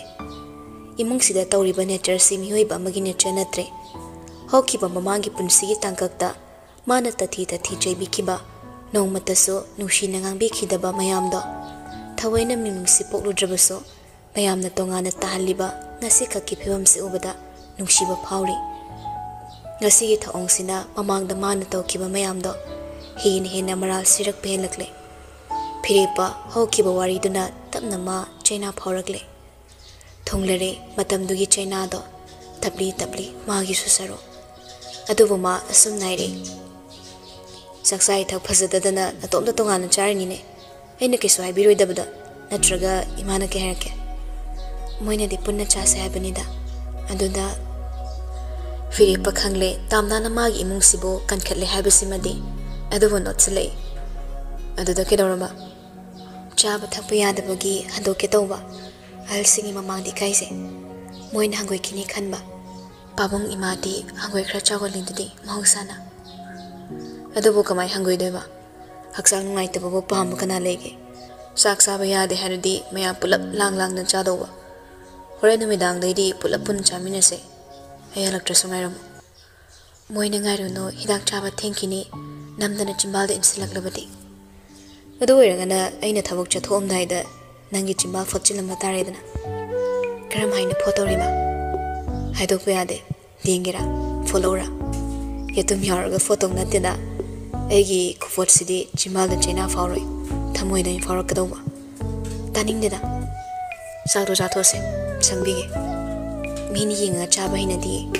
Firepa mamit tapno isinki charo medushale tamna muksama monokda Firepa no isinlaga leiriba saktamda da yingli Firepa magi iten-tenba musimuba paduda yingli adudagi suklap tawbal haibaktuda amo khangde magi saktamduda mit anido phazinbagi rasi amadi chongthoktuna tari adoni tamna na mit haiba ngamdabaso Firepa mamit sat pangthorakpada tamna suran bigum no pachat leplaga mamit mana khap khap koilele Firepa nok thorakle noksilak paduda hini character na cheri kai chagi na ngausinei no ikhade khaladana nupana tadawna khatpana teda sumno ningakpa nokbo se kai kage hurala ring reso phone da ming zauda nani yingbadi kai mini yingbadi thajaningi suru probab changi nungai ba mikupta soi mangki tamoyai nang disda kedoriba aini ngasai de koi thiri thabak thingi hairaga Firepa phadi anthore masadu sabung tawi wari amaga laikre opposite sex ka oire laiminari ba misak tunaga aduna ma ka amada hek pulapna leiba haisidabu icham chamnasu mina kari khankini kari oina khankini ukini haibagi akiba amadi ngasigi society sida leiribani maru oina magi maral tamnada sibiki gadrasini mangonda kan amtana wa ngangbasu ngamloi adubu asonma misak sida onsin bikini haina pakhat chawsabani hidaguli charabana check torambani suru Firepana tamna matomda chak sawa ukhibaduda khradi pakhat kibani chakhumda oidaba ngangliba mayamduga loini hek haidoklamgadra khanna masa khitang sagale suru changsilaga tamna nangdi hidaguli charabra charani chak chaba loire haiduna makut hamakpaduda Firepana amta susadana chakre krangasai nang changa chungida shuruna phare chathoko ado nang ge se lamhai oina sum chatna khibatu nungaite mingo madi kauna se ado aina khrasu halamdaw male aingonda iche koro tamna masadu hina bawale ma Firepada haifet yinglamlaga chumna amuk tumina laiki mafam sida mikup amata su panthaduna leiba talagle hongthang do kasandringei dadi si yona ma hainarak loi haibadi khaludabani adubu ma hainadaba sumsum hengalagle imung sigi maong matawsiga adubu kona tapna hainarak pasiyai haina khallibani hainarak loi khangna nupiduda mana iche kauba taribra adubu mangondo ina iche kaufam thokpani mingadum gongno chei sulonga orongani as aina khra hali tamna nai ngone che ko bat haina dabra mingo mu khanaraga leidobogi bot mingkongno aduna hena koina daba helakani amubina hai noi bu thabak sat pa thenga dribra ne noi nogi na thausa thongna ro salo nangiga nangdega mu tongnarakano suruna ima nangni thoglage chaladoini asumna khumkhraga Firepada mo do tamya horindi thabak khra ngan hanbiro aisu khra ngan na haitharake aduga tamna hi se na chanaba mage pampam na khra su khanminaruse Firepa yaning lamale mangak no mahaina no mai tamna na ado Firepa ai thabak to kam kan chatpa yadoino suru midi ngam tawraga kaino itay ko aingonda iche tho adi mangonda itay thoktro mingo sinane nusina behelak toise फिरेप कुइन लैसिलक्लदि याररोय खले आई होरेन हलक्पदा हंगागे हाइरमलगा फिरेप कादुदगी थोखरे तामनागी मनाक्ता सुरु फमथरगले तामनागी मसमगदा यामना नुक्सिबा मओंगना नांथबिरगा अदो तामना नुपी अमा ओइना पोकलगा mama ओइबा फंगबसे याम नुंगाइब्रा मियोबगी nature अमा ओइना नुपी अमना मचा अमा खैजी खादा मितंबा तांगकसिदा वाबा कया अमा मायोकनरसो अदोगी तांगकता नुपी खुदिमंगना पामजै अदोबा तामना आइगी लाइबक्सिददि तमलमद्रबनी इचा अमाबो आइना नावपोबा ngamखिद्रसो नंगना ngasiदि आइबो इमिते इचा अमा उबा फंगनबिदौरे सिगिदमक नंगोंदा कई थागत वाही हाइदुनोसो खंगद्रे अदो इमासे मसागी वांग खरा हितबनी नंगलान खनुको मबुक्ति तुम फबनी होय आई केसु खंदिदा फारे नंगसु सांसा थोको फजना आइसु थबक मफम नंगा यौरखिगे अदुगा नोइगे खैगे लिविंग स्टाइल खरा खिनमनिना नंग एखोय मंगी नेचर सहिनरोय मिटोप तम नुंगसि खरा वाटपनी अदो मतम खरा खकी खांगो नंगी चानिंग बके लेरोगे तामना सुरुगी चिबादगी हाइदोरकपा वांगांग खुदिंग मंगोंदा केनोमी फाव हॉली हंगोइगा दौबा हिनरोइदबो मोंगनी यारनीदा हौजिकान ए केसु चानिंग बा फावदेदा फावरपा कानसु एंगोंदा इकाइगनुको चानिंगदे हाइरो फारे फजन लेरमुको थोखरगे तामयाइन एंगाइरमनी अरोइबदसु अमा थेचिलमी हाइगे मतागो सुरु ममोन तौरगा कादगी थोरकले हेक थोरकपगा सक्तम ममोले निंगसिंगई मा तामनागो उरगा नुमित अमा हौजिकसु मा काउड्रे फिरेप मखोय अनिना कॉलेज पुन्ना कामिनरिंगी मतमनी सुरुना फिरेप लुहोंगने हाइबा खंगलबना फिरेपसु मयुमदा लैबा मतम ओइरबा मदुइबा तारबसु मिकुप अमत्ता नाकोंदगी फोन सुक्तांग थांगदहंदबनी नुपीदुगा लैख्रनी ओनसिनख्रनी हाइबगी माना नुपासिगी वाखलदा नुपीसे मचेत अमा पाउ खनबगी मतम फंगनखिदबनी नोंगमा अमदि फिरेपा ममानबगी मयुमदा चटकिबदा फिरेपगी मोबाइल काउदुना हुंदोकलंबनी तांजादुदा सुरुना कॉल मनम अमुरक अनिरक नत्तना तौसिलखी नुंसी मीटिंग फंगजदबा मपुरोइबगी नुंसीबा वहाई ताबा फंगद्रबि नुपीदो मपुरोइबगी मोबाइलदा हंजिन ममिंगदा नत्तबा इमोजी अमदा सेव तौबा नंबर अमना कॉल तौरकपदा सुम साउनिंगबा फाउरई अमुरक अनिरक पाइद्र खंगसु हंजिन तौरकपा लेपते तामना हंदक्ति खंगसाव सावगले फोन दो ताप पाइरगा खोंदा इथीना फोन तौबि एसे कना ओइबिरबनो सुरु काक्सिलै फिरेपम द पाहलो हाइदो वादो तुम हाइबिरो फोन पाइरिसे मागी नुपीनी मा पाहलो आइने तुम हायो आइगी नुपासिदा कॉल हंजिन तौरइसे कई हाइनिंगबा लेगे फना हाइनिंगबा लेरसु तौरइबा फोन खुतौसे आई फना खनबा ngamdre युम पालबा मथै मनाव अनिगी मरक्ता संबल खानबा नंगना सिल्ले हाइबसिसु आई खंजे मीगी मुंग थुगाइरगा नंगी करी तोंगजबनो नुपासे आइना तमदना मुल्लगा लेखिबा नते नखोइनी ममांगदा मरी लेनरबा याय अदुबु नंगदि हौजिकसु लेसाबि ओइरि आइदि सागै ओलबने आइगी खोंपम हंदोकलगा चलुबदा फसफमसु लेररोय अदुना सोमनो ओइना खरा हंदोकपियो आइगी नुपासे नत्रबदि नंगी नुपा अमता लेजदब्रा सुरु ममानबि सिंगा पुनबनी मागा खंगनबा मिसक्तो मयामना मसक खंगनगे हाइदुना हाइमनबदगी कॉल तौरगा लाउड स्पीकर थादुना ओइनगे खल्लुबनी तामनागे वाही सिंगदुना मसु ममानबि मयाम सिंगदगी ममांगदा इकाइबना ममाइ ममित ngaksinglei सिरा फाव मिकुपतुदा खलै कॉल फट कक्थतके मसागी फिबा माइथोंग सेमके अफबा नुपा अमा कोइरे हाइना ताक्सनिंगबिदो यामना सो तौजबिदो इकाइ पिरुप खमखि ममानबि मरक्तगिसो नुमित्तुदा मंगोंदा फसना ओनसिलनु हाइदुना ngangamki अदुबु पुनमक्तुना सुरु हिने इकाइकी अदुना महाक सिंगनदुना लाखिबनी हिना मखोइनी काइनहनबगी लंबी यातुना लाखि नुपासिदगी मिनुंगसि तांदुना नुपासे माना फादुना लाकपनी तामना खक्तना मिसक्तो सुरुनी खंगदबनी सुरुनदी तामनाबु यामना हक्सिना मुन्ना खंगलिबनी हौकिबा इकाइबा नंखिबा पुनमक्तु निंगसिंगलगा मतमदुदा नंगना इबु मयाम ममांगदे इकाइबा पिखिबा अदुगी इकाइबदो आई हौजिफाव फट्री आई फबा सुंगमगमद्रे अदुना नंगबुसु आइना नुमित्तुदा फंखिबा चाइनादुगा चप मानबा चाइना पीगनी मयाम ममांगदा आइगी नुपा मुनबिसु ताहनगनी अदुगा आइना मयामदगी मिनुंगसि खोंगतगनी नंगबुना नंगक समलाक्तनी इनलगा तांथोखिनी आइना ngambagi changse nang mikuptuda khangakani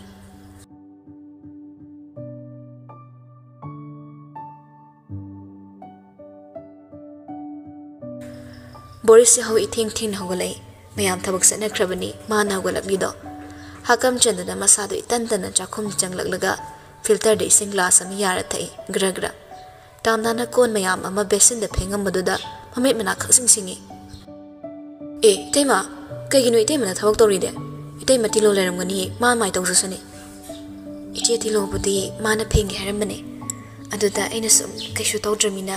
phengdogani phengdokpani nangi sak thibir ora Boris dining table chair da chingtharaga phamlei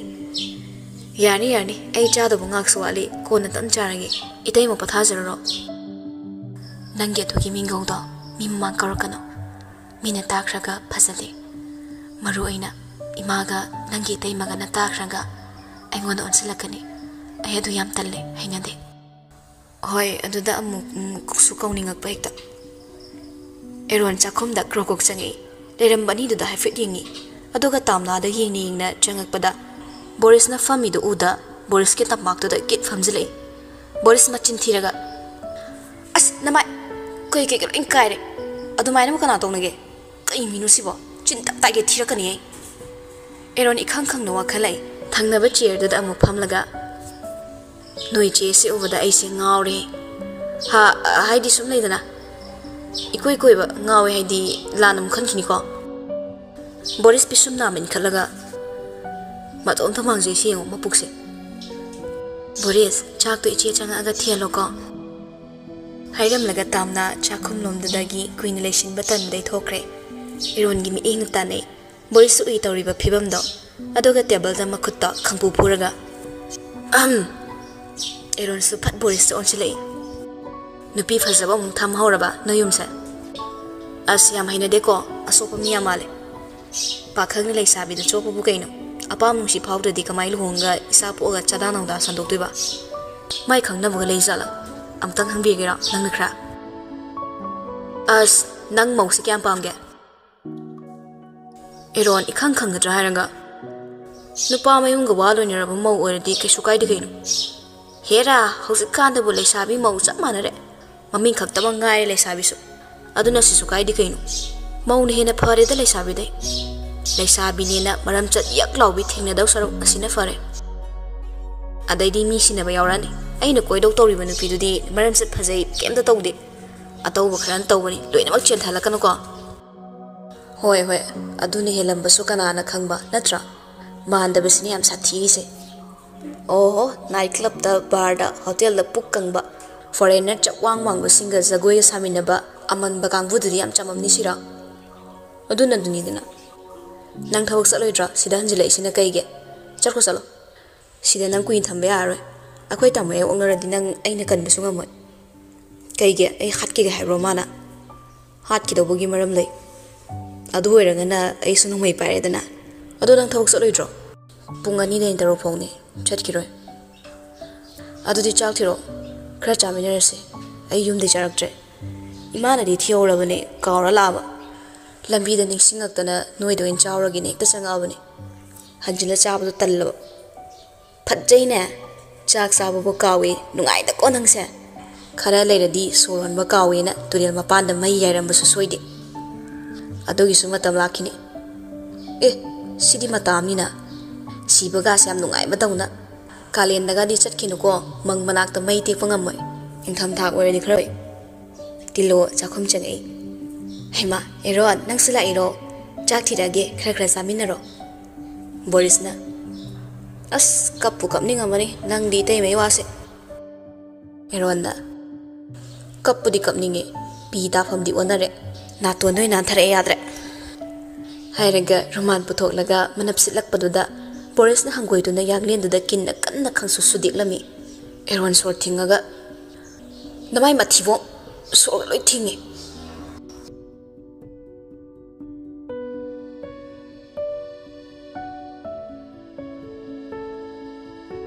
Nungtilwai matai manau ani na tamna puraga mapi marwa khra leibini haina chatkibado amubina saurami aduna kokila da isau tawi nang sumapani khra ngang so ko hayeng ne mimang phamna baga talle hai aina kari hayo haibano ngak su koi thok sa sanu kedorage hauziki matam se sapthopa yaba matam natre ne hanuba नुपा अमगा नुपी अमगा चमना लोइनबा खक यारोय अदुगा अमुकसु हानागी मरीसे खंगिबा नत्रो हाय नंगना नमौसिगी खक्तमक खलिसु करिगिनो मिगी मचासिदी नसागा नमौगा उरगा हरावरमगद्रा मान हेना लेनिंगलमोय उपाय लेतबगिनिको मासु cell चिनबनिना मरम ओइरगा थांदोक्तुना चटख्रबा लंबीसे कांसिलेदना पुमनमक नोंदम मागी नोंदम खोनी अपंग मी नमौसिना मरवलमा असुक यामना पंगबने हयेंग my नुपासी Meena मुनकिबा सोइदबनिमा लांगनु को लांगनु नुपा मुनबदी नमौं नुपीना मुनबा चिंगेदा ममा नंगसु कनामता खंगमदबा मयामसे नंगी या लांगबदुना मीना लोइना खंगिबा तारे तामनासिना लाले हाइबा यारिब्रा ममांगदा थोक्किबा थौदोक्तो माबु करिदा लानगे हौजिसु महाक युमसिगी मवम ओइरे वा लोइना किबा नाखैसिंगना किबा लेते अदुना युमसे मागी सरुक यावरी ओ अदुदी इचा नुपासे नुपी लोनबा ताहनदोरिब्रा ताहनबा नते लोलिबनी नुपी लेना लेना अतोप नुपी मा लौरइबा नचा नुपासे नुपी लोले हाइद्रबदी करी हाइगदोरिबा मीदी मसाना पामजबा नुपी लौजखिबने मादी लुहोंबसु याजखिदबदुनी याखिद्रबसु होंग्रे लोइरे मखा तारनो नाकोंग मयासिदा हयिंग खोइना ngenga खोंबदौना खोंलकनुको अई गाक्ता बोथाबा याब्रेंगे अई ओइना कोक्से साइ हाइदुना कोकिला फमुंग काखलगा हिप्पी अमुबी अमुकसु फमना मपुरोइबदा यिंगलगा तुमसिलो अदुगा नसा नुंगाइतेनने अमु हे हाइरो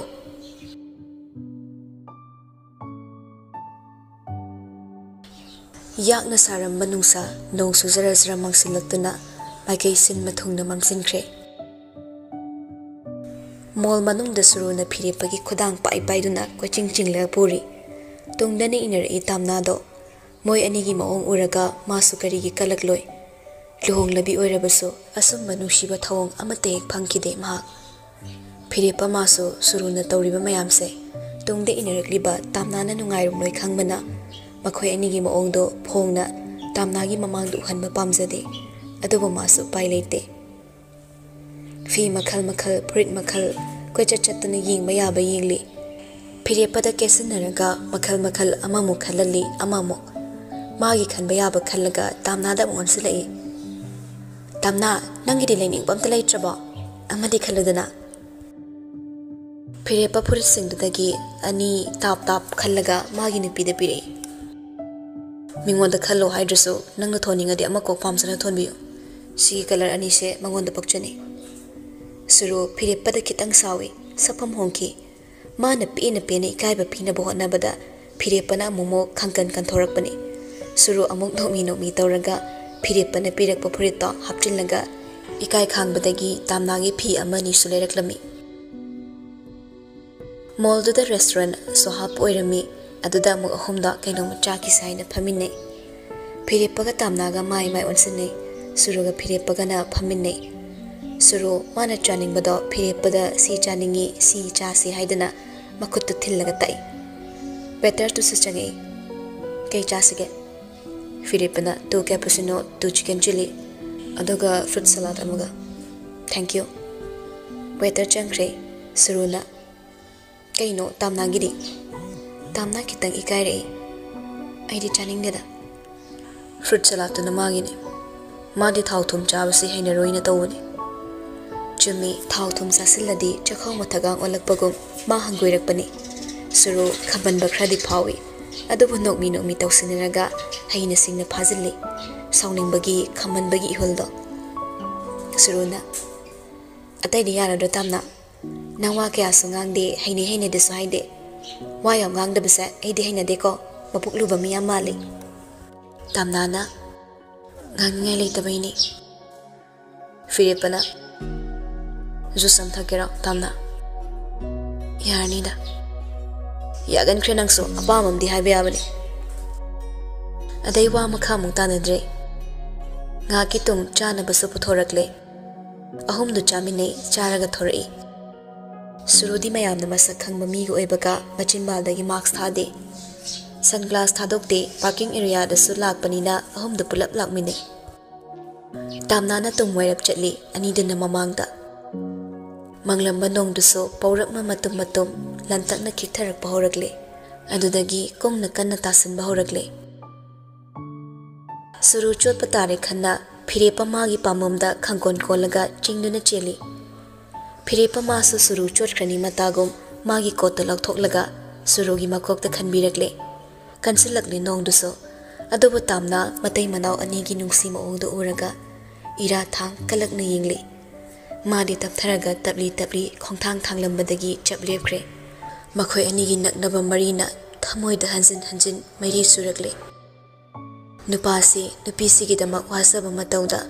कलकपा लिसिंगी इहुल थमोयदा मिकुप खुदिंग फाउरई माना फंखिदबा मीना फंखिबा नुंगसीबा मतौसिंगसिना हेन हेना खांगमगंबगी चांग लांदुना लाइमन ओइरक्ले पेंथोकना उपाय लेता सोंजे सुम्मा मयामसे अगी मांगदा उहन्नबा नत्रा नंगना मतम खरा खांगो हाइरिसे खांगे अदुम खांगे सुम्बा येंगबा ngamdaba अहिना सुपंग फंखिद्रबा मयामसे उरगा अहि खांगे अइंगोंदना खाबा मिटिंग मागी मफमदना खैथोमनबा नतौ अहि कलकलमलोय खनब्रा नंगी पुनसिदा अहि हंजिनना लाक्लगा मागी नुंगाइबा मुनगेदि खल्लोदे अदुबु अहि नखोयनिबु उरगा यामना कलै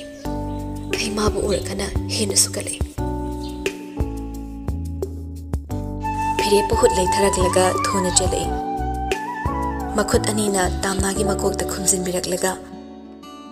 नोंसे कंसलाए नसादो लोइना चोले खरा थुना लाओ अमोनबी थिंगु फो दुमाई तपते इमोन हे मोलदना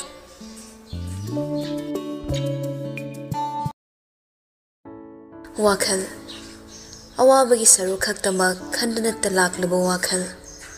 नुंगाइबगी सरुक खितंग फाव खनबा हित्रबा वाखल थमोय दागफम खक्तमा सिनबा हैबा माबुला चबा खक पामजबा हेनमनलि नंगसो मंगलान मंगफावनरोइदबा खक्तमा मंगबा हैबा मंगलान लालिबसिना कना ताइनफम लेते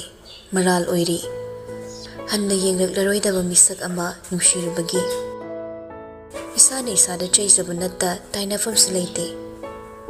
इरालनी नुंशिरुबगी नुंसिफम थोक्ट्रबा माबो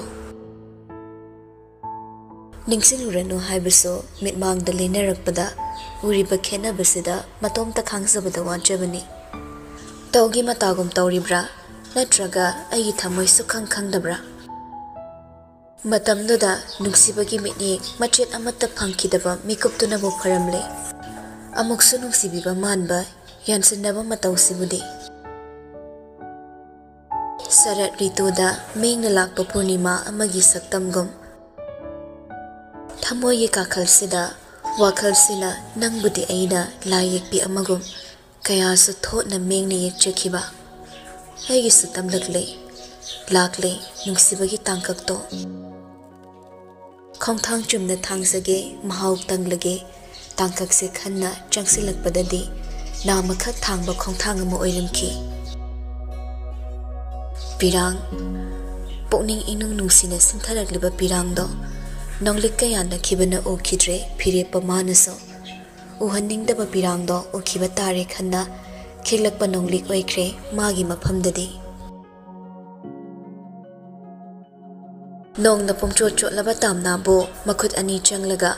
खंदुना लेबदो करमनबु यारुनी चोसनबने हेलक्लिबनी सुमना तंगी चोलहनिंगदे खक ताकपनी थवोंगदो सुरुदी कोतुना खल्लगा गमगम सटख्रबनी मनिंग हंदुना मा कनामतबु येंगलमद्रे चोटपा तारे नाबा तारे हाइना चटख्रबनी फिरेपा मखुतुना थुना सत तामनागी मखुतो समलई अचौबा मखुतना पिक्ट्रु पिकपा खंगी इंसिलबा खुत्तदा समकपदा तामनादो खंप्रे खंगी थमोइदो फिरेपा तामनाबु चिंगलगा पुदुना चिले वेटिंग सेट अमदा ngaकी ओइना नोंथुपी नोंदुना कंसिलकपा हेनमनबना फिरेपा समलमा मखुतो थादुरकले तामना मासु मफीसिंदो फटफट कंथुई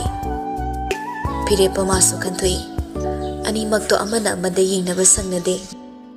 अचोटपा मसासिंदो खितंगदो ओइरसु कंगनबो होनबदा तामनासु मागी चुनी मचादो नोंगना पुलुलुबले अदै अमो नोंगना पुचोट चोटखिबना मसादा तांगसरिबा फिरोलसिंदो तपनपसिनखि सबात मयेकसिंग चोंथोखि अदुना चुनी अचोटपदुना मसा पुलपता इंसिंजरमी ꯂꯩꯔꯤꯕꯗ ꯑꯇꯣꯞꯄ ꯃꯤ ꯈꯔꯁꯨ ꯌꯥꯎꯕꯅ ꯃꯉꯣꯟꯗ ꯌꯦꯡꯂꯛꯇ꯭ꯔꯕꯃꯛꯁꯨ ꯆꯦꯛꯁꯤꯟꯖꯕꯅꯤ꯫ ꯐꯤꯔꯦꯞꯄꯁꯨ ꯇꯥꯝꯅꯥꯕꯨ ꯃꯥꯒꯤ ꯇꯨꯡꯃꯥꯏꯗ ꯂꯦꯞꯍꯜꯂꯒ ꯂꯩꯔꯤꯁꯤꯡꯗꯨꯗꯒꯤ ꯃꯤꯠꯌꯦꯡꯗꯒꯤ ꯃꯥ ꯃꯁꯥꯗꯨꯅ ꯈꯟꯖꯤꯟꯕꯤꯗꯨꯅ ꯂꯦꯞꯁꯤꯜꯂꯛꯂꯦ꯫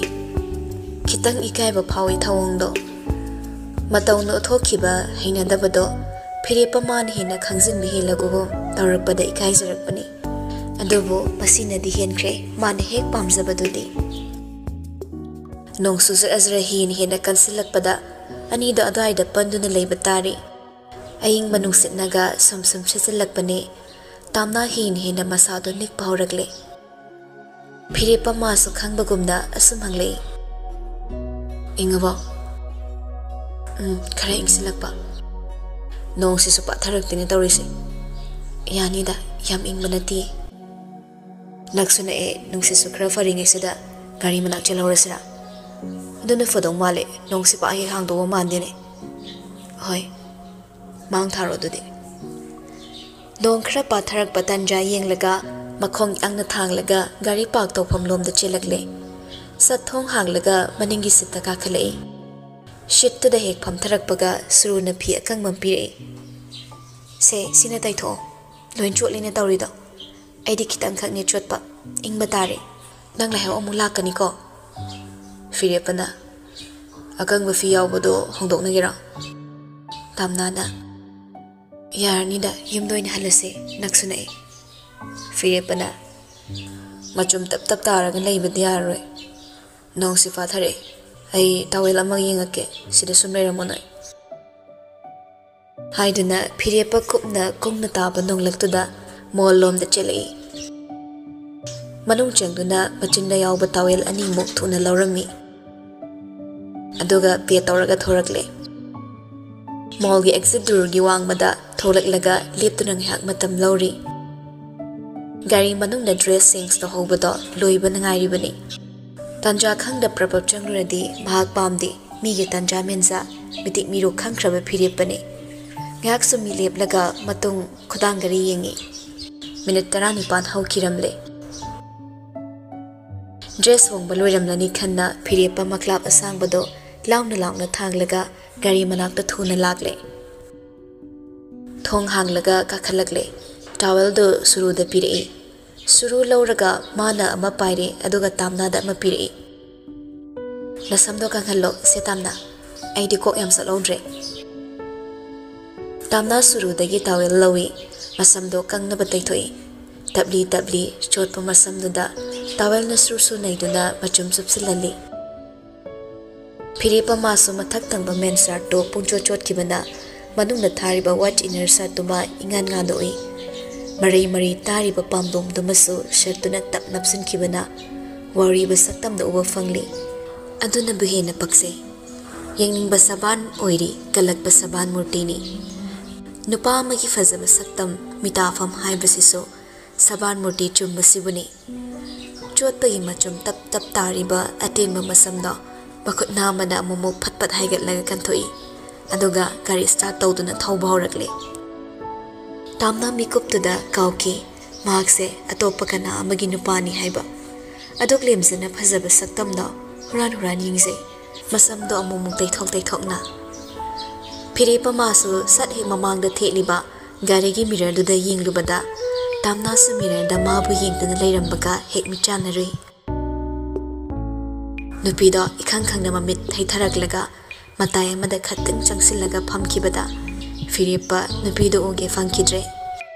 ꯅꯨꯄꯤꯗꯨꯒꯤ ꯉꯛꯁꯝꯗꯣ ꯈꯛꯇꯤ ꯎꯔꯤ, ꯅꯥꯆꯦꯞ ꯑꯣꯏꯅ ꯈꯤꯇꯪꯈꯛ꯫ ꯏꯆꯣꯠ ꯆꯣꯠꯄ ꯃꯇꯨꯝ ꯇꯥꯁꯤꯜꯂꯤꯕ ꯃꯁꯝꯗꯨꯗꯒꯤ ꯅꯣꯡꯂꯤꯛꯅ ꯇꯞ ꯇꯥꯔꯛꯄꯗ ꯉꯛꯁꯝ ꯃꯄꯥ ꯈꯤꯇꯪ ꯂꯥꯟꯊꯔꯛꯄ ꯍꯛꯆꯥꯡꯗ ꯆꯣꯠꯂꯤ꯫ ꯐꯤꯔꯦꯞꯄ ꯃꯥꯁꯨ ꯏꯈꯪ ꯈꯪꯅ ꯁꯠ ꯃꯤꯠꯌꯦꯡ ꯍꯣꯡꯂꯒ ꯆꯨꯝꯅ ꯒꯥꯔꯤ ꯊꯧꯏ꯫ ꯑꯗꯨꯕꯨ ꯃꯥꯁꯨ ꯍꯨꯔꯥꯟ ꯌꯦꯡꯂꯤ, ꯃꯤꯍꯨꯜ ꯑꯃꯁꯨ ꯇꯧꯔꯛꯂꯤ꯫ ꯁꯛꯇꯝ ꯎꯗꯕ ꯅꯨꯄꯤꯁꯤꯒꯤ ꯁꯕꯥꯟꯁꯤꯅꯁꯨ ꯃꯥꯕꯨ ꯁꯨꯝꯈꯤꯕꯒꯨꯝ ꯌꯦꯡꯅꯤꯡꯕꯒꯤ ꯏꯈꯧ ꯂꯥꯡꯕꯅ ꯃꯥ ꯃꯇꯤꯟꯗꯨ ꯀꯨꯠ ꯌꯣꯠꯁꯤꯜꯂꯤ꯫ ꯐꯤꯔꯦꯞꯄꯅ, ꯅꯣꯡ ꯆꯣꯠꯄꯗꯣ ꯑꯃꯨꯛ ꯅꯁꯥ ꯅꯨꯡꯉꯥꯏꯔꯣꯏ? ꯍꯪꯕꯗꯤ ꯇꯥꯝꯅꯥꯗꯅꯤ, ꯈꯨꯝꯕꯅ ꯑꯃꯗꯨꯅ ꯈꯨꯝꯂꯛꯏ꯫ ꯊꯝꯃꯣ ꯌꯥꯏ, ꯀꯩꯁꯨ ꯇꯧꯔꯣꯏꯗ, ꯍꯣꯔꯦꯟ ꯍꯟꯈꯤꯕꯒ ꯄꯦꯔꯥꯁꯤꯇꯥꯃꯣꯜ ꯑꯃ ꯆꯥꯁꯤꯜꯂꯒꯦ꯫ ꯐꯤꯔꯦꯞꯄ ꯇꯨꯃꯤꯟ ꯂꯩꯈ꯭ꯔꯦ, ꯋꯥ ꯃꯈꯥ ꯇꯥꯅꯈꯤꯗ꯭ꯔꯦ꯫ tumin leynaki.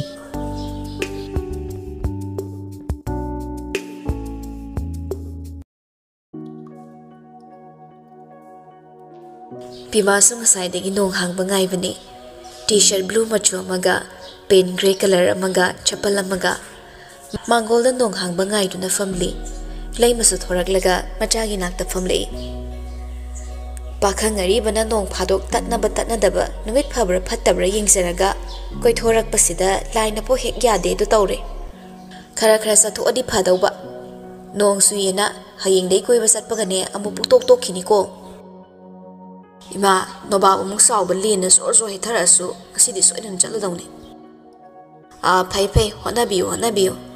Aidi koyu langu hairibani. Aduga koyu langu haidana straight tasu pangsa sat kanuko. Matai de sabi macha machat pasu khra yingau. Hoi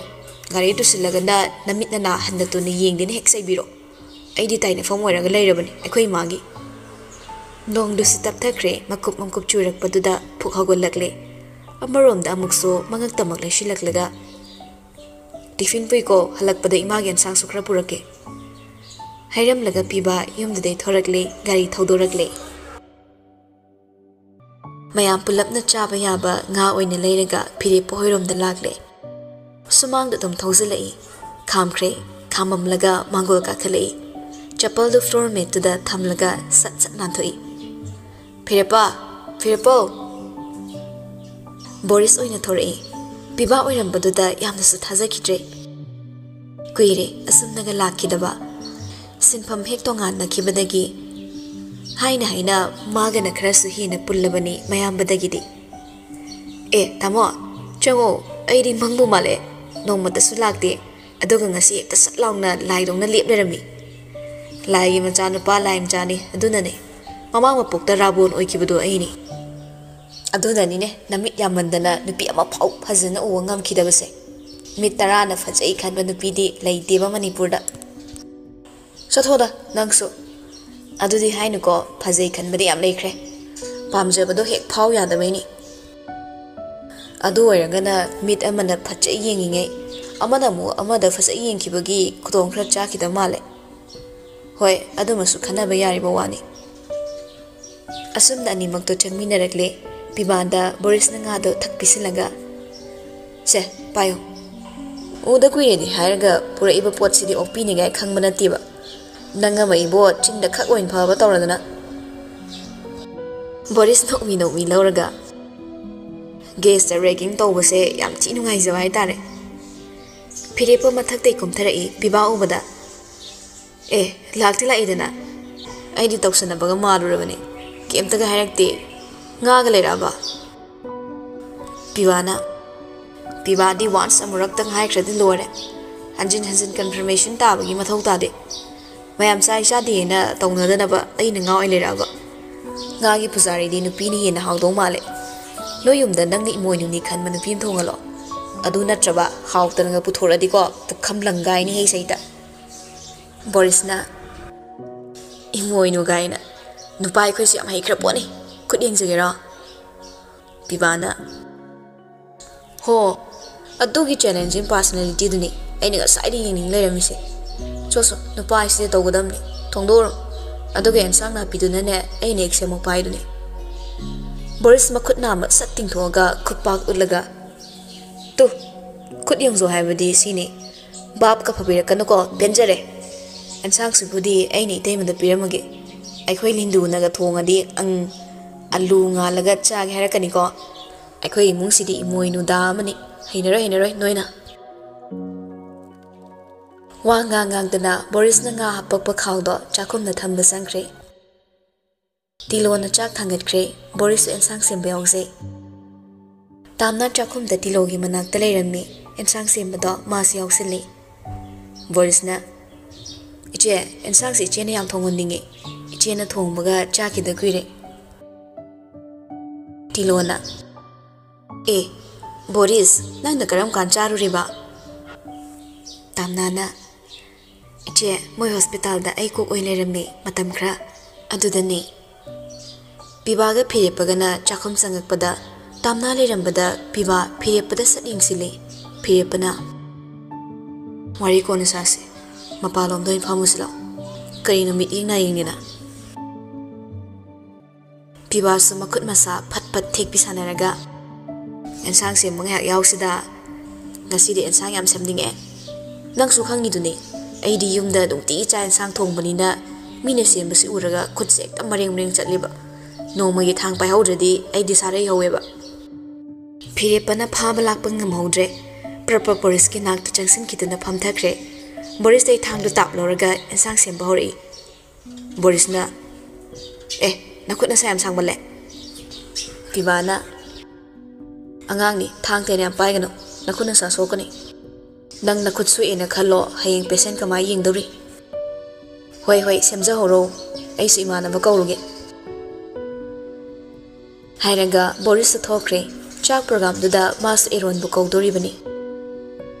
Phirepa mas piba gi meeting na yeng maong matau khang bani na chakhum dagi tholak be ngamde. Tamna kha khundo ambado mangam kidre. Hana dagi hongna Pibana tamna da icham cham meeting nataba meeting ama yengli haibaso phirepa khangi. Machil mak na phau hai kiba lai khrabani. Nang nu hondo pido oiradi ai di tamna se yum da pusin mangam gani kaina. Phagi oiraso aseng mawa oi kibani pibagi wado. Sina han bani phirepa mana chakum na changlaga cha ensang semba. Mahusa na madi kaisu haizadabani. Thaba engkhang khudingmak mana haiba haiba po business ki profit and loss ki matang dadi maga lamba papi na balay roy. Phirepa na piba nga sinang na siyam radi kana na siyam diba. Boris yara roy eron laga seman geso katan ni ngahing payo yara roy. Ensang su ay na layba aduga siyam su ay na sidi hemandra Phirepa nang so. Guest tabu adum manager du chat pahong na dada. Guest haro kaniko. Tamna na nga kesi kiyam yamge yamdada isemge. Tamna asi hairaga hagwalake tawbaga Phirepa nga gi khawdo tap paikhatki. Ay semurage nang ensang semamo. Nga sem chawe nga ga nanga mukna mugleramni. Yengma ngamoy. Haiduna puthoklaga thokkirami. Piba machin ni solay. Ensang pung baro da chaba soidredana. Hairiba masu nga ga muknaramdoini. Piba tamna da hairap yenglaga singdu suba nungai na ba pana soirami. Tamna tilaw du soirano ay soibige mit yam thupani. Tilaw na noglay. Yani da ay soige thamlo. Piba na itay ma yani ay sembir age atopa mathil lang du already aduin lang silo. Tamna na yami da iche ay maroy mapang se semzila age. Pibana tilaw do sat mulai. Aduga sing asoy bahapa pleto insilaga. Siyoy na suro ay suwerage tilaw sina. Phirepa phatjangay. Piba kang yam chi kang do mula. Pibana ngamroy ensang semi good night thong. Phirepa prapap changaga ngahing pairuba khutuna pibagi makutta samak to torokpada piba phuk hogalaga handoi. Amta salo choso laage manam inam hingnam thiradana solo kano ingondaga. Phirepa na piba puthokre chakhumdagi.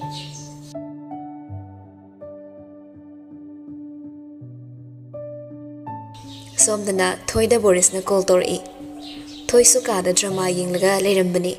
Mama na chak loiba ngai bu oina Boris ki call lakpaduda paikhatlaga. Hello. Nga thongi thilake. Aise nga thongbaga amukta sasatriba mi si mangai ni. Nga nutigi charasu mahong manaroi. Pau nungai batabage khoi tamogi mamanamna leira purapuni. Ado nangi sukra thilake ba chethoy. Nang na maru ni natradi me amli maniba chaba ngamaroiba. Chana ba lemhan basa nungai ti. O nang na nga thilake haisidi nang na chaba ngamoy haibagi ni ne. Ay nungsidana pijaningdana thilake haibagi di natte ba ha. Atay harasu chethoi bo Boris na nungshide habade amti ilaliko. Ado mi number 1 ni. Nungshide na bo mi weki ba pamuina ichi urasu lawdogi lumisini. Sida bo kadi nungshide bano kaluni amta. Thamo ay drama ngakte yenge. Khangde di thilakani ko phone pairak tragana noi thongal da nongan papok leiri khang. Adai di nang mi na fasana ngang na biraroi. ꯊꯣꯛꯇ ꯊꯣꯛꯂꯛꯇ꯭ꯔꯒꯅ ꯊꯣꯡꯅꯥꯎ ꯆꯣꯡꯁꯤꯜꯂꯛꯀꯅꯤ ꯊꯣꯏ ꯇꯥꯅꯤꯡꯗ꯭ꯔ ꯃꯥꯜꯂꯦ ꯐꯣꯟꯗꯨ ꯐꯠ ꯀꯛꯊꯠꯂꯒ switch of ꯊꯝꯖꯤꯟꯈ꯭ꯔꯦ ꯁꯤꯅ ꯍꯦꯛ ꯐꯩ ꯃꯣꯏ ꯏꯃꯨꯡꯗ ꯑꯩꯅ ꯅꯨꯡꯁꯤꯕ ꯃꯤ ꯑꯝꯇ ꯌꯥꯎꯗꯦ ꯈꯣꯏꯗꯧ ꯁꯥꯎꯒꯠꯂꯛꯇꯅ ꯑꯩꯅ ꯅꯨꯡꯁꯤꯕ ꯁꯥꯔꯒ ꯁꯤꯃꯁꯨꯅꯦ ꯅꯨꯡꯁꯤ ꯂꯩꯅꯥ ꯅꯥꯍꯜꯂꯒ ꯊꯣꯛ ꯍꯦꯛ ꯍꯥꯠꯇꯣꯛꯑꯒ ꯄꯦꯜꯂꯗꯝꯅꯦ ꯁꯣꯝꯗ ꯕꯣꯔꯤꯁꯁꯨ ꯑꯌꯥ ꯃꯥꯅ ꯑꯩꯉꯣꯟꯗ ꯑꯁꯨꯛ ꯌꯥꯝ ꯁꯥꯎꯔꯤꯁꯤꯅ ꯀꯩꯒꯤꯅꯣꯕ ꯐꯠꯁꯨ ꯐꯠꯃꯟꯗꯦ ꯑꯩꯈꯣꯏ ꯏꯃꯨꯡꯒꯤ ꯄ꯭ꯔꯣꯕ꯭ꯂꯦꯝꯁꯤꯕꯨ ꯑꯩꯅ ꯊꯣꯛꯍꯟꯕꯗꯧꯅ ꯊꯑꯣꯏꯀꯤ ꯑꯩꯉꯣꯟꯗꯒ ꯁꯥꯎꯕ ꯉꯝꯃꯤ ꯅꯣꯛꯃꯤ ꯑꯃꯨꯛ ꯍꯣꯏꯗꯦ ꯑꯗꯨꯕꯨꯗꯤ ꯑꯣꯏꯅꯔꯤꯅꯤ ꯑꯣꯏꯅꯕ ꯌꯥꯝ ꯄꯥꯝꯖꯕꯅꯤ ꯏꯁꯧ ꯈꯔ ꯂꯥꯡꯁꯤꯟꯅꯔꯒ ꯑꯦꯔꯣꯟꯗ ꯑꯃꯨꯛ ꯐꯣꯟ ꯇꯧꯈ꯭ꯔꯦ ꯑꯃꯗꯁꯨ ꯄꯥꯏꯔꯛꯏ ꯕꯣꯔꯤꯁ ꯀꯩꯗꯧꯔꯒꯦ ꯉꯥ ꯊꯣꯡꯗꯣꯏꯔꯣ ꯌꯦꯟ ꯊꯣꯡꯗꯣꯏꯔꯣ ꯅꯠꯇ꯭ꯔꯒ ꯊꯣꯏ ꯍꯣꯏꯗ ꯆꯠꯁꯦ ꯍꯥꯏꯔꯣ ꯀꯨꯏꯅ ꯁꯥꯡꯅ ꯇꯤꯟꯅꯔꯛꯑꯕꯅꯤꯅ ꯀꯝꯕ ꯇꯟꯖꯥꯗ ꯀꯣꯜ ꯇꯧꯔꯛꯑꯗꯤ ꯀꯔꯤ ꯋꯥ ꯍꯥꯏꯒꯜꯂꯤ ꯍꯥꯏꯕꯁꯤꯃꯗꯤ ꯌꯥꯝ ꯐꯖꯅ ꯃꯨꯟꯅ ꯈꯪꯉꯦꯅꯦ ꯏꯁꯥꯎ ꯁꯥꯎꯅ ꯁꯨꯔ ꯌꯥꯎꯗ ꯁꯪꯒꯠꯂꯒ ꯉꯥ ꯊꯣꯡꯉꯦ ꯂꯥꯛꯑꯣ ꯊꯝꯃꯦ ꯍꯥꯏꯔꯒ ꯐꯣꯟꯗꯨ ꯐꯠ ꯀꯛꯊꯠꯈꯤ ꯑꯦꯔꯣꯟꯗ ꯃꯥꯏ ꯍꯧꯅꯕꯤꯁꯤ ꯑꯃꯨꯛ ꯇꯧꯁꯤꯜꯂꯝꯃꯤ ꯍꯣꯏꯗꯦ ꯃꯣꯏꯗ ꯅꯨꯄꯤꯁꯨ ꯐꯖꯕ ꯑꯃ ꯂꯩꯕꯅꯤ ꯃꯣꯏꯗ ꯆꯥꯔꯨꯕꯅ ꯐꯔꯅꯤ ꯍꯥꯏꯗꯨꯅ ꯑꯗꯨꯃꯁꯨ ꯕꯣꯔꯤꯁ ꯍꯣꯏꯗ ꯆꯠꯅꯕ ꯂꯣꯏꯁꯤꯟꯈ꯭ꯔꯦ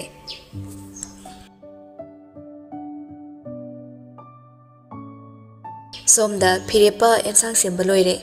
ꯕꯥꯠꯔꯨꯝꯗ ꯏꯔꯨꯖꯅꯕ ꯍꯥꯏꯗꯨꯅ ꯆꯪꯉꯛꯄꯗ ꯁꯨꯔꯨꯅ ꯕꯥꯠꯔꯨꯝ ꯀꯟꯗꯨꯅ ꯂꯩꯔꯝꯂꯦ ꯃꯥꯗꯤ ꯉꯥꯍꯤꯡ ꯅꯝꯃꯝꯁꯨ ꯌꯥꯗ꯭ꯔꯕꯅꯤ ꯃꯁꯥꯗꯣ ꯍꯩꯅꯖꯗꯕꯅ ꯂꯣꯏꯔꯦ ꯊꯣꯡꯖꯤꯜꯗꯒꯤ ꯀꯌꯥꯝ ꯋꯥꯠꯂꯤꯅꯣ ꯅꯪꯒꯤꯗꯨꯕꯣ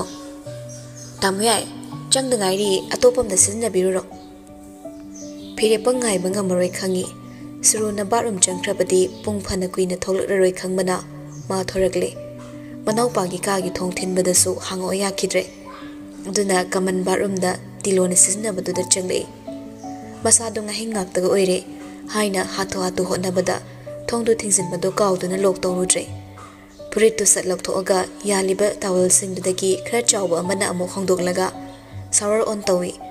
ꯕꯣꯗꯤ ꯋꯥꯁꯇꯨꯃ ꯃꯁꯥꯗ ꯄꯨꯝꯅꯃꯛ ꯁꯨꯔꯨ ꯁꯨꯔꯨ ꯅꯣꯏꯔꯝꯃꯤ ꯉꯥꯍꯤꯡ ꯃꯅꯝꯁꯨ ꯁꯨꯀꯣꯛ ꯀꯣꯛꯇꯕꯒꯨꯝ ꯍꯩꯅꯗꯕꯅ ꯂꯣꯏꯈ꯭ꯔꯦ ꯀꯣꯛꯅꯕ ꯍꯥꯏꯅ ꯄꯛꯇꯛꯇ ꯇꯛꯏ ꯀꯨꯔꯣꯟ ꯍꯨꯗꯦꯗ ꯈꯥꯛꯂꯦ ꯃꯁꯥꯗꯣ ꯕꯥꯠꯔꯨꯝꯒꯤ ꯃꯤ ꯂꯩꯔꯝꯅꯤ ꯈꯪꯉꯨꯗꯕꯅ ꯊꯣꯡꯗꯣ ꯐꯠ ꯍꯥꯡꯂꯒ ꯆꯪꯉꯛꯄꯗ ꯐꯤꯔꯦꯞꯄꯅ ꯏꯔꯨ ꯂꯨꯖꯔ ꯂꯩꯔꯝꯕꯗ ꯏꯈꯪ ꯈꯪꯅ ꯁꯣꯔꯤ ꯑꯩ ꯎꯍꯧꯗ꯭ꯔꯦ ꯊꯣꯡꯁꯤꯁꯨ ꯊꯤꯡꯖꯤꯜꯂꯝꯗ꯭ꯔ ꯃꯥꯜꯂꯦ ꯐꯤꯔꯦꯞꯄ ꯇꯥꯝꯅꯥꯅ ꯀꯣꯏꯈ꯭ꯔꯅꯤ ꯈꯟꯕꯅ ꯀꯩ ꯂꯧꯒꯦ ꯍꯥꯏꯅꯣ ꯏꯆꯦꯅ ꯆꯥꯛꯈꯨꯝꯒꯤ ꯈꯨꯠ ꯇꯩꯊꯣꯛꯅꯕ ꯇꯥꯋꯦꯜꯗꯣ ꯁꯤꯗ ꯊꯅꯝꯃꯦꯅ ꯍꯥꯏꯕ ꯐꯤꯔꯦꯞꯄ ꯀꯣꯏꯌꯦꯡ ꯌꯦꯡꯂꯒ ꯐꯧꯗꯣꯛꯇꯨꯅ ꯌꯥꯜꯂꯝꯕ ꯇꯥꯋꯦꯜ ꯃꯆꯥ ꯑꯅꯤꯗꯣ ꯂꯥꯝꯃꯒ ꯇꯥꯝꯅꯥꯗ ꯄꯤꯔꯛꯏ ꯁꯦ ꯑꯗꯣ ꯅꯪ ꯀꯥꯗ ꯉꯥꯛꯇꯁꯨ ꯄꯣꯊꯥꯔ ꯂꯩꯌꯣ ꯂꯩꯔꯤꯕ ꯃꯌꯥꯝꯁꯤꯅ ꯃꯥꯏ ꯇꯧꯖꯅꯤ ꯊꯕꯛꯇꯣ ꯉꯁꯥꯏꯁꯨ ꯅꯣꯡꯅ ꯄꯨꯆꯣꯠ ꯆꯣꯠꯂꯤ ꯑꯃꯨꯛ ꯅꯥꯔꯗꯤ ꯇꯥꯝꯅꯥ ꯇꯥꯋꯦꯜꯗꯨ ꯐꯤꯔꯦꯞꯄꯗꯩ ꯂꯧꯔꯒ ꯑꯉꯝꯕ ꯄꯥꯡꯕꯅꯤ ꯉꯝꯗꯕꯗꯤ ꯇꯧꯔꯣꯏꯗ ꯏꯇꯣꯝꯇ ꯂꯩꯕꯗꯨꯅ ꯍꯦꯟꯅ ꯇꯜꯂꯦ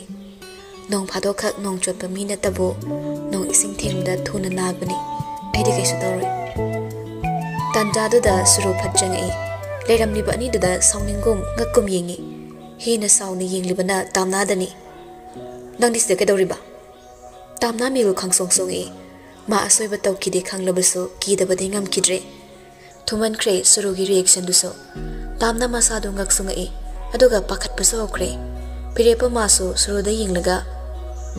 ꯇꯥꯋꯦꯜ ꯂꯧꯕ ꯂꯥꯛꯑꯝꯕꯅꯤ ꯀꯩꯗꯧꯔꯦ ꯁꯨꯔꯨ ꯀꯩꯁꯨ ꯍꯥꯏꯗ ꯄ꯭ꯔꯕꯞ ꯆꯪꯁꯤꯜꯂꯛꯂꯒ ꯇꯥꯝꯅꯥꯒꯤ ꯈꯖꯥꯏꯗꯨꯗ ꯈꯣꯄꯥꯛꯅ ꯀꯟꯅ ꯈꯪꯊꯥ ꯊꯥꯖꯤꯟꯈꯤ ꯐꯤꯔꯦꯞꯄ ꯀꯟꯅ ꯂꯥꯎꯔꯒ ꯁꯨ ꯃꯌꯥꯝꯁꯤꯡꯗꯨ ꯈꯣꯟꯖꯦꯜꯗꯨꯗ ꯆꯪꯁꯤꯟꯅꯔꯛꯂꯦ ꯇꯤꯂꯣ ꯑꯃꯗꯤ ꯄꯤꯕ ꯑꯃꯨꯕꯤꯁꯨ ꯌꯥꯎꯔꯛꯏ ꯕꯥꯠꯔꯨꯝꯒꯤ ꯁꯤꯟꯗꯨꯗ ꯄꯨꯂꯞꯅ ꯋꯥ ꯍꯪꯕꯁꯨ ꯉꯝꯗ ꯉꯛꯅ ꯌꯦꯡꯅꯩ ꯀꯩꯗꯧꯔꯦ ꯐꯥꯎꯕ ꯍꯪꯕꯒꯤ ꯇꯥꯟꯖꯥ ꯂꯩꯇꯦ ꯁꯨꯔꯨꯅ ꯑꯩꯅ ꯆꯤꯡꯅꯕꯁꯦ ꯀꯨꯏꯔꯕꯅꯤ ꯅꯨꯄꯤ ꯂꯩꯔꯕ ꯅꯨꯄꯥ ꯑꯃꯗ ꯅꯪꯅ ꯏꯔꯥꯡ ꯍꯧꯖꯤꯟꯕꯒꯤ ꯀꯔꯤ ꯃꯊꯧ ꯇꯥꯒꯦ ꯅꯪꯅ ꯕꯥꯠꯔꯨꯝꯁꯤꯗ ꯆꯪꯉꯝꯕꯒꯤ ꯃꯔꯝꯅ ꯀꯔꯤ ꯅꯪꯒꯤ ꯇꯣꯉꯥꯟꯕ ꯕꯥꯠꯔꯨꯝ ꯑꯩꯅ ꯄꯤꯗꯕ꯭ꯔꯥ ꯐꯝꯕ ꯆꯠꯂꯒ ꯍꯤꯞꯄ ꯆꯠꯂꯦ ꯍꯥꯏꯅ ꯑꯩꯒꯤ ꯆꯥꯛꯂꯣꯛ ꯃꯨꯜꯂꯒ ꯆꯥꯒꯦ ꯈꯜꯂꯤꯕ ꯇꯧꯕꯤꯃꯜ ꯑꯗꯨ ꯌꯥꯝ ꯈꯪꯗꯕ ꯇꯥꯝꯅꯥ ꯈꯨꯝꯕ ꯉꯝꯗ ꯈꯖꯥꯏꯗ ꯃꯈꯨꯠ ꯅꯥꯝꯃꯅ ꯅꯥꯟꯕ ꯐꯥꯎ ꯉꯝꯗ꯭ꯔꯦ ꯏꯔꯥꯏ ꯊꯥꯡ ꯊꯥꯡ ꯃꯃꯤꯠ ꯃꯃꯥꯏ ꯉꯥꯛꯁꯪ ꯉꯥꯡꯅ ꯏꯁꯣꯟ ꯁꯣꯟꯅ ꯂꯦꯞꯂꯤ ꯃꯌꯥꯝꯁꯤꯡꯗꯨ ꯃꯔꯤ ꯃꯔꯤ ꯂꯣꯏꯅ ꯆꯪꯁꯤꯟꯅꯔꯛꯏ ꯎꯔꯦ ꯇꯧꯔꯝꯂꯤꯕꯁꯤꯡꯗꯣ ꯄꯤꯕꯥ ꯃꯥꯁꯨ ꯅꯨꯄꯤꯗꯨꯒꯤ ꯃꯑꯣꯡꯗꯣ ꯅꯨꯡꯉꯥꯏꯇꯦ ꯌꯦꯡꯖꯩ ꯃꯍꯧꯁꯥꯅ ꯁꯨꯔꯨꯒꯤ ꯀꯦꯔꯦꯛꯇꯔ ꯐꯖꯅ ꯈꯪꯕ ꯑꯣꯏꯕꯅ ꯇꯥꯟꯖꯥꯁꯤꯗ ꯁꯨꯔꯨꯅ ꯂꯣꯏꯅ ꯆꯨꯝꯃꯝꯒꯅꯤ ꯍꯥꯏꯕ ꯃꯥ ꯊꯥꯖꯕ ꯋꯥꯠꯈꯤ ꯑꯃꯨꯕꯤꯅ ꯁꯠ ꯈꯨꯝꯃꯛꯏ ꯑꯩꯗꯤ ꯅꯍꯥꯟꯅ ꯍꯥꯏꯗ꯭ꯔꯣ nangna pangman bare tawdorabani na Shuruna aina yengthok yaungna yengthokpane nang kam henbale nangna toba khudimakse ai apang manate khangaba yumsidagi leitringai hauna suni nupi amani ko haina aina awaba khra ko khanbigadra na nangna oina onsilaga ai bo handuna chana bonaba ikaira suno mamang thawdo amagi laman khumlage ngasidi nang oina ikairo haibagi matawgum Shuruna duk thina chaibani khumbangam rore khanbana Shuru wakhalda khalle Numituda nangna ibo ikaiba pikibadi aise nangna kanano masak khangdabana aigi sapok sopopok ngamdana pikibani ngasidi aina laman khumkhre Mubina isuga pamjadre angang se lokthokei ga lokthokro ama yokpana phare migi mamangde ikaise imung gaidau sarukne ai isuga pamjadre aduk kanba wangang da tamna kappusungamde mapi thingalaga khangna bo anabada sur puina walei Firepa tamnagi maongdo yengba ngamde aduga akan mamagi wahaidu maso ma tawa ngamdre khonjeldo wangkhatun chairei ai leris noi myamna kai oina ui noi na angang pamanga na pamba pamdragan hatokhi bhekte yabra angang sa igi chane aigi ini khangaba angang khaki wasu natana noi kalamtani yumsidagi mabu tanthopagi right leite mani yumsidagi chatkiba mani yumsida leiba khudimak aina lepkadabani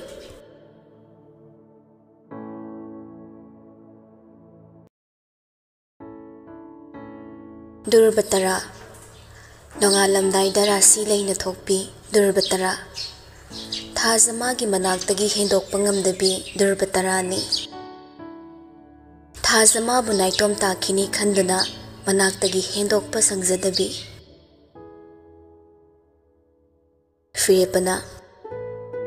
Noina hekta ilai tabadawna mabu mi oina udabsa tawakano ai leirisa kai oina uge aina ni khangaba mabu yumsida pusalaisa aina ni magidamak ai leiri khangaba Firepa magi queen ukhidraba asawbagi saktamda obada leiriba singdu mi painari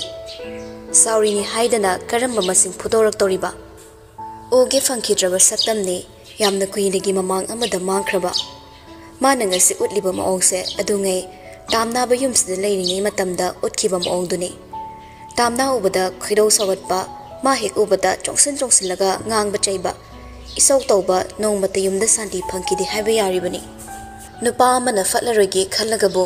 karamni irai laina faruni lai koti tarani thoina themlasu ya roidabani haibado Firepada chapchana thokibani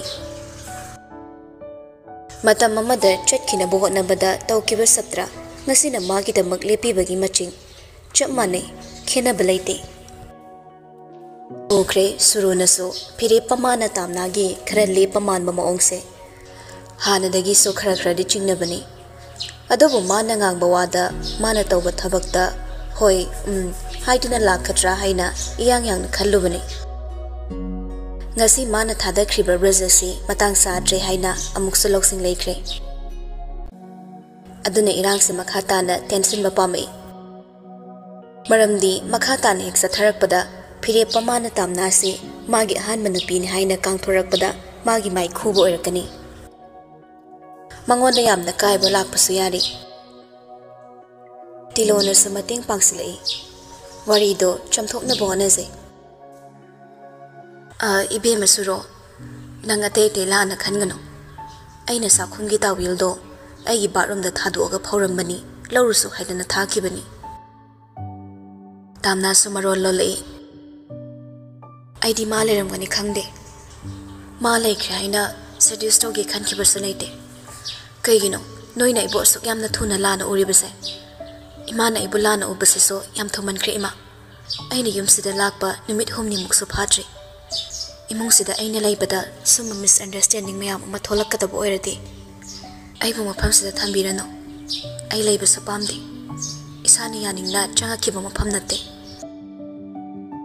Suru tamnagi manak changsilai mapi ira thuna sungkre tamnagi makut ani china pairaga tamna ai lankre ai puksel piklure ai soira male noheni na sumai leram basida ai lana urubani nangi responsibility se tamu ai ge khoini ni ai kak thok lure ꯃꯌꯥꯝꯅꯒ ꯄꯪꯉꯥꯏ ꯍꯥꯏꯖꯤꯜꯂꯛꯄꯒ ꯑꯩ ꯋꯥꯈꯜ ꯊꯦꯜꯂꯨꯔꯦ ꯏꯃꯤꯠꯇ ꯏꯆꯥ ꯎꯕ ꯐꯪꯗ꯭ꯔꯕ ꯑꯩꯅ ꯑꯩꯒꯤ ꯏꯄꯨꯔꯣꯏꯕꯁꯤꯕꯨ ꯈꯔꯝ ꯆꯥꯎꯖꯕꯅꯤ ꯑꯩꯉꯣꯟꯗ ꯃꯤꯅꯨꯡꯁꯤ ꯋꯥꯠꯂꯛꯀꯗ꯭ꯔꯥ ꯀꯤꯔꯨꯔꯦ ꯅꯨꯡꯁꯤꯕꯒꯤ ꯆꯥꯡ ꯇꯥꯈꯤꯗ꯭ꯔꯥ ꯍꯥꯏꯅ ꯑꯩ ꯋꯥꯈꯜꯁꯦ ꯄꯛꯄꯤꯛꯇ ꯄꯤꯛꯁꯟꯈꯤꯕꯅ ꯄꯨꯝꯅꯃꯛ ꯊꯣꯛꯍꯟꯕꯅꯤ ꯕꯣꯔꯤꯁꯁꯨ ꯇꯥꯔ ꯃꯥꯜꯂꯦ ꯆꯪꯁꯤꯜꯂꯛꯏ ꯍꯧꯔꯛꯄꯗꯒꯤ ꯋꯥꯔꯤꯗꯤ ꯃꯊꯛꯇ ꯃꯥꯒꯤ ꯀꯥꯗ ꯂꯩꯈꯤꯕꯅ ꯇꯥꯍꯧꯗ꯭ꯔꯦ ꯑꯗꯨꯕꯨ ꯁꯥꯒꯠꯅꯔꯤꯕ ꯏꯔꯥꯡꯗꯨꯃꯗꯤ ꯆꯥꯎꯔꯥꯛꯄ ꯑꯗꯨꯝ ꯈꯪꯂꯦ ꯐꯤꯔꯦꯞꯄꯅ ꯁꯥꯎꯅ ꯂꯩꯔꯝꯕ ꯇꯥꯝꯅꯥꯅ ꯏꯔꯥꯠ ꯊꯥꯡꯂꯝꯕ ꯑꯃꯨꯕꯤꯒꯤ ꯇꯥꯝꯅꯥꯗ ꯃꯨꯅ ꯌꯦꯡꯕ ꯃꯤꯠꯌꯦꯡ ꯑꯗꯨꯒ ꯁꯨꯔꯨꯒꯤ ꯇꯦꯊꯁꯟꯅꯕ ꯃꯇꯧ ꯑꯃꯃꯝꯇ ꯃꯌꯦꯛ ꯁꯦꯡꯅ ꯎꯕ ꯐꯪꯉꯤ ꯕꯣꯔꯤꯁꯅ ꯀꯔꯤ ꯑꯃꯨꯛ ꯇꯧꯅꯔꯒꯦ ꯑꯁꯨꯛ ꯀꯨꯏꯕꯗꯤ ꯏꯔꯥꯡ ꯁꯥꯒꯠꯅꯔꯛꯇ꯭ꯔꯒ ꯃꯤ ꯂꯥꯛꯄ ꯅꯨꯃꯤꯠꯁꯤ ꯅꯠꯇ꯭ꯔꯗꯤ ꯏꯔꯥꯡ ꯁꯥꯒꯠꯅꯕ ꯇꯥꯟꯖꯥ ꯂꯩꯇ꯭ꯔꯕꯣ ꯑꯩꯈꯣꯏ ꯏꯃꯨꯡꯁꯦ ꯐꯅ ꯅꯨꯡꯉꯥꯏꯅꯗꯕ ꯂꯩꯔꯁꯨ ꯑꯃꯅ ꯑꯃꯒꯤ ꯔꯦꯁꯄꯦꯛꯇꯤ ꯄꯤꯅꯕ ꯆꯨꯝꯕꯅꯤ ꯑꯩꯈꯣꯏ ꯏꯃꯨꯡꯒꯤ ꯂꯣꯟꯆꯠꯁꯦ ꯁꯨꯛꯐ ꯐꯖꯧ ꯌꯥꯗ꯭ꯔꯤꯁꯦ ꯀꯩꯒꯤꯅꯣ ꯑꯃꯨꯕꯤꯅ ꯃꯔꯝ ꯂꯩꯇ꯭ꯔꯒ ꯏꯔꯥꯡꯕꯨ ꯄꯪꯁꯥꯗ ꯁꯥꯒꯠꯄ ꯌꯥꯕ ꯅꯠꯇꯦ ꯃꯔꯝ ꯂꯩꯕꯒꯤꯅꯤ ꯐꯤꯔꯦꯞꯄ ꯍꯧꯖꯤꯛꯁꯨ ꯅꯦꯝꯊꯗꯦ ꯃꯔꯝꯗꯤ ꯏꯃꯥꯅ ꯌꯥꯝꯅ ꯈꯪꯕ ꯇꯥꯔꯒꯗꯤ ꯀꯔꯤꯅꯣ ꯍꯥꯏꯔꯗꯨꯅ ꯑꯩꯅ ꯋꯥꯈꯜ ꯋꯥꯔꯛꯄ ꯉꯝꯗꯦꯁꯤꯔ ꯀꯩꯒꯤꯗꯃꯛ ꯕꯥꯠꯔꯨꯝꯁꯤꯗ ꯑꯩꯅ ꯃꯥꯅ ꯂꯩꯔꯝꯕꯅꯣ ꯍꯥꯏꯕꯒꯤ ꯃꯔꯝ ꯏꯃꯥ ꯈꯪꯂꯕ꯭ꯔꯥ ꯍꯥꯟꯅ ꯋꯥ ꯍꯪꯗꯅ ꯃꯉꯣꯟ ꯇꯥꯏꯅꯩꯁꯤ ꯀꯩꯒꯤꯅꯣ ꯕꯣꯔꯤꯁꯅ ꯑꯣꯍꯣ ꯋꯥꯔꯤꯁꯦ ꯕꯥꯠꯔꯨꯝꯗ ꯂꯩꯔꯝꯕꯩ ꯑꯣꯏꯔꯦ ꯑꯗꯨ ꯑꯣꯏꯇꯥꯔꯒꯗꯤ ꯇꯥꯃꯣꯌꯥꯏꯅ ꯂꯥꯟꯕ ꯇꯥꯔꯦꯗꯅ ꯏꯃꯥ ꯀꯃꯟ ꯕꯥꯠꯔꯨꯝꯁꯦ ꯇꯥꯃꯣꯌꯥꯏꯅ ꯅꯣꯡꯃꯇ ꯆꯪꯗ꯭ꯔꯒ ꯉꯁꯤ ꯆꯪꯉꯝꯕꯩ ꯃꯔꯝ ꯀꯩꯒꯤꯅꯣ ꯍꯥꯏꯅ ꯇꯥꯃꯣꯌꯥꯏꯗ ꯍꯪꯉꯨ ꯃꯤ ꯃꯆꯥꯁꯤꯗ ꯍꯪꯗꯣꯏ ꯁꯔꯨꯛ ꯅꯣꯏꯅ ꯌꯨꯝꯁꯤꯗ ꯃꯤ ꯃꯆꯥꯁꯦ ꯄꯨꯔꯛꯏꯁꯦ ꯕꯗꯅꯥꯝ ꯄꯤꯅꯕ꯭ꯔꯥ ꯀꯩꯒꯨꯝꯕ ꯑꯃ ꯑꯣꯏꯕꯗ ꯅꯆꯥꯗ ꯍꯥꯟꯅ ꯋꯥꯔꯧ ꯏꯃꯥꯅ ꯎꯀꯤꯜ ꯑꯣꯏꯔꯤꯁꯦ ꯌꯨꯝ ꯊꯨꯒꯥꯏꯅꯕ ꯈꯛꯀꯤ ꯀꯦꯁ ꯂꯦꯞꯅꯕ꯭ꯔꯥ ꯀꯩꯅꯣ ꯌꯨꯝ ꯊꯨꯒꯥꯏꯅꯕ ꯋꯥ ꯌꯥꯝ ꯉꯥꯡꯉꯤꯁꯤ ꯏꯃꯥꯅ ꯀꯣꯀꯤꯂꯥ ꯆꯪꯉꯛꯏ ꯃꯥꯁꯨ ꯇꯥꯔꯕꯅꯤ ꯋꯥꯔꯤꯗꯣ ꯑꯁꯨꯝꯅ ꯋꯥ ꯁꯝꯖꯤꯟꯅꯔꯛꯏ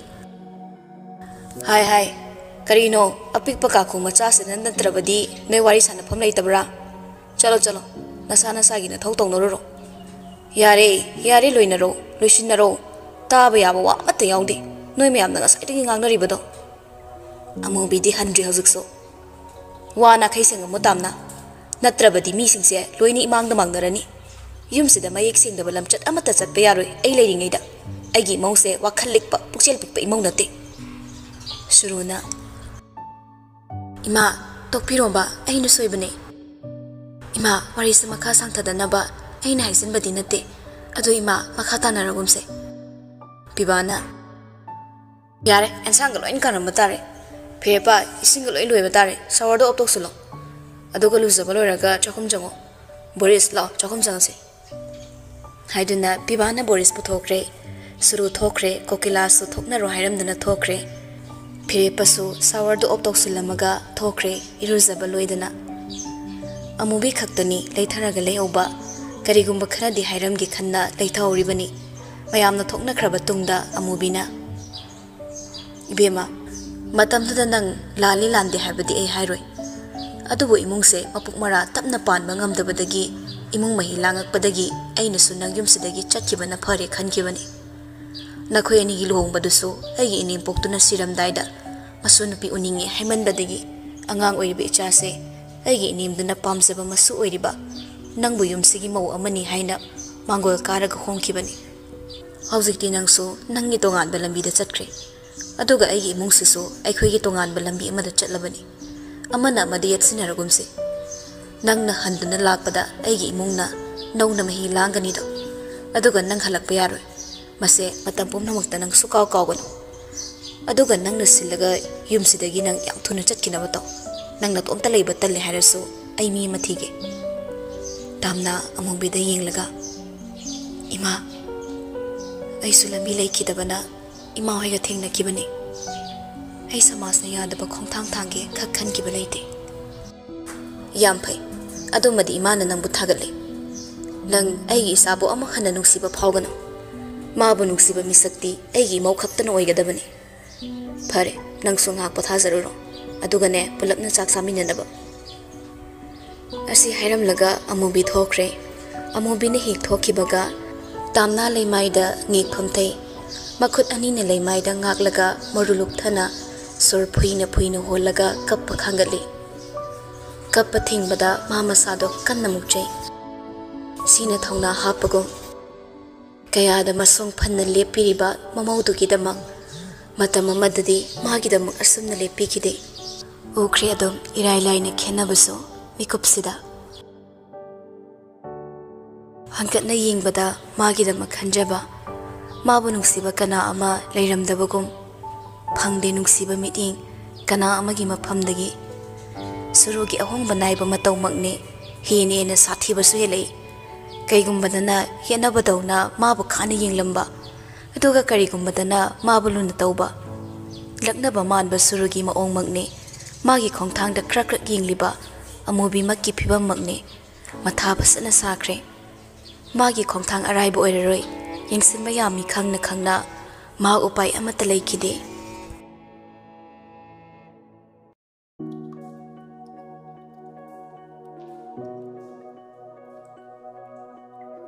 Phirepa maso pibagi mamangda tamnabu mayam changduna mamaga suruguna tawriba matawdo ma ningsing sawningba phawri ka manungda mapi hongli hongba loiraga ma ka dei thori chakhumdasu changde ka manungdasu leite mapandasu leite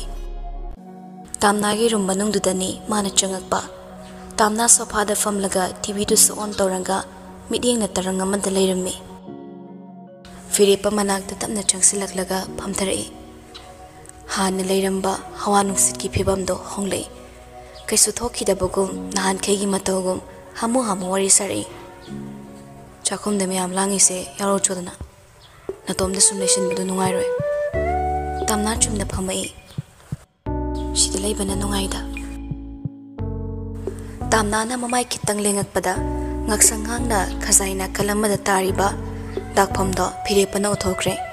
Phirepa satamna gi khazai duda pairaga nachep oina leithogali tariba mami duda ma pisum samjinaki makut achobaduna tapna nalakpada tamna mapuni nushibana matin kut yorsile sorduso thawai gaksang khainaramdai moongda khap tana holakpada Phirepa mangonna maral sije manani khalle pende maso tamna gi makut ani duda chena paisilaklaga Aisiam Patre Aduboi Nangondiam Swikri Hirubati Hiningdi Marandi Nangapuni Nushikini Adubatamna Matung the Kana Matana Nangi Haksanga Tendringi Aina Tatana Lay Kanamtana Nangbusu Aloi Tamna Maru Luktaraga Mapido Tap Tarakle Nasaika Kangzin Baga Pirang Arimba Tahankre Phirepagi Wai Amana Phirepa yam phingna tarakli ba mapido makutna tapna yare aduga amuk nan tharakli ba mapidu so makut anina taithopi ge tawmaga tamna na makut machaduna sangak thoki nangde egi pirang taithopi na ba misak natte aduga amuk so mayamna engonda khut tharakla baso thongna phana aina ngak thopagi pangal so engonda yaudre aisa su yamna son ba misak ama oirakani haibade ai thasarude Aduba ayam sole haina ay nangi narum thup na hingba chumde nangi marum thup pamikopta ay hina pagal mahing tarakani Phirepa makutto tamna thadaraklaga laikre tamna makhatare nang thokro mina ukraga phasade yari khainang engondagi lapna lay masina pumna makke phabo oigani Phirepa tamna gi laibakta makut khopak asawbaduna sathamakpada tamna makut namana laukthokige tawbaga Phirepa makut nam amana amuk tamna gi makutto pharai Phirepa na fever khra leiba male aina nasa se bangmang sai khalini ngasai su nong khra chot khreba aina hydro nasa dona awatarena Phirepa phuk hagolaklaga lepna pocket tagi mobile satoraklaga thoida phone tawri amadu su tawbaga adum paikhalaklammi Phirepa kailerage nangyumda leibro tamna se fever khra leire ai nangi nakta ngaktang purake hidak khra thadradi masa se hena sokrani ngasai nong khra sotkre khra nate yam sotkre paracetamol duma pizaraga yengo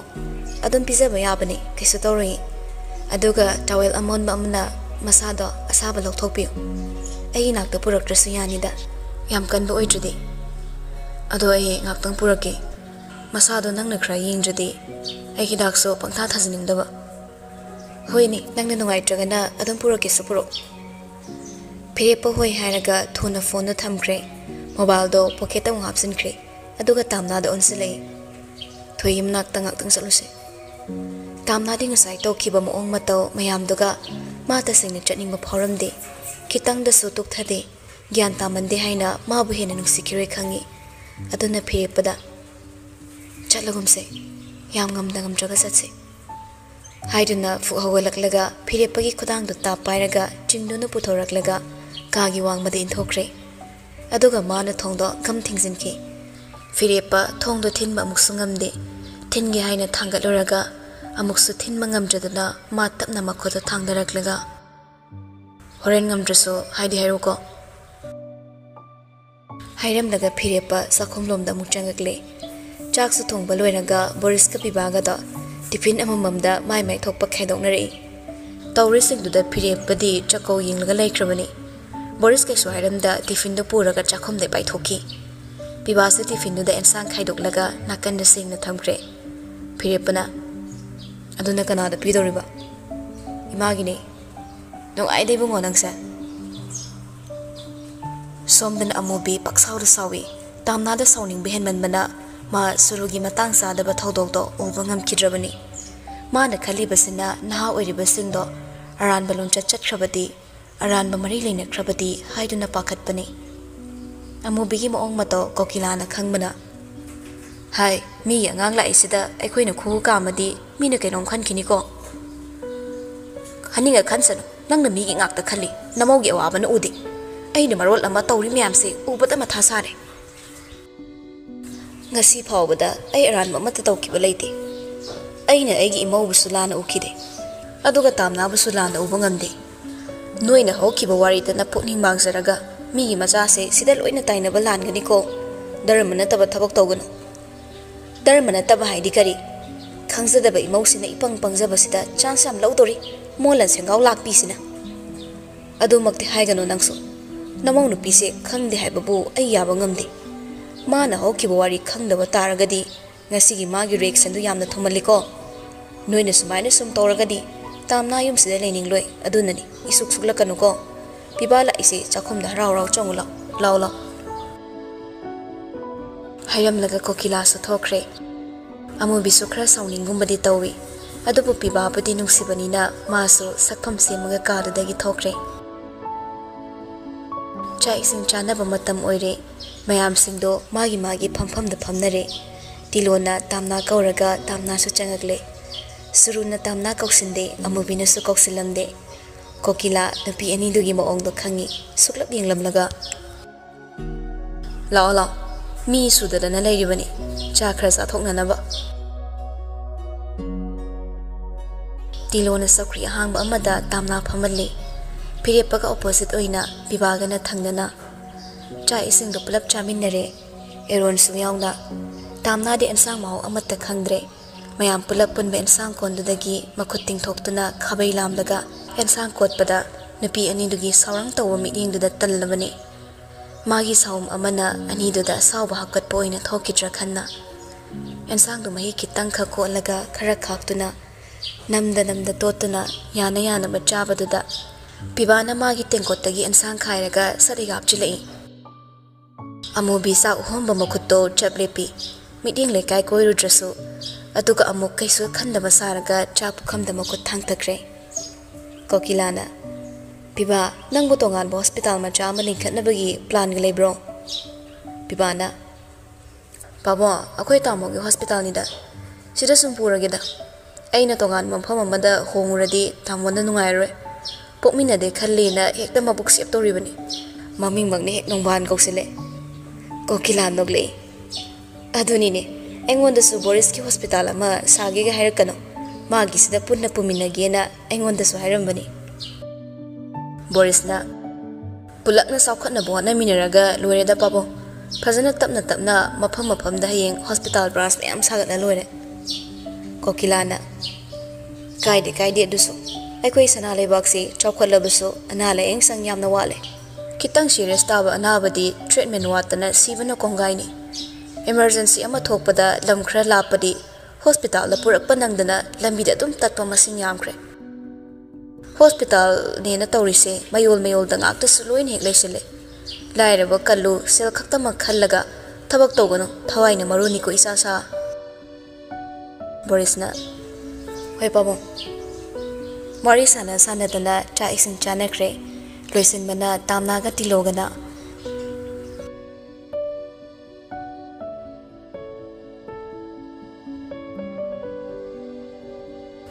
Pimasu halakle kuina leramde. Mama dusu mahabungai sarami. Gari kamlamlaga mangol kakhalakle. Piba tifin no mama da pinaga. Ma se chakle di charawalo. Lay masu lauraga. Haying sarage, prista hapurage. Ima ay suware tumurage. Ima su potharo. Hayamlaga piba do magi kada changi. Thonga silamlaga ma sophadu da ngek phamthai. Wakhal ni tahalle. Masado chaning tanu su phamthare. Matom tamurung sole. Angak pani mi singsi. Malem da kwaidagi sathi basibadi saying jaba sanate. Mirol ngang basiba makhal sine haibado onthong chumida. Tamna masado kiti kirum tawpatuna tapet water na iruza thoklami. Masubi paisaribani phibam sida ana ek yaurabadi haina. Aduna ma fever dusu hannaba masanu ngaisanaba kedogsige khallibani. Luza thokpa loiraga phamung ka ket ke tawringi thong thilai. Tamna so amuk thonglom da lagle. Thilakliba thong do hangi. Boris na tablet pirei. Se chethoi na pirakpani. Fever khra laibani na si chasalona. Kyam kana ngamdrage. Yam kana ngamdaba natida. Kirum tawbani. Tamna so tablet to lawre. Ado nungai trasai oko. Pothao roiche. Pungsu thengli. Hoi nang su potha jawro. Hairaga tamna thonga silam laga changakle. Famung mana ki table nuda hidaguli thammi. Aduga tablet strip to dagi lakthoklaga chagi tawbata ma tablet to obada talle. Chinlai kharaga thaibaga khana khrakrak kangbaga chadu taramba tablet to thak amu cover da hapchin khraga famung da ka khalaga phaisup singkat khre. Phirepa sofa da phami surodi famung ka khalaga tumkhrabani. Ma su tumlagi haina punging lubada baro makhai khra helamle. Aday hagolaga phamung change tawmuga tamna masangam khedabado hapetang check tarumge haina kanadagi thoraklaga makhada kum tharakle. Mi loina tumna khrabani na yummai amatta thande check mosulawna de. Aduna khong na tharaga chatpagi makhol phau hangna tai haiba yari. Fire patamna gi ka gi thongdo lok hangduna tapna changle. Tumliba tamna gi manak changakpada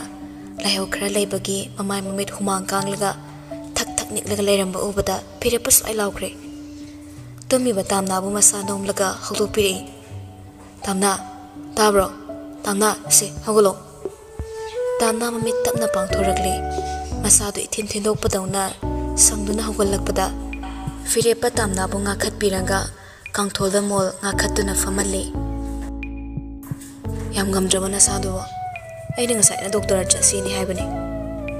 Tamna lay booked the makut namlaga. Had over manba. Nasasiam say, Doctor Acting Japana funny. Table then tablet thought, Toina chow pirapani, a do charang hipagi. Peripa room gimay dot tangalay. Aduga, table matak the tablet to Tamlana coklaga. Chad the behapchilamad obada, ma bab tari. Chagitorum laga chad the haiba. Mana mulo toklaga, Tamna the bee. Ising bottle do makumduna man hangdok laga ngairi. Ising sisuna sa hidak chagi torumbagi ready to thamnambani tamnana. Hidak chaba haiba mi oide. Magi haisabi mo ong hidak to chanda bo nari. Mana hidak sara abadi chagi khalaklabadi masayam na kahina ngamdrabani. Ising bottle do daki yaum amma khanaw do umkraga guli da khanaw da langsili. Ising do yot kraga khanaw da balaw bo guli da Sakhaw yo patriba ising duga pulap na othorakpada phirepa phingna makhut na yaraga magi makhut ta otholi makhut nam amana amu tamnagi nanganda nana guliga tinga ising yana ba tamna na othorakpada phamangdu da thade tamna amuksu khango oge tarakpada phirepa machinda ke story se do se amayo tamna so haiba inle hairaga khawdem laga Kanao do tin yorsin bangam na buwani. Phirepa prapa hagoluraga barum changure. Tawelam puraga thorai. Aduga amu humangak tangay riba. Tamnagi mamay do tap napthopiraglaga. Hidak chaba bo tuk yam pangdaba amtang di sasanse ai niyom taki haiduna amuk tawel da thamkraga phirepa tablet to amala khoi aduga piri matik ama hana thudi tangkhai mapi khanau do thak thadaraga ising se thaksilo kharoidra si tablet si de thumani mirol minu pigi tablet ti loin thumani seida thajadraga aina aisa tawram ti tamna su thajaduna tablet to thak oksili khari khari lawbugi suklakpada phirepa ising do sat tamna gi chimal da thangzilaga yam thone ising do na kut yosalan ki aduga sor tapna holu haina masu yamna tapna holaga tamna da taktuna sorhan thamine tamna su wai sangna sorholi phirepa tangkhai dong piraklaga se simga chasalo tamna su ningai torokte tablet to lawraga yanung da langsilaga ising thakchin ki thakte hek loibaga phirepa na amo kari guli khulangsinno cricket ta ball lang padawna to angkana lang bukana aunage khanau manungi tingal gado guli machena yat padu talang batare fajarane daidi nupi manguli tangkhai da tingal da yat khebadai tingal tatkrena harade kumai oini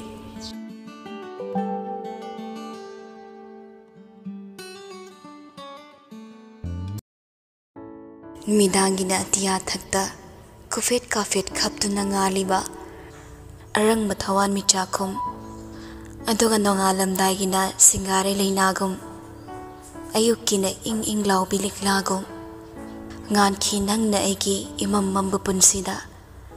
yelaki nangna nangi nungshiba ingan ki omsak nariba thamoi sibo tamna tapna machin malda makhutna thamlaga nindra tawduna tumina leiki phirepa matawduda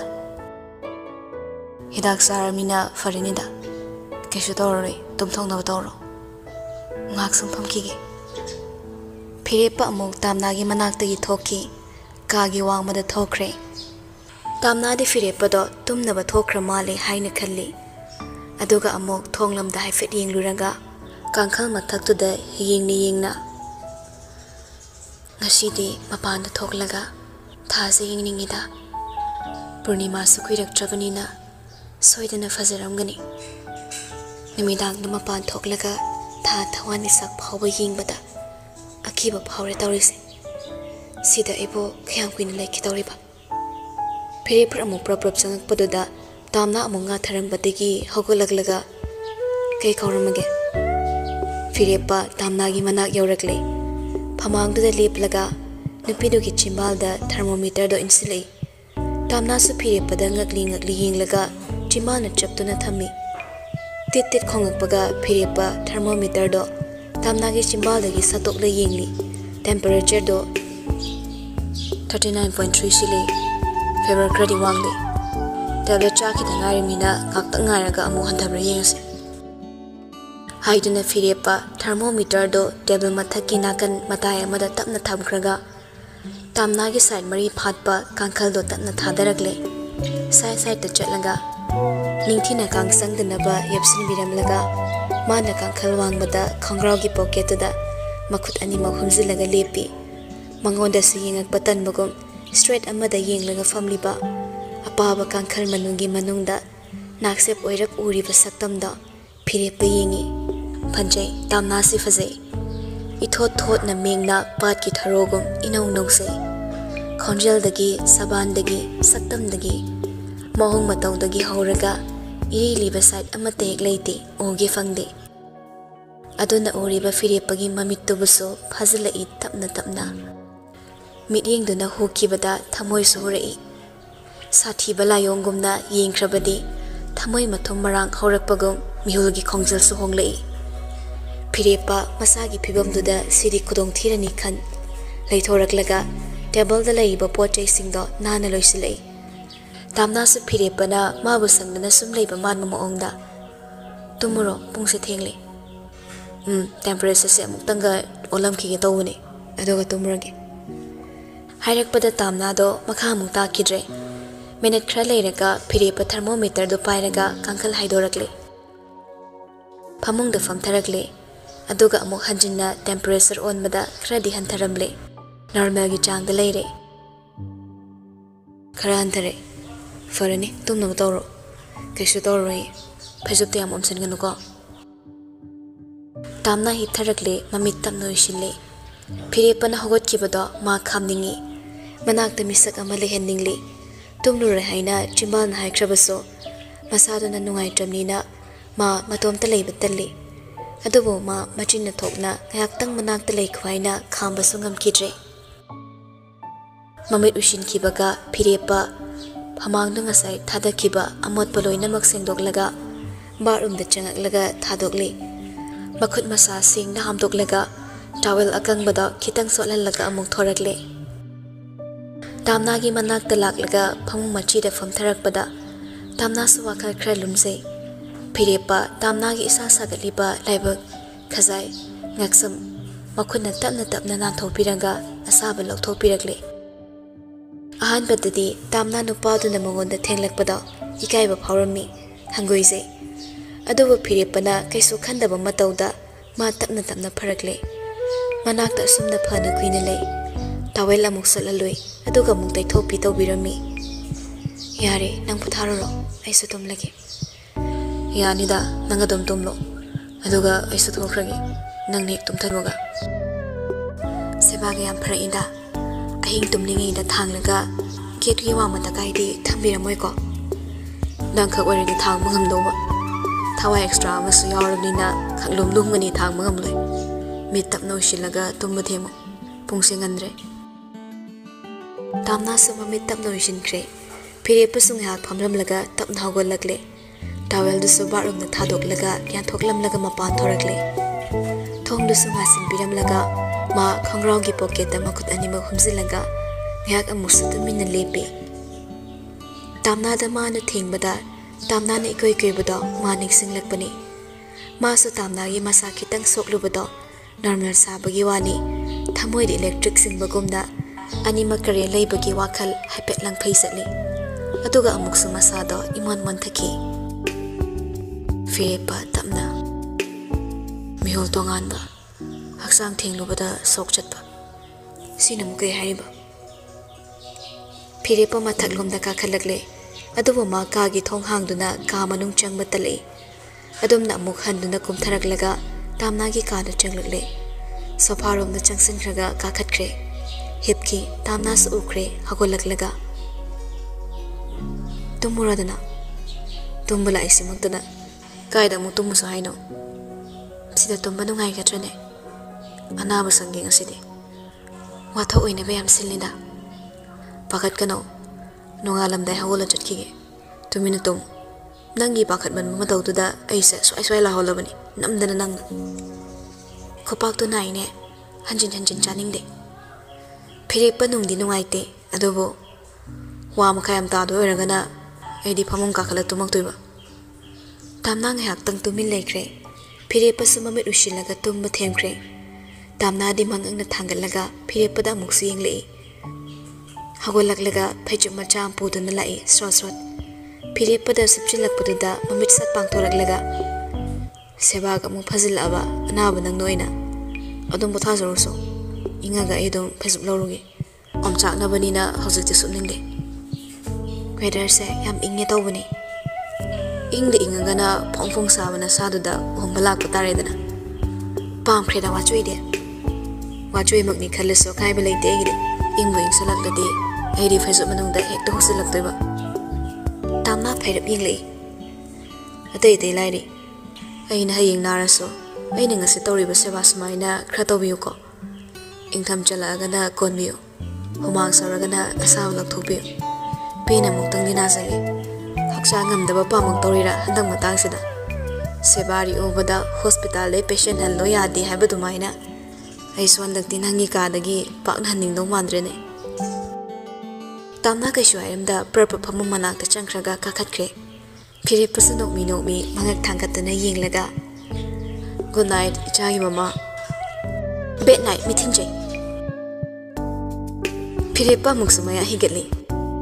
masano mi mamit ushilaga tumkre mamit ushilaga tumjai haiba khaktani pung khudingi makeup thoraklaga tamna bu check hek tawba tamna gi phamu manak talak libani pung ahum makhai khra helakpa mari taram daida mikap thorakpadagi tapna hawgalaga tamnai manak changli tumniba tamnagi laibakta makuna thamlaga temperature do yenglami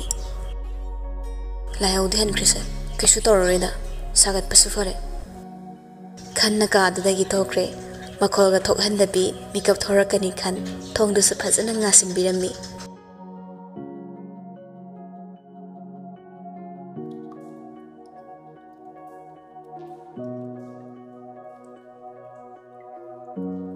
hapta ani hokre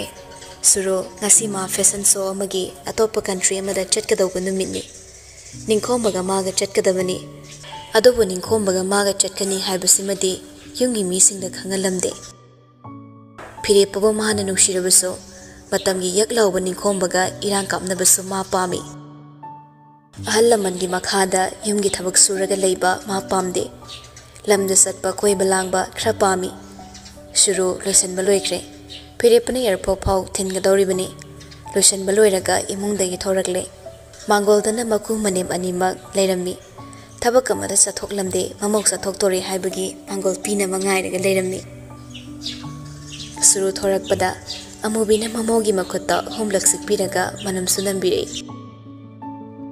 nangna hona zaruba khudingmak mai pakpo izaro nako phawba sikkanuko kari lamdaneba noina chatoribase shuruna na ideima Bangkok tani kokilana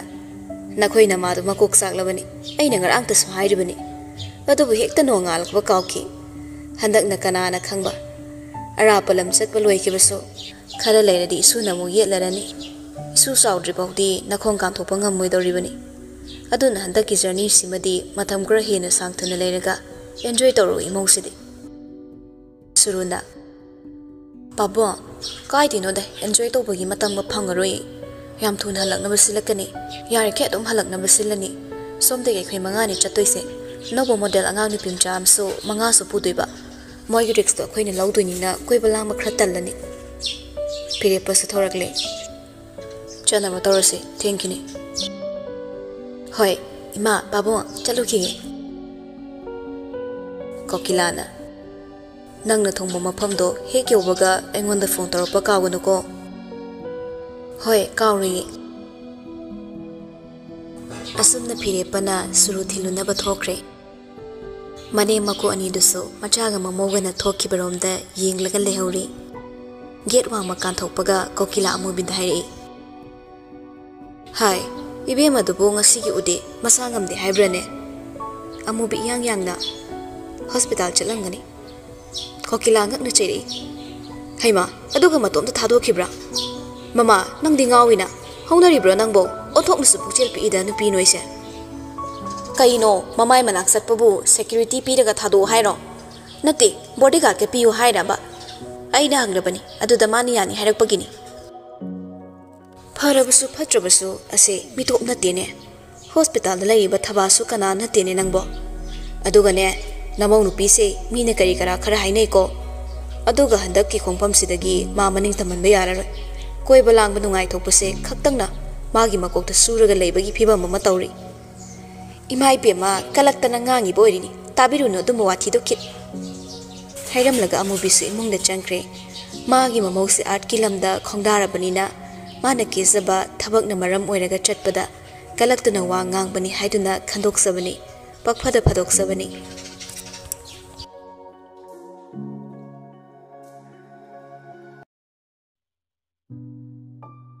somdana tamna mamagi doctor oiriba manaupa Boris ki cabin da faminaraga wari sanai tamna ma de khara hek masado yangli suruna chatkibase itat tattana mikup khudingi ma bu krak krak yengsin base suruni haiba ma chingnei mani makud hu kamsin basu suruni haiba ma khangi phirepa makhoi ni wari khangmana suruna asumna tawrakli bra haibase magi chingnaba masu oirabani paklai de leiba ma so apang mami makti natte ma phana hokibada landrabaso hojikti ma oina la laugani khanbandanabo ma tumina leksin kibani mingam bi amadi natte horen yumdan kibada suru leiram loi haibasina ma wa khara he yangse anabagi wari suksani ani do Borisna je laibak na tamba amadi laksanuda ine sam kan khaleda halwera phaibasidi amana bibi da amana saru sayangda loina magi mafam amamda sontharak patabani akhoi su chap mane nongmade anabam loinaraga siki doribani hoini adobade aisu khangi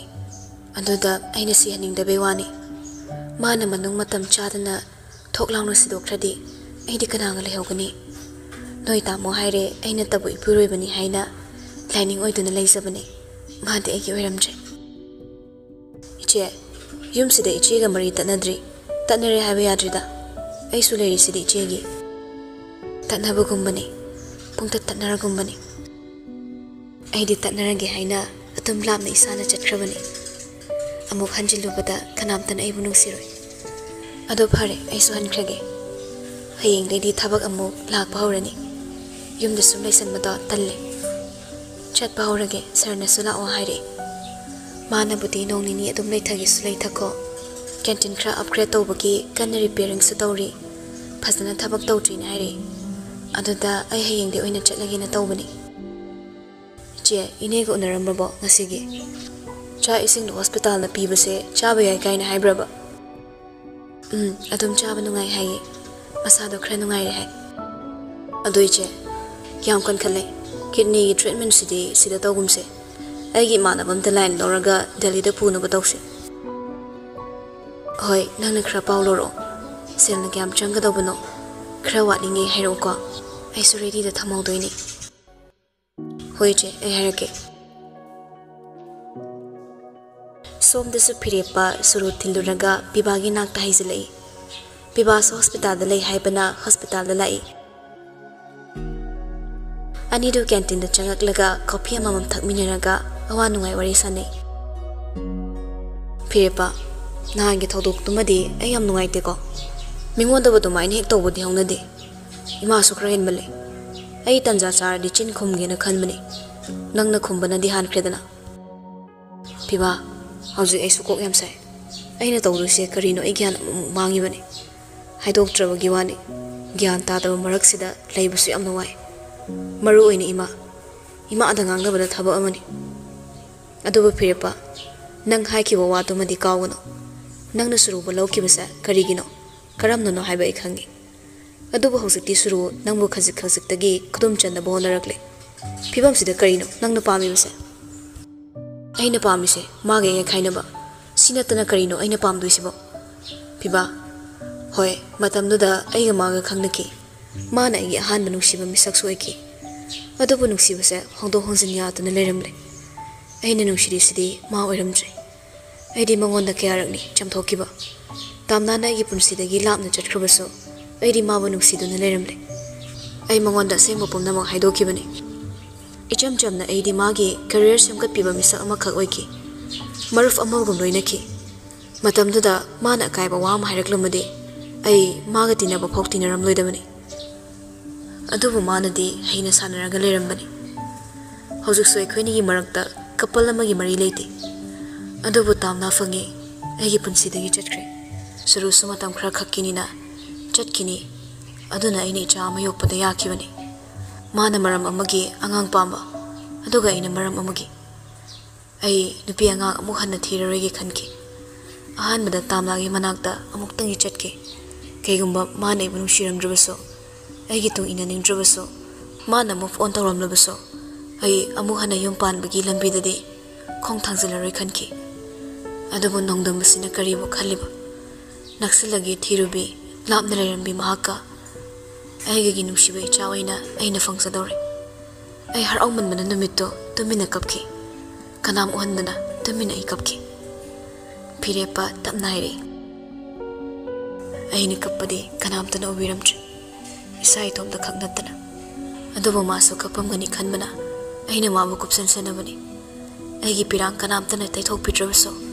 aibu thamsin binaba kanamta leitrabaso magi pirang aina uba makhaidi taithok pige khanbana aina mabu question sanabani ngangting ai miyoibagi feeling simaso sathi de habedi yaroi nupa khodingmak nupi yaksangda fazabada kalakpa mihoba pambu boi habase aranmani aina suruga sukuina leminarakpase mana lang kaya matai mana ibo kahawduna talai aching matanza amata thade aibu phanubone adubo ai magi saban magi saksuda mangonda kalakpa pamba ꯊꯦꯡꯅꯤꯡꯕ ꯐꯥꯎꯈꯤꯗꯦ I swear ꯃꯥꯅ ꯅꯛꯁꯤꯟꯅꯕ ꯑꯩꯒꯤ ꯍꯛꯆꯥꯡꯗ ꯁꯣꯛꯂꯛꯄꯗ ꯑꯩꯅ ꯇꯞꯅ ꯃꯉꯣꯟꯗ response ꯄꯤꯔꯨꯔꯕꯁꯨ ꯋꯥꯈꯜ ꯃꯅꯤꯡꯍꯟꯈꯤ ꯃꯉꯣꯟꯗꯒꯤ ꯊꯣꯔꯛꯏ ꯑꯩ ꯃꯥꯒ ꯅꯛꯅꯕ ꯃꯔꯤ ꯊꯝꯕ ꯄꯥꯝꯂꯛꯇꯦ ꯄꯨꯛ ꯂꯥꯝꯂꯛꯄ ꯇꯥꯟꯖꯥ ꯉꯥꯏꯔꯒ ꯑꯩꯒꯤ ꯈꯌꯥꯠꯇ ꯃꯥꯅ ꯃꯥꯒꯤ ꯁꯥꯗꯣꯡ ꯂꯪꯁꯤꯟꯅꯕ ꯃꯤꯀꯨꯞ ꯈꯨꯗꯤꯡ ꯍꯣꯠꯅꯔꯕꯁꯨ ꯑꯩ ꯃꯥꯒꯤ ꯐꯖꯕ ꯁꯥꯗꯣꯡꯗꯣ ꯆꯥꯅꯤꯡꯕ ꯐꯥꯎꯔꯨꯗꯦ ꯄꯤꯕꯥꯅ ꯅꯨꯡꯁꯤꯕ ꯍꯥꯏꯕꯁꯤꯗꯤ ꯅꯨꯡꯁꯤꯕꯅꯤ ꯑꯗꯨꯅ ꯄꯨꯝꯅꯃꯛ ꯉꯝꯕꯅꯤ ꯑꯍꯥꯟꯕ ꯑꯣꯏꯅ ꯃꯥꯒꯤ ꯃꯐꯝꯗ ꯑꯩꯅ ꯂꯥꯟꯈꯤ ꯑꯗꯨꯒꯤ ꯄꯥꯞꯇꯨ ꯐꯥꯎ ꯃꯥꯅ ꯀꯣꯛꯄꯤꯗ꯭ꯔꯤꯉꯩ ꯍꯟꯖꯤꯟꯅ ꯃꯉꯣꯟꯗ ꯄꯤꯒꯗꯧꯕ ꯍꯛ ꯑꯩꯅ ꯑꯇꯣꯞꯄꯗ ꯄꯤꯔꯨꯔꯒ ꯑꯔꯥꯟꯕ ꯊꯕꯛꯃꯨꯛ ꯇꯧꯕ ꯑꯩ ꯄꯥꯝꯗꯦ ꯑꯩꯅ ꯅꯨꯡꯁꯤꯅ ꯊꯦꯡꯖꯅꯤꯡꯕꯁꯦ ꯃꯥ ꯈꯛꯇꯅꯤ ꯄꯤꯕꯥ ꯑꯩ ꯃꯥꯕꯨ ꯀꯜꯂꯛꯏ ꯃꯥꯕꯨ ꯑꯩꯅ ꯄꯥꯝꯖꯩ ꯃꯥ ꯅꯠꯇꯕ ꯑꯇꯣꯞꯄꯗ ꯑꯩ ꯈꯨꯠꯅ ꯐꯥꯎ ꯁꯣꯛꯅꯤꯡꯕ ꯐꯥꯎꯗꯦ ꯁꯨꯔꯨꯅ ꯗꯥꯏꯚꯔꯁꯀꯤ ꯃꯇꯥꯡꯗ ꯀꯔꯤꯃꯨꯛ ꯍꯥꯏꯔꯤꯕ ꯅꯈꯣꯏ ꯑꯅꯤ ꯁꯤ ꯃꯇꯥꯡꯗ ꯋꯥꯔꯤ ꯁꯥꯟꯅꯔꯕ꯭ꯔꯥ ꯃꯥꯁꯨ ꯏꯃꯥꯒ ꯄꯥꯕꯨꯡꯒꯗ ꯋꯥ ꯍꯧꯗꯣꯛꯄ ꯉꯝꯗ꯭ꯔꯦ ꯁꯤꯅꯤ ꯑꯗꯨꯕꯨ ꯃꯥ ꯍꯧꯗꯣꯛꯇꯦ ꯍꯧꯗꯣꯛꯅꯤꯡꯗꯦ ꯃꯥꯅ ꯀꯔꯤ ꯈꯜꯂꯤꯕ ꯃꯥꯅ ꯀꯔꯤ ꯍꯣꯠꯅꯔꯤꯕ ꯑꯩ ꯄꯨꯝꯅꯃꯛ ꯈꯪꯉꯤ ꯑꯗꯨꯒ ꯃꯥꯒ ꯑꯩꯒ ꯃꯈꯥ ꯇꯥꯅ ꯂꯩꯃꯤꯟꯅꯕꯁꯨ ꯄꯥꯝꯕꯒꯤ ꯃꯑꯣꯡꯅꯤ ꯑꯃꯨꯛꯅ ꯃꯥꯒꯤ ꯈꯪꯅꯕ ꯂꯩꯔꯦ ꯍꯥꯏ ꯑꯗꯨꯒ ꯑꯃꯨꯛꯅ ꯌꯨꯝ ꯄꯥꯜꯂꯔꯣꯏ ꯑꯩꯈꯣꯏꯅꯤ ꯄꯨꯟꯅ ꯑꯟꯗꯔꯁꯇꯦꯟꯗꯤꯡ ꯑꯃꯗ ꯂꯩꯅꯁꯤ ꯍꯥꯏꯔꯤ ꯑꯗꯨꯕꯨ ꯑꯩꯗꯤ ꯄꯥꯝꯗ꯭ꯔꯦ ꯇꯥꯝꯅꯥꯅ ꯑꯩꯒꯤ ꯄꯨꯟꯁꯤꯗ ꯑꯃꯨꯛ ꯍꯟꯅ ꯍꯟꯖꯤꯜꯂꯛꯄꯗꯣ ꯑꯩ ꯄꯥꯝꯃꯦ ꯃꯇꯝꯗꯨꯗ ꯑꯩꯅ ꯇꯝꯃꯛꯄ ꯏꯍꯨꯜ ꯑꯃꯠꯇ ꯏꯁꯥꯅ ꯈꯪꯕ ꯉꯝꯈꯤꯗ꯭ꯔꯕꯁꯨ ꯍꯧꯖꯤꯛꯇꯤ ꯑꯩꯅ ꯃꯥꯕꯨ ꯅꯨꯡꯁꯤꯕꯅꯤ ꯍꯥꯏꯕꯁꯦ ꯃꯌꯦꯛ ꯁꯦꯡꯂꯦ ꯁꯨꯔꯨꯒ ꯅꯪꯒꯅ ꯀꯔꯝꯕ ꯐꯤꯕꯝꯗ ꯄꯨꯟꯅ ꯂꯩꯃꯤꯟꯅꯈꯤꯕ ꯍꯥꯏꯕꯗꯣ ꯃꯉꯣꯟꯗ ꯇꯝꯊꯣꯛꯄꯅꯤ ꯑꯩꯅ ꯃꯥꯕꯨ ꯅꯨꯡꯁꯤ ꯍꯥꯏꯕꯗ ꯃꯥꯅ ꯌꯥꯔꯛꯀꯅꯤ ꯍꯥꯏꯕ ꯑꯩ ꯊꯥꯖꯗꯦ ꯊꯥꯖꯒꯗꯕ ꯃꯇꯝꯁꯨ ꯂꯥꯛꯈꯤꯅꯤꯗ ꯐꯤꯔꯦꯞꯄ ꯋꯥꯈꯜ ꯃꯅꯤꯡꯁꯨ ꯌꯥꯝꯅ ꯍꯟꯖꯤꯟꯒꯅꯨ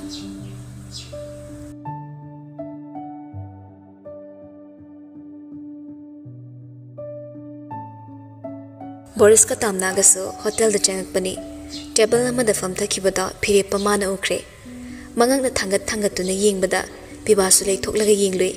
ꯑꯗꯨꯒ ꯃꯣꯃꯣ ꯅꯣꯛꯇꯨꯅ ꯑꯣꯟꯁꯤꯜꯂꯛꯂꯒ ꯑꯩ ꯀꯧꯒꯦ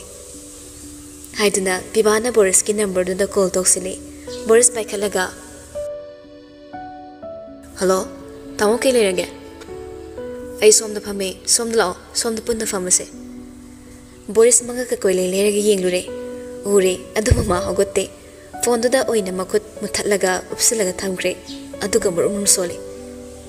ꯏꯁ ꯑꯉꯥꯡꯅꯤ ꯃꯣꯏꯅ ꯍꯥꯏꯕ ꯌꯥꯔꯅꯤ ꯀꯥꯏꯅ ꯃꯣꯏꯅ ꯂꯥꯛꯑꯣ ꯍꯥꯏꯔꯒ ꯍꯦꯛꯇ ꯆꯠꯀꯗ꯭ꯔꯕ ꯊꯣꯏꯅ ꯍꯥꯏꯔꯛꯄ ꯑꯣꯏꯔꯗꯤ ꯌꯥꯕ ꯏꯇꯩꯃ ꯅꯨꯄꯤꯅ ꯆꯍꯤ ꯍꯟꯕꯁꯦ ꯌꯥꯝ ꯊꯤꯅ ꯅꯨꯡꯉꯥꯏ ꯍꯥꯏꯅꯩ ꯑꯗꯣ ꯆꯦ ꯊꯣꯏꯁꯤꯅ ꯅꯨꯡꯉꯥꯏꯅ ꯂꯩꯕꯗꯣ ꯄꯥꯝꯗ꯭ꯔꯥ ꯈꯪꯗꯦ ꯑꯩꯉꯣꯟꯗ ꯏꯒꯅꯣꯔ ꯌꯥꯝ ꯇꯧꯏ ꯐꯥꯔꯒ ꯂꯧꯕꯁꯦ ꯃꯥꯅ ꯀꯦꯁ ꯊꯥꯡꯒꯠꯂꯛꯀꯗ꯭ꯔꯥ ꯁꯤꯅꯤ ꯑꯩꯅ ꯀꯤꯔꯤꯁꯦ ꯊꯥꯡꯒꯠꯂꯛꯇ꯭ꯔꯗꯤ ꯑꯩꯅ ꯑꯗꯨꯝ ꯐꯥꯔ ꯆꯦꯜꯂꯒꯦ ꯇꯧꯕ ꯏꯁ ꯍꯧꯖꯤꯛ ꯃꯇꯝꯗꯕ ꯐꯥꯔꯒ ꯂꯧꯕ ꯀꯥꯏꯅ ꯅꯪ ꯖꯦꯜꯗ ꯆꯪꯉꯒ ꯐꯦꯁꯕꯨꯛꯇ ꯚꯥꯏꯔꯦꯜ ꯑꯣꯏꯒꯦ ꯍꯥꯏꯔꯗꯤ ꯐꯥꯎꯑꯣ ꯑꯗꯨ ꯅꯠꯇ꯭ꯔꯗꯤ ꯐꯥꯔꯨꯅꯨ ꯑꯗꯣ ꯃꯥꯁꯦ ꯈꯪꯅꯕꯁꯨ ꯂꯩꯇꯦ ꯍꯥꯏ ꯑꯗꯨꯒ ꯅꯥꯄꯜ ꯑꯃ ꯇꯧꯔꯤꯔꯥ ꯈꯪꯗꯦ ꯑꯩꯅ ꯀꯣꯏꯒꯦꯅ ꯍꯥꯏꯔꯦ ꯃꯇꯤꯛ ꯐꯤꯔꯦꯞꯄꯅ ꯕꯣꯔꯤꯁꯅ ꯀꯩ ꯍꯥꯏꯔꯛꯏꯅꯣ ꯄꯤꯕꯥꯅ ꯌꯥꯝ ꯂꯨꯕ ꯋꯥꯔꯤ ꯁꯥꯟꯅꯩꯔꯥ ꯐꯣꯟꯒ ꯂꯣꯏ ꯀꯛꯊꯠꯂꯛꯏꯃꯣ ꯑꯦꯇꯤꯆꯨꯠꯇꯤ ꯃꯛꯏꯅꯤ ꯑꯁꯤꯁꯨ ꯅꯉꯣꯟꯗ ꯍꯦꯜꯂꯦ ꯐꯤꯔꯦꯞꯄ ꯄꯨꯛ ꯍꯧꯒꯠꯂꯒ ꯑꯅꯤꯗꯨꯒꯤ ꯃꯅꯥꯛꯇ ꯆꯪꯁꯤꯟꯈꯤ ꯄꯤꯕꯥꯁꯨ ꯇꯟꯗꯦ ꯃꯥꯟꯗꯦ ꯃꯣꯂꯤ ꯍꯧꯒꯠꯂꯛꯂꯒ ꯃꯇꯨꯡ ꯏꯟꯅꯔꯛꯂꯦ ꯇꯜꯂꯁꯨ ꯃꯔꯨꯞꯁꯤꯒꯤꯗꯤ ꯃꯇꯨꯡ ꯀꯨꯏꯅ ꯏꯟꯅꯕꯅꯤ ꯇꯜꯂꯦ ꯍꯥꯏꯅ ꯂꯩꯍꯧꯕ ꯅꯠꯇꯦ ꯏꯁꯝ ꯁꯝꯅ ꯃꯔꯨꯞꯇ ꯁꯄꯣꯔꯠ ꯇꯧꯕ ꯌꯥꯝꯅ ꯀꯟꯕ ꯁꯄꯣꯔꯇꯔꯅꯤ ꯕꯣꯔꯤꯁꯅ ꯏꯆꯦ ꯅꯨꯄꯤꯁꯦ ꯀꯃꯥꯏꯅ ꯄꯪꯊꯅꯤ ꯍꯥꯏꯗꯣ ꯅꯅꯥꯎꯗꯁꯨ ꯈꯔ ꯈꯪꯍꯜꯂꯣ ꯐꯤꯔꯦꯞꯄ ꯑꯗꯨꯅ ꯅꯃꯥꯟꯅꯕꯒ ꯇꯥꯟꯅꯒꯗꯕ ꯋꯥ ꯈꯪꯕ꯭ꯔꯦ ꯈꯪꯉꯤ ꯑꯅꯤꯗꯣ ꯂꯥꯛꯑꯦ ꯈꯪꯍꯟꯗꯅ ꯂꯥꯛꯑꯒ ꯅꯥꯀꯟ ꯋꯥꯏꯗꯨꯗ ꯂꯦꯞꯄꯒ ꯋꯥꯔꯤ ꯈꯪꯌꯥꯎ ꯌꯥꯎꯁꯤꯜꯂꯛꯄꯗ ꯍꯦꯛ ꯈꯪꯕꯅꯤ ꯕꯣꯔꯤꯁꯅ ꯑꯁ ꯀꯩꯅꯣ ꯑꯩꯈꯣꯏ ꯇꯥꯃꯣꯌꯥꯏꯁꯤꯅ ꯃꯔꯣꯜ ꯑꯃ ꯍꯨꯔꯥꯟꯕ ꯑꯣꯏꯅ ꯄꯣꯛꯀꯗꯕ ꯃꯥꯅ ꯁ꯭ꯋꯥꯏ ꯄ꯭ꯔꯣꯐꯤꯠ ꯂꯣꯁ ꯇꯧꯔ ꯂꯩꯔꯦ ꯐꯤꯔꯦꯞꯄ ꯐꯝꯊꯔꯛꯏ ꯀꯩꯀꯩ ꯆꯥꯒꯦ ꯍꯥꯏꯅꯣ ꯅꯕꯥꯅꯤ ꯄꯤꯕꯥꯁꯨ ꯆꯧꯀ꯭ꯔꯤ ꯑꯃ ꯆꯤꯡꯁꯤꯜꯂꯒ ꯁꯠ ꯐꯝꯊꯔꯛꯏ ꯑꯩꯒꯤꯗꯤ ꯋꯥꯟ ꯑꯃꯦꯔꯤꯀꯥꯅꯣ ꯄ꯭ꯂꯤꯖ ꯕꯣꯔꯤꯁꯅ ꯏꯆꯦꯒꯤꯗꯤ ꯑꯩꯅ ꯇꯧꯔꯅꯤ ꯇꯥꯝꯅꯥꯅ ꯑꯩꯗꯤ ꯀꯩꯝꯇ ꯆꯥꯅꯤꯡꯗ꯭ꯔꯦ ꯐꯤꯔꯦꯞꯄꯅ ꯑꯃꯗꯤ ꯆꯥꯗꯕ ꯌꯥꯔꯣꯏ ꯆꯥꯅꯤꯡꯗ꯭ꯔꯒ ꯆꯥꯎ ꯀꯥꯏꯗꯨꯗꯤ ꯀꯩꯝꯇ ꯆꯥꯔꯣꯏ ꯈꯪꯕꯒꯤ ꯍꯥꯏꯕ ꯃꯥꯜꯂꯤ ꯐꯤꯔꯦꯞꯄꯅ ꯑꯗꯨ ꯑꯗꯥ ꯈꯪꯗꯦ ꯑꯃꯗꯤ ꯁꯣꯏꯗꯅ ꯆꯥꯗꯕ ꯌꯥꯔꯣꯏ ꯕꯣꯔꯤꯁ ꯆꯕꯦꯡ ꯆꯕꯦꯡ ꯉꯥꯡꯉꯛꯏ ꯇꯥꯃꯣ ꯌꯥꯏ ꯌꯥꯔꯦ ꯏꯆꯦꯗ ꯑꯍꯥꯎ ꯍꯥꯎꯕ ꯄꯤꯖꯅꯤꯡꯉꯒꯅ ꯅꯣꯡꯃ ꯄꯨꯔꯒ ꯐꯖꯅ ꯄꯤꯖꯕꯤꯔꯣ ꯌꯨꯝꯗꯅ ꯏꯃꯥꯒ ꯂꯤꯟꯗꯨꯒ ꯀꯤꯗꯅ ꯊꯛ ꯊꯛ ꯍꯦꯛꯅꯤ ꯑꯗꯨꯒ ꯁ꯭ꯋꯥꯏꯗꯅ ꯍꯤꯔꯣꯒ ꯁꯥꯔꯗꯅ ꯅꯍꯥꯟꯁꯨ ꯅꯃꯥꯡꯃꯛꯇꯗ ꯏꯆꯦꯗ ꯈꯨꯄꯥꯛꯅ ꯊꯥꯕꯗꯣ ꯅꯈꯨꯠ ꯐꯥꯎ ꯐꯥꯕ ꯉꯝꯍꯧꯗꯦ ꯑꯁꯤꯕꯨ ꯅꯨꯄꯥꯅꯤ ꯌꯥꯝ ꯌꯥꯅꯤꯡꯗꯦ ꯑꯩꯅ Pibana Boris doctor already khara lemo wa sabeng ngang ayang mo kangkini chi thunga doctor ni haradi mina sasina man kini Firepana Boris nang na ngang ni chana baloro Piba hagole Lao chana ba tre torage nahan gi nga thongboda mahaw amti yaw kidre ngasi achapot an ko nge Boris na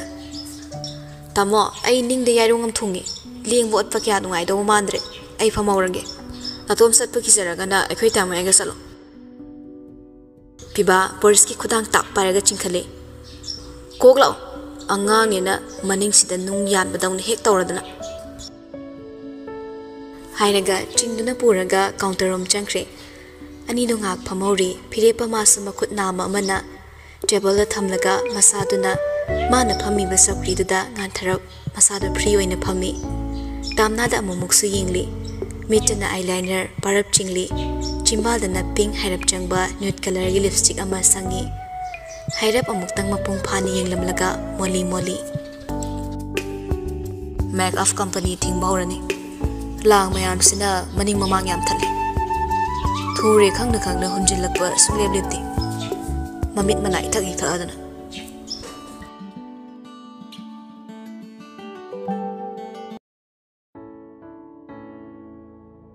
Anau balamai amada lona iduna thamli nang aigi nushi wari Loshindriba wari se roiba tangkak supam laktre makha chathaduna su lainingle nungai bangak tagi su oina tamnana tasana kidre madi hanlage tawsaram labani Boris na amu khamduna kainoma chamin na kisi haiduna laklabani phirepa sumaina thengna ni khanglam labadi ma changsu sangak lamoi Hainaraktrabani sumsum phirepaga phaminaruga leibado phirepana so tamnana mage hek mayoknaraga phamba mangonde ikoi koi budu su urema halodoi natro kegino hamina krese age tobani ai so handore ai magi manakta lehokini nanga dum halamo adoiraga na ai su nga ngairage punna hamina krese imana nang uba yaro ai saurakani ma wari khangde kanamta changhandi kanamta pusande mapan dangai tamnana pamde phirepa maga nakna loinaba amubina su warning tharakrabani machana padagi lapna layo haiduna aduga amuk suma keidolungda aranbu khongthang ama thangi khandre phirepa maga nakna loinarabadi masado control ngamhawdadana sat hek thangsin khibasu yai haina ning lauribani nanga iga sum chakmina ba tawbaduso Mini hek uraga kino mangang na kini suru yauragi oiradi kesu kaidaba Phirepa table mathakta thanamba makhuto khutum tasilai tamna mu thaduraklaga ai kino mahai gise mine kari ngangna gege ngakning mangang na sasano suru yauba yaudaba ai nanjina sin haikre You are my responsibility amuk sutaminna leise chimbal lengnana phongna haibasu ngamkidaba matamduda aina nangbu thadoki Adobo handaki khongpham simade ai honglaroi You are my first and last person who I want to give in my heart Sigi Philip silobada ai matam changki adoga lawkiba Philip simasu ai kaidong nungdo hongloi asu kuina aina ngaiduna laklibase nangni nang Taw kibra chirol hai kibra napada kham kibra chatkino Pongdo kidrabasu utkibra midyeng nakhak oirabasu nang manungsi Karigi mabu nungsi hairaga mabu chatkiba mikupta mabu khamkidriba aduga chatkraba matungdana chahi asuk sangbase magi khongul liraktribana karigi wahangse tamnana mangonda suksoi soidana hanglakini khanbana phirepa kitangdi mipaise pangal thokna wa ngangbada ma thongna mapung phana puthokpa ngamdabagum tawri warobana henkrabi magi penjada michei kaya ama tadoribra aduga amukna wahang lising hanglakigani pakhum leibra piningai tamna nangonda aina hangningba khangningba wari kya ama leiri adubu matang chadabagum aina nangonda hairaba khangalubada nangi response na kari aisu lanpha amagum bondi oina hingli haba waisi khama khango haujikti nangi maramda aina khangbagi mathau sudadreda nangbu khanguraga ai kari kanabano aduga ai tongjabasu leite Phirepana khumge tawringe Boris kapibaga chanaba pusilagle table da thammi ꯑꯗꯨꯒ ꯃꯈꯣꯏꯅꯤꯁꯨ ꯐꯝꯊꯔꯛꯂꯦ ꯕꯣꯔꯤꯁꯅ ꯁꯦꯟꯋꯤꯁꯇꯣ ꯄ꯭ꯂꯦꯠꯇꯨꯗꯒꯤ ꯑꯃ ꯂꯧꯔꯒ ꯇꯝꯅꯥꯗ ꯄ꯭ꯂꯦꯠꯇꯨ ꯏꯟꯁꯤꯜꯂꯦ ꯂꯛꯅꯩ ꯏꯆꯦ ꯁꯤ ꯌꯥꯝ ꯍꯥꯎꯕꯅꯤ ꯃꯅꯨꯡꯗ ꯌꯦꯔꯨꯝꯒ ꯍꯥꯞꯄꯅꯤ ꯄꯤꯕꯥ ꯆꯦꯞꯂꯞꯅ ꯌꯦꯡꯂꯒ ꯃꯁꯤ ꯃꯤꯁꯤꯗꯤ ꯕꯣꯔꯤꯁꯅ ꯃꯁꯤ ꯃꯤꯁꯦ ꯀꯩꯗꯧꯔꯕ ꯄꯤꯕꯥꯅ ꯀꯗꯥꯏꯗꯅꯣꯃ ꯔꯥꯁꯤ ꯅꯥꯟꯊꯣꯛꯈꯤꯕ ꯁꯔꯨꯛ ꯑꯃ ꯌꯥꯎꯔꯤ ꯐꯤꯔꯦꯞꯄ ꯁꯂꯥꯠꯇꯨ ꯇꯥꯝꯅꯥꯗ ꯏꯟꯁꯤꯜꯂꯒ ꯁꯦ ꯁꯤꯁꯨ ꯅꯪꯒꯤꯅꯤ ꯇꯥꯝꯅꯥ ꯐꯤꯔꯦꯞꯄꯅ ꯄꯤꯔꯛꯄ ꯄ꯭ꯂꯦꯠꯇꯨ ꯏꯟꯊꯣꯔꯛꯂꯒ ꯕꯣꯔꯤꯁꯅ ꯄꯤꯔꯛꯄ ꯁꯦꯟꯋꯤꯆꯇꯣ ꯑꯣꯏꯅ ꯄꯥꯏꯈꯠꯂꯛꯏ ꯆꯥꯕ ꯍꯧꯏ ꯐꯤꯔꯦꯞꯄꯅ ꯃꯥꯅ ꯄꯤꯖꯅꯤꯡꯕꯗꯨ ꯆꯥꯈꯤꯗꯕꯗꯨꯗ ꯈꯔꯗꯤ ꯅꯨꯡꯉꯥꯏꯖꯗꯦ ꯈꯤꯇꯪꯈꯛ ꯎꯠꯂꯛꯄ ꯅꯦꯒꯦꯇꯤꯚ ꯔꯦꯁꯄꯣꯟꯁꯇꯨꯗ ꯃꯥ ꯇꯁꯦꯡꯅ ꯈꯥꯡꯕ ꯉꯝꯗꯕꯒꯨꯝ ꯐꯥꯎꯔꯤ ꯇꯥꯝꯅꯥꯅ ꯃꯉꯣꯟꯗ ꯊꯥꯒꯩ ꯁꯦꯡꯅ ꯏꯒꯅꯣꯔ ꯇꯧꯏ ꯃꯥꯒ ꯅꯛꯁꯤꯟꯅꯕ ꯄꯥꯝꯗꯦ ꯍꯥꯏꯕꯁꯦ ꯃꯥꯒꯤ ꯃꯇꯧꯗꯨꯅ ꯈꯤꯇꯪꯗ ꯑꯣꯏꯔꯕꯁꯨ ꯑꯗꯨꯝ ꯈꯪꯍꯟꯅꯕ ꯍꯣꯠꯅꯔꯛꯄ ꯈꯨꯗꯤꯡ ꯃꯥ ꯍꯦꯟꯅ ꯋꯥꯕ ꯍꯦꯟꯒꯠꯂꯛꯏ ꯇꯥꯝꯅꯥ ꯏꯀꯥꯏ ꯈꯥꯡꯕꯗ ꯁꯦꯟꯋꯤꯆꯇꯨ ꯊꯨꯅ ꯆꯥꯕ ꯂꯣꯏꯍꯟꯅꯤꯡꯕꯒꯤ ꯄ꯭ꯔꯄ ꯈꯔ ꯊꯨꯅ ꯆꯥꯕꯗ ꯈꯅꯥꯎ ꯈꯔ ꯀꯟꯈꯤꯗꯨꯅ ꯏꯁꯤꯡꯒꯨꯝꯕ ꯃꯍꯤ ꯑꯃꯗꯤ ꯊꯛꯅꯤꯡꯂꯛꯏ ꯐꯤꯔꯦꯞꯄ ꯃꯥꯅ ꯎꯏ ꯃꯗꯨꯅ ꯀꯨꯞꯁꯤꯜꯂꯛꯄ ꯊꯕꯛ ꯈꯨꯗꯤꯡꯃꯛ ꯆꯤꯝꯕꯥꯜꯗ ꯀꯥꯡꯊꯣꯔꯛꯄ ꯅꯪꯗ꯭ꯔꯤꯉꯩ ꯃꯥꯅ ꯎꯕꯅ ꯍꯥꯟꯈꯤ ꯍꯧꯒꯠꯂꯨꯔꯒ ꯏꯁꯤꯡ ꯕꯣꯇꯜ ꯑꯃ ꯊꯨꯅ ꯂꯧꯔꯨꯔꯦ ꯂꯩꯁꯤꯜꯂꯛꯄꯗ ꯕꯣꯔꯤꯁꯀ ꯊꯥꯝꯅꯥꯒ ꯆꯠꯈꯤꯗꯨꯅ ꯂꯩꯔꯝꯂꯦ ꯐꯤꯔꯦꯞꯄ ꯏꯁꯤꯡ ꯕꯣꯇꯜꯗꯨ ꯄꯥꯏꯅ ꯃꯤꯀꯨꯞ ꯈꯔꯗꯤ ꯈꯣꯡꯐꯝꯗꯨꯃ ꯃꯆꯤ ꯁꯨꯛꯂꯦꯡ-ꯂꯦꯡꯗ ꯂꯦꯞꯄꯒ ꯌꯦꯡꯍꯧꯏ ꯃꯁꯥ ꯃꯇꯣꯝꯇ ꯄꯦꯟꯖꯗꯕꯅ ꯄꯥꯏꯔꯤꯕ ꯏꯁꯤꯡ ꯕꯣꯇꯜꯗꯨ ꯈꯖꯤꯛꯇꯒꯤ ꯇꯞꯅ ꯆꯦꯠꯅ ꯁꯨꯝ ꯄꯥꯏꯁꯤꯟꯈꯤꯕꯗ ꯃꯈꯨꯝꯗꯨ ꯐꯠ ꯄꯥꯏꯊꯣꯛꯈꯤꯗꯨꯅ ꯃꯁꯥꯗ ꯈꯪꯀꯥꯞ ꯀꯥꯞꯁꯤꯜꯂꯛꯏ ꯃꯌꯥꯝꯗꯨ ꯐꯤꯔꯦꯞꯄꯗ ꯌꯦꯡꯉꯛꯄꯁꯨ ꯌꯥꯎꯏ ꯏꯁꯤꯡꯗꯨꯅ ꯃꯥꯏꯗ ꯍꯦꯛ ꯆꯣꯡꯉꯛꯄꯗ ꯐꯤꯔꯦꯞꯄꯗꯨ ꯁꯣꯔ ꯇꯞꯅ ꯍꯣꯟꯊꯩ ꯄꯤꯕꯥ ꯆꯪꯁꯤꯜꯂꯛꯏ ꯏꯇꯥꯎ ꯐꯤꯔꯦꯞꯄ ꯃꯁꯥꯗꯨ ꯂꯦꯡꯉꯛꯏ ꯏꯁꯤꯡ ꯕꯣꯇꯜꯗꯨ ꯗꯁꯕꯤꯟꯗ ꯆꯪꯁꯤꯟꯈꯤꯗꯨꯅ ꯍꯥꯞꯆꯤꯜꯂꯒ ꯄ꯭ꯔꯕꯛ ꯊꯣꯛꯈꯤ ꯄꯤꯕꯥꯁꯨ ꯐꯤꯡꯅ ꯃꯇꯨꯡꯗ ꯇꯥꯟꯅꯗꯨꯅ ꯏꯟꯅꯈ꯭ꯔꯦ ꯂꯩꯍꯧꯔꯤꯕ ꯈꯔꯗꯣ ꯇꯧꯔꯝꯂꯤꯕ ꯐꯤꯕꯝꯗꯨꯗ ꯉꯛꯅ ꯂꯩꯅꯍꯧꯏ ꯀꯦꯟꯇꯤꯟ ꯋꯥꯡꯃ ꯊꯣꯔꯛꯂꯦ ꯄꯤꯕꯥꯅ ꯐꯤꯔꯦꯞꯄꯗ ꯈꯪꯀꯧ ꯀꯧꯗꯨꯅ ꯃꯃꯥꯡꯗ ꯊꯠꯆꯤꯜꯂꯛꯏ ꯐꯤꯔꯦꯞꯄ ꯅꯪꯕꯨ ꯉꯥꯎꯔꯕꯣ ꯐꯤꯔꯦꯞꯄ ꯈꯣꯟꯖꯦꯜꯗꯨꯃꯗꯤ ꯁꯨꯀꯟ ꯀꯟꯕ ꯉꯝꯗꯦ ꯑꯩꯕꯨ ꯃꯥꯅ ꯏꯒꯅꯣꯔ ꯇꯧꯔꯝꯕꯗ ꯄꯦꯟꯗꯕꯅ ꯑꯩ ꯁꯣꯔ ꯐꯥꯎ ꯍꯣꯟꯕ ꯀꯥꯎꯏ ꯃꯥꯒꯤ ꯃꯇꯧ ꯆꯥꯃꯅ ꯑꯩ ꯄ꯭ꯔꯣꯛꯆꯩ ꯅꯨꯡꯁꯤꯕꯁꯦ ꯁꯨꯃꯥꯏꯅ ꯇꯧꯕ꯭ꯔꯥ ꯄꯤꯕꯥ ꯑꯩꯅ ꯂꯦꯞꯂꯤꯕ ꯈꯣꯡꯐꯝꯁꯤ ꯀꯗꯥꯏꯗꯅꯣ ꯑꯩꯅ ꯃꯥꯕꯨ ꯇꯥꯟꯅꯕ ꯌꯥꯗꯕ꯭ꯔꯥ ꯑꯩꯅ ꯃꯥꯕꯨ ꯈꯥꯝꯃꯨꯕꯗ ꯃꯥꯗꯤ ꯑꯩꯒꯤ ꯈꯨꯠꯇꯒꯤ ꯀꯟꯊꯣꯛꯀꯦ ꯍꯥꯏꯔꯛꯂꯦ ꯑꯩꯁꯦ ꯂꯥꯟꯐꯥ ꯑꯣꯏꯔꯦ ꯄꯤꯕꯥ ꯑꯩꯁꯦ ꯂꯥꯟꯐꯥ ꯑꯣꯏꯔꯦ ꯁꯥꯎꯖꯁꯅꯨ ꯋꯥꯔꯧꯖꯁꯅꯨ ꯃꯔꯝ ꯆꯥꯗ꯭ꯔꯅꯤ ꯐꯤꯔꯦꯞꯄ ꯃꯥꯅ ꯅꯨꯡꯉꯥꯏꯒꯗꯕ ꯃꯑꯣꯡꯗ ꯂꯩꯈꯤꯁꯅꯨ ꯈꯥꯝꯒꯨꯝꯁꯤ ꯑꯁꯨꯛ ꯁꯥꯡꯕ ꯃꯇꯝꯁꯦ ꯑꯩꯗꯤ ꯅꯨꯡꯉꯥꯏꯅ ꯂꯩꯕ꯭ꯔꯥ ꯃꯥ ꯈꯛꯅ ꯋꯥꯗꯨꯅ ꯍꯤꯡꯕ꯭ꯔꯥ ꯑꯩꯗꯤ ꯃꯥꯕꯨ ꯊꯤꯗꯕ꯭ꯔꯥ ꯑꯗꯨꯕꯨ ꯍꯧꯖꯤꯛꯇꯤ ꯃꯇꯝ ꯍꯦꯟꯈꯤꯗꯧꯔꯤꯕ꯭ꯔꯥ ꯀꯩꯒꯨꯝꯕ ꯃꯇꯝ ꯍꯦꯜꯂꯝꯂꯒꯅ ꯑꯩꯅ ꯀꯔꯤ ꯑꯣꯏꯍꯧꯗꯧꯔꯤꯕ ꯑꯩꯅ ꯁꯤꯜꯂꯤꯕ ꯊꯕꯛꯁꯦ ꯁꯤꯁꯨ ꯃꯥꯏ ꯄꯥꯛꯑꯣꯏꯗꯕ꯭ꯔꯥ ꯑꯩ ꯃꯥꯏ ꯄꯥꯛꯀꯅꯤ ꯊꯥꯖꯗ꯭ꯔꯦ ꯑꯩ ꯃꯥꯏꯊꯤꯒꯗꯧꯕ ꯃꯥꯜꯂꯤ ꯄꯤꯕꯥ ꯐꯤꯔꯦꯞꯄꯒꯤ ꯂꯦꯡꯖꯨꯝꯗ ꯄꯣꯞ ꯊꯥꯕꯤꯔꯛꯂꯒ ꯂꯦꯠꯁ ꯀꯥꯜꯀꯨꯂꯦꯠ ꯑꯦ ꯂꯣꯖꯤꯛ ꯄꯥꯈꯟꯗꯁꯨ ꯈꯟꯒꯅꯨ ꯄ꯭ꯔꯣꯕ꯭ꯂꯦꯝ ꯈꯨꯗꯤꯡꯃꯛꯀꯤ ꯂꯝꯕꯤ ꯑꯃꯃꯝ ꯂꯩꯔꯝꯒꯅꯤ ꯑꯔꯣꯏꯕ ꯂꯝꯕꯤꯁꯦ ꯊꯋꯥꯏꯒ ꯍꯛꯆꯥꯡꯒ ꯈꯥꯏꯗꯣꯛꯅꯕ ꯂꯝꯕꯤꯁꯤꯅ ꯑꯣꯏꯒꯗꯕ ꯃꯥꯜꯂꯤ ꯋꯥ ꯄꯥꯛꯅ ꯉꯥꯡꯒꯟꯗꯕ ꯐꯤꯔꯦꯞꯄ ꯃꯥꯅ ꯃꯥꯒꯤ ꯆꯤꯝꯕꯥꯜꯗꯒꯤ ꯊꯋꯥꯏꯒ ꯍꯛꯆꯥꯡꯒ ꯈꯥꯏꯅꯕ ꯍꯥꯏꯅ ꯄꯜꯂꯛꯄꯗ ꯄꯤꯕꯥ ꯁ꯭ꯋꯥꯏ ꯂꯥꯎꯏ ꯇꯧꯈꯤꯗꯧꯕ ꯐꯤꯔꯦꯞꯄꯅꯤ ꯀꯨꯏꯅ ꯁꯥꯡꯅ ꯇꯤꯟꯅꯔꯛꯂꯕꯅꯤꯅ ꯃꯒꯨꯟ ꯆꯞ ꯆꯥꯅ ꯈꯪꯕꯅꯤ ꯑꯗꯨꯅ ꯃꯍꯥꯛ ꯊꯦꯝꯒꯗꯧꯒꯤ ꯐꯥꯒꯤ ꯇꯥꯊꯣꯛꯀꯗꯧꯒꯤ ꯍꯣꯠꯅꯔꯛꯏ ꯑꯁ ꯅꯪꯁꯨ ꯕꯥꯏ ꯍꯦꯟꯃꯜꯂꯦ ꯀꯩꯁꯨ ꯇꯧꯔꯣꯏ ꯃꯤ ꯀꯥꯟꯅꯗꯦ ꯅꯪꯒꯤ ꯄ꯭ꯔꯣꯕ꯭ꯂꯦꯝꯗꯨꯃꯗ ꯑꯩ ꯁꯤꯜꯂꯒꯦ ꯑꯩꯒꯤ ꯄ꯭ꯔꯣꯕ꯭ꯂꯦꯝꯁꯤꯅ ꯅꯪꯅ ꯁꯤꯜꯂꯣ ꯑꯩꯒꯤ ꯄ꯭ꯔꯣꯕ꯭ꯂꯦꯝ ꯍꯥꯏꯕꯕꯨ ꯅꯨꯄꯤ ꯑꯃ ꯊꯤꯕ ꯑꯗꯨꯒ ꯏꯃꯥꯗ ꯃꯃꯧꯅꯤ ꯍꯥꯏꯅ ꯀꯠꯁꯤꯟꯕ ꯍꯥꯏꯗꯨꯅ ꯄꯤꯕꯥ ꯐꯤꯔꯦꯞꯄꯕꯨ ꯂꯦꯡ ꯀꯣꯟꯕꯤꯔꯒ ꯄꯨꯗꯨꯅ ꯆꯠꯈ꯭ꯔꯦ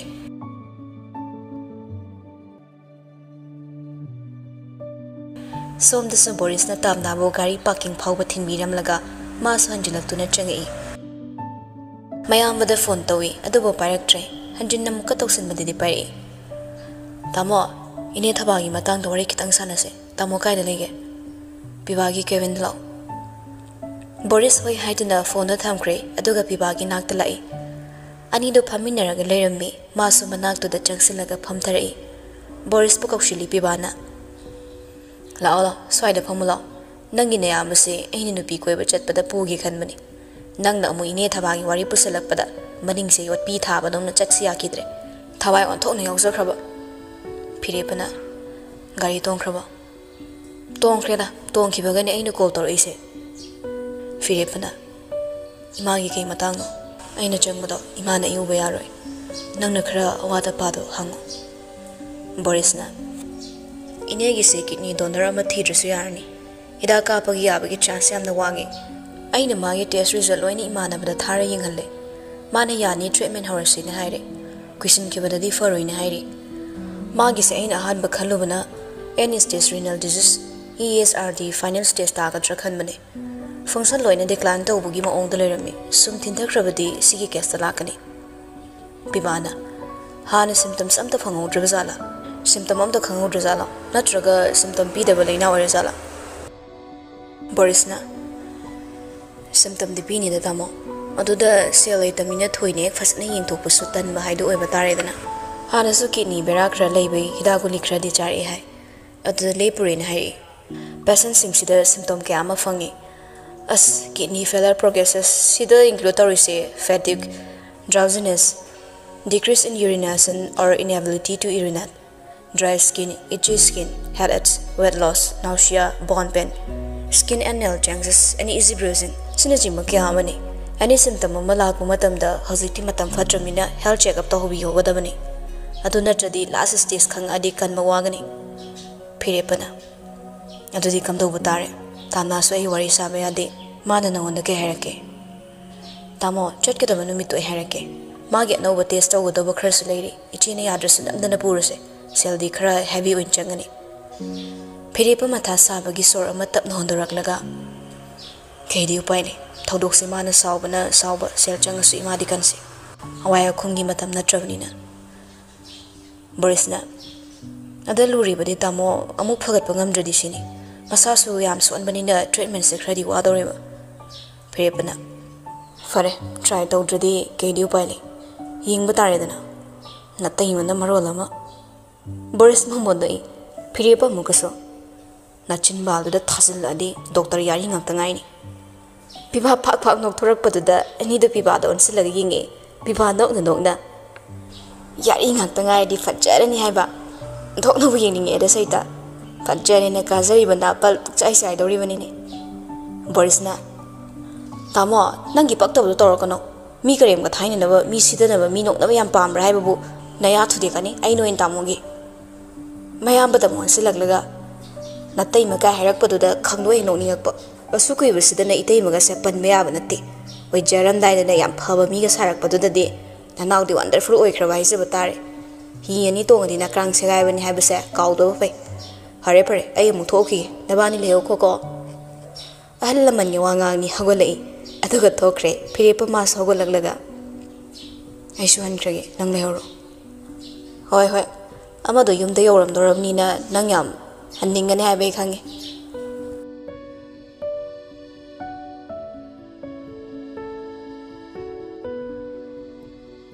Somda su achara machana pida phone toraga chairi. Nangbu ba khra tabana di phabani ko imagi bema. Asuklu raba tanja sida nangna nangi profession na lui haidana phirepaga nupidu hundu amaga chatkribado. Makhoi naksina khrabadi kamai tawbano haibani. Ima aisu enjoy to wapami. Phana naksina su phirepi bani kaina bayaroi. Aduna nupida aini yamna lain tan thokiba ngamni. Hai, yam lai thokanu ko nang yam lai thokmali. Hayeng ne nang khaktang tongana takhidoba nanem na kun yari do nangi lonchak to khang adi nusiroi ni heibe ma sukta hektar ima nang maso ingwanda pressure pi yam hai ai thamage ai na hal ani do wa khara haige haidana ai nare na kaukibani laglani yoraklani nangko ai nangi matha sai nang na pangai lai thui as hayeng ngam tholaga ne phasamari sarase ai thamage haiduna khingmi machana pisi khing na phone kakthaki Adubu mama oi bibi maduso macha tuna marol ama ngangna bayadabane pakpade pakhache macha gi umbal kai kirdra haina mana pakhachamani handagi sohongna noptuna lakpana makhong setrabadi ningkhai kini haiba mana khanglabaso macha na di irai lai thokli Firepa thabak mafam lomdang hak chatluraga mayum dalagle kada changli mafi marol hongdok luraga tamna thire tamna su chakhum dati loga cha londuna leramni Firepa tabli sangsilaglaga chokri amada phamthakre Idema coffee mda thake Hoi sangang thakningadra haidana aina sangang wailon bibani Firepana changang warasu yaida ꯑꯗꯣ ꯄꯥꯕꯨꯡꯒꯤ ꯏꯃꯥꯒꯅ ꯀꯔꯣꯝ ꯆꯠꯈ꯭ꯔꯒꯦ ꯎꯗꯦꯅ ꯏꯅꯦ ꯑꯁꯔꯥꯁꯨ ꯃꯁꯥ ꯉꯝꯗꯦ ꯍꯥꯏꯌꯦꯅ ꯉꯥꯛꯇꯪ ꯂꯥꯛꯑꯣ ꯍꯥꯏꯔꯛꯑꯦꯅꯅꯦ ꯆꯠꯇꯣꯏ ꯇꯧꯈꯤꯕꯅꯤ ꯑꯗꯨꯗ ꯆꯠꯂꯝꯗꯧ ꯃꯥꯜꯂꯦ ꯀꯩ ꯑꯣꯏꯅ ꯉꯝꯗ꯭ꯔꯤꯅꯦ ꯍꯥꯏꯒꯦ ꯑꯀꯨꯞꯄ ꯋꯥꯗꯤ ꯍꯥꯏꯔꯝꯗꯦꯗ ꯀꯩ ꯑꯣꯏꯅ ꯉꯝꯗ꯭ꯔꯤꯅꯣ ꯑꯩꯁꯨ ꯈꯪꯗꯤꯌꯦ ꯇꯥꯝꯅ ꯆꯥ ꯃꯅꯥ ꯊꯛꯆꯤꯟꯈ꯭ꯔꯦ ꯊꯥꯡꯊꯈ꯭ꯔꯦ ꯀꯞ ꯑꯃꯗ ꯆꯥꯗꯨ ꯍꯩꯔꯦ ꯐꯤꯔꯦꯞꯄꯗ ꯑꯃ ꯄꯤꯔꯛꯏ ꯐꯤꯔꯦꯞꯄ ꯃꯥꯁꯨ ꯃꯈꯨꯟ ꯑꯣꯛꯀꯦ ꯇꯧꯕꯅꯤ ꯑꯗꯨꯕꯨ ꯇꯥꯝꯅꯥꯅ ꯇꯦꯕꯜꯗ ꯑꯣꯏꯅ ꯊꯝꯈ꯭ꯔꯦ ꯐꯤꯔꯦꯞꯄ ꯈꯤꯇꯪ ꯏꯀꯥꯏꯔꯛꯏ ꯆꯥꯗꯨ ꯂꯧꯔꯒ ꯏꯀꯥꯏꯕꯣꯏ ꯀꯩꯕꯣꯏ ꯁꯨꯛꯌꯦꯡ ꯌꯦꯡꯗ ꯈꯪꯁꯤꯡ ꯍꯦꯛ ꯆꯤꯡꯈꯠꯂꯨꯕꯅꯤ ꯃꯔꯩꯗ ꯅꯠꯇꯅ ꯈꯅꯥꯎꯁꯨ ꯈꯪꯄꯣ ꯍꯦꯛ ꯄꯣꯛꯈꯤꯗꯨꯅ ꯆꯥ ꯈꯪꯍꯥ ꯍꯥꯔꯛꯏ ꯇꯟꯖꯥꯗꯨ ꯇꯤꯂꯣꯁꯨ ꯆꯥꯛꯈꯨꯝꯗꯩ ꯊꯣꯛꯈꯤꯕ ꯑꯣꯏꯔꯝꯃꯤ ꯇꯥꯝꯅꯥꯁꯨ ꯏꯈꯪ ꯈꯪꯉꯤ ꯊꯨꯅ ꯐ꯭ꯔꯤꯖꯇꯒꯤ ꯏꯁꯤꯡ ꯑꯏꯪꯕ ꯕꯣꯇꯜ ꯑꯃ ꯂꯧꯊꯣꯛꯂꯒ ꯐꯤꯔꯦꯞꯄꯒꯤ ꯃꯅꯥꯛ ꯆꯪꯁꯤꯜꯂꯛꯂꯒ ꯄꯤꯔꯛꯏ ꯁꯤ ꯁꯥꯔꯤꯕꯅꯤ ꯄꯣꯛꯀꯅꯤ ꯇꯞꯅ ꯊꯛꯎ ꯌꯥꯗ꯭ꯔꯣ ꯃꯩꯊꯛꯇꯒꯤ ꯊꯥꯡꯊꯔꯛꯄꯅꯤ ꯐꯤꯔꯦꯞꯄ ꯏꯁꯤꯡꯗꯨ ꯂꯧꯔꯒ ꯌꯥꯍꯨꯝ ꯑꯃ ꯊꯛꯏ ꯑꯗꯨꯒ ꯁꯣꯔ ꯍꯣꯟꯗꯣꯛꯏ ꯑꯩꯅ ꯎꯍꯧꯗꯕꯅꯤꯗ ꯈꯪꯅ ꯈꯪꯅ ꯚꯥꯞ ꯑꯣꯏꯍꯧꯗꯕ ꯃꯩꯊꯛꯇꯒꯤ ꯂꯧꯊꯔꯛꯄ ꯆꯥ ꯊꯛꯄ ꯉꯝꯕ ꯃꯤꯁꯦ ꯁ꯭ꯇꯦꯟꯗꯔꯠ ꯋꯥꯡꯅ ꯈꯟꯅꯩꯌꯦ ꯑꯗꯣ ꯅꯪꯗꯤ ꯐ꯭ꯂꯣꯞ ꯆꯠꯂꯦꯅ ꯑꯩꯗꯤ ꯁ꯭ꯇꯦꯟꯗꯔꯠ ꯌꯥꯎꯗꯕ ꯃꯤꯅꯤꯗ ꯁ꯭ꯇꯦꯇꯁ ꯃꯦꯟꯇꯦꯟ ꯇꯧꯔꯒ ꯍꯤꯡꯕ ꯋꯥꯔꯦ ꯅꯨꯡꯉꯥꯏꯅ ꯄꯣꯊꯥꯔ ꯍꯤꯡꯅꯤꯡꯉꯕꯅꯤꯗ ꯑꯗꯣ ꯑꯩ ꯊꯕꯛ ꯀꯝ ꯀꯥꯟꯗꯩ ꯆꯠꯄ ꯌꯥꯅꯤ ꯋꯥꯔꯤ ꯁꯥꯟꯅꯔꯛꯄ꯭ꯔꯣ ꯁꯤꯗ ꯂꯩꯕꯁꯦ ꯇꯜꯂꯦ ꯏꯃꯥꯅ ꯏꯎꯕ ꯌꯥꯗꯦ ꯃꯃꯤꯠ ꯐꯩꯅ ꯐꯩꯅ ꯌꯦꯡꯉꯤ ꯌꯦꯡꯗꯅꯕ ꯑꯩ ꯍꯥꯏꯒꯦ ꯍꯥꯏꯔꯨꯅꯨ ꯀꯩꯁꯨ ꯑꯩꯅ ꯊꯕꯛ ꯆꯠꯊꯣꯛꯂꯗꯤ ꯑꯩ ꯎꯗ꯭ꯔꯗꯤ ꯏꯁꯧ ꯀꯩꯁꯨ ꯂꯥꯡꯉꯣꯏ ꯏꯃꯥꯅ ꯂꯥꯡꯕ ꯏꯁꯧꯒꯤ ꯃꯔꯝ ꯑꯩ ꯈꯪꯉꯤ ꯑꯗꯨꯅ ꯂꯥꯡꯖꯁꯅꯨ ꯃꯔꯝ ꯈꯪꯉꯦꯅ ꯅꯪꯕꯨ ꯁꯨꯃꯥꯏꯅ ꯁꯨꯝ ꯈꯥꯡꯕ ꯉꯝꯗꯧꯔꯤꯕ꯭ꯔꯅꯦ ꯊꯥ ꯌꯥꯝꯗ꯭ꯔꯦꯗꯅ ꯈꯥꯡꯗꯧꯕ ꯑꯗꯩꯗꯤ ꯑꯩꯁꯨ ꯆꯠꯈ꯭ꯔꯅꯤ ꯑꯩꯅ ꯂꯩꯔꯤꯉꯩ ꯆꯩꯔꯛꯁꯤꯗ ꯕꯤꯄꯤ ꯂꯣꯏꯅ ꯍꯜꯂꯝꯒꯗ꯭ꯔꯅ ꯄꯥꯈꯠꯂꯦ ꯐꯤꯔꯦꯞꯄ ꯇꯥꯝꯅꯥꯅ ꯃꯥ ꯆꯠꯈ꯭ꯔꯅꯤ ꯍꯥꯏꯕ ꯋꯥꯍꯩꯗꯨꯗ ꯋꯥ ꯉꯥꯡꯒꯦ ꯍꯥꯏꯅ ꯃꯌꯥ ꯀꯥꯊꯣꯔꯛꯄꯒ ꯑꯃꯨꯕꯤꯒꯤ ꯃꯈꯣꯜ ꯇꯥꯔꯛꯏ ꯑꯗꯩ ꯇꯥꯝꯅꯥꯁꯨ ꯏꯐꯤꯡ ꯐꯤꯡꯅ ꯆꯥꯛꯈꯨꯝꯗ ꯂꯩꯕ ꯇꯟꯕꯅ ꯊꯨꯅ ꯍꯦꯛ ꯉꯝꯊꯣꯛꯈ꯭ꯔꯦ ꯐꯤꯔꯦꯞꯄ ꯃꯥꯁꯨ ꯇꯥꯕꯤꯅꯕ ꯃꯤꯗꯨꯅ ꯆꯦꯟꯈ꯭ꯔꯕꯗ ꯋꯥ ꯀꯔꯝ ꯉꯥꯡꯂꯨꯅꯤ ꯆꯥꯗꯨ ꯑꯩꯅ ꯊꯥꯡꯒꯠꯂꯒ ꯊꯛꯏ ꯉꯔꯪ ꯉꯔꯪ ꯃꯇꯣꯝꯇ ꯋꯥꯔꯤ ꯁꯥꯏ ꯆꯥ ꯃꯍꯥꯎꯒꯁꯦ ꯊꯥꯏꯅ ꯃꯥꯅ ꯂꯣꯟꯕꯗꯗꯤ ꯁꯥꯎꯅꯤꯡꯕꯒꯤꯔ ꯁꯨꯛꯍꯥꯎ ꯍꯦꯛ ꯍꯥꯎꯈꯤꯗꯕꯅꯤ ꯍꯧꯖꯤꯛꯀꯥꯟꯁꯤꯅ ꯃꯥꯅ ꯁꯨꯛꯑꯝꯕ ꯇꯥꯋꯦꯜ ꯄꯥꯏꯔꯨꯕ ꯐꯥꯎ ꯍꯦꯛ ꯊꯨꯝꯃꯦ everything is so sweet to ꯇꯥꯔꯦ ꯑꯃꯨꯕꯤ ꯇꯥꯝꯅꯥꯅ ꯆꯥꯛꯈꯨꯝꯗꯒꯤ ꯊꯣꯛꯈꯤꯕ ꯃꯑꯣꯡꯗꯨꯗ ꯃꯆꯥꯅꯨꯄꯥꯁꯨ ꯂꯩꯔꯝꯒꯅꯤ ꯆꯤꯡꯅꯕꯅ ꯌꯦꯡꯗꯗ ꯌꯦꯡꯂꯒꯦ ꯍꯨꯔꯥꯟꯕ ꯐꯥꯒꯦ ꯆꯤꯡꯅꯔꯤꯕꯁꯦ ꯃꯌꯦꯛ ꯁꯦꯡꯍꯜꯂꯒꯦ ꯈꯟꯅ ꯆꯪꯉꯛꯄꯗ ꯃꯆꯥꯅꯨꯄꯥꯁꯨ ꯂꯩꯔꯝꯃꯤ ꯈꯔꯗꯤ ꯁꯥꯎꯅꯤꯡꯕ ꯍꯦꯜꯂꯛꯏ ꯋꯥ ꯃꯈꯥ ꯃꯆꯥꯅꯨꯄꯥꯗ ꯇꯥꯕ ꯌꯥꯔꯔꯣꯏ ꯈꯪꯕꯅ ꯆꯥꯛꯈꯨꯝ ꯃꯅꯨꯡ ꯌꯧꯁꯤꯜꯂꯝꯗꯅ ꯄ꯭ꯔꯞ ꯊꯣꯛꯈ꯭ꯔꯒ ꯀꯥꯔꯣꯝꯗ ꯑꯣꯏꯅ ꯀꯥꯈꯠꯂꯛꯏ ꯀꯣꯀꯤꯂꯥꯁꯨ ꯐꯤ ꯍꯣꯡꯗꯨꯅ ꯂꯩꯔꯝꯂꯦ ꯃꯥꯒꯤ ꯅꯨꯄꯤꯅ ꯍꯧꯖꯤꯛ ꯈꯛꯇ ꯆꯪꯉꯛꯄꯗꯨꯗ ꯅꯥꯐꯤ ꯅꯔꯣꯜꯒꯗꯨꯅ ꯍꯣꯡꯒꯦ ꯂꯩꯇꯗꯅ ꯀꯔꯥꯏꯗ ꯀꯔꯤ ꯁꯣꯏꯔꯤ ꯍꯥꯏꯗꯅ ꯆꯤꯇ꯭ꯔꯒꯨꯞꯇ ꯑꯃꯨꯛ ꯌꯦꯡꯉꯨꯔꯤ ꯑꯣꯏꯔꯝꯅꯤꯅꯦ ꯉꯁꯥꯏ ꯑꯆꯔꯥꯅ ꯍꯥꯏꯔꯛꯄ ꯋꯥꯁꯤꯡꯗꯣ ꯌꯥꯝ ꯆꯨꯝꯗꯧꯔꯤ ꯅꯨꯄꯤꯁꯦ ꯑꯩꯈꯣꯏꯅ ꯁꯤꯜꯂꯒ ꯌꯨꯝꯁꯤꯗ ꯅꯠꯇꯕ ꯑꯇꯣꯞꯄ ꯃꯐꯝ ꯑꯃꯗ ꯊꯝꯃꯨꯕꯅ ꯐꯅꯤꯀꯣ ꯑꯃꯨꯕꯤ ꯃꯨꯔꯦ ꯃꯇꯤꯛ ꯅꯕꯨꯛꯁꯨ ꯃꯨꯔꯛꯀꯅꯨ ꯂꯤꯆꯩꯅ ꯁꯥꯟꯅꯔꯛꯂꯒꯅꯦ ꯉꯧꯅꯕ ꯑꯩꯅ ꯇꯛꯂꯛꯂꯗꯤ ꯂꯩꯀꯥꯏ ꯀꯨꯝꯍꯩ ꯁꯣꯏꯗꯅ ꯑꯣꯏꯔꯅꯤ ꯑꯃꯨꯕꯤ ꯐꯃꯨꯡꯗ ꯉꯦꯛ ꯐꯝꯊꯔꯛꯂꯒ ꯃꯣꯏ ꯄꯥꯕꯨꯡ ꯐꯦꯃꯤꯂꯤꯒꯤ ꯔꯤꯄ꯭ꯌꯨꯇꯦꯁꯟ ꯍꯥꯏꯕ ꯑꯃ ꯂꯩꯀꯣ ꯏꯃꯨꯡꯁꯤꯗ ꯃꯤꯅ ꯋꯥ ꯉꯥꯡꯅꯒꯗꯧꯕ ꯏꯖꯠ ꯌꯥꯎꯔꯣꯏꯗꯕ ꯊꯕꯛ ꯑꯃꯠꯇ ꯇꯧꯍꯟꯕ ꯑꯩ ꯄꯥꯝꯗꯦ ꯑꯗꯨꯅꯅꯦ ꯌꯥꯝꯅ ꯊꯨꯅ ꯅꯨꯄꯤꯁꯤ ꯏꯔꯥꯡ ꯊꯣꯛꯂꯛꯇ꯭ꯔꯤꯉꯩꯁꯤꯗ ꯃꯐꯝ ꯑꯃꯗ ꯊꯝꯃꯨꯕꯅ ꯐꯔꯅꯤ ꯑꯩꯈꯣꯏ ꯏꯕꯨꯡꯉꯣꯅ ꯌꯧꯔꯣꯏꯗꯕ ꯃꯐꯝ ꯑꯃꯗ ꯀꯣꯀꯤꯂꯥꯁꯨ ꯑꯃꯨꯕꯤꯅ ꯋꯥꯖꯔꯤꯕ ꯄꯨꯝꯅꯃꯛ ꯈꯪꯉꯤ ꯃꯃꯥ ꯑꯩ ꯈꯪꯉꯤ ꯅꯪ ꯏꯃꯨꯡꯒꯤ ꯌꯥꯝꯅ ꯈꯜꯂꯦ ꯍꯥꯏꯕ ꯑꯗꯨꯕꯨ ꯏꯃꯨꯡꯒꯤ ꯔꯤꯄ꯭ꯌꯨꯇꯦꯁꯟꯗꯨꯅ ꯃꯔꯝ ꯑꯣꯏꯔꯒ ꯃꯤ ꯑꯃꯗ ꯑꯩꯈꯣꯏꯅ ꯆꯣꯡꯁꯤꯟꯗꯨꯅ ꯑꯣꯠꯄ ꯐꯠꯇꯦꯅꯦ ꯑꯗꯨꯗꯤ ꯐꯔꯦ ꯅꯨꯄꯤꯁꯤ ꯁꯤꯗ ꯊꯝꯃꯁꯤ ꯃꯈꯣꯏ ꯑꯅꯤ ꯑꯔꯥꯟꯕ ꯃꯔꯤ ꯑꯃ ꯂꯩꯅꯔꯛꯂꯦ ꯈꯜꯂꯣ ꯑꯩꯒꯤ ꯏꯃꯧꯅ ꯅꯨꯡꯉꯥꯏꯒꯗꯧꯔꯤꯕ꯭ꯔꯥ ꯂꯩꯀꯥꯏꯅ ꯃꯌꯥꯝꯅ ꯀꯩ ꯍꯥꯏꯅꯒꯗꯧꯔꯤꯕ ꯑꯗꯩ ꯇꯥꯝꯅꯥꯒ ꯑꯩꯈꯣꯏ ꯏꯕꯨꯡꯉꯣꯒ ꯈꯥꯏꯅꯔꯕꯁꯨ ꯋꯥ ꯂꯣꯏꯁꯤꯟꯅꯗ꯭ꯔꯤꯕꯅꯤ ꯏꯆꯥ ꯅꯨꯄꯥꯅ ꯁꯤꯒꯤ ꯋꯥꯁꯦ ꯁꯦꯕꯥꯛ ꯐꯥꯛꯇꯣꯔꯛꯂꯒꯅ ꯀꯔꯤ ꯑꯃ ꯀꯝꯗꯧꯗꯣꯔꯤꯕ ꯃꯁꯥꯅ ꯇꯧꯖꯕ ꯅꯠꯇ꯭ꯔꯣ ꯑꯃꯨꯕꯤ ꯁꯥꯎꯒꯠꯂꯤ ꯅꯨꯄꯤ ꯑꯅꯤ ꯂꯣꯜꯂꯦ ꯍꯥꯏꯕ ꯋꯥꯍꯩꯁꯤꯅ ꯁꯔꯥ ꯁꯟꯈ꯭ꯔꯒ ꯅꯆꯥꯅꯨꯄꯥꯒꯤ ꯕꯤꯖꯤꯅꯦꯁꯁꯤꯗ ꯀꯌꯥꯝ ꯏꯐꯦꯛ ꯂꯥꯛꯀꯅꯤ ꯍꯥꯏꯕ ꯃꯣꯏ ꯄꯥꯕꯨꯡꯅ ꯎꯕꯤꯕ꯭ꯔꯥ ꯅꯆꯥꯅꯨꯄꯥꯁꯤꯅ ꯂꯣꯟꯒꯦꯅ ꯂꯣꯟꯕ꯭ꯔꯣ ꯍꯥ ꯅꯝꯗꯅ ꯂꯣꯜꯍꯟꯕ ꯅꯠꯇ꯭ꯔꯣ ꯃꯣꯏ ꯄꯥꯕꯨꯡ ꯀꯣꯀꯤꯂꯥ ꯇꯞꯊꯔꯛꯂꯒ ꯑꯩ ꯁꯥꯎꯍꯜꯂꯛꯀꯅꯨ ꯅꯪꯈꯛ ꯅꯠꯇꯦ ꯁꯥꯎꯕ ꯍꯩꯔꯤꯕꯁꯦ ꯑꯩꯅ ꯁꯥꯎꯔꯛꯑꯕꯗꯤꯅꯦ ꯃꯊꯣꯡ ꯆꯥꯔꯣꯏ ꯑꯃꯨꯕꯤ ꯀꯣꯀꯤꯂꯥꯅ ꯁꯥꯎꯔꯛꯄꯗꯨꯗ ꯇꯞꯊꯔꯛꯂꯤ ꯃꯣꯏ ꯄꯥꯕꯨꯡ ꯏꯃꯨꯡꯒꯤ ꯏꯖꯠ ꯂꯩꯈꯥ ꯇꯥꯔꯛꯀꯗꯧꯕ ꯑꯩ ꯁꯤꯟꯕ ꯄꯥꯝꯗꯦ ꯃꯤꯅ ꯀꯔꯤꯅꯣ ꯍꯥꯏꯅꯒꯗꯧꯔꯤꯕꯁꯤꯕꯣ ꯏꯖꯠ ꯑꯃꯠꯇ ꯌꯥꯎꯗꯅ ꯍꯤꯡꯗꯧ ꯁꯔꯨꯛ ꯁꯤꯈꯤꯕꯅ ꯍꯦꯟꯅ ꯐꯩ ꯍꯣꯏꯅꯦ ꯑꯩ ꯈꯪꯉꯤꯅꯦ ꯑꯗꯨꯕꯨ ꯁꯥꯎꯅꯔꯒ ꯈꯠꯅꯗꯕꯤꯗ ꯇꯞꯅ ꯏꯪꯅ ꯈꯟꯅꯁꯤ ꯍꯥꯏꯕꯅꯤꯅꯦ ꯃꯃꯥ ꯅꯪꯕꯣ ꯑꯩꯁꯨ ꯄꯥꯝꯗꯦꯅꯦ ꯌꯨꯝꯁꯤꯗ ꯃꯧ ꯑꯅꯤꯅ ꯃꯁꯥ ꯃꯁꯥꯒꯤ ꯆꯥꯛꯂꯨꯛꯅꯔꯛꯄ ꯑꯩꯁꯨ ꯄꯥꯝꯕ ꯅꯠꯇꯦ ꯁꯤꯗ ꯑꯩꯈꯣꯏꯅ ꯃꯥꯡꯖꯕ ꯀꯌꯥ ꯑꯃ ꯂꯥꯛꯀꯅꯤ ꯍꯥꯏꯕꯁꯨ ꯑꯩ ꯈꯪꯉꯤ ꯑꯗꯨꯅ ꯐꯔꯦ Chammi haiduna mayamna thajaduna ija salmad unariba imung ase khwaidagi mina noknagadaba imung ama oigani haibasu ai khangi. Ichanu pasina sagadaba koktusu ai khangi. Adubu phibam sida aikhoina migi masa amugo tanthokse haibadumadi phajamandedana. Tanthokse haiba nati yumsidagi lapna thamse haibane. Kokila ma phihongba loikre. Phare nang ne thokpa tawro. Aidine yawba ngamoi dharma nataba thabak ai tawroi. Hairamlaga kokila mapanda thokre. Ngangnaba yadaba mapuroibagi matawmakni. Amubi matomta propo heksai.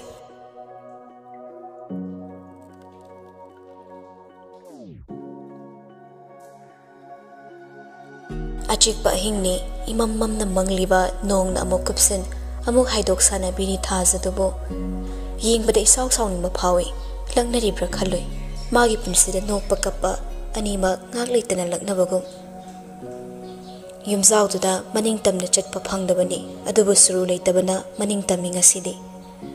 teres mathakado kaba phangje matamdudaso wakhalna santi phangtraba mafamsida leplaga atiyagi hongba naiba saktam yengduna awaba pothanaba khayara khonaki mari yumse thadoktuna chatkiba numittusu ningsinglei firepa mamanaba khra puluraga yu thaksilaga mayumda halakpada accident thoki aduna maram oiraga tamna manemga mapkuga pulapna hospital da lakpani machana pagi thina sokpa phibam uraga mamawdo oina sawningba phawrakhi machana nongmagi hoidaba phibamda asum phanglakpasigi maramse mamaw nupinani haiba mahakna khanbani tamnana phirepagi manakta sum lepsilakpaduda amubi sawningmana mamawbu chatho matagum khunina kharai thorakpada tamna tusinge toramli kokiladi leramde doctor unaba chatkiba timing ni amubi machagi phibam yenguraga leithori tamnana tungda lepiduda hojik sunang makhatana yumsida leininglibra nangsu nungaiba phangde aisu santi phangde icha su nongmagi mrai chaitharak punsi ama oire khitang dasu wakhal maning hallaga nangi punsi amada chatkiba yadabra tamna khumde amubidi cheiba lepte ai nangbu nungside habadi hairoi adobu yumsida sani amagumna sum nangna umsindana leibadi aigi imung solakani imung sida maw ama oigi hairabadi dasama yam ngakthooga ingsikna yumsibu senagadabani adobu nangdi ngamde aduna nangi sunu ngai na balambi thikro aikoi bu thatok piramlo ai nangi na khongsok tu na khurumge haidun hekta pakthari tamna ira thanguna pakhatna maning de sar halle ima kaino ta hoidi amubi kapai ai ichagi phibam si yeng bangamdre nang hi yumsi da lakpadagi icha se doire legi cha loire icha si pumhang mangi bema yeng bangamdre ai magi phibam si nang sat khri bema nang sat khro tamna kaplaga tung handuna khong animo chatharakle adai mamai amuk leiduna hallaga chene hospital gi khwaidagi mathak to phau kanna chitkhale matoni thang thang terrace tuda chenkhalaklaga sormapi holi aduga mokap khale kuine kapaya de matago mapidu satai thoi kappado masa matom da thingat chai ai su khangi ai nei mungi santi loina thugai re haiba adubu si boy na lan brane amuk hanna nang boy se nungsi birak dharoidra nungsi baga maroi dabra ai se nana suking magining dabra ai se nangi punsi dagi lapna chatkiba se khakna ta nang hanagum ingna chingna hingbagi maramse ningsing lubada sorma pihole masadu tuge tawna terrace ki railing du da khangbai pairaga khangi tabli likla gumda hamna kopna ingna tar inong likso phirepa masu changsilaglaga phi khara thabam insin birei tamnai khangna khitang handoi phirepa ngasai na thorak lamabani tamna na masada ingba khangduna lerambada phi loba mu changlubani nongsa kansilakpusu yai tumurodana tumningdriba tumningdabana bo leramni bisini haksang nungaidabagira natroga kaigina wakhana prikprik sauna khalaga leramnina ai tumningba phaude karamba wakhal tamna pakhung pida asumna ngai nangna engona changing amadi yengbagum tawri nangna engona tawriba changing se kaino aiwa kishu tawdina aina kidawkrage tamna marok leramna nangna isu nungsidabagi changse hause ekhoinigi marida aranba mari amal oina mayamna uhanlaga aibu tathi tathi yumsidagi michai chadana chaibiraklaga tanthoknaba sinba natra hayuni nangna aise kayamuk yamna nungsidabage Firepa tamna laichuriba aibo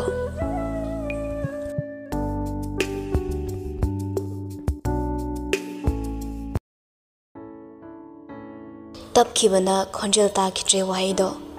taramba thoklabasu harauba saktam maithongda mami tabu uramloi khanbadunasu nason pikna haikibani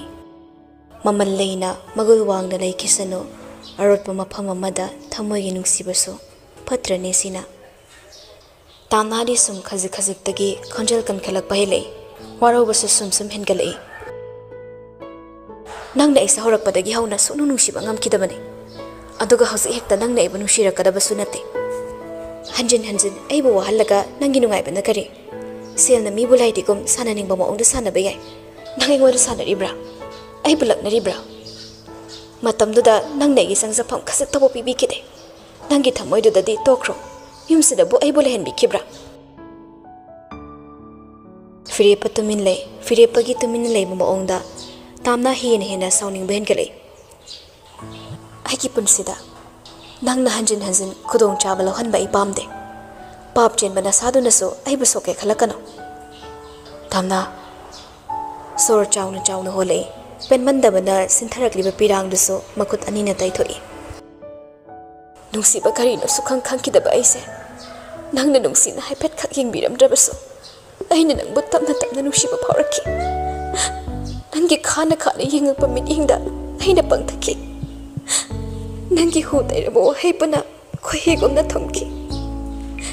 nangi ulakpa tamthibana tawna haibu sumki aise angaubi mimana debini tamthiba misak amabo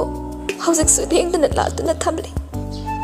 mayai kabani sada laichubuko nangbu miku amatta tugatchagi ngamda nangi nungsibada laichuduna laki nushile kanglada hinglakpa chekla upal hauna urum phangdaba punsi laise sing marang kaina yanungda khazak phauba thapang phangaktraba punsi mani mahakti mafamda bikharini khaurangba kokhanbiyu hanjin mi yengni saki thoina do matin sittida khak tamthibo khaktamak hapiraktuna sikraina sinarakibani chahi kaya subna khangakpado phagini haiba yaribra chahi kharasida khanglakpa chaina araiba chaina nate thamoye mapalambana kundo paring hukraba misak amada nushirakpase lali haibadi karamna yaruni adubunga imasu nongbata nushina haipetak phauba nokpiramdaba mangonda nungsiba phauruba Firepa tamnagi penjada matauda hairakpa wahaiduna na pasingza yerakpa hina thamoi sonthaki Firepa wa ngangnaba tamnagi masada soklake tawbaga tamnana handoki hawjikte aina nangbu nushirubada ai aranba lambida chatpaga chapmanare aigi thamoina nangbu nushirabaso nangbu nungsipam thoktabana aranba oire hawjikte aina nang nushiba yaramdre nangbu nungsibagi matam henkre adubu thamoisinadi nangbu nushira haire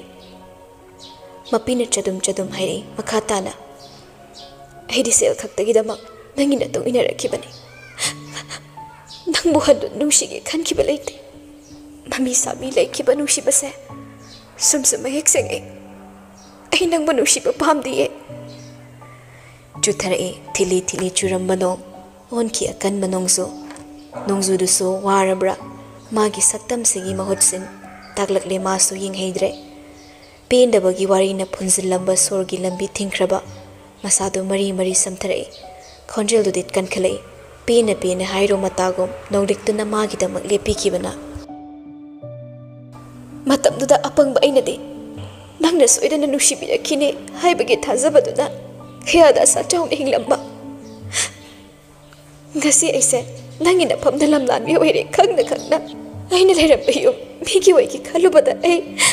anawa mairiama nangna mayolsu tamalagle se mayamse nangna su udana aibu hanjin wadna bodari hawjiksu nangna mawanda piba nushibaduda ai kalakbu phawi Firepa masu phone kapakle Tamnabu mathanungda amuktang lichena konsinjagi khanna khongpham mama sumnagi amakhak thangsilakpada amubina cheiduna lauraga changsilai aina nahadagi yengna yenga isum chumde naramsat ama iseng sengde khanbasidi yamna sumamkhrena yum palaba nupasida namitta natin khra taisilaga pi sungduna imung thugaina basalisa kaigino tamna firepa amubiromde yenglei amubisu tamnagi manakta lepsilai sauna phuge khanduna makhut wangna thangalai firepa handakti khongpham simadi mamagi mayokta lepai makhutna faduna khami mamabu kauraga ima amubi sangmanbada masaduni magi meeting na tamna na mapi nausinabagi pi mariksi ubada nauthagan mamachana pase phaduni imung thugai re khalakpani nupi ama leire khangna lang thaktuna machaga mamoga gi makade yetle khalakpani amubi machana pharakliba makhutta fat inthoklaga nama nari haibagi namada nangna satharakliba thabak khudimak se karino nangmangna tokna puksel pikpa isagi imoga kaineraga nangi kari tongzabano nang yum sidagi lapna satkhiba natra hayeng mak yum se thadoga chatkro nangna pamba sel do aina pigani nang sel kyam pamge nayum mathol ke ahiget ke haibano matamduda nangna waloi sinadaba amuk hanaya sinarak loi harisidi nangdi imung si otke khanduna satharakkiba oire amubi gi akan mami saido ma hayamata sukhum ningkidre tumin hi kapche ima to yare mamonda kari gi tainari no malande landa mamonda imana taini se kaigino amubi machanu pagi khasaidida onduna khangta thazile nangsu wangal kana nangna tawisi sumena khanbra nang luhonga ba nupi leire ba nupa na tabro luhonga ba nupi thire ba nangna sumba mi da kai yonsile nangna pamdre haiduna nangi punsi dagi tanthokraba mi sakse karigi nangna muksing sinna bohnari nangna thangli ba khongthangse chummi haina khanbra ba nangsu lali ma khakta lande nangsu lali nang nupi kya pami nangna nupi pamaga da lamda sa thogalai minarso yimsida ne amamba ni chat mata chat payaroi tamna taba ngamdra mali manakong khangmen mensilaga wakhalna ima to phiro yare ai taba ngamdre ma de ibu nungsida bane ai khakna ma ba nungshiki bane ai imungsida yetke ayat papi ge hainat khanki bade leite aina ma ba nungshiki bade aina ma ge ngaksam da kundo paring hokre aina ma ba nungshi be yare khadna nungshiru bane adu ima nungsi base pag hekta muthat pangam mudaba ai lankre ima malande madi magi pungi wa phongdokpani mari aingonda pendabagi cheiramani mana de ibuna thairaga chatnaba yamna honajabani aina khak magi mana nakshina bonabani aina ma baching silakpani yare amata taningde nabani ma case kisto ai amata taningde ai se yumsigi mauni halni aina chahi kaya chupni yengsinduna laklibe yummama nakhoi haktak tamrai sai tahanba lekha tahanba yaroi aduna hayengmak nangim se thadoga chatkidadabani hayengmak aigi mauni yimsida lakchringe yamna thuna chatkidadabani atopa mama ama ini thigani angang du sumangan kini changki basel khudimak ai khoi na mangjarage nangna piba angang do ai khoi pamjadre kaidawruni phattaba angang du na maisa oi dau saruk suklak lak handabana phai phire pa khanglak lore ima to yare ima mangda dukan buai kaigumba ima nangbu mina boris ka aiga sidagi ama hato afaba angang fa natte fattaba tawrami haibada ima nangam gadoribra ichada natana magi matuna amuk sopyare mana leiba mafamda ai legani aina mabu thadoi haina wasakre ai wasak thuwairoi amubi amuk hanna machan pai khasaida onduna thazile tamna masu kapi ma khanpam khangre animba ki phibam da phirepagi wakai du so haraktanaba chimbal men mangam kidre amubi ya sawba du sunyam than mangam kide khamu basungam da amu changsin ge tawi amu handoi masa tu lenglega khangse amubi kangam tawduna cheri nupi bu sana bolo nangna pamaga na pamba pamdar kana nangna topa ma pami hairaga paksina sinbe yabra aigi mongna taraga kari oini nasa bangna natro yumsidagi mahakse tanthokki ba ha suga kari gi amu hawzikna topa wa mangangli nangna nangi kusi tawbi yabra phirepa mamana tharakliba khutpaki mamida maida ngaksangang na tarabaso tamna ye manak changsilaga makhudang ta paikre mamada mi chanaruda tamna da yinglaga aina pairiba khudangse sukta thadoi punsi yoina paigani manatana aina kanamta hojik sunungsiba leikidri amubi machagi athin batungi khandaba lamchatuda propok sakpana loire chakna kawi imagi bungo phirepa khonjal tapthari mamagi pirang urabaso ma tamnagi pirang dubuso oi aduga magi nungsiba duso manghan mama pamkidre ima ꯑꯁꯥꯎꯕ ꯋꯥꯔꯧꯕꯤꯅꯣ ꯑꯩꯅ ꯃꯥꯕꯨ ꯅꯨꯡꯁꯤꯕꯗ ꯑꯔꯥꯟꯕ ꯐꯤꯔꯦꯞ ꯑꯃꯅꯤ ꯈꯜꯂꯕꯗꯤ ꯍꯣꯏ ꯑꯩꯅ ꯑꯔꯥꯟꯕ ꯐꯤꯔꯦꯞꯁꯤ ꯄꯥꯝꯖꯔꯨꯔꯦ ꯑꯩꯅ ꯂꯧꯈ꯭ꯔꯦ ꯐꯠꯇꯕ ꯈꯣꯡꯊꯥꯡꯅꯤ ꯍꯥꯏꯔꯁꯨ ꯊꯃꯣꯏꯒꯤ ꯃꯇꯨꯡ ꯏꯟꯅꯗꯕ ꯅꯆꯥ ꯉꯝꯗ꯭ꯔꯦ ꯍꯥꯏꯔꯝꯂꯒ ꯂꯥꯛꯇꯅ ꯇꯥꯝꯅꯥꯕꯨ ꯆꯤꯡꯂꯒ ꯃꯅꯨꯡꯂꯣꯝꯗ ꯄꯨꯁꯤꯜꯂꯛꯏ ꯇꯥꯝꯅꯥꯁꯨ ꯁ꯭ꯔꯣ ꯁ꯭ꯔꯣ ꯏꯟꯅꯔꯛꯏ ꯑꯉꯥꯎ ꯃꯆꯤꯡ ꯐꯨꯗꯣꯛꯇꯨꯅ ꯂꯩꯍꯧꯔꯅꯤ ꯃꯤꯄꯥꯏꯁꯥ ꯀꯟꯅ ꯆꯤꯡꯗꯨꯅ ꯄꯨꯔꯛꯂꯤꯕ ꯅꯨꯄꯥꯁꯤꯒꯤ ꯃꯇꯨꯡꯗ ꯅꯣꯡꯅ ꯄꯨꯡꯆꯣꯠ ꯆꯣꯠꯄꯅ ꯈꯣꯡꯒꯨꯜ ꯃꯃꯤ ꯃꯌꯦꯛ ꯂꯥꯅ ꯇꯥꯍꯧꯏ ꯃꯈꯣꯏꯅ ꯆꯠꯈꯤꯕꯒꯤ ꯃꯥꯏꯀꯩꯗ ꯏꯁꯤꯡ ꯏꯔꯤꯛꯅ ꯃꯆꯨꯝ ꯇꯞ ꯇꯞ ꯇꯥꯗꯨꯅ ꯇꯥꯝꯅꯥ ꯂꯩꯔꯤꯕ ꯀꯥꯗꯨꯗ ꯇꯥꯝꯅꯥꯕꯨ ꯄꯨꯁꯤꯜꯂꯛꯏ ꯀꯅꯥ ꯑꯃ ꯆꯪꯂꯛꯇꯨꯅ ꯌꯦꯠꯍꯜꯂꯔꯣꯏ ꯃꯇꯥꯒꯨꯝ ꯀꯥ ꯃꯅꯨꯡꯗ ꯍꯦꯛ ꯀꯥꯟꯁꯤꯜꯂꯛꯄꯒ ꯊꯣꯡ ꯒꯝ ꯂꯥꯎꯅ ꯊꯤꯡꯖꯤꯟꯈꯤ ꯈꯨꯗꯥꯡꯗꯨꯁꯨ ꯊꯥꯗꯣꯛꯄ ꯅꯠꯇ꯭ꯔꯤ ꯐꯤꯔꯦꯞꯄ ꯇꯥꯝꯅꯥꯕꯨ ꯆꯪꯁꯤꯜꯂꯒ ꯑꯃꯨꯛ ꯄꯨꯁꯤꯜꯂꯛꯇꯨꯅ ꯐꯃꯨꯡꯗꯨꯗ ꯐꯝꯍꯜꯂꯤ ꯑꯗꯨꯒ ꯄ꯭ꯔꯄꯞ ꯍꯥꯡꯗꯨꯅ ꯑꯀꯪꯕ ꯇꯥꯋꯦꯜ ꯑꯃ ꯂꯧꯊꯣꯛꯂꯒ ꯇꯥꯝꯅꯥꯒꯤ ꯃꯅꯥꯛꯇꯝꯅ ꯆꯪꯂꯛꯄꯗ ꯇꯥꯝꯅꯥ ꯐꯨꯛ ꯍꯧꯒꯠꯂꯒ ꯐꯤꯔꯦꯞꯄꯒꯤ ꯃꯈꯨꯠ ꯅꯥꯝꯃꯅ ꯄꯥꯏꯕ ꯊꯨꯡꯗꯕ ꯄꯥꯝꯕꯣꯝꯗꯨꯗ ꯇꯥꯞ ꯄꯥꯏꯔꯒ ꯁ꯭ꯔꯣ ꯁ꯭ꯔꯣ ꯆꯤꯡꯗꯨꯅ ꯄꯨꯊꯣꯔꯛꯂꯤ ꯀꯥꯒꯤ ꯊꯣꯡ ꯍꯥꯡꯂꯤꯉꯩ ꯇꯥꯝꯅꯥ ꯉꯥꯏꯈꯣ ꯑꯩ ꯋꯥ ꯍꯥꯏꯒꯦ ꯇꯥꯝꯅꯥ ꯐꯤꯔꯦꯞꯄꯅ ꯍꯥꯏꯔꯤꯕ ꯋꯥꯗꯣ ꯃꯅꯥꯗ ꯍꯥꯞꯇꯦ ꯃꯥ ꯇꯥꯅꯤꯡꯕ ꯐꯥꯎꯗ꯭ꯔꯦ ꯊꯣꯡꯗꯨ ꯍꯥꯡꯈ꯭ꯔꯦ ꯑꯗꯨꯒ ꯐꯤꯔꯦꯞꯄꯗꯣ ꯊꯣꯡꯒꯤ ꯋꯥꯡꯃꯗ ꯂꯥꯛꯇꯅ ꯈꯪꯏꯟ ꯏꯟꯊꯣꯛꯈꯤ ꯊꯣꯡꯗꯨ ꯃꯈꯣꯜ ꯊꯣꯛꯅ ꯊꯤꯡꯖꯤꯟꯈ꯭ꯔꯒ ꯃꯈꯥꯗ ꯉꯦꯛ ꯐꯝꯊꯔꯒ ꯊꯣꯡꯗꯨꯅ ꯉꯥꯊꯔꯒ ꯀꯞꯄꯤ ꯐꯤꯔꯦꯞꯄ ꯃꯥꯁꯨ ꯊꯣꯡ ꯍꯥꯡꯉꯨ ꯍꯥꯏꯉꯝꯗꯦ ꯅꯤꯡꯉꯝꯗ ꯏꯔꯥ ꯊꯥꯡꯉꯤ ꯃꯈ꯭ꯌꯥ ꯆꯤꯛꯇꯨꯅ ꯈꯥꯡꯖꯩ ꯃꯄꯤꯗꯨ ꯃꯈꯨꯠ ꯅꯥꯝꯃꯅ ꯁꯠ ꯇꯩꯊꯣꯛꯏ ꯅꯨꯡꯁꯤꯕ ꯅꯪꯅ ꯑꯃꯨꯛꯁꯨ ꯄꯦꯟꯅ ꯀꯞꯍꯜꯂꯤ ꯑꯗꯨꯕꯨ ꯉꯁꯤ ꯐꯥꯎꯕ ꯇꯝꯕꯤꯔꯛꯇ꯭ꯔꯤ ꯃꯤꯅꯣꯛꯇꯨꯃꯗꯤ ꯈꯧꯔꯥꯡꯅ ꯉꯥꯏꯖꯕ ꯃꯤꯅꯣꯛꯇꯨꯃꯗꯤ ꯈꯖꯤꯛꯇ ꯐꯥꯎꯕ ꯇꯝꯕꯤꯔꯝꯗ꯭ꯔꯤ ꯉꯥꯏꯈꯤꯕ ꯇꯥꯔꯤꯕ꯭ꯔꯥ ꯑꯗꯨꯕꯨ ꯉꯥꯏꯕꯗ ꯂꯥꯛꯂꯔꯣꯏ ꯇꯝꯍꯜꯂꯛꯂꯔꯣꯏ ꯃꯤꯅꯣꯛ ꯊꯥꯖꯕꯒꯤ ꯋꯥꯡꯃꯗꯁꯨ ꯂꯩꯈ꯭ꯔꯦ ꯄꯨꯝꯅꯃꯛ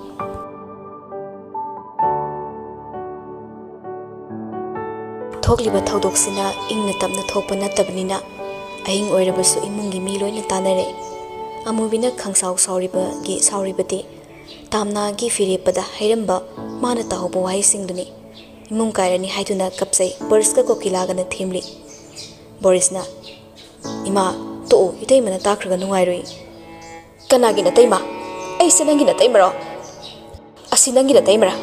ꯌꯨꯝꯁꯦ ꯀꯥꯡꯈꯣꯡ ꯁꯥꯏꯕꯗ ꯅꯣꯏꯅꯁꯨ ꯌꯥꯝꯅ ꯈꯨꯃꯥꯡ ꯆꯥꯎꯁꯤꯜꯂꯤꯁꯤ ꯀꯔꯤꯒꯤꯅꯣ ꯃꯥꯅ ꯐꯅ ꯑꯣꯏꯗꯨꯅ ꯃꯥꯅ ꯐꯅ ꯆꯨꯝꯃꯝꯕ ꯊꯣꯛꯂꯕꯁꯨꯅꯦ ꯌꯨꯝꯁꯤꯗ ꯃꯧ ꯑꯅꯤ ꯂꯩꯕ ꯌꯥꯔꯣꯏ ꯂꯣꯅꯕꯤꯅꯦ ꯃꯥꯗꯤ ꯂꯣꯅꯕꯤ ꯀꯣꯀꯤꯂꯥ ꯃꯥꯒꯤ ꯅꯨꯄꯤꯅ ꯀꯞꯄꯔꯤꯕ ꯄꯦꯟꯗ꯭ꯔꯤꯕ ꯈꯨꯗꯤꯡꯃꯛ ꯈꯪꯉꯤ ꯊꯦꯝꯖꯤꯟꯅꯕ ꯍꯣꯠꯅꯩ ꯏꯃꯨꯡ ꯁꯥꯟꯇꯤ ꯄꯥꯝꯂꯕꯗꯤ ꯀꯞꯀꯅꯨ ꯅꯁꯥꯗ ꯂꯣꯏꯅ ꯆꯣꯠꯂꯦ ꯅꯥꯕ ꯇꯥꯔꯦ ꯃꯃꯥꯅ ꯅꯐꯤ ꯍꯣꯡꯂꯒ ꯂꯩꯔꯝꯃꯨ ꯑꯩ ꯐꯤꯔꯦꯞꯄꯒ ꯋꯥꯔꯤ ꯁꯥꯒꯦ ꯍꯥꯏꯔꯝꯗꯨꯅ ꯀꯣꯀꯤꯂꯥ ꯃꯥꯒꯤ ꯀꯥꯗꯒꯤ ꯊꯣꯛꯈ꯭ꯔꯦ ꯕꯣꯔꯤꯁꯅ ꯃꯃꯥꯒꯤ ꯐꯤ ꯍꯣꯡꯍꯟꯅꯕ ꯂꯩꯍꯧꯔꯤ ꯀꯣꯀꯤꯂꯥ ꯃꯆꯥꯅꯨꯄꯥ ꯊꯤꯔꯛꯄꯗ ꯐꯤꯔꯦꯞꯄ ꯀꯥ ꯃꯅꯨꯡꯗ ꯃꯨꯔꯇꯤ ꯑꯃꯒꯨꯝ ꯁꯣꯐꯥꯗ ꯃꯆꯨꯝ ꯇꯞ ꯇꯞ ꯇꯥꯗꯨꯅ ꯐꯝꯂꯒ ꯌꯨꯡꯗꯨꯅ ꯂꯩꯔꯝꯃꯤ ꯂꯩꯃꯥꯏꯗ ꯃꯤꯠꯌꯦꯡ ꯊꯝ ꯃꯆꯥꯒꯤ ꯃꯊꯥ ꯁꯥꯕꯒꯤ ꯁꯛꯇꯝꯗꯣ ꯃꯄꯥ ꯃꯥꯁꯨ ꯌꯦꯡꯍꯩꯗꯦ ꯐꯤꯔꯦꯞꯄꯅ ꯀꯣꯟꯗꯨꯅ ꯂꯩꯔꯝꯂꯤꯕ ꯇꯥꯋꯦꯜꯗꯣ ꯃꯥꯅ ꯇꯞꯅ ꯂꯧꯈꯠꯂꯒ ꯃꯆꯥꯅꯨꯄꯥꯒꯤ ꯆꯣꯠꯂꯤꯕ ꯃꯁꯝꯗꯣ ꯇꯩꯊꯣꯛꯄꯤꯔꯛꯏ ꯐꯤꯔꯦꯞꯄ ꯁꯣꯔ ꯑꯃ ꯁꯥꯡꯅ ꯍꯣꯟꯒꯠꯂꯤ ꯍꯦꯟꯅ ꯃꯄꯤ ꯇꯥꯔꯛꯏ ꯀꯣꯀꯤꯂꯥ ꯏꯪꯅ ꯇꯞꯅ ꯃꯆꯥ ꯊꯦꯝꯃꯛꯏ ꯃꯤ ꯊꯦꯝꯕ ꯃꯤ ꯋꯥꯔꯛꯄ ꯍꯩꯈ꯭ꯔꯕ ꯀꯣꯀꯤꯂꯥꯅꯤ ꯄꯨꯟꯁꯤ ꯍꯥꯏꯕꯁꯤꯗꯤ ꯑꯃꯨꯛ ꯀꯞꯄ ꯑꯃꯨꯛ ꯅꯣꯛꯄ ꯃꯆꯠꯅꯤ ꯑꯗꯨꯅ ꯉꯥꯏꯍꯥꯛ ꯂꯩꯇ ꯍꯣꯡꯕ ꯋꯥꯈꯜꯅ ꯂꯧꯔꯛꯄ ꯐꯤꯔꯦꯞꯇꯨꯃꯁꯨꯅꯦ ꯑꯆꯨꯝꯕꯅꯤ ꯈꯟꯕ ꯍꯧꯅꯗꯦ ꯑꯩꯅ ꯑꯩꯈꯛ ꯐꯔꯦ ꯍꯥꯏꯕ ꯋꯥꯁꯤꯃꯗꯤ ꯑꯔꯥꯟꯕ ꯋꯥꯈꯜꯅꯤ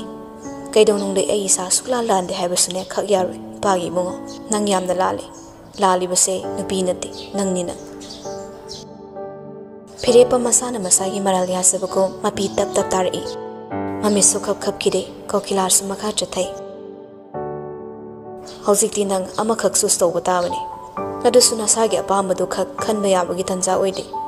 ꯏꯃꯧ ꯑꯇꯣꯝꯕꯤꯁꯤꯅ ꯌꯨꯝꯁꯤꯗ ꯅꯪꯅ ꯈꯨꯠ ꯄꯥꯏꯗꯨꯅ ꯄꯨꯁꯤꯜꯂꯛꯄ ꯃꯇꯝꯗ ꯃꯌꯥꯝꯅ ꯃꯁꯛ ꯈꯪꯅꯕ ꯃꯤꯁꯛ ꯑꯣꯏꯕꯅ ꯂꯩꯕꯥꯛ ꯄꯨꯡꯖꯥꯎ ꯊꯤꯟꯈꯤꯕꯒ ꯆꯞ ꯃꯥꯟꯅꯩ ꯅꯪ ꯅꯁꯥꯃꯛꯁꯨ ꯃꯌꯥꯝꯅ ꯔꯦꯁꯄꯦꯛ ꯇꯧꯔꯤꯕ ꯃꯇꯤꯛ ꯆꯥꯔꯕ ꯃꯤꯁꯛ ꯑꯃꯅꯤ ꯑꯗꯨꯒ ꯑꯩꯁꯨꯅꯤ ꯑꯩꯒꯤ ꯄꯥꯕꯨꯡꯁꯨꯅꯤ ꯊꯥꯏꯅꯗꯒꯤ ꯌꯨꯝ ꯑꯃꯒꯤ ꯆꯥꯗꯥ ꯅꯧꯗꯥ ꯑꯣꯏꯔꯤꯕ ꯃꯆꯥ ꯑꯃꯁꯨ ꯑꯩꯈꯣꯏꯅ ꯁꯥꯒꯩꯁꯤ ꯑꯐꯕꯔꯣꯝꯗ ꯅꯤꯡꯆꯠ ꯊꯅꯝꯗꯨꯅ ꯂꯥꯛꯏ ꯑꯗꯨꯕꯨ ꯅꯪꯒꯤ ꯍꯥꯛꯇꯛꯇ ꯏꯃꯨꯡ ꯑꯁꯦ ꯂꯩꯈꯥ ꯇꯥꯅꯕ ꯁꯤꯟꯒꯅꯨ ꯌꯨꯝꯁꯤꯗ ꯇꯥꯝꯅꯥ ꯃꯧꯅꯤ ꯍꯥꯏꯗꯨꯅꯅꯦ ꯂꯩꯕ ꯌꯥꯔꯣꯏ ꯃꯥꯒꯤ ꯃꯇꯝ ꯂꯣꯏꯗꯨꯅ ꯃꯥ ꯆꯠꯈ꯭ꯔꯕꯅꯤ ꯑꯃꯨꯛ ꯍꯟꯅ ꯑꯩꯈꯣꯏꯅ ꯆꯤꯡꯁꯤꯜꯂꯨꯕ ꯌꯥꯔꯣꯏ ꯃꯁꯥꯅ ꯌꯥꯅ ꯂꯥꯛꯁꯅꯨ ꯃꯥꯕꯨ ꯊꯝꯕ ꯌꯥꯔꯣꯏꯅꯦ ꯅꯪꯅ ꯊꯝꯅꯤꯡꯂꯕꯁꯨ ꯃꯥ ꯂꯩꯕ ꯌꯥꯔꯣꯏꯅꯦ ꯏꯄꯥꯒꯤ ꯏꯕꯨꯡꯉꯣ ꯐꯤꯔꯦꯞꯄ ꯍꯤꯅ ꯃꯄꯤ ꯁꯤꯟꯊꯔꯛꯂꯦ ꯀꯣꯀꯤꯂꯥꯅ ꯃꯇꯝꯗꯨꯗ ꯃꯥꯕꯨ ꯑꯩꯈꯣꯏꯅ ꯇꯥꯟꯊꯣꯛꯈꯤꯕ꯭ꯔꯅꯦ ꯃꯥ ꯃꯁꯥꯅ ꯅꯪꯅ ꯅꯨꯡꯁꯤꯕꯤꯗ꯭ꯔꯦ ꯍꯥꯏꯗꯅ ꯆꯠꯈꯤꯕ ꯅꯠꯇ꯭ꯔꯣ ꯑꯗꯨꯒ ꯀꯔꯤꯒꯤ ꯉꯁꯤꯅ ꯑꯃꯨꯛ ꯅꯄꯨꯛꯁꯦꯜ ꯋꯥꯔꯛꯄ ꯉꯝꯗꯦ ꯌꯦꯡꯉꯔꯣꯏ ꯍꯥꯏꯅ ꯍꯟꯅ ꯌꯦꯡꯈꯤꯗ꯭ꯔꯕ ꯃꯥꯗꯤ ꯃꯈꯥ ꯇꯥꯅ ꯌꯦꯡꯉꯨꯔꯅꯨ ꯂꯩ ꯄꯥꯝꯕꯩ ꯑꯃꯗꯤ ꯂꯩ ꯃꯈꯜ ꯑꯅꯤ ꯊꯣꯛꯅ ꯁꯥꯟꯊꯕꯗꯤ ꯃꯤꯠꯀꯤ ꯂꯩꯇꯦꯡꯅꯤ ꯐꯖꯩ ꯁꯣꯟꯅꯈꯤꯅꯤ ꯑꯗꯨꯕꯨ ꯄꯨꯟꯁꯤ ꯑꯃꯗ ꯅꯨꯄꯤ ꯑꯅꯤ ꯆꯤꯡꯁꯤꯟꯕꯗꯤ ꯃꯤꯅ ꯅꯣꯛꯅꯈꯤꯅꯤ ꯋꯥꯈꯜ ꯋꯥꯔꯛꯇꯕ ꯊꯃꯣꯏ ꯑꯃꯗ ꯂꯦꯞꯄ ꯉꯝꯗꯕ ꯃꯤꯁꯛ ꯅꯪ ꯑꯣꯏꯒꯅꯨꯀꯣ ꯄꯥꯕꯨꯡ ꯄꯨꯝꯅꯃꯛ ꯑꯩꯅ ꯂꯥꯟꯕꯅꯤ ꯃꯥꯒꯤ ꯃꯔꯥꯜ ꯅꯠꯇꯦ ꯃꯉꯣꯟꯗ ꯇꯥꯏꯅꯕꯤꯒꯅꯨ ꯇꯥꯏꯅꯗꯦꯅꯦ ꯃꯥ ꯂꯥꯟꯗꯦꯅꯦ ꯑꯗꯨꯕꯨ ꯌꯨꯝꯂꯦꯞ ꯇꯝꯂꯕ ꯃꯤꯁꯛ ꯑꯃꯗ ꯅꯨꯡꯁꯤ ꯍꯥꯏꯗꯨꯅ ꯍꯟꯖꯤꯟꯅ ꯍꯜꯂꯛꯀꯦ ꯍꯥꯏꯔꯕꯗꯤ ꯃꯥꯁꯨ ꯂꯥꯟꯗꯦ ꯍꯥꯏꯕ ꯏꯄꯥ ꯍꯥꯏꯔꯣꯏ ꯉꯁꯤꯗꯤ ꯋꯥꯔꯤ ꯁꯥꯟꯅꯔꯒꯨꯝꯁꯤ ꯍꯌꯦꯡ ꯒ꯭ꯌꯥꯟ ꯇꯥꯅ ꯋꯥꯔꯤ ꯁꯥꯁꯤ ꯅꯐꯤ ꯅꯔꯣꯜ ꯍꯣꯡꯗꯣꯛꯎ ꯑꯗꯨꯒꯅꯦ ꯄꯣꯊꯥꯅꯕ ꯇꯧ ꯍꯌꯦꯡ ꯅꯣꯛ ꯍꯦꯛ ꯉꯥꯟꯕꯒ ꯏꯄꯥ ꯏꯆꯥ ꯋꯥꯔꯤ ꯁꯥꯁꯤ ꯅꯪ ꯑꯉꯥꯡ ꯅꯠꯇ꯭ꯔꯦ ꯋꯥꯈꯜ ꯃꯨꯟꯅ ꯈꯜꯂꯨ ꯏꯄꯥꯒꯤ ꯏꯕꯨꯡꯉꯣ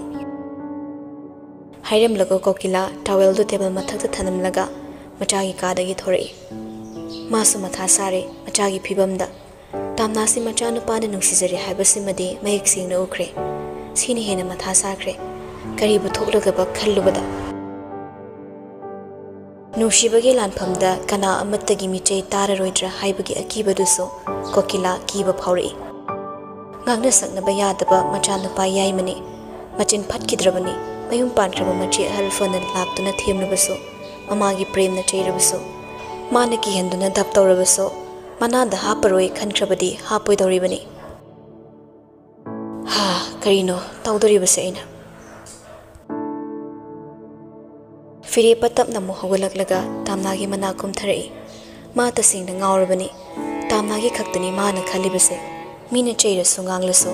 ꯇꯥꯝꯅꯥ ꯈꯛꯇꯒꯤꯅꯤ ꯃꯥꯅ ꯈꯜꯂꯤꯕꯁꯦ ꯇꯥꯝꯅꯥꯒꯤ ꯃꯅꯥꯛꯇꯒꯤ ꯁꯨꯛꯍꯦꯟ ꯍꯦꯟꯗꯣꯛꯄ ꯉꯝꯈꯤꯗ꯭ꯔꯕꯅꯤ ꯊꯣꯡꯖꯤꯟꯗꯨꯗ ꯂꯦꯞꯄꯒ ꯑꯃꯨꯛ ꯊꯤꯟꯒꯦ ꯇꯧꯏ ꯑꯗꯨꯕꯨ ꯑꯃꯨꯛꯁꯨ ꯉꯝꯗꯦ ꯑꯗꯩꯗꯤ ꯃꯥꯒꯤ ꯃꯣꯕꯥꯏꯜꯗꯣ ꯂꯧꯔꯒ ꯇꯦꯛꯁ ꯑꯣꯏꯅ ꯊꯥꯖꯤꯜꯂꯤ U R suffering because of ꯃꯤ ꯑꯗꯨꯕꯨ ꯑꯩ ꯂꯥꯟꯈꯤꯗꯦ ꯍꯥꯏꯕꯁꯤ ꯅꯠꯇꯅ ꯑꯩ ꯀꯩꯝꯇ ꯍꯥꯏꯕ ꯉꯝꯗ꯭ꯔꯦ ꯄ꯭ꯂꯤꯁ ꯇꯥꯝꯅꯥ ꯊꯣꯡꯁꯦ ꯑꯝꯇ ꯍꯥꯡꯉꯨ ꯍꯧꯖꯤꯛꯁꯨ ꯐꯤ ꯍꯣꯡꯗ꯭ꯔꯤꯕꯅꯤ ꯃꯥ ꯁꯣꯐꯥꯗꯨꯗ ꯎꯡꯂꯒ ꯐꯝꯂꯤ ꯇꯦꯕꯜ ꯃꯊꯛꯇ ꯂꯩꯔꯤꯕ ꯐꯣꯟꯗꯨꯗ ꯂꯥꯛꯂꯤꯕ ꯃꯦꯁꯦꯖꯇꯨꯗ ꯌꯦꯡꯂꯤ ꯇꯦꯛꯁ ꯎꯔꯒꯅ ꯍꯦꯟꯅ ꯍꯦꯛ ꯀꯞꯂꯤ ꯃꯈꯨꯠ ꯑꯅꯤ ꯆꯪꯗꯨꯅ ꯃꯄꯤꯗꯨ ꯇꯩꯊꯣꯛꯏ ꯃꯥ ꯔꯤꯄ꯭ꯂꯥꯏ ꯄꯤꯔꯝꯗꯦ ꯐꯤꯔꯦꯞꯄ ꯁꯤꯟ ꯇꯧꯕꯗꯨꯗ ꯑꯃꯨꯛꯀꯁꯨ ꯊꯥꯖꯤꯜꯂꯛꯏ ꯆꯣꯠꯂꯤꯗ ꯐꯤ ꯑꯀꯪꯕ ꯍꯣꯡꯉꯨ ꯇꯥꯝꯅꯥ ꯅꯪ ꯀꯞꯀꯅꯨ ꯅꯪ ꯂꯥꯟꯗꯦ ꯅꯪꯒꯤ ꯈꯣꯡꯊꯥꯡ ꯂꯥꯟꯗꯤ ꯊꯣꯡꯁꯦ ꯅꯪ ꯃꯤꯅꯠ ꯑꯃꯇꯪ ꯑꯣꯏꯔꯁꯨ ꯍꯥꯡꯉꯨꯕ ꯍꯟꯗꯛꯃꯨꯛꯇꯤ ꯇꯥꯝꯅꯥꯗꯣ ꯐꯣꯟ ꯁ꯭ꯋꯤꯆ ꯑꯣꯐ ꯊꯝꯈ꯭ꯔꯒ ꯃꯥ ꯄꯦꯅ ꯆꯤꯝꯕꯥꯜ ꯐꯥꯖꯤꯟꯗꯨꯅ ꯀꯞꯄꯒ ꯂꯩꯈ꯭ꯔꯦ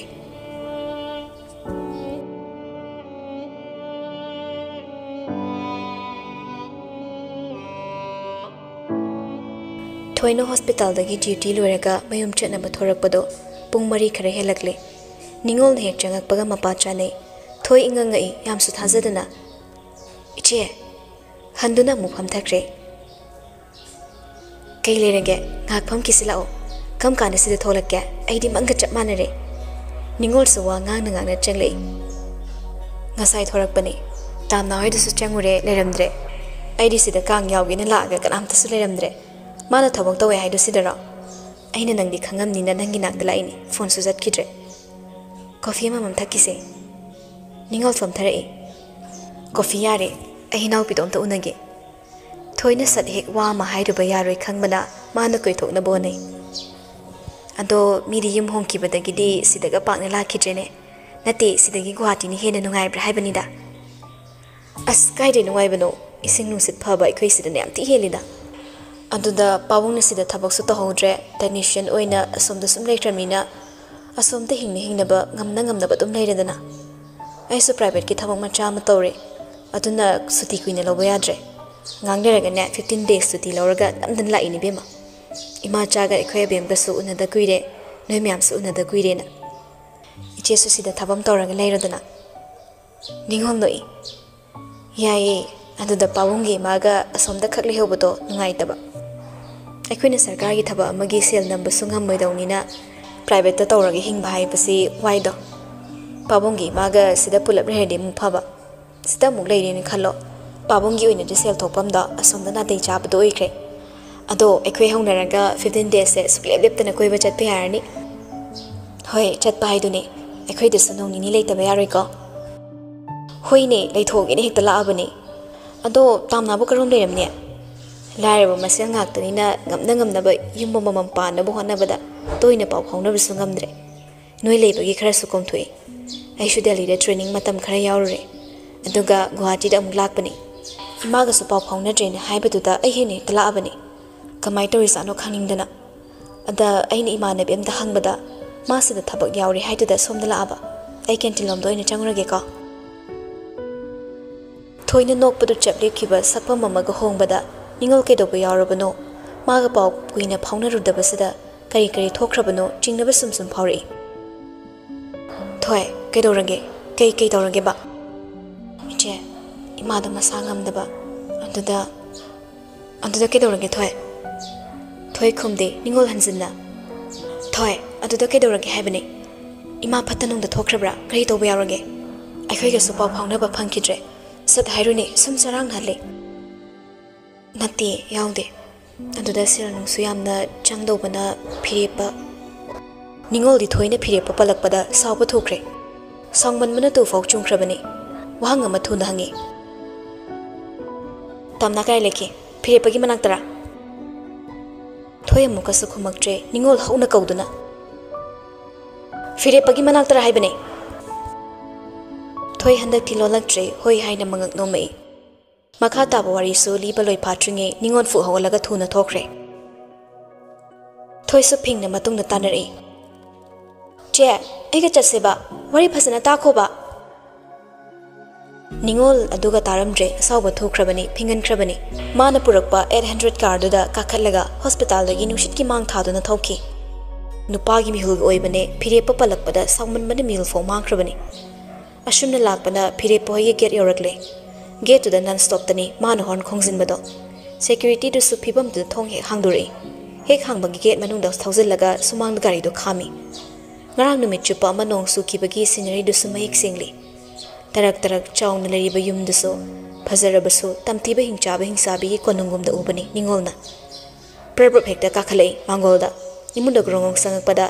tamna sumagi kadagi thorakpaga mapachane machi ubada khangpre khangbada natana mapi horakle iche kauduna machi manak tamna chansilakpada machi da khangkol konsinge tawringe machi gi masa thingbatringe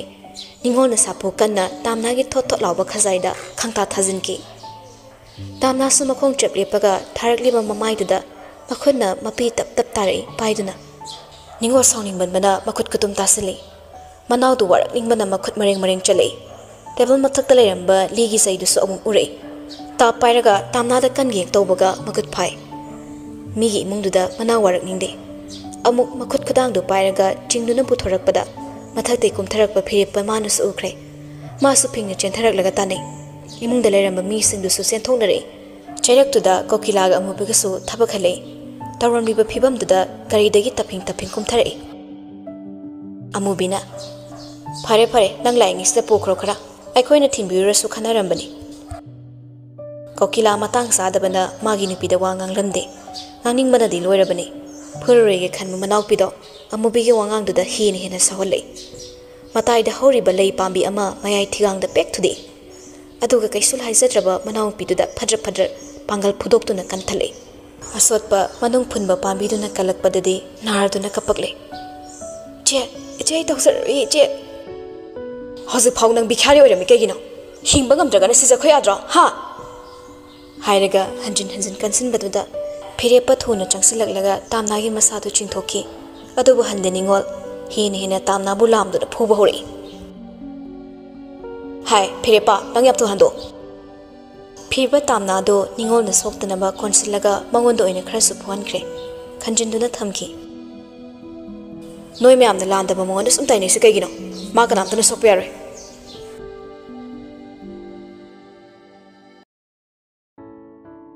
thazadana thingna kiba misa ikhang khangawdana hokkiba kundo pareng pumna maksina thuman kibana oridra khudingmakki haurakpham nangi thamoida kari leiri khangkida taha kundo linglubi magi maral oiridra natraga taha magi manakta lakle aidi nungsimit yeng hanna yenglaroi mukluba magi marala ngaingamda asawbana mang thakiba phirepa mana pumnamak thohanbra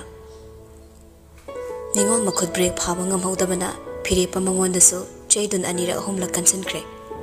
macha sokpa urakpada khamdogi tawrai amubiso ngasai makhaidi kainon he haibasi makhak khanmanatana kaisu sangsilaga khamningba phawkide phire pamana mathanungda lotsalibi tamna bu ningol na chingthokna bone adubu yade phire pamana hojiksu machit amata lithokhanda tamna bu lotuna thambikre magi mathanungduda tamna su machina kanna phurakkiba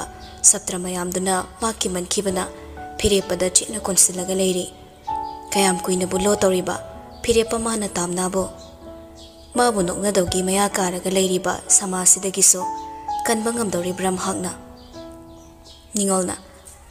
phirepa hando nang khoi sinawgi marak tewar kana ai noida sawningde noida su sawde lamket bi warak tabi se ai ne warak chabani hando ona tamna mache gi saptra du ki bana ma thokningde hik kaplaga phirepa da he na che na thadokano hando kino ma bu khamo haibagi matagum pai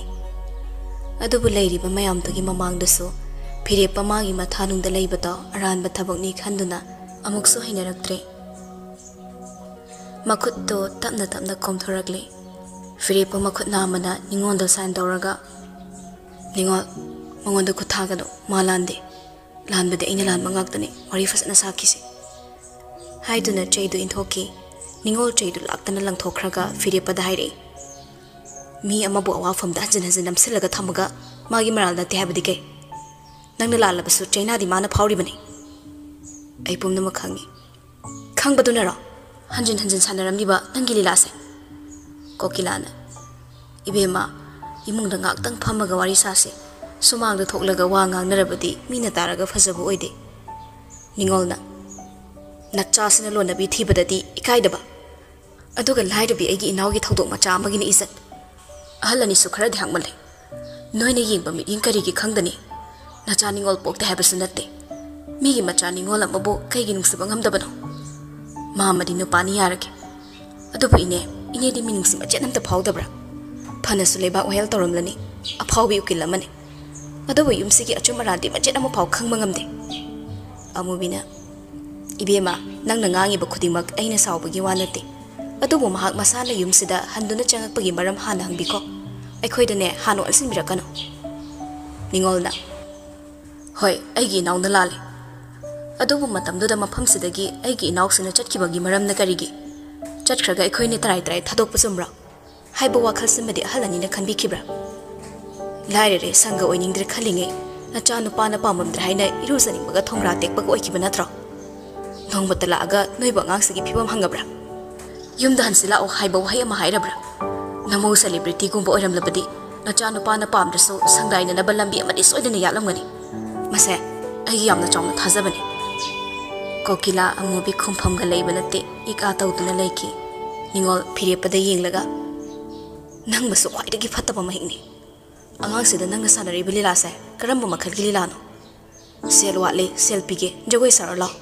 isai saula manung mapan ubana fi hongla aida nakhut khatlaga kawbati nangbasu gar henmanmani phirepa tamna bu tapna thaduraklaga ningolgi mamangda makhuna mahana sauraga kuntharakle adeina amadusu saukhre makhu ani makna leibakta sauraga phamthai makhutusu lonare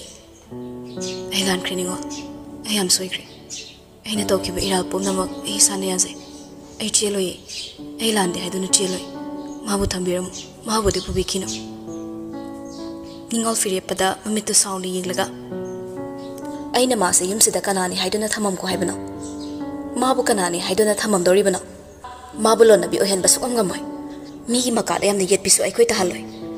lairabasu mi amagi feelings tap chana khangba misani chanaba chap chana khange noiguma mapal yam thokpadi malaga mapan thoktaba minate aina maphamsida mabu thanamlaga noina mabu sana pot oina season bangamloi noidongna sanga chawdrabasu magi se imung manung leiri phirepana ningol engonda matam kita bibiyo mabu thambiramo mabu puraga chatkino aina makhut paiduna mabu phabagi pangal di yaudre adubo mabu thambiramo aina pumna makki fanabasingi tamna phirepagi mataudu yengna hi kaple mabu wahaliba misaksigi asiguma phibam amuktasu okhidrabana ma kaplakpani nungsiba phawri manade adubo amubidi tamna lehogani haiba wakhalsina sor phawba maning mamang thatpagum tawri kokila so wangang bangam kidre phibam singduda ningolna Kay matam noi khoina nangonda pidoise. Nangbu nangi hauzik leiriba nupido khainaba ngamdoribra. Amubi haningdana kauri. Ningol amubi da onsilaklaga. Pakat pigano ine. Noidongna dharma nattaba thaba ikhoi tawsaroi. Ahal lama oiraga ahal lamagi lonchasu chattaba. Aduba ikhoi waraudre. Mana masal oiram taragadi inena dok yamna phatrida pharambasu yai. Tamnagi khudangdu fat samlaga phirepatagi lapna khangsing thoi. Mang tharo thuna namaidu bi kaidro minena thibong othoke ngangba. Misei taraga leirido namaidu pandro nang boha. Aina di nangbu se tharabaso nangi pirang deng mangam de khangaba. Sinthari bana pido sinthadana ba phubu khupuni khangaba. Hu taiba minungsi pamdau saro. Khonda fasadabagi nushibali chai chabane na bhabani. Firepa phu hawalai tamna sat khrani mi paina. Tamna aina ngona sing dokadaba hagadaba wa mayam leiri. Tamna ma pi tai thoklaga atugi matam henkre. Aina ngu yam thuna lawba lakani. Tamna firepana ma bu lawba lakani haiba wahida yaningba oiramde. Pamdre haibra kaptuna waroba manma maong amaso yauduna manga khakta manghaireklami. Machina makut samduna puraga chingduna chatkre. Gari da namsilaga hapchinki Firepa maso tamna bu khambasu ngamluda kapli leptuna gari gi maike yeng hauri. Punsi ama awaba lising nungaiba machit awaba khara. Minokina tangkhai ama pirangi su tangkhai ama. Chapmana na yenabada changmana khidaba punsi su kayani. Leiti adugi wakat pham. Amubi khra khatna khra sauna tawduna loikhrabaso wayam hek sankima. Ningol na tamna pukhibada phareda khalei. Aduga amukna machanupagi maongdana hene su I karabani. Kokiladi kaibana mamai ngangsinbani. Ningol na angang oijarabaso wa mayamam hairambada kakpa yaba wa amata yauramde.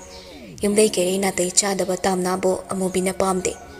Icham chamzaba suraga chazaba labu kharakom ingkol khara hotna tawba. Makoiga sanga oiningkide standard amamamda lainingkibana makoina tamna bo nongmata su kaubirude. Kokila su nupi na ngamba nupa amagum matamduda magi nupi bu phuba chaiba tawkide. Adubu ma lande makoina migi machado bu kaururaga amuk khana chaina thoklabadi migi machado wagani khallubani. Amubi prapap changi thabak chatho ubagi ka manungda mafi hongli.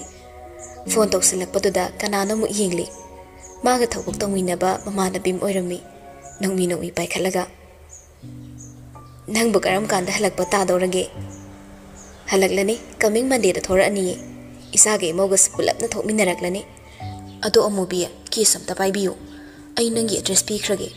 Nangi number su pikhrage ko wari fasana sanaro. Ai lakpado nanglaroidaba. Moigido khra thuna loisanangba male.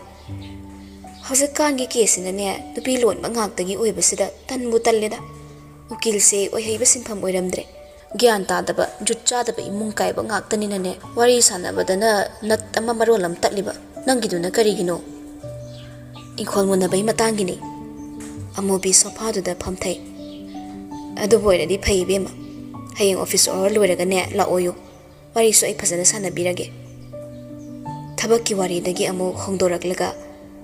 nasa namogin nakta leiraga yamna koi tharamledana. Mamana bitu noklaga. Hoi koi thari aikhoi nupa leiringeda mana puibibaduna hena nungaida. Bit leite sigi ku koise. Nangsu noi tamuga muktang koi khayudana khara leiradi talaani. Hoi ni pension su sattore aduge hekta koi tharange. Nangi namong nupidu so aikhoi na leiriba hotels da leine. Nahan thingne aina male na yengagane isa nupa na mani hairi. Amubi noklaga. Hairammoida man boirongani madi Singapore da natte satkibado. Kainoda nang namong nupi khangdaba mi bu leibro. Manida nupa amaga lunch tawbagi kumthar e icha nupa na su mani hai. Aigi maudu sune namong nupi da ngawzaribani mana sa mani haida. Amubi mapukning ni khalli. Kaino ni haisibo. Phare aisu thamlage isu muk laurage isu tumba wale. Ai nangondane phone taw haikrage ko. Amubi so asumda thamna khre phone do.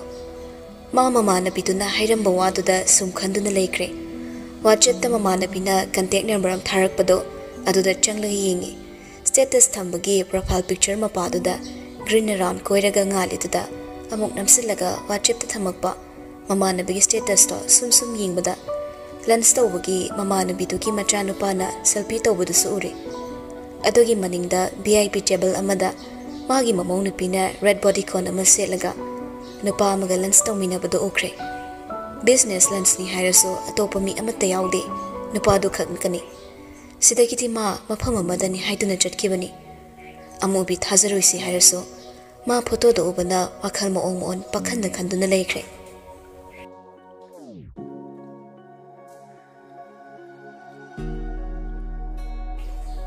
फिरे तबली मांगोल तका खलगलगा stair था खरा कारगा मखोंग नाम अमा खरा सांग यानथरगा निंग बकाइदुना फमकी कोकिलासु मचागी मनाक चंगसिलगा तबना फमथरई बागी बुंगो नंग बाप ताव पाबुंग ऐना तादोरिबा बाप सु केनो ऐ ngasi फावबा माना तब कना अमता थमोइदा आपकिदे माना तब मिसक अमता हन्ना मिचिनी यंगनिंखिदे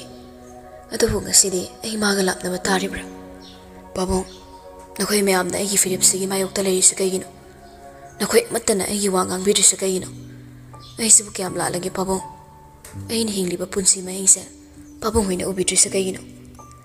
कोकिला मचागी काइरिबा थमोइ थेमजनिंगी अदुबु लौरक्कदबा फिरिप्तुमदि याबा पामदबनी तमना मोहगले फिरेपा पुमनमक नंगननी नंगना थोअलमखिबनी अमुकपु थांजनरबदि थांदोरकपदा खरा लुबा पुंसी खोंगचनी नंगना पाम खुदिमक लोइनमक फंगे हाइबा यारोइको नंग बाप ताव इपागी बुंगो नंग बाप ताव हाइरमलगा कोकिला मांगोलोमदा काखत्ख्रे इमुंग संख्रे फिरे पसांगना तिंथोलम मखोदो तासिलगा अनिदो ngakhatnaraga mamaino thaduna kaphori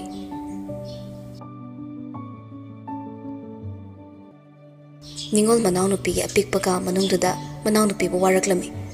tamnana phamungda famlaga phamangduda makhong yanthe tampakta makhut anina khojin sru noiduna machena nganglakpa michei tari ningol lepna makhut masa yauraga cheiba leptri nang kharadi wakhal yongmandena थोक्रिबा थौदो मयामदो काउथोगा नंगना सेल खरा मतेंग लौनबगिदमक मिगी मखों कोलुरिबनिने हा नंगु नुपादो क्याम पामगे नंगना लौरिबा मतेंगसे इमासाना पामलकनी खनब्रा तामना खुमदे निंगोल अमुकसो खुममो नाचिंदो मखोय मुंग नट्रदि नंग cell पुफम cell अमता लैतब्राबा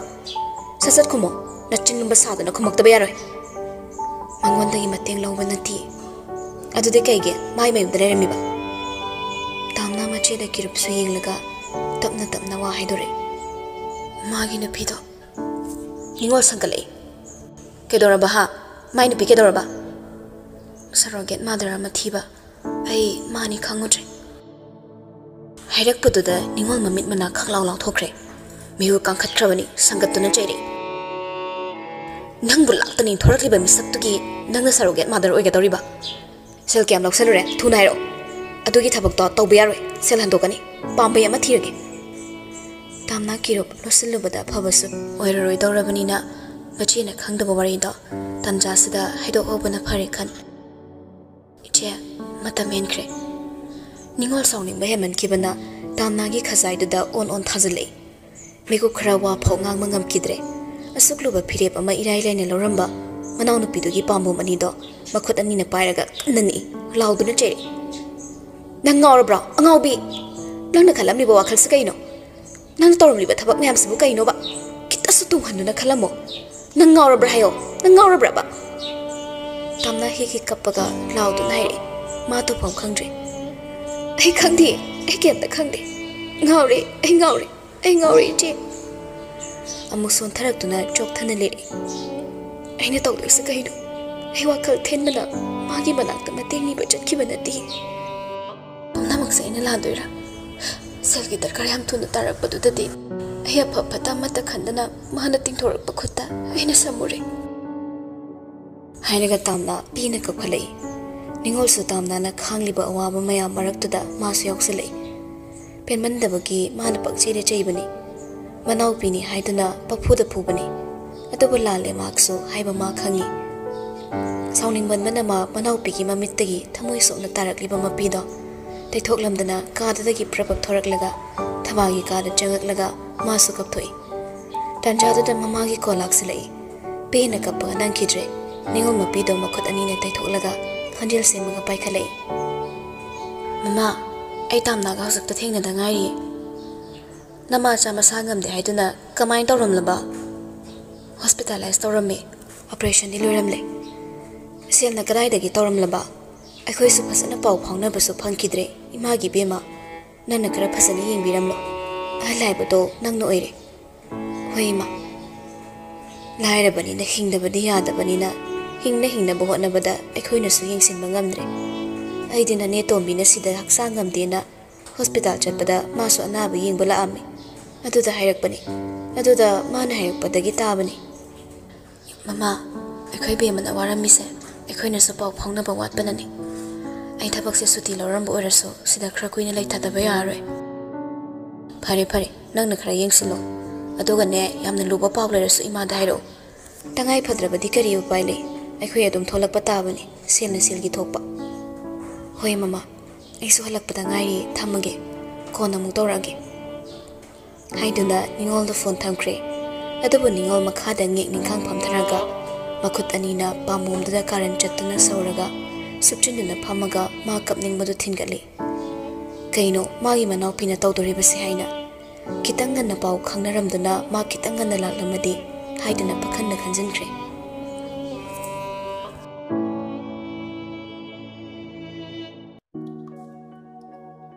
mathangi ayukni yaw khrangan nawgalaga tamna ni imung magol loisile machi sungarang dagi mangonda kauba ngangba toramde sauri bani haina machi gi mangonda sauri ba maong matawduna mayumda laisinba tanbana mamagi manakta hospital chatlagi haina khalli khara nemtharakchi phawdi machi gi mamangda hangat anda chatpado ma thagi singna tanli chakhumda jangatlaga chaknan takna prapap thongdokre thongba ngantana loisinkre loiraba tungda ningolgi manak changi ningoldi mausa ne hau kharaga thengbaga ngarang se tumba yadabaga hakotlamde tamna thongsin te lepaga kansin dabida iche ningol supura tum thari batan jana tanina gyantai nang engonda wanga kana kadai da no malayso chaki tang jase chak lori ha ge tawbane nangi chapam thokpa saraga tumi leko nang na khol ta halakano na khol do taraga aine khidou langkhle tamna machi gi maongda mawa makha taramdre tumina thoraklaga ma chakhumda magi chakhra kothoklaga chasinkhre aduga mafi honglaga mayumdagi thorai mamagi manakta hospital da lai hospital yorokpada pung tara khare helakle mamagi warta changakpada mama leramdre boris ta phone tawi boris supari ima leramdre iche inegi test over khara tawnaba aiga chaminari ngak phamamo loraga laagi punna inegi de kemta khaluno haraga aina thokpa tawge haraga wanabani iche na mula ise phare adudi aisira sumairamage hoije phone thamna khre tamna mama gi bed manangta thaba chakri da changsilaga pham tharakle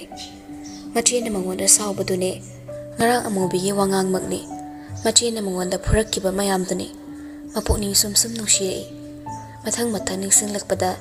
ira anida panduna leiba pido thingkatnaba sor sangna honthai yumda su machi na takhini machi no khini khanmana pina kappagi tanja su phangkidre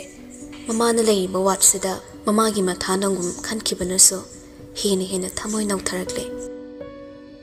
tanja tu da room gi thongda su he khanglaga changakpada boris ka mama ga oira boiningloi phating lubada di boris oiramdre fire po oiduna leiramle fire pangasai tamna na makhoi gi gate gi hek thorakpadagi hauna magi matung inarakpani khara laptakna madu tamna na khangdabani tabli changsilaklaga makhutta pairakpa chethi gi hidak hapa khaung machado table mathakta thamaklaga khawdudagi molom mamlak thorai aduga tamna gi makhut paido torakpada phuk hogolei ai sida lei kana hairi fire patamna kanamtana hairakte tamna thongda makhutna thilaga nang chalo firepa mapam sida kumhai ama mu thokaningde firepa tamna gi makhutto pairaklaga khutki khudang khara takhatpa daida sangna kaksanga na tari badak phongdu de yengle aduga makhut nama mana molomdagi makhum hanglaga anamaduda wasungangang da tapna tairei tamna ira thangna firepa da yenglaga dakpham sunangna aduga asokpa siso nangna yengbiriba nangi tato ingonda chanaroi Haina haina tamna mapidu tap tap tari. Asukan malan famse. Nangon de hina sokre. Lan mana ina. Aduga son ba nangon na mayam na taina fam. Hekta namdan ohenki. Haina haina piripa mamit sumsungang silay. Tamna ki pambom na tari ba. Asang ba chay fam do. Tapna tapna sum uraglaga. Hina takpam singdugi chay na tamoy da sumsum pawri. Firipa ying bangamdi tamna ki hakchang da tari ba dakfam do. Sumsum ying lang badagi tamna ki may thong ying lakbada. Pirang na mamay pungchot-chot na layramle. Mabunong siman manaso asiyong na manapuk ni nushikido na kapchaba ni haiba piripa makangi. Hiki kapambadagi piripa na mawanda nushini yung silagbaga. Masama tom da kakapto na layba ngamkidre. Piripa da hutlay silagto na makut ani chang na kangkon-kon silay. Upsin kre mamay do piripa gi pong-pong saba matanong da. Piripa sway lawi. Tamoy da kakchen na chikpagum na kaksiklay. Mapido so tap-tap. Piripa. Mikup karadi ay sumay na kapke. Mikup se nangay butsi na mong takonsinbi. Ay pina mong takapke.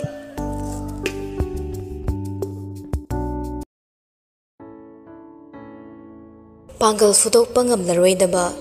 imay da mina net salam labaso, ayo chay na kakhang manatana, hando na net labaso ngam laroy da ba punsi, o hanbi kring asidi. Chum na lalhaw rabi, sing na mutsil labi. Asuk yam na so na hingliba, karigino hay na, ka chik to na pen gidaba numit masing tingam da na yaukre. Adobo panggal simadi pong na fudok pangam kidre. Firipa ma tamnagi maong duda tofom khangde, chaning taba ngamde. Masa matom dasu tofom khangda kutum tasilaga khangi, aduga amuk asuk nagna magi hakchang da thenglakpada, ma thamoy da sapu amana humjilakpagum, chongthokida wain tawri. Mangon na mayik sing na pirang uhalakliba mahak sibo, karam na di nungsiroy dawriba. Hin na mikupta nungsibalising so hapchilaki. Piripa masu makut anido na tamna buchi na konsilakya tawbaga. Tamna gi nanganda makut na thengpatringe. Tamna na Piripa phat inthoraklaga gamgam thoki. Piripa ingangakcha matung na tanrai. Tamna bu kauraga. Tamna, please, ngai ko ba. Tamna, nang chalido kaidano. Hande masu tanrai. Adobo Piripa thuna tanaraga thanglamba khongthangdo. Chap lepkhraga ward adomda sa thaizilaga changki. Boris na rolling chair amada staff amaga nurse amaga luina raktuna thaba pusilakpa ubadagi thaba na mabu utringe thaizilaga lotpani. Tamna su Boris ke matung inaraga amu ward ta handuna lagle. Ward manung yorakpaga thaba chair adugi bed to da tapno oina mafam hongalaga hiphankre. Test khara tawrubagi masada waraduna mamit usilaga tumthakre. Tamna su mamagi phibam daga wangang mangamda tuminna kapli mamagi bed tugi khuya wairapna mamada yenglaga lepi. Nurse tuge staff tuga Boris na ingit piduna thogankre. Aduga Boris na tamna gi maong mataw tapna yenglaga themjilai. Che ine kesh tawroi. Thaba so patharambado Boris ki wahi tabana mamit tapna panglei. Machano pina kapli torakpo ukre. Machano piwo themjilai. Imagi bema ima kaisu tawdin he yamna kalleda karigi kapino nangbo tamna mapukni nushina ma nangna ba thuna pharo nangna ba pharaga yumda halakba ngai ba tai ware phare da imagi bema ima phare ne hinangbo Boris themjilai tamna bo je wa tanarabane aigi manaba doctor duga so sanarabane yamna thuna ine farani treatment horubane kidney test su tawramni na nongnini lerang hidak thana ba puradabane tamnana adoiso nangna ba thuna pharu ima kem ta pamdre imana na ba yam thuna pharakpaduni thavana Boris na asukwana honari basida nangna mu kapsilabadi nanaw no pasinu ngaira roibema nangbo ngang sunatre gyan khara tarone. Tamna mapido makutna sitnana taithokre Boris na macheda. Iche ine sanga pothalase agi kevin da famuse. Sewarigidi aina charge piri yam phasna sewa tawri ichene sewari leibana heineroin aduna aina tongan staff nurse ama private oina waibane thabana Boris selbu yam changanida ine sel na nabo kan khalakana sanase selgi matha amata saruno ine nabo fabasine khoigidi phare ine supo tharo nghaktang thaki be dakto nurse oidina tumningla ani thabana noine sun hak leiro ai supo tharage adho imagi bema ngak ai nakta changam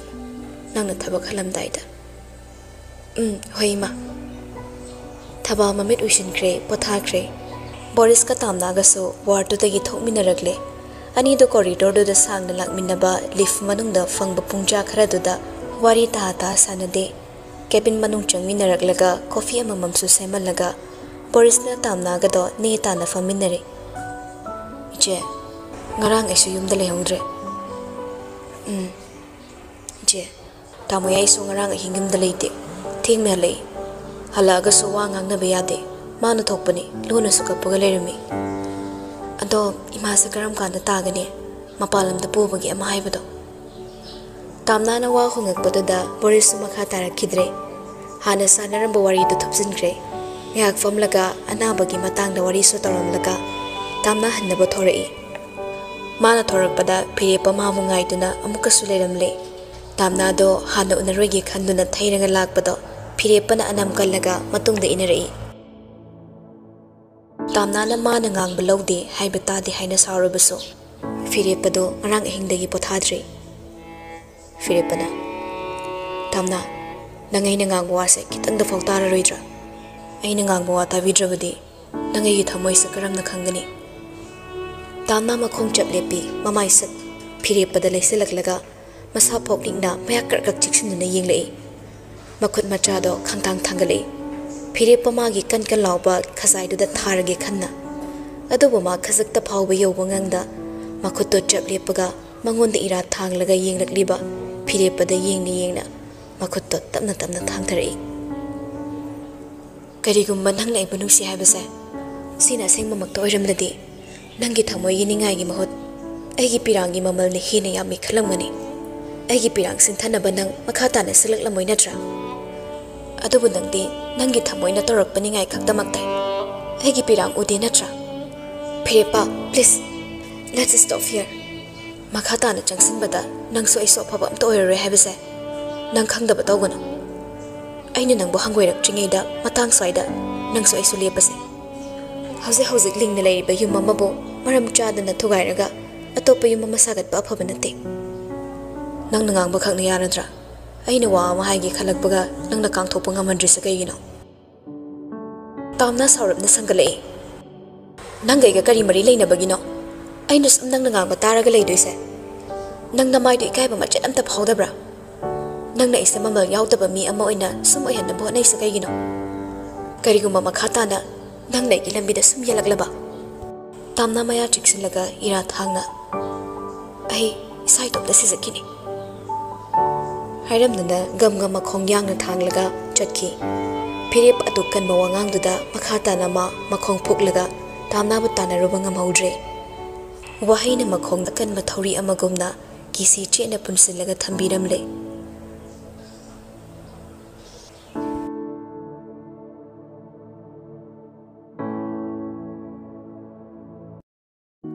hauki hapta amani so tamna fangi pau phongna bangamde phone number dus amata chatkidre thabak sula kidre phire pama ngok chatnarabani tamna ba wo fanglaktrabada khonjel phawba songthang na tagi fangjakidre mathayam na makok pu bangamda nisade hek tainarare ware nisani nungaire nisani tana thana ba yadrabagumna wakhalga mari chena leina bagum wakhalgi matung inna nisa sizinai nisa oina sizinaba nate hidak amagum sizinaribani aduna haisi hidak awaba pothana hidak ni yumda so hal sing leibana punpham leite aduna hotel manungda hangba bar amada ngauri ma khak leibadu sunungai tabanina mamana banghawa pamjabadu so hek chena halle bibana firepa nangbu yareda nayumda sat perform ngam dori brahibani ꯑꯩ ꯍꯥꯏꯔ ꯅꯪ ꯊꯤꯟꯕ ꯉꯝꯃꯣꯏ ꯅꯣꯏ ꯏꯃꯥꯅ ꯑꯃꯨꯛ ꯑꯩꯅ ꯅꯪꯁꯦ ꯌꯨ ꯄꯤꯊꯛꯄ ꯃꯥꯟꯈꯤꯅꯤ ꯐꯤꯔꯦꯞꯄ ꯑꯗꯨꯒ ꯁꯪꯗꯤ ꯀꯦꯟꯗꯨ ꯊꯥꯡꯒꯠꯇꯅ ꯑꯣꯛꯄ ꯅꯥꯏꯗ ꯊꯛꯏ ꯀꯤꯕ ꯑꯃ ꯌꯥꯎꯔꯕꯅꯤ ꯑꯗꯨꯛ ꯁꯣꯛꯅ ꯊꯛꯄ ꯌꯨꯊꯛꯇ ꯊꯛꯄ ꯆꯥꯕ ꯐꯪꯖꯗꯕꯒꯨꯝ ꯁꯣꯔ ꯍꯣꯟꯕ ꯀꯥꯎꯏꯃ ꯑꯃꯨꯛ ꯒꯔ ꯁꯣꯔ ꯊꯤꯡꯗꯨꯅ ꯊꯛꯂꯨꯔꯒ ꯁꯣꯔ ꯇꯠꯀꯦ ꯍꯦꯛ ꯇꯧꯔꯛꯄꯒ ꯑꯃꯨꯛ ꯃꯈꯣꯜ ꯊꯣꯛꯅ ꯍꯣꯟꯕ ꯉꯥꯛꯇꯅꯤ ꯄꯤꯕꯥ ꯐꯤꯔꯦꯞꯄꯒꯤ ꯂꯦꯡꯁꯨꯝꯗ ꯃꯈꯨꯠ ꯅꯥꯝꯃ ꯇꯥꯞ ꯄꯥꯏꯔꯛꯂꯒ ꯐꯤꯔꯦꯞꯄ ꯅꯪꯕꯨ ꯍꯦꯟꯃꯜꯂꯦꯗ ꯉꯥꯡꯅꯕ ꯁꯨꯝ ꯌꯥꯔꯛꯇ꯭ꯔꯗꯤ ꯅꯪꯅ ꯑꯣꯏꯅ ꯑꯩ ꯁꯦꯟꯅꯍꯟꯅꯤꯀꯣ ꯉꯁꯤ ꯃꯅꯥ ꯇꯥꯊꯤꯕ ꯃꯤꯁꯛ ꯑꯣꯟꯈ꯭ꯔꯦ ꯄꯤꯕꯥꯅ ꯉꯥꯡꯂꯛꯄ ꯋꯥ ꯈꯨꯗꯤꯡ ꯋꯥꯈꯜꯅ ꯅꯥꯀꯣꯡ ꯃꯦꯟꯁꯤꯟꯈꯤꯕꯅ ꯋꯥꯍꯩ ꯑꯃ ꯐꯥꯎꯕ ꯅꯥꯀꯣꯡ ꯃꯅꯨꯡ ꯌꯧꯕ ꯉꯝꯈꯤꯗ꯭ꯔꯦ ꯐꯤꯔꯦꯞꯄ ꯃꯅꯥꯇꯣꯟ ꯆꯤꯟꯈꯠꯂꯤ ꯑꯗꯨꯛ ꯌꯥꯝꯅ ꯉꯥꯎꯔꯕꯗꯣ ꯃꯔꯣꯜ ꯐꯥꯏꯗꯦ ꯅꯣꯔꯃꯦꯜ ꯑꯣꯏꯔꯤ ꯅꯪꯅ ꯄꯛꯉꯥꯡꯗ ꯉꯥꯡꯉꯤꯁꯤ ꯀꯩꯅꯣ ꯄꯤꯕꯥ ꯑꯩꯅ ꯊꯛꯏꯁꯤ ꯌꯨ ꯅꯠꯇꯦ ꯅꯤꯁꯥ ꯅꯠꯇꯦ ꯍꯤꯗꯥꯛꯅꯤ ꯑꯩꯅ ꯃꯥꯒꯤ ꯃꯅꯥꯛ ꯆꯠꯂꯤꯁꯤ ꯀꯌꯥꯔꯝꯅꯣ ꯑꯗꯨꯕꯨ ꯅꯤꯡꯉꯣꯜꯗꯨꯅ ꯎꯃꯇ ꯎꯅꯍꯜꯂꯛꯇꯦ ꯅꯪ ꯈꯪꯕ꯭ꯔꯥ ꯃꯥꯒꯤ ꯅꯨꯄꯥꯅ ꯃꯥꯒꯤ ꯅꯨꯄꯤꯕꯨ ꯍꯦꯟꯅ ꯅꯨꯡꯁꯤꯔꯛꯄ ꯇꯥꯡꯀꯛꯁꯦ ꯅꯨꯄꯤꯗꯨꯅ ꯅꯨꯡꯁꯤꯕ ꯏꯆꯥ ꯑꯃ ꯈꯨꯗꯣꯜ ꯇꯝꯂꯛꯄ ꯃꯤꯀꯨꯞꯁꯤꯅꯤ ꯑꯗꯨꯕꯨ ꯎꯅꯍꯜꯂꯛꯇ꯭ꯔꯦ ꯏꯃꯥꯅꯁꯨ ꯃꯥꯡꯈ꯭ꯔꯁꯅꯨ ꯃꯇꯥꯒꯨꯝ ꯌꯨꯝ ꯀꯥꯏꯅꯤ ꯍꯥꯏꯅ ꯃꯆꯥ ꯅꯨꯡꯁꯤꯕ ꯈꯪꯗꯦ ꯃꯥꯒꯤ ꯏꯃꯨꯡ ꯀꯥꯏꯅꯤ ꯍꯥꯏꯕꯒꯤ ꯃꯥꯅ ꯇꯝꯅꯕꯨ ꯇꯥꯊꯤꯔꯤ ꯁꯤꯗ ꯄꯥꯕꯨꯡꯅꯁꯨ ꯀꯩꯝꯇ ꯍꯥꯏꯕ ꯉꯝꯗꯦ ꯑꯩ ꯄꯣꯊꯥꯐꯝ ꯈꯪꯗꯦ ꯑꯩ ꯌꯥꯝꯅ ꯋꯥꯏ ꯑꯩꯅ ꯃꯥꯕꯨ ꯑꯁꯨꯛ ꯀꯨꯏꯅ ꯅꯨꯡꯁꯤꯔꯛꯄꯁꯦ ꯑꯔꯦꯝꯕ ꯇꯥꯔꯗ꯭ꯔꯥ ꯄꯤꯕꯥ ꯇꯞꯅ ꯐꯤꯔꯦꯞꯄ ꯅꯪ ꯇꯥꯝꯅꯥꯕꯨ ꯊꯥꯗꯣꯛꯈꯤꯕꯅ ꯐꯒꯅꯤ ꯅꯪꯒꯤ ꯃꯥꯕꯨ ꯂꯣꯅꯕꯤ ꯑꯣꯏꯍꯟꯒꯦ ꯈꯟꯕꯗꯤ ꯆꯨꯝꯗꯦ ꯍꯥꯏꯅ ꯑꯩꯅ ꯈꯜꯂꯤ ꯐꯤꯔꯦꯞꯄ ꯂꯥꯎꯈꯠꯂꯛꯏ ꯂꯣꯅꯕꯤ ꯃꯥꯕꯨ ꯀꯔꯤꯒꯤ ꯂꯣꯅꯕꯤꯅꯣ ꯃꯥꯕꯨ ꯀꯔꯝꯅ ꯂꯣꯅꯕꯤ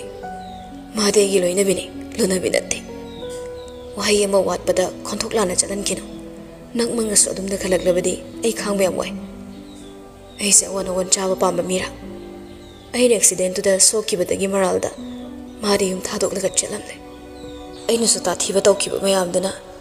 ꯃꯥꯒꯤ ꯃꯅꯥꯛꯇ ꯄꯥꯡꯒꯜ ꯊꯣꯛꯅ ꯆꯪꯉꯨꯕꯁꯨ ꯉꯝꯈꯤꯗꯦ ꯑꯩ ꯃꯤꯊꯤꯕꯣꯡ ꯃꯤꯇꯝꯕꯥꯜ ꯑꯣꯏꯈꯤ ꯑꯁꯨꯝꯅ ꯑꯣꯏꯔꯛꯀꯅꯤ ꯈꯪꯂꯨꯗꯕꯅ ꯏꯃꯥ ꯄꯥꯕꯨꯡꯅꯁꯨ ꯅꯣꯡꯃꯇ ꯃꯥꯒꯤ ꯋꯥ ꯑꯩꯉꯣꯟꯗ ꯍꯧꯗꯣꯛꯄꯤꯗꯦ ꯑꯩꯁꯨ ꯃꯄꯥꯟꯂꯣꯝꯗ ꯑꯗꯨꯝ ꯆꯠꯂꯦ ꯂꯥꯏꯔꯤꯛ ꯇꯝꯕ ꯂꯣꯏꯁꯜꯂꯦ ꯕꯤꯖꯤꯅꯦꯁ ꯃꯆꯥ ꯍꯧꯔꯦ ꯌꯨꯝ ꯊꯣꯔꯛꯄꯗ ꯃꯣꯏꯅ ꯁꯨꯔꯨꯕ ꯑꯩꯉꯣꯟꯗ ꯅꯝꯗꯅ ꯄꯤꯁꯤꯜꯂꯛꯄ ꯅꯠꯇꯕ꯭ꯔꯥ ꯃꯣꯏꯅ ꯂꯧꯇꯨꯅꯔꯒ ꯃꯥꯒꯤ ꯃꯈꯨꯠ ꯑꯩꯅ ꯁꯝꯃꯣ ꯍꯥꯏꯅ ꯅꯝꯗꯨꯅ ꯊꯥꯡꯖꯤꯜꯂꯛꯄꯗ ꯑꯩꯅ ꯀꯟꯊꯣꯛꯄꯗ ꯀꯅꯥꯅ ꯊꯤꯡꯕꯤꯈꯤ ꯕꯗꯅꯥꯝ ꯄꯤꯔꯒ ꯏꯃꯥꯒ ꯃꯈꯣꯏ ꯏꯃꯨꯡꯒꯅ ꯅꯝꯗꯅ ꯑꯩꯉꯣꯟꯗ ꯄꯤꯔꯛꯄ ꯅꯠꯇ꯭ꯔꯥ ꯑꯩ ꯉꯝꯗ꯭ꯔꯦ ꯑꯩꯒꯤ ꯄꯨꯟꯁꯤꯁꯦ ꯑꯩ ꯌꯥꯝ ꯇꯨꯀꯠꯆꯔꯦ ꯚꯥꯏ ꯄꯤꯕꯥꯁꯨ ꯃꯔꯨꯞꯀꯤ ꯄꯦꯟꯗꯕ ꯃꯇꯧ ꯌꯦꯡꯕ ꯉꯝꯗꯦ ꯐꯤꯔꯦꯞꯄ ꯑꯥꯏ ꯀꯦꯟ ꯐꯤꯜ ꯗꯦꯠ ꯑꯩ ꯅꯪꯒꯤ ꯑꯋꯥꯕꯁꯨ ꯈꯪꯉꯤ ꯃꯈꯥ ꯀꯣꯟꯅ ꯁꯥꯟꯅꯔꯁꯦ ꯊꯦꯡꯉꯦ ꯌꯥꯔꯦ ꯉꯁꯤꯒꯤꯗꯤ ꯍꯜꯂꯁꯦ ꯐꯤꯔꯦꯞꯄ ꯌꯥꯕ ꯀꯧꯕ ꯂꯩꯇꯦ ꯁꯨꯝ ꯊꯦꯡꯖꯤꯜꯂꯛꯄꯅ ꯄꯤꯕꯥꯁꯨ ꯃꯃꯥꯅ ꯐꯣꯟ ꯃꯅꯝ ꯇꯧꯁꯤꯜꯂꯛꯄꯒ ꯕꯣꯔꯤꯁꯇ ꯑꯣꯏꯅ ꯐꯣꯟ ꯇꯧꯈ꯭ꯔꯦ ꯕꯣꯔꯤꯁꯇꯤ ꯃꯇꯦꯛ ꯑꯃꯁꯨ ꯇꯨꯝꯃꯨꯔꯕꯅꯤꯅ ꯃꯃꯤꯠ ꯏꯁꯤꯡꯗ ꯐꯣꯟꯗꯨ ꯄꯥꯏꯈꯠꯂꯒ ꯇꯥꯃꯣ ꯀꯩꯃꯨꯛ ꯂꯩꯔꯒꯦ ꯅꯌꯥꯝꯕꯁꯦ ꯑꯝꯇ ꯂꯧꯔꯨ ꯂꯥꯎ ꯌꯨ ꯈꯔꯨꯡꯗ ꯏꯔꯣꯏꯗ ꯂꯩꯔꯦ ꯑꯁ ꯑꯁꯤꯕꯨ ꯋꯥꯅꯤꯅ ꯅꯃꯥꯟꯅꯕ ꯅꯠꯇ꯭ꯔꯣ ꯁꯦꯠ ꯑꯣꯏꯔꯗꯤ ꯅꯃꯥꯟꯅꯕ ꯃꯁꯦꯜ ꯊꯦꯝꯅꯧ ꯁꯦꯟꯅꯕ ꯉꯝꯗ꯭ꯔꯦꯗꯅ ꯁꯣꯔꯣꯛ ꯃꯇꯥꯏ ꯑꯃꯗ ꯍꯨꯟꯇꯣꯛꯑꯝꯃꯨ ꯋꯥꯔꯛꯄꯤꯅꯕ ꯌꯥꯝ ꯂꯩꯕꯅꯤ ꯃꯥꯏ ꯋꯥꯔꯛꯑꯒ ꯊꯝꯃꯝꯁꯅꯨ ꯑꯩꯗꯤ ꯇꯨꯝꯃꯦ ꯅꯣꯏ ꯊꯣꯛꯇꯧꯔꯣ ꯍꯥꯏꯔꯒ ꯕꯣꯔꯤꯁꯇꯨ ꯐꯣꯟ ꯐꯠ ꯀꯛꯂꯒ ꯇꯨꯝꯊꯩ ꯃꯃꯥꯒꯤ ꯁꯛꯇꯥ ꯅꯨꯡꯁꯤꯃꯟꯗꯕꯅ ꯃꯌꯥꯝꯕ ꯊꯤꯕ ꯆꯠꯇ꯭ꯔꯤꯕꯅꯤ ꯊꯣꯡꯖꯜꯗꯒꯤ ꯑꯃꯨꯕꯤꯅ ꯀꯣꯛ ꯊꯤꯜꯂꯒ ꯑꯃꯨꯛ ꯀꯧꯔꯛꯏ ꯕꯣꯔꯤꯁ ꯅꯌꯥꯝꯕꯗꯣ ꯍꯜꯂꯛꯇ꯭ꯔꯤꯕꯁꯤꯕꯨ ꯅꯪꯅ ꯅꯨꯄꯥ ꯍꯥꯏꯕꯗꯣ ꯑꯣꯏꯔꯦ ꯉꯥꯛ ꯊꯣꯛꯂꯒ ꯑꯃꯨꯛꯇ ꯌꯦꯡꯉꯨꯁꯣꯕ ꯑꯦꯔꯣꯟꯒ ꯄꯥꯎ ꯐꯥꯎꯅꯔꯒ ꯑꯃꯨꯛꯇꯗꯤ ꯌꯦꯡꯉꯨꯁꯣ ꯅꯇꯣꯝꯗ ꯆꯠꯄ ꯇꯜꯂꯁꯨ ꯋꯥꯍꯟꯕꯅ ꯅꯣꯏꯅ ꯊꯤꯕꯅ ꯑꯩꯅ ꯑꯗꯨꯗꯤ ꯑꯩ ꯉꯝꯃꯔꯣꯏ ꯁꯨꯔꯨꯅ ꯕꯣꯔꯤꯁ ꯅꯪꯕꯨ ꯑꯝꯇꯗꯤ ꯆꯠꯂꯣ ꯏꯕꯨꯡꯉꯣ ꯅꯪ ꯅꯌꯥꯝꯕꯕꯨ ꯅꯨꯡꯁꯤꯗ꯭ꯔꯕꯣ ꯃꯤꯇꯣꯞꯁꯨ ꯅꯠꯇꯦ ꯄꯨꯛꯆꯦꯜ ꯄꯤꯛꯅꯔꯣꯏꯁꯤꯗ ꯕꯣꯔꯤꯁ ꯃꯇꯩꯃꯒꯤ ꯋꯥꯍꯩꯗꯨꯗ ꯄꯤꯡ ꯂꯥꯎꯈꯤ ꯏꯇꯩꯃ ꯃꯥꯒꯤ ꯋꯥ ꯆꯨꯝꯅ ꯉꯥꯡꯅꯁꯤꯗ ꯄꯛꯑꯣꯏ ꯑꯣꯏꯅꯖꯕꯒꯤ ꯄꯉꯥꯡꯗ ꯉꯥꯡꯕꯗ ꯃꯌꯥꯝꯕ ꯅꯨꯡꯁꯤ ꯈꯪꯗꯕꯗꯤ ꯇꯥꯟꯅꯍꯜꯂꯣꯏꯁꯤ ꯃꯧ ꯅꯣꯏꯒꯤ ꯑꯗꯨꯝꯕ ꯋꯥꯉꯥꯡꯗꯅꯤ ꯌꯨꯝ ꯀꯥꯏꯅꯔꯛꯏꯁꯦ ꯑꯃꯨꯕꯤꯅ ꯉꯥꯡꯂꯒꯗꯧ ꯁꯔꯨꯛ ꯍꯧꯒꯠꯂꯣꯅꯦ ꯅꯪꯕꯣ ꯕꯣꯔꯤꯁꯅ ꯍꯣ ꯇꯥꯃꯣ ꯄꯤꯕꯥꯅ ꯊꯤꯜꯂꯛꯑꯅꯤ ꯇꯨꯝꯃꯨꯔꯣ ꯑꯣꯟꯊꯣꯛꯏꯗ ꯃꯁꯤ ꯑꯉꯥꯡꯁꯦ ꯃꯥ ꯉꯥꯡꯅꯗꯧ ꯁꯔꯨꯛꯅꯦ ꯀꯩ ꯃꯃꯥꯏ ꯅꯥꯜꯂꯨꯕꯅ ꯐꯩ ꯕꯣꯔꯤꯁꯅ ꯍꯧꯖꯤꯛ ꯐꯥꯔ ꯄꯨꯔꯛꯑꯗꯤ ꯑꯩ ꯑꯣꯏꯅ ꯉꯥꯡꯅꯖꯒꯦ ꯍꯥꯏꯔꯛꯀꯅꯤ ꯆꯤꯟ ꯊꯤꯅꯔꯣꯏꯁꯤꯀꯣ ꯑꯃꯨꯕꯤ ꯃꯃꯧꯗ ꯑꯣꯟꯁꯤꯜꯂꯛꯂꯒ ꯏꯕꯥꯅꯤ ꯒꯦꯠ ꯐꯥꯎꯗꯪ ꯊꯣꯛꯂꯒ ꯄꯤꯕꯥꯅ ꯊꯤꯜꯂꯛꯄ ꯉꯥꯏꯔꯨꯔꯁꯤ ꯂꯥꯎ ꯑꯁꯤ ꯉꯥꯡꯅꯗꯧ ꯁꯔꯨꯛ ꯑꯁꯨꯝꯅ ꯑꯅꯤꯗꯨ ꯌꯨꯝꯗꯒꯤ ꯊꯣꯔꯛꯀꯦ ꯍꯦꯛ ꯇꯧꯕꯒ ꯒꯦꯠꯇꯒꯤ ꯄꯤꯕꯥ ꯒꯥꯔꯤ ꯊꯧꯖꯤꯜꯂꯛꯏ ꯑꯅꯤꯗꯨ ꯃꯥꯡꯒꯣꯜ ꯀꯨꯝꯊꯗ꯭ꯔꯦ ꯊꯧꯖꯤꯜꯂꯛꯂꯤꯕ ꯒꯥꯔꯤꯗꯨ ꯑꯣꯏꯅ ꯉꯥꯏꯔꯦ ꯄꯤꯕꯥꯅ ꯀꯨꯝꯊꯔꯛꯂꯒ ꯐꯤꯔꯦꯞꯄꯕꯨ ꯃꯈꯨꯠ ꯅꯥꯝꯃꯅ ꯁꯧꯔꯒ ꯁꯝꯗꯨꯅ ꯄꯨꯁꯤꯜꯂꯛꯏ ꯅꯨꯄꯤ ꯑꯅꯤꯗꯨꯁꯨ ꯃꯇꯨꯡ ꯏꯟꯅꯩ asumna ka phawa pusilai phamungda pudruk thadaramlaga makhwangdu nabagi leng otling ha dai khra to holo boris to ima sumai sum thangna do orede natradine sidi kaide ngamdre efo amubina nangbu khara nganga ga khasi khasi pithaklakpa yadrani bungo piba khara su phingje ma aina pithakpu nati mana matom thaksakibani aina khabaga yabu nate farima chawgige thengkhre isu piba su mama na phone toksilakpadu painaga wari sana sana tuna thokre amu bisu mamau dhairi phare bema amukta fazana yengo ima sune thongnunga lolukige piba na sathri bisu yengbirukige suru phire pana niyom ichum chumda tatuna leiribato sembi ge khanda masadu paige tawbada phire pa mamit sat pangthoralga suru gi makhutu laktani thoki suru ikhange khangje nangai wana solakano hydroina sumaina sum tumba yadori bra nangna koiba langda yengsin bra aduna aina igi apama tawbada nangni yengsin be mathau dade puk amu hawalaklaga hairi hairi lepi mapung aina ma yu ngaude yu kharung ama pik thana thaklaso control ngamba phirepani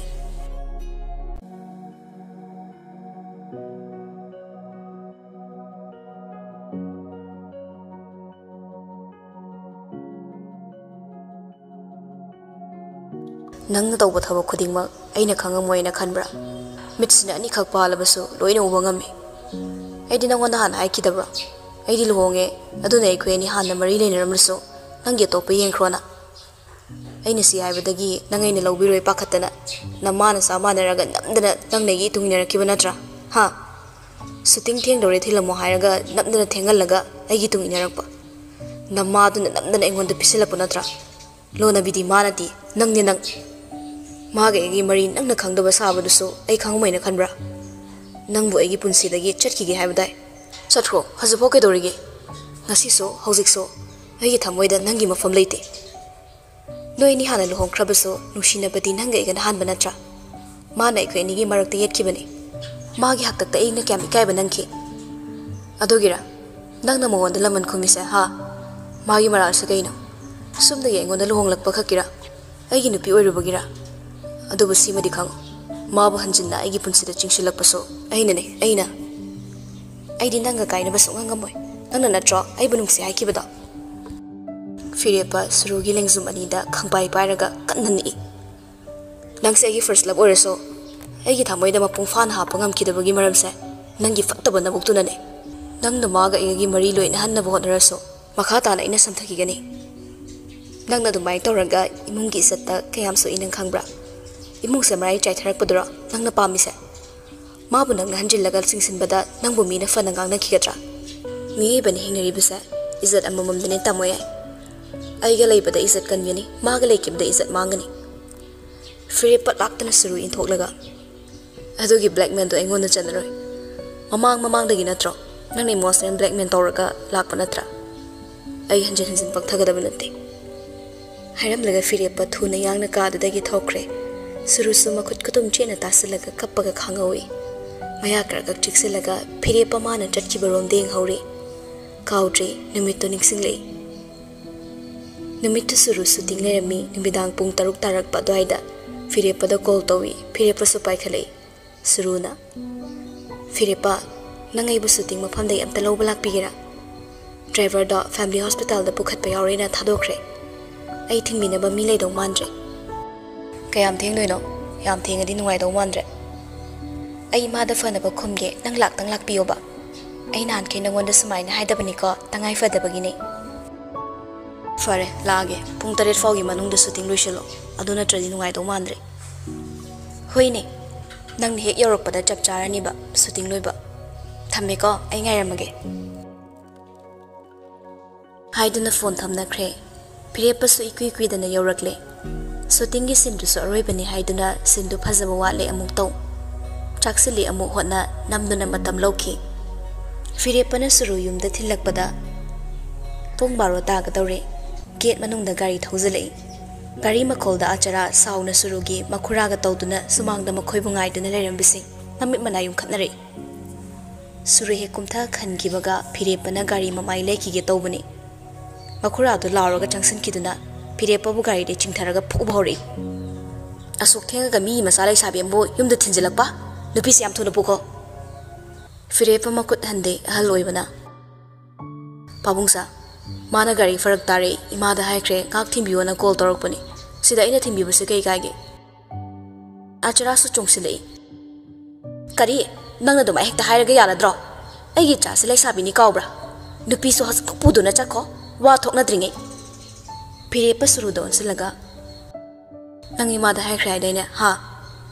mayam da mu ai luhonga ba misakni ai ma bu lowanga moy maga inga mari amata leina de icham chamna tinaba khaktangne surugi makura duna amuk su songsilaga firepa bu phurei irang khudakta saga naraga nupa mayungi misu thuna phone tawduna kauna kibaga yorakle mayam changduna firepa bu aran mata handuna sati na phura phauba firepa nupi se lawba ngamoi haina marol lon bani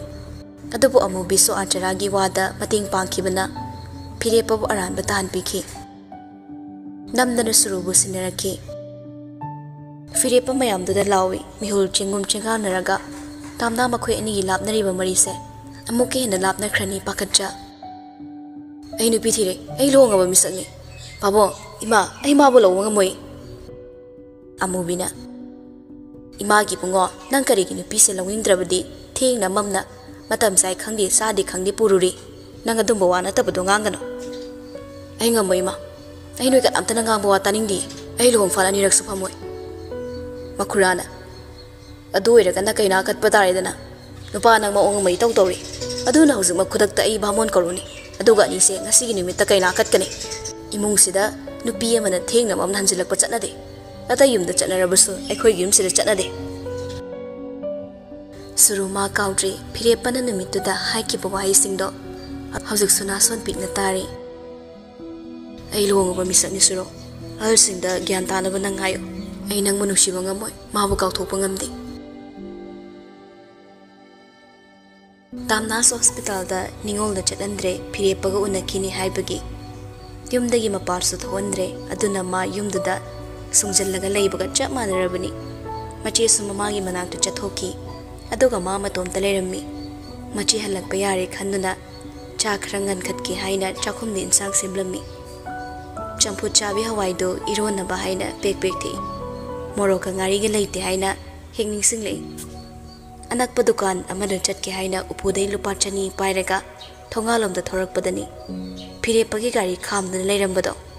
ado upada fat mamai leiraga yum manung chansilai firepa ma suna horoi matagum gari dei kumtharaklaga matung di yangna tanarei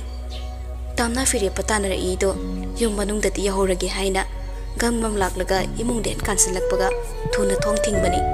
aduba firepa na makutni pharakpaga khangsap japki firepa chingkhatpa makai khonjelda tamna so makut khangda thadoklaga firepa gi makutto wakhalam siluda ta paragi ying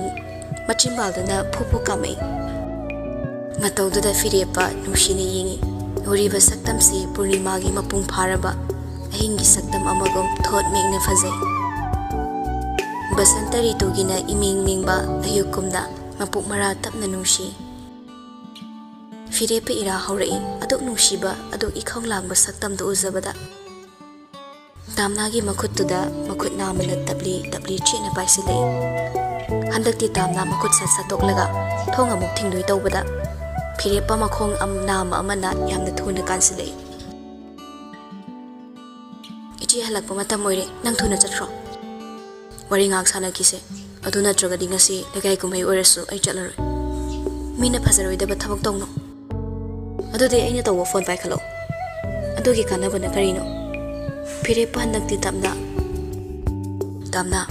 ai khonjel se nangna taning drobeso na ko mention kino ai khangba yam nawai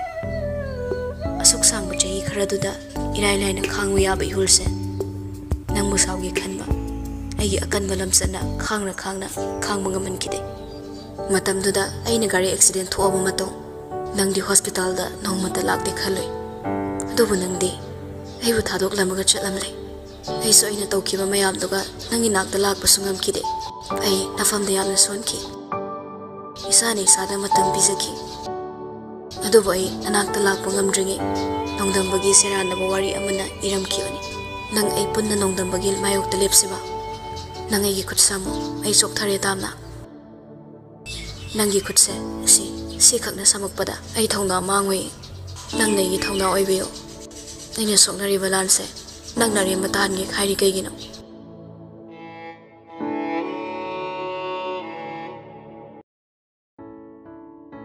ikang thoklaba punsi sida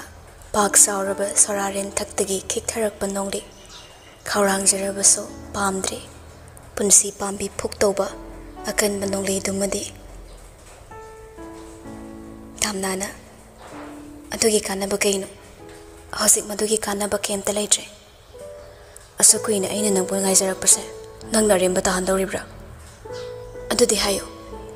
nang namagi masada khazak tabak sokiba leite nang wasak pangangwadoribra ngamni haragadi waso aigi imangsida minamdana phirepa pairam makutto komna pairakpaduda pakhom piraklabagum khankre Chimal na piraktrabaso adunani tamnana chaksaribase mana phangkidaba nungsiba pithoklambaduni kana amada hiki kapkre phire pasulane chatkiba wakhalda chamthoknaba honajai ai mabu nusikiba leite tamna aina mabu nusikiba leite ai kanamta nusiba ngamde tamna kaptuna lawkhale aduba hekte abra nangi pakumta ai pende ai pamde adoki nungsiba to ai pamde nang tuna sakrusal ai nangi na sakto hiningde nang tuna sakro nangi nuksiba to ai lawningde nang na nuksiba du so ai pamde saktam lachariba saktam ama kana amada mabu nuksiri se khanganda chimbal ani suhanda nakong ani yohanda adubu nuksiri aina so haiba wahai sina khwaidagi taningdaba hayaningdaba wahai ama oikiba nuksibagi ihulda chatnadaba leite harabaso thingba ngamlude matom khakta phausarakpani khallabaso aranba misak amada phongna nushire haiduna matong illuba yaribra ihuldi lande misaktudi laluba tawasaba tabani leibak pungsaw thillaga nangi loinabini takpada kundo kobi leirangna mapung phana saki uhenbikhrabaso maru aina thaudang loriba nangi thamoina aina taretlak mamtok mayaida koiringe aibu loksinba ngamloi haina wasakibaduna oiridra machui tarakliba mari asigi haurakphamse aram khaurang le haiduna yanungda uhai ama hekta hoksinba haunade uhaiduna hina sakhaudum saidat kibasu yari chakhaw hanglinge charoidaba uhai amagum oikrabani aduga amukso chaningde haiduna kathorakliba chimbaldo umsilu haina chimalna menzabada nik lauribani mahakso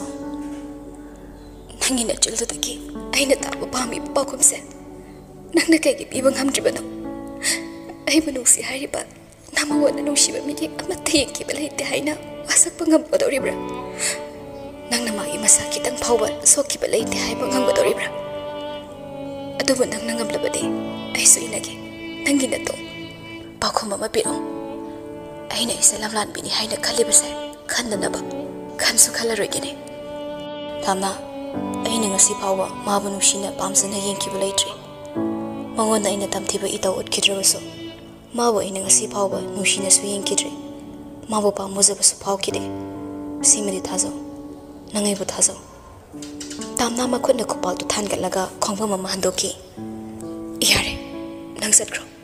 nangna pekliba pakhum singsina nangai gi marida hina chaina hapagum thoklere pamdaba misak amagi khotangbo nangni laina pairuba yabra oiroitaba semsen sasanba nangi wahina aibu phasana bo honarakano aranba khongthang amana kadai phawba kayam yamna hinghanbage haibado madugi loksing leiraba ingonda nangna topa misak amada chaina hapo haina insilakpadudi aina yaba ngamlai chatkro thuna chatkro nangi gi malda koina leplano ainang bu pamde ainang bu yenginde asu hairaga amuk changsilaklaga khangin inthokre thabak mapaduda makhut ani changduna phirepa moktuna leri anam athokna kankhre masimaso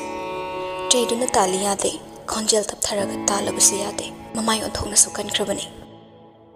tanjasida macheningol halaklabadi haina pakhaliba nupisina thuna chatkhinaba mabu yana bangangakpa nungsi wahi amakhaktanggi taraga mikupta so ai mangki ge khanna leikrabani mache gi gari makhol tarakpada tamna ipai kakre phirepa magi mamangda phiring chongaga angang apikpa amago mihol nama chenkhat saurama khonjel pictro pixina chirol oina sor phasilaga yamna thoba khonjelda ichi hale wathok patare chatkro ke dorake aina ngam samta taw phirepa nangna sidis rusu nei bagi kanaba kemta leiroi nachina halaga hatpa aidi nangna phone se job hang trafo su chat khroi tamna thonglum da sep thar chep tha yenglaga phirepa onsilei chatkro wathok oi batare mi sina batare phone para ke habra natraga parok loidoribra ei pakhum pami pakhum se tadana dihallaroi ei khangde haiba ngamde adu dei su khompam holoroi tamna gari gi thong hangma makhol da paira ke chalo phire pangang masagom amusu thajada pairak tragana kamdowa waso ei mangde chasibu pallaga haina mangaktuna tamna gi masama pawerapna induna takli tamna ma dinem thaba kawba leitri hene pai hori lekthade wathade khak ngairabani ma soidana pairake chalo sina batari mi haituna tamna na phire pagi khudang chingduna maning thomna purakpado handakti mukidre matung thuna ine manabo mang tharaga chenkhet khraga maning thongdo mano oina hakre yena kharum da chele ihan hanuradana angang machagum kayam heklem satriba aduk chopa thabakni mayamna salam kote da khak makhongna sokpa khurum de da khak aduk yamna ikai khumna khraba misak amani adubu asuk yamnem jedaba sambal wangmada labukni sambal du kalaga chenki ga dawribani aduna phire pa sambal du khangkan kanthoki wangma kalaga kangkut kuthaba labuk oirambaduda makhong du su khangli leithekre makhol thokna chaina khangladi kana amana takini khan tahan bayade haiba wakhalsina chimha makol thokhande maithong khak suk aga khangre surga ngayakti khangning thingbani manang adai da lerambu huisu khongkatnari ngayakti ngawima chaina khangpam khangdabani makok to bang sagalei ko yengi lawai de sing thaning manmana lawai inghaning bana nong na chukhibagi lawuki khongolda tungduna leibe singdudagi makhut ani na khuzo amai haraga makok ta thaki haizile khitang hek sor holei sorama phu kam tholaga chaina khangboina bas hairaga machina mukching khalaga khangi segli chingbai makhong dun namduna thanglaga lagle labuk tagi phaugalakduna mana khamlamba kar atugi manakta amuk changsilakle kargi thongdo hangdoklaga kakhalei wai sangbagi soramai he hondori hosaktada ne tai masado makhongdo makhut ani na muktuna sauraga hek thangdoi gari da yauribe sing bottle do makhum hangbaga tangkhai mathai kokchiba chaina do khrata oirabasu khang mangamladi haina humangkari mamai do ngawo machugi rumalduna pulab henura nanbagumna takhatlaga taithoki fibam tuda khange magi makhongse soidana singli lonsinna phibagumba yauramlani yamna thuna treatment tawrudradi chaina se khangba sungma mengam godoba mandre khalakpaga starring paikre thongal ani mukalaga lapna uriba thongal da amukso handana yingda yada bagum yinglammi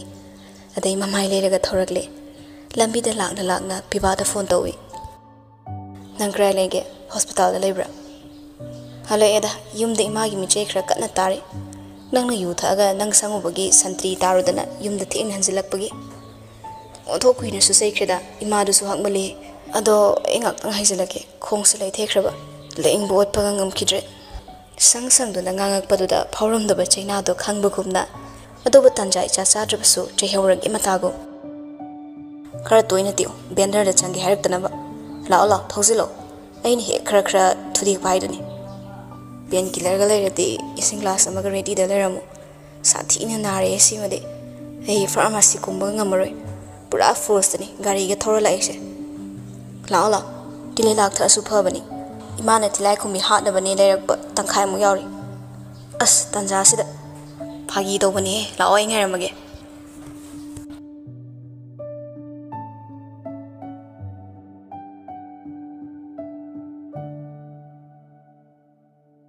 somda tamna masade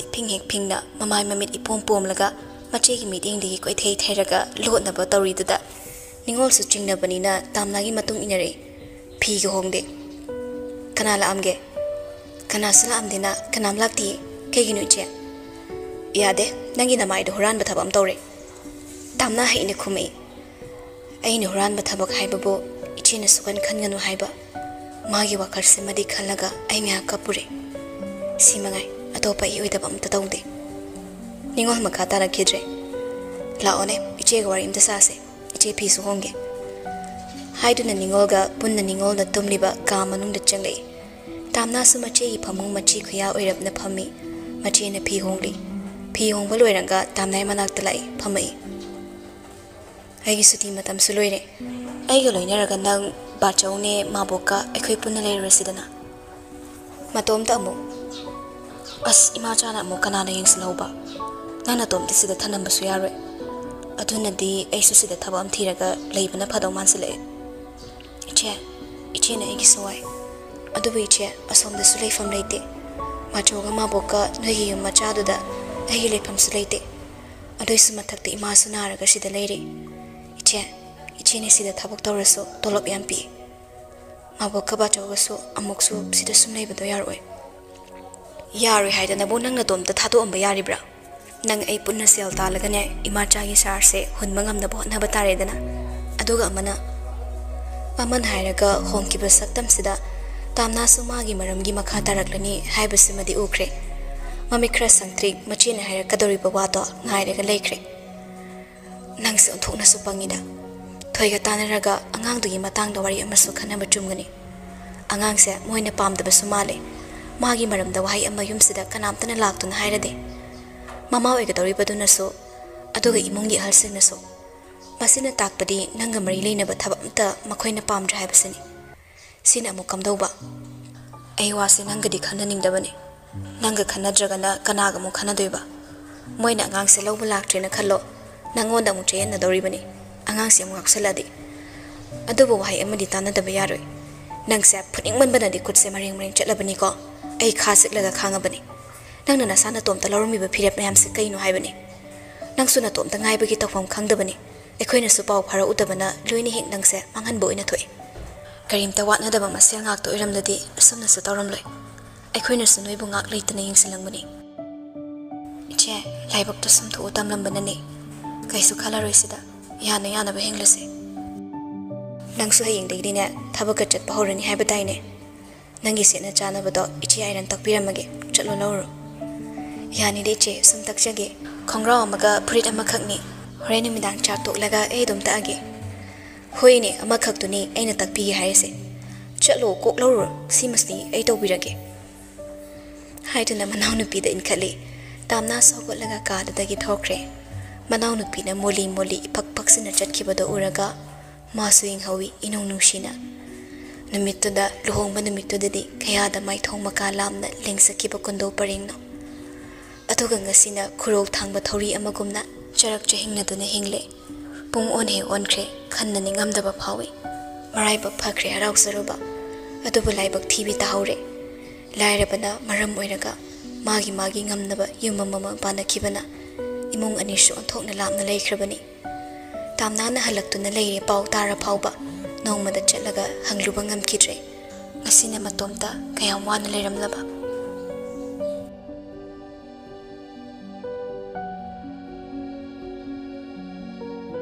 somdana phiripagi makhongdo treatment dorami singli thopo hoirami kaya lubadi oikidre painkiller se nongmada mukhangsa adugane chawa matamda oningba keke phawragadi makhatan charunuko kege Pibalak ne sungthong dokta pregnant already guli chawa pate namai da kinna chok thindalakani seran duran ga hidak ama zabada tongan ba symptom am lakladi hidak tu chanadrawani asi pau khangde doctor oirage patient ga chanabi hidak su khangwa ngamdaba nangsa kamai doctor oiriba awai ba certificate am pairga google le search tawragi hidak thabe amale noina pami se doctor na tablet ama sat kapi bada sat chasin bada anabaga sipung phaek phakibadura adudi mahadeva krishna prabhu jesus na phok ngamoi marai ga turega baklok thaziladi singliga loi tatkani hujik nangna pairiba sinpham se police na te doctor ne nangon na matung manaw ga yinghan ba yaba nate atopom doina contact tawrani thindat ki ga sudat ki ga thadat ki ga hoi singli thu pena doctor vilasini dek chalam nangna di line do yam khangmani na nungai kidre da wathi se ayum fawthilam gari thoba ngamdrong wandre nupi manakti huran ba farani na kiraga sita lakpani ngammini ne ha khong texerasu yana jmd na kre Karam bayana se. Phone paira ke hayore. Piba muk sulaknei. Ado din nang na thuna chatkinaba haizin boirongani. Horen paira prengo. Soiduna. Yam paibire ani. Phone paira trekaina complain ni torakana. Nakong lai khun tobe ina khra ta thije. Hai so haibani. Aikhoi ni sida fagi zugai khra tongnaraga le. Magi na matom te hek lehoi. Khan ki bo wakhalama thugai binaba misak su lehaude. Ningol na sauri ba mayam duga. Aiga maga se karam makanda di hek ni tan leiba phangdoino. Piba handakti serious tari. Matam lakini da. Matam amabudi lakini. Laktori ba matam se ma aigi nungai bagi matam la. Natraga kham theng na wabagi matam la. Ma na kalak na pinda na ngasai kapakpado. Aying bagamde. Ikut se thangkatlaga magi mapido taithongning mani. Adobo mane yade. Aigi mangda aina tawkiba phattaba mayamduda kalaktuna mana pena kapchaba. Adoga pirangso aingonda taithonde. Adobadi ipap chenba ikutsina mangonda thengninga ningdaba oira male. Mana yamna kapkiba matangse. Aina magi wahang amagi pakhum piradabagini. Karamba wahangi pakhumdano. Mana aduk yamna penjadana kappangamibaduna. Karigumbada aina surugi haksang thengkibra. Pakhumda nangna kari pikraba. Aina mabu nushina kaidongi su yengkiba leite. Aduk warau kidoba pakhumdadi nangdi karigi piruriba. Iseng sengna dum pi khoyadra pakhumdo. Aibu mamunda karamna minamo haiba nupiba. Nupi amaga nupa amaga makhoi ani luhonglabadi kitang dorasu naksinaba takibani. Naksinaba means nang subab taramgani. Aina mabu ignore tawrabaso. Ibani ki relationship mapung phana thamkidraso. Mana ibu itattatna phanaba chingsinaba onakiba. Phirepa ma wangang pham khangkidre chummi suruga makhoi ani physically oiba mari amatta leite. Adubu karigumbada kahaurakpa mikupta Phirepa mana surubu kitangda oirabusu sokibadi leire. Mana phuda suruna thalakpa langda thoge kitang ngaikibani. Masana masabu mikuptuda kanjohobani. Tamnabu mana mikup amata kauba ngamkidabana. Pibana matamduda mangonasu nangna nusidrabasu pikibra magi phangpham thokpa hak. Nangna mabu nusidrabasu magi mafizet ama thonbikibra.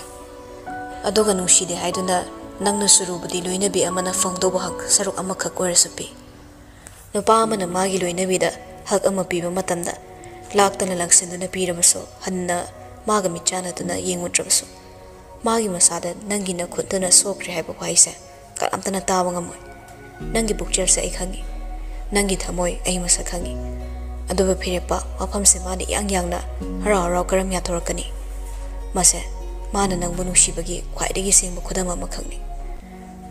Phirepa mamit kitang angsinda somthangna nairi. Adude aise haraw doribra. Natraga kap doribra. Kitang su haraw gi toraga thamoy dadi kapningba phawri. Piba nushiba se su yamna nobra. Kitang khak sokpada pekte kidawagi phibamda isa pumba ite te pumnong nawi. Aduna magi pirang amana aigi khangpham khangdana walle. Aigi asengba pawda mana tawa ngamkide. Karam diru dawriba parisa ina magonda. Aisu khangawida Phirepa phaidagi maru oiba hakto nangna pikide haibadi. Karamna nangna magi langda thoge tawruba ai loina khangawi. Numitu ai isana soyankibani. Nushiba mabu ngaisaba aina. Magi khawlanglingi mikup Mana ay kudong chaba lokibani. Mangonda tayo na ba yadoribra? Iyadida. Ay gisu ira leiri. Ay ni sapaw gyan tada na yumdahal luba. Aduga manos ay wandagi paamba hakto. Ngam na ba, law na ba lang taksilak ba? Aduba piba ngam kide. Ay na ay ginushiba si madisina tokiba.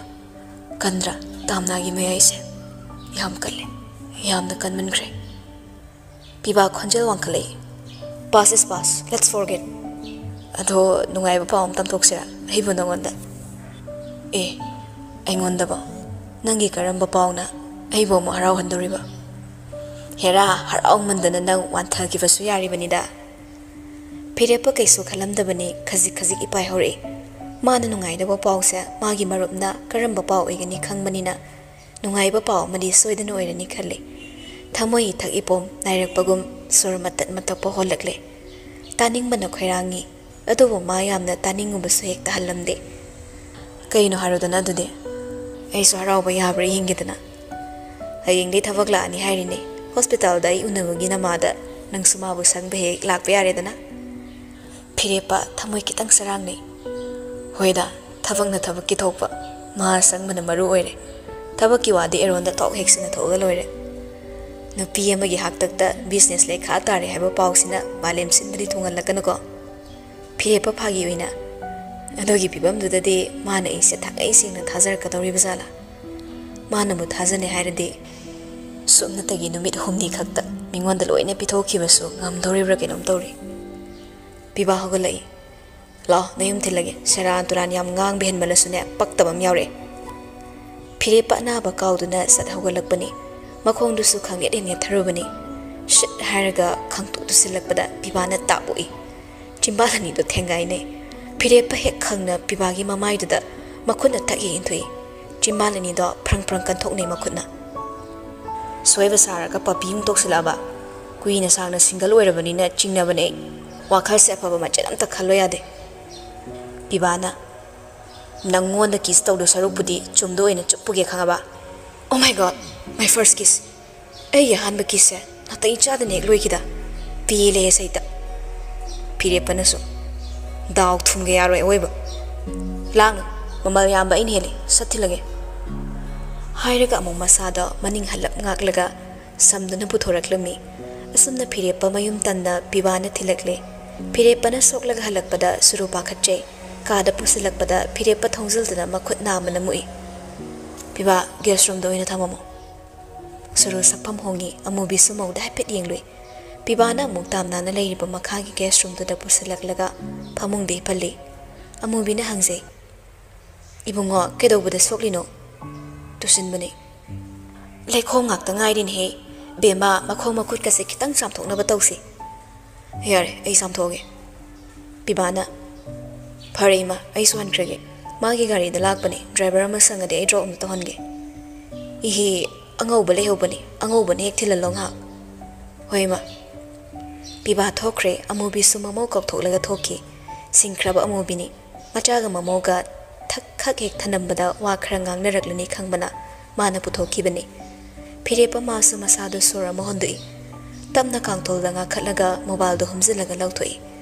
tamnagi number do da call toksili ahan bachat pada paireklamdi anirak subada pai hello phirepa maithong kitang ngan thokse yum yoroma nati ayore ha ga tawba wakhal ga sekeno mi taw toreda nang khonjel se sumta le fazana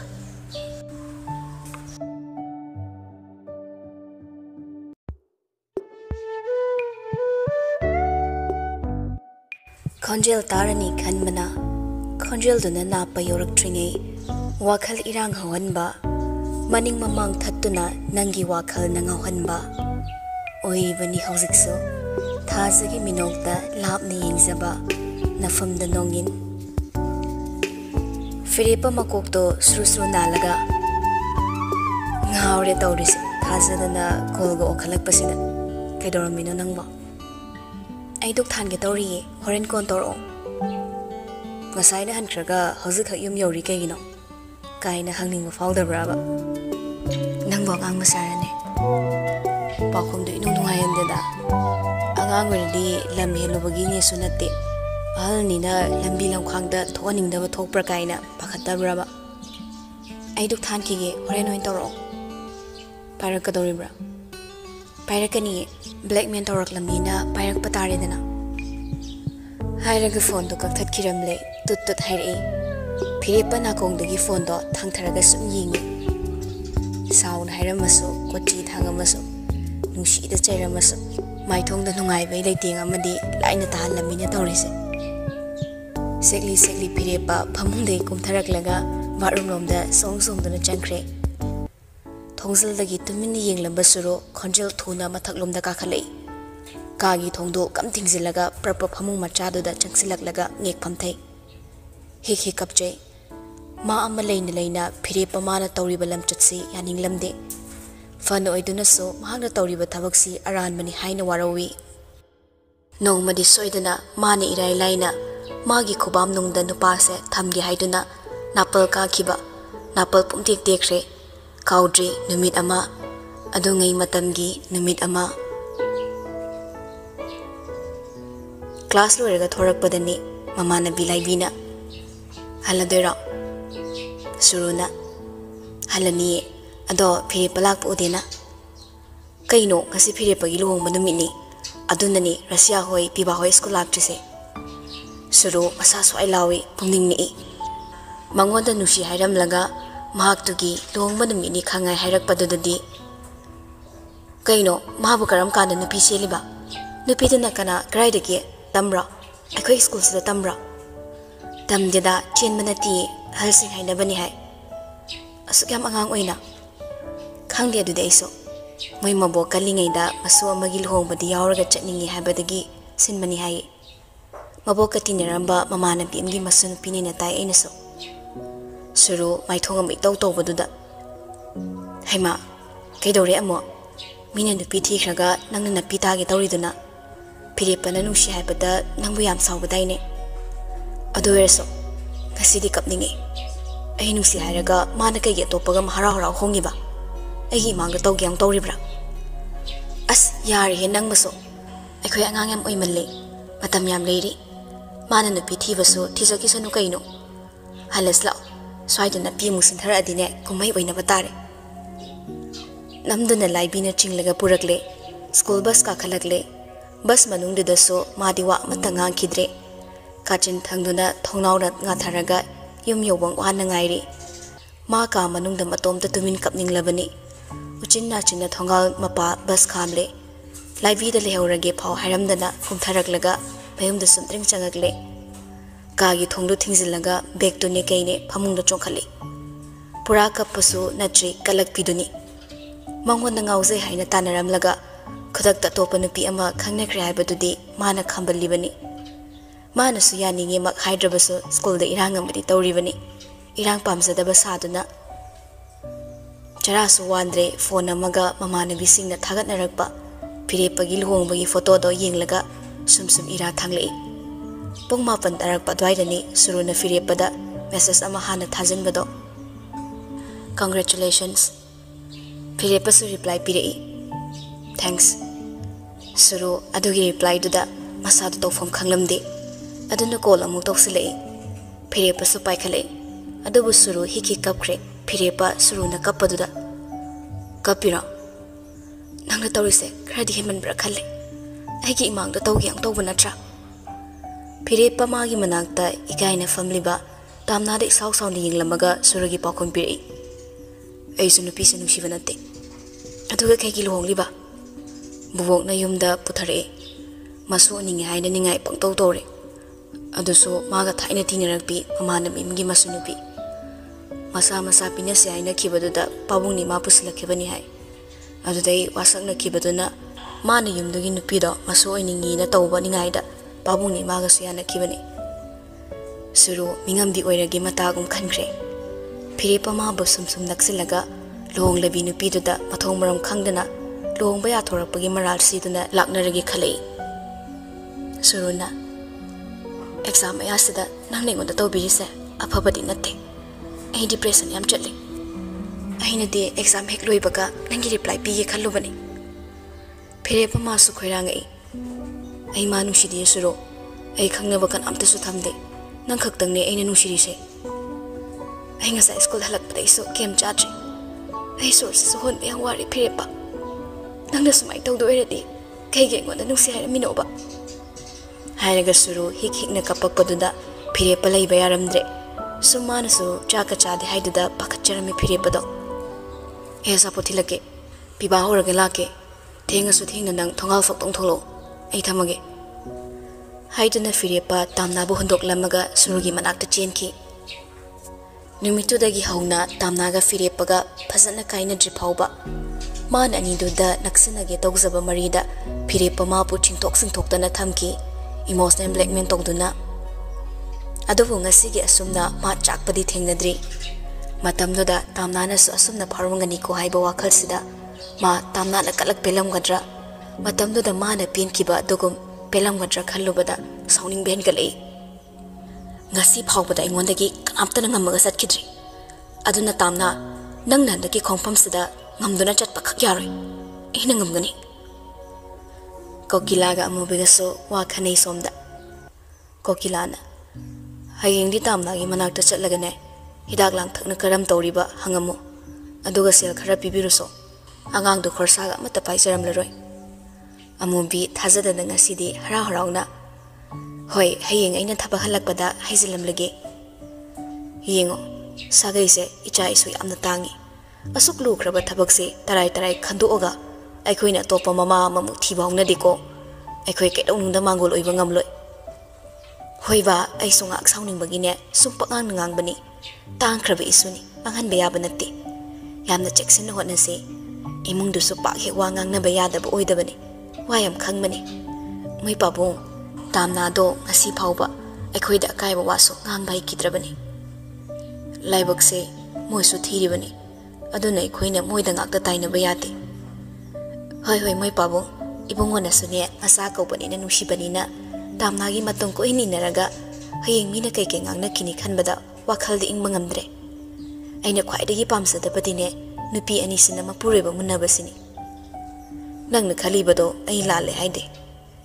yingu mama tamna se aikoi gisu imongni do nacha nupa sina amadi nangmaki na ong mataw makni kedawrutagi khalaktana yumse thadoglaga chatkibani nongmata nacha nupa sina palaktabana aikoi na sumabu ningsingbirudre nacha nupa maki mataw makni aikoi su kidana hawdokidre adugi su mathakta ahal aikoi ni amna chawna soiba masu leiri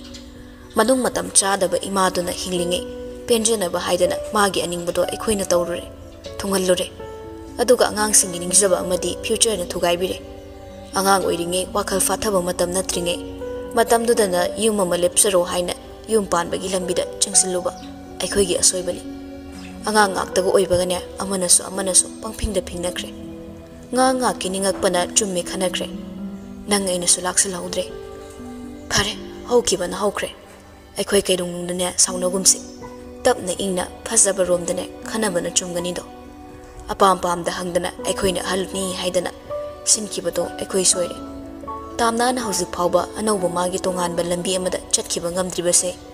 mana luhongbabu thagai singna lumna khanjarubagini sida aikoina amuk chatlo haidana koitan tan bahungna deko aigi motadi amasu yanaba lambi ama yatpu phagani khalli angang singda hairuradine hena napal ka kini haibagi phongdrabani nacha nupana namong nupise supam pam deko imung mahidi hanadagi hauna langlabani nangna yum ka heningdabagine usinnadabani amobi kokilana hairakpo haisingda chumbana tumin laisinki mana manin naidana nungda mikup khudingi chiknaba suruga phiripagagi yanadaba mari mina ukraga anirak hanna yumbal chetre nokna kini warina kini kibana mana usina kidabani hayengne hak nang amukta sangamu aidi thabak aruba ma leire aduga nong nini leiraga ne nanga iga mu chatlasi hoi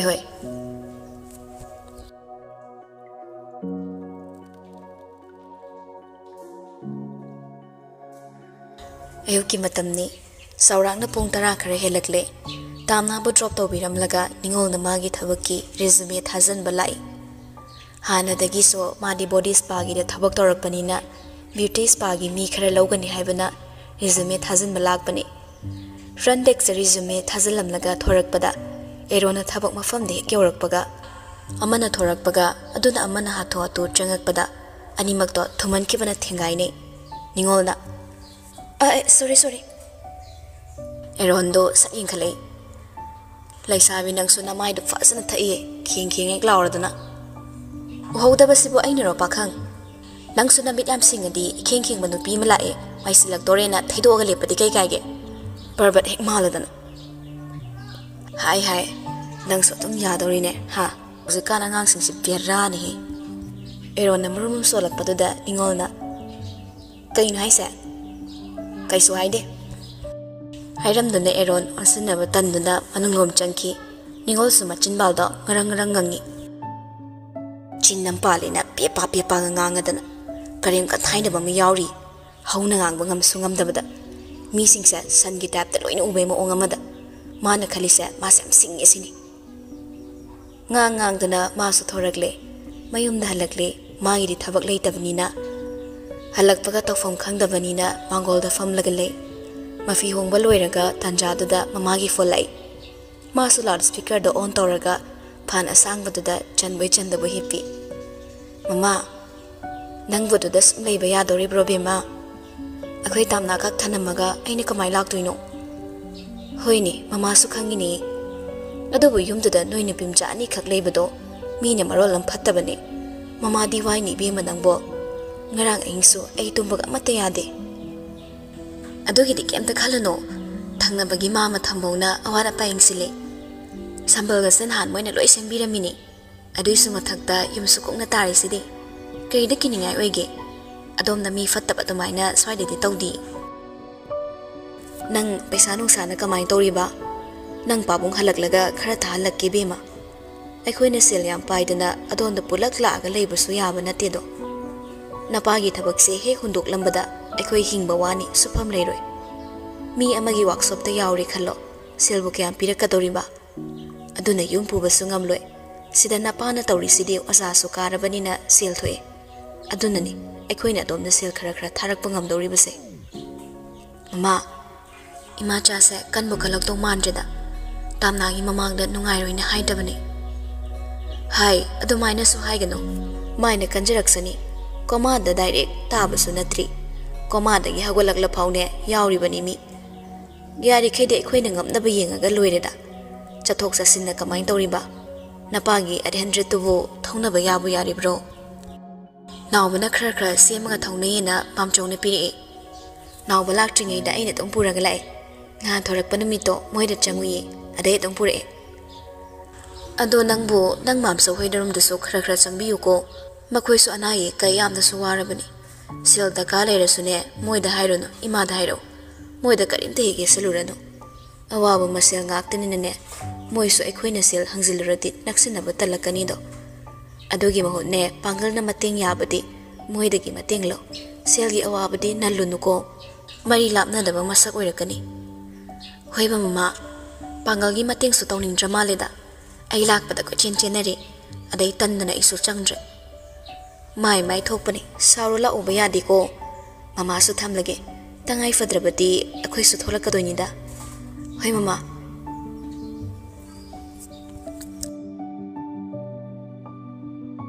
ꯐꯤꯔꯦꯞꯄ ꯁꯣꯐꯥꯗꯨꯗ ꯐꯝꯂꯒ ꯋꯥꯈꯜ ꯑꯃꯗ ꯇꯥꯎꯔꯒ ꯂꯩꯔꯤ꯫ ꯆꯍꯤ ꯀꯌꯥ ꯂꯥꯞꯅꯔꯨꯔꯕ ꯇꯨꯡ ꯇꯥꯝꯅꯥꯒ ꯃꯥꯒꯅ ꯍꯣꯁꯄꯤꯇꯥꯜꯗ ꯏꯍꯥꯟ ꯍꯥꯟꯅ ꯊꯦꯡꯅꯈꯤꯕ ꯅꯨꯃꯤꯠꯇꯣ ꯃꯥ ꯅꯤꯡꯁꯤꯡꯂꯛꯏ꯫ ꯇꯥꯝꯅꯥꯅ ꯃꯥꯕꯨ ꯅꯨꯡꯁꯤ ꯀꯔꯝ ꯈꯪꯗꯣꯛꯅꯕ ꯍꯣꯠꯅꯒꯅꯤ ꯍꯥꯏꯗꯨꯅ ꯑꯪꯀ ꯍꯣꯠꯈꯤꯕ꯫ ꯀꯔꯤꯒꯨꯝꯕꯗ ꯃꯥꯅ ꯀꯅꯥꯒꯨꯝꯕ ꯑꯃ ꯅꯨꯡꯁꯤꯗꯨꯅ ꯃꯨꯚ ꯑꯣꯟ ꯇꯧꯔꯝꯂꯕꯗꯤ ꯃꯈꯥ ꯇꯥꯅ ꯌꯦꯠꯁꯤꯜꯂꯔꯣꯏꯒꯦꯁꯨ ꯈꯟꯈꯤ꯫ ꯑꯗꯨꯕꯨ ꯇꯥꯝꯅꯥꯒꯤ ꯋꯥꯈꯜ ꯃꯃꯤ ꯁꯥꯃꯤ ꯈꯪꯕ ꯉꯝꯂꯛꯄꯗꯒꯤ ꯃꯥꯅ ꯈꯨꯗꯤꯡꯃꯛ ꯁꯤꯜꯂꯒ ꯃꯥꯕꯨ ꯃꯥꯒꯤ ꯄꯨꯟꯁꯤꯗ ꯅꯧꯍꯧꯅꯅ ꯆꯤꯡꯁꯤꯜꯂꯛꯈꯤꯕꯅꯤ꯫ ꯃꯁꯥꯅ ꯀꯥꯏꯍꯟꯈꯤꯕ ꯌꯨꯝ ꯑꯗꯣ ꯃꯁꯥꯅ ꯅꯧꯅ ꯍꯥꯟꯅꯗꯒꯤꯁꯨ ꯍꯧꯅ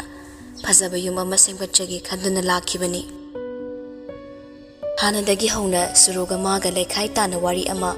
ꯃꯄꯨꯡ ꯐꯥꯅ ꯂꯣꯏꯁꯤꯟꯅꯕ ꯈꯛꯁꯤꯟꯗꯨꯅ ꯂꯥꯛꯄꯅꯤ꯫ ꯑꯗꯨꯕꯨ ꯍꯧꯖꯤꯛꯇꯤ ꯁꯨꯔꯨꯒ ꯃꯥꯒꯒꯤ ꯋꯥꯔꯤ ꯂꯩꯈꯥꯏ ꯇꯥꯐꯠꯇ꯭ꯔꯤꯉꯩꯗ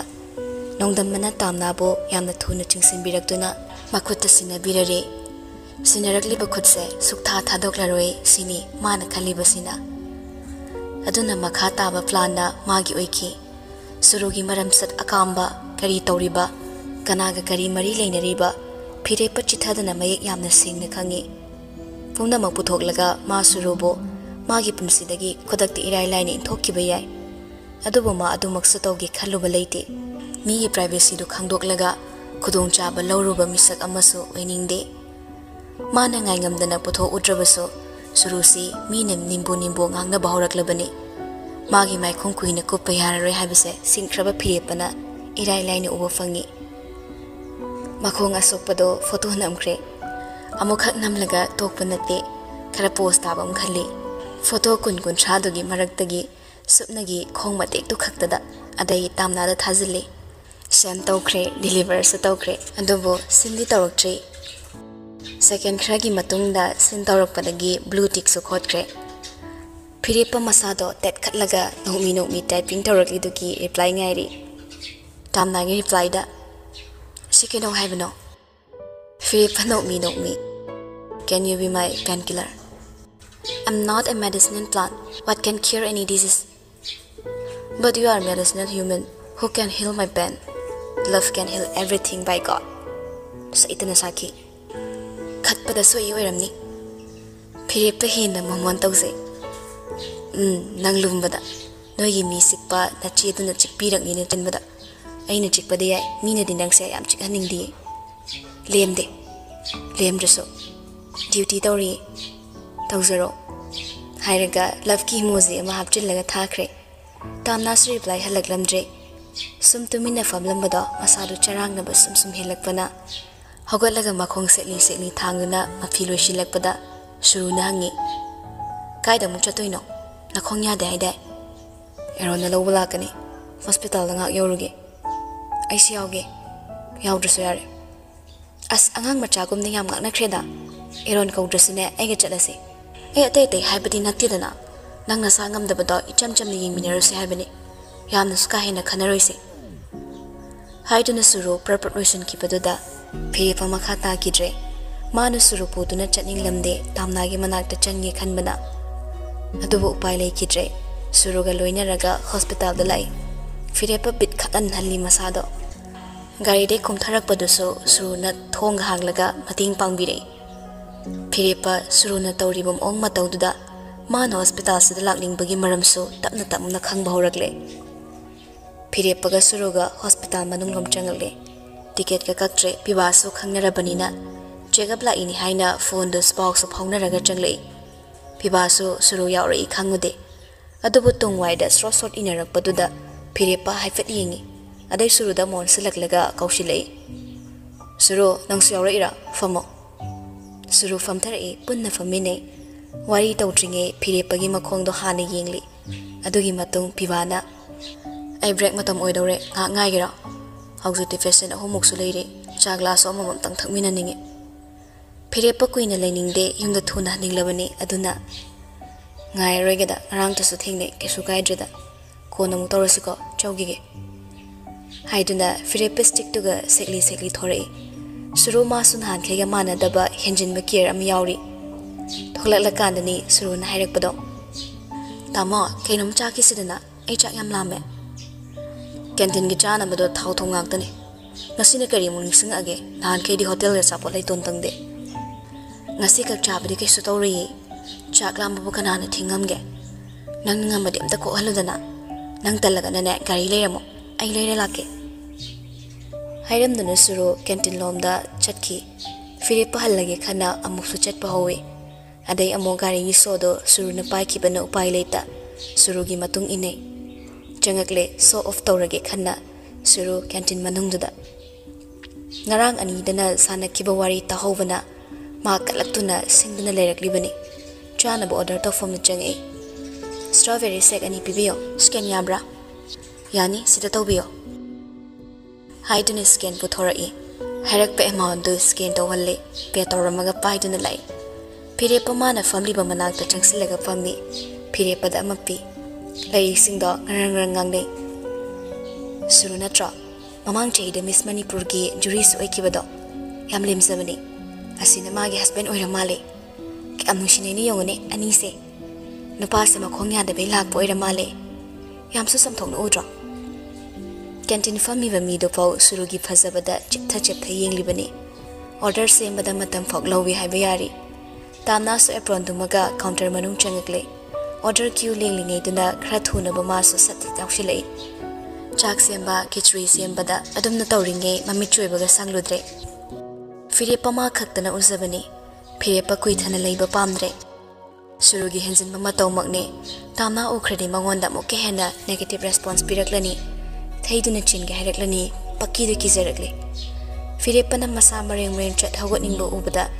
suru kumhai sanarage khalakle fo hawalaga canteen lomna chengle ising amta pibigera yani ngaktang phambiyo ising loi thokre lawzarage tamna su tanjadu da nakalama da history packing kan tawri aduna uramde suruna fare dudi ngairamage pet kona tawrora hoyai okay thank you hairam dunu suru mamai lerega chatkre duty tamine banu paduna tamna athobagi oine store room dei ising bottle intang lobiruso customer ngai lere Tamna magi packing tawbado thalamlaga nupaduda sinaramlaga store room duda lai. Fridge tagi sing ayingba amaga fridge da haptaba amaga puraga lai. Duty taminariba nupaduna mo. Table number 5 ta piramo. Cell pe taroktre. Tamna hoi hairaga amok thoraklaga table number 5 ta lakpada phamamliba ani da ure. Makhong chaplipi phire phamaso tamna gi maong ukre. Man hena lei tade tamna na khambanjaraga wai ama phokang thokpa ngambagi pangal su leitaba ubada tamna su tabli tabli changsilai mino kitang sungaga ising sida leijare suru thazadaba saraga tamna nang sida duty tarira ngak phamko wari sakise tamna apron mamang da paliba pocket to da makhut ani humlaga duty matamni na wari saba nungai roi duty loidom kyang walige khara wali hobada ngai o fare adudi kya oidoino kun khaktangni tamuya nangi kaska kun na yauribra fripa wallet ta yingdoi toringi suruna tap loraga bag to the yingli kun chapi prek lawa ma sat salaga tamna da pire aduga chani chapi ama fripa gi wallet to dei lakthoklaga sina tips ni nangi kenom chao fripa sawning bagi kitang mya chiksile devil thangnabada famba icham sampataba halani dudi khangzadabani na haraw Loksala, Nushida na pirini, Kairono, service pazaradine, tips loina pinabani. Tamna sel do tabli noraga, mamai lay to Nuchanki, Pirepana Suru to Chirol Toraga, Kenanong Torisa. Nushida na pibasa, Kaidorage, Yam the Hera, and do the Chango in Pirasira. Firipa Fuhagolaga, Magi de came to Watabani, Tamna na Firipada, Ipaina Kanging. Pirepa tamna na pirak pa ingita matumina lay thakre makong sikli chaisu paiduna jatki suru sumana utlamba attitude to da kitang ikai howi sumna tagi midyeng amada irai laina hek machin phokmen ngangam kiba ma ikai howi asumba minok na leiting pirepa gi matung inaki pirepa mate ama thorak laga chaplepi matung de inarak pa suru sulepai pirepa na nupi do don selak laga ikai ni kai roi khangdana chaibore Nangi aron manupa mayam to amuk pelak chadana aiga magi marakta khangzadaba misak amagi role lawdana thugaina basile nang nangam taningi se nang nami horiba aise nanga noma khak oiraso mari leina bangam kidabagira noma khak oiraso adugi relation du natra nang na ingondagi asa torise suruna kedawrange aina firepana wa makhayam tarakano khangdogi khanglaba ingonda oida padaba nganglaga sumni khalibado Aranwa wakalamani. Noma khaki oinaso nangna pamliba marido. Minute ama khak pau aina khaining de khangaba. Nanguma magina sa sokadaba mamal yaudaba nupado aina te. Tamuyai wangang do kanmeli. Nang ai matam duda kari hainaki. Adu ai haide haiduna chen kibra. Kaudri do yam fai. Nasagi limit amada leyo. Namit masing tha athaduna ai nakta sumsuru naibagi wakaldo thadok putamlo. Hairam laga Firepa gam makhonga sopa kauraga chatki suru Firepa da sauruba sungam luda Firepa na asingba aronba manasu khangamoi haiduna lona tawkiba khara kangthoragamba dugi mamai humang dai thui masu matungdi inaki kaudri makhoi anina kana khangana sana kiba wari dumasu nangse aigi ni haina laibak ta tamnamdrabaso aigi khubak mai da ibiramdrabaso Tamoishinadi Nangula Chari Hanjin Nang Manungsi Nangula Chay Haina Namang do Tok Pasupamdre Tok Luriba Itausina Ohen Kibay Aran Balamchat Oyhori Adi Namida Kak Ngausabi Natung the Kak Ging Bagam Sabi Lona Kak Wakal na Sagat Jabagi Taunado Matangai Hobi Malim Sina Suki Matik Pak Chaurabaso Tamoisina khwaidagi pamzaba maphamdi nangi narum thopna hingzabani masini aina nungtigi nijabase phongdoktana asum thamkhrasira phongdok lubatana hongan khidra nang aigi marise kidaba sungamde aina subna tangi ngamba haibabo ngasigi asumna nangi natongda leplaga nangbu yingzahubasini nafamdagi nathaiba saduna nangonda tathi utliba itausimati Nangbu uba mikup kudingi utpa oidaba itaw amakhakni Brazagu maya thauraba nangi na tawda ꯑꯩꯅ ꯆꯩꯅꯥ ꯃꯁꯤꯡ ꯊꯤꯡꯉꯝꯗ ꯈꯥꯡꯂꯕꯁꯨ ꯊꯃꯣꯏꯁꯤꯅ ꯀꯔꯤꯒꯤ ꯏꯊꯣꯠ ꯊꯣꯠꯄꯒꯨꯝꯅ ꯅꯪꯒꯤ ꯁꯛꯇꯝ ꯎꯕꯗ ꯄꯪꯊꯈꯤ ꯅꯪꯒꯤ ꯇꯥꯏꯕꯪꯗ ꯆꯪꯅꯤꯡꯂꯤ ꯊꯃꯣꯏꯗ ꯂꯩꯔꯤꯕ ꯑꯀꯤꯕꯁꯤꯁꯨ ꯅꯣꯡꯃ ꯅꯣꯡꯃꯒꯤ ꯍꯦꯟꯒꯠꯂꯛꯏ ꯑꯗꯨꯒ ꯅꯣꯡꯃ ꯅꯣꯡꯃꯒꯤ ꯅꯪꯕꯨ ꯇꯝꯊꯤꯅ ꯅꯨꯡꯁꯤꯕꯁꯨ ꯍꯦꯜꯂꯛꯂꯤ ꯕ꯭ꯔꯖꯂꯛꯇ ꯆꯨꯝꯊꯥꯡ ꯊꯤꯕꯒꯨꯝꯅ ꯀꯣꯏꯆꯠ ꯆꯠꯂꯤ ꯆꯣꯛꯊꯕ ꯅꯥꯏꯗ ꯑꯉꯥꯎꯕꯤꯁꯤ ꯀꯔꯤꯒꯨꯝꯕꯗꯁꯨ ꯃꯅꯤꯡ ꯈꯪꯍꯟꯍꯜꯂꯛꯏ ꯑꯗꯨꯒ ꯀꯔꯤꯒꯨꯝꯕꯗꯅ ꯕ꯭ꯔꯖꯗꯨꯕꯨ ꯄꯥꯏꯁꯤꯟꯒꯦ ꯇꯧꯔꯤ ꯇꯥꯝꯅꯥ ꯀꯧꯔꯛꯄꯗꯨꯗ ꯏꯈꯪ ꯈꯪꯗꯨꯅ ꯃꯁꯥꯗꯣ ꯈꯤꯇꯪ ꯆꯣꯡꯈꯠꯂꯤ ꯃꯥꯒꯤ ꯗ꯭ꯌꯨꯇꯤ ꯇꯥꯃꯤꯟꯅꯔꯤꯕ ꯃꯤꯗꯨꯅ ꯃꯇꯦꯡ ꯇꯧꯍꯟꯅꯤꯡꯕꯒꯤ ꯂꯦꯞꯅ ꯃꯪꯂꯤꯕ ꯇꯥꯝꯅꯥꯕꯨ ꯍꯧꯗꯣꯔꯛꯄꯅꯤ ꯇꯥꯝꯅꯥꯁꯨ ꯄ꯭ꯔꯄꯞ ꯆꯪꯁꯤꯜꯂꯒ ꯃꯌꯥꯝꯗꯨꯒꯤ ꯁꯔꯞ ꯇꯧꯔꯤ ꯄꯨꯟꯅ ꯊꯕꯛꯁꯤꯡꯗꯣ ꯍꯣꯠꯅꯃꯤꯟꯅꯩ ꯁꯣꯝꯗ ꯐꯤꯔꯦꯞꯄ ꯁꯨꯔꯨꯅ ꯊꯣꯡ ꯍꯥꯡꯂꯤꯕ ꯃꯃꯥꯡꯗꯨꯗ ꯀꯥꯈꯠꯂꯛꯇ꯭ꯔꯦ ꯃꯅꯤꯡꯒꯤ ꯊꯣꯡꯗꯨ ꯍꯥꯡꯗꯨꯅ ꯀꯥꯈꯠꯂꯛꯏ ꯁꯨꯔꯨ ꯐꯤꯔꯦꯞꯄꯗ ꯈꯤꯇꯪ ꯅꯨꯡꯉꯥꯏꯇꯦ ꯌꯦꯡꯂꯛꯏ ꯈꯣꯡꯁꯦ ꯅꯨꯡꯉꯥꯏꯇꯦ ꯈꯔ ꯐ꯭ꯔꯤ ꯑꯣꯏꯅ ꯐꯝꯒꯦ ꯁꯨꯔꯨ ꯐꯤꯔꯦꯞꯄꯒꯤ ꯃꯑꯣꯡꯗꯨꯗ ꯈꯔꯗꯤ ꯁꯥꯎꯅꯤꯡꯉꯤ ꯑꯗꯨꯕꯨ ꯌꯨꯝ ꯌꯧꯔꯒ ꯆꯞ ꯆꯥꯕ ꯑꯃ ꯉꯥꯡꯅꯔꯒꯦ ꯈꯜꯂꯤ ꯃꯐꯝꯁꯤꯗ ꯋꯥ ꯉꯥꯡꯅꯕꯗꯤ ꯃꯥꯅꯁꯨ ꯃꯥꯏ ꯄꯥꯛꯑꯣꯏ ꯑꯗꯨꯒ ꯃꯈꯣꯏ ꯑꯅꯤ ꯀꯥꯏꯅꯕꯒꯤ ꯃꯔꯝ ꯈꯨꯗꯣꯡꯆꯥꯕ ꯂꯧꯈ꯭ꯔꯅꯤ ꯈꯥꯏꯕꯒꯤ ꯈꯔꯁꯨ ꯃꯥꯅ ꯅꯣꯜꯂꯨꯛꯄꯅꯤ ꯑꯗꯨꯕꯨ ꯑꯃꯨꯛꯁꯨ ꯆꯞ ꯆꯥꯕ ꯋꯥ ꯑꯃ ꯉꯥꯡꯂꯨꯕꯗ ꯃꯥꯅ ꯇꯥꯝꯅꯥꯁꯦ ꯃꯅꯥꯛꯇ ꯊꯝꯒꯦ ꯍꯥꯏꯔꯛꯀꯅꯤ ꯑꯗꯨꯕꯨ ꯁꯨꯔꯨ ꯐꯤꯔꯦꯞꯄꯕꯨ ꯑꯅꯤ ꯊꯣꯛꯅ ꯈꯥꯏꯗꯣꯛꯂꯒ ꯇꯥꯝꯅꯥꯒꯤ ꯁꯔꯨꯛ ꯊꯨꯡꯕ ꯁꯨꯛꯄꯥꯝ ꯄꯥꯝꯗꯦ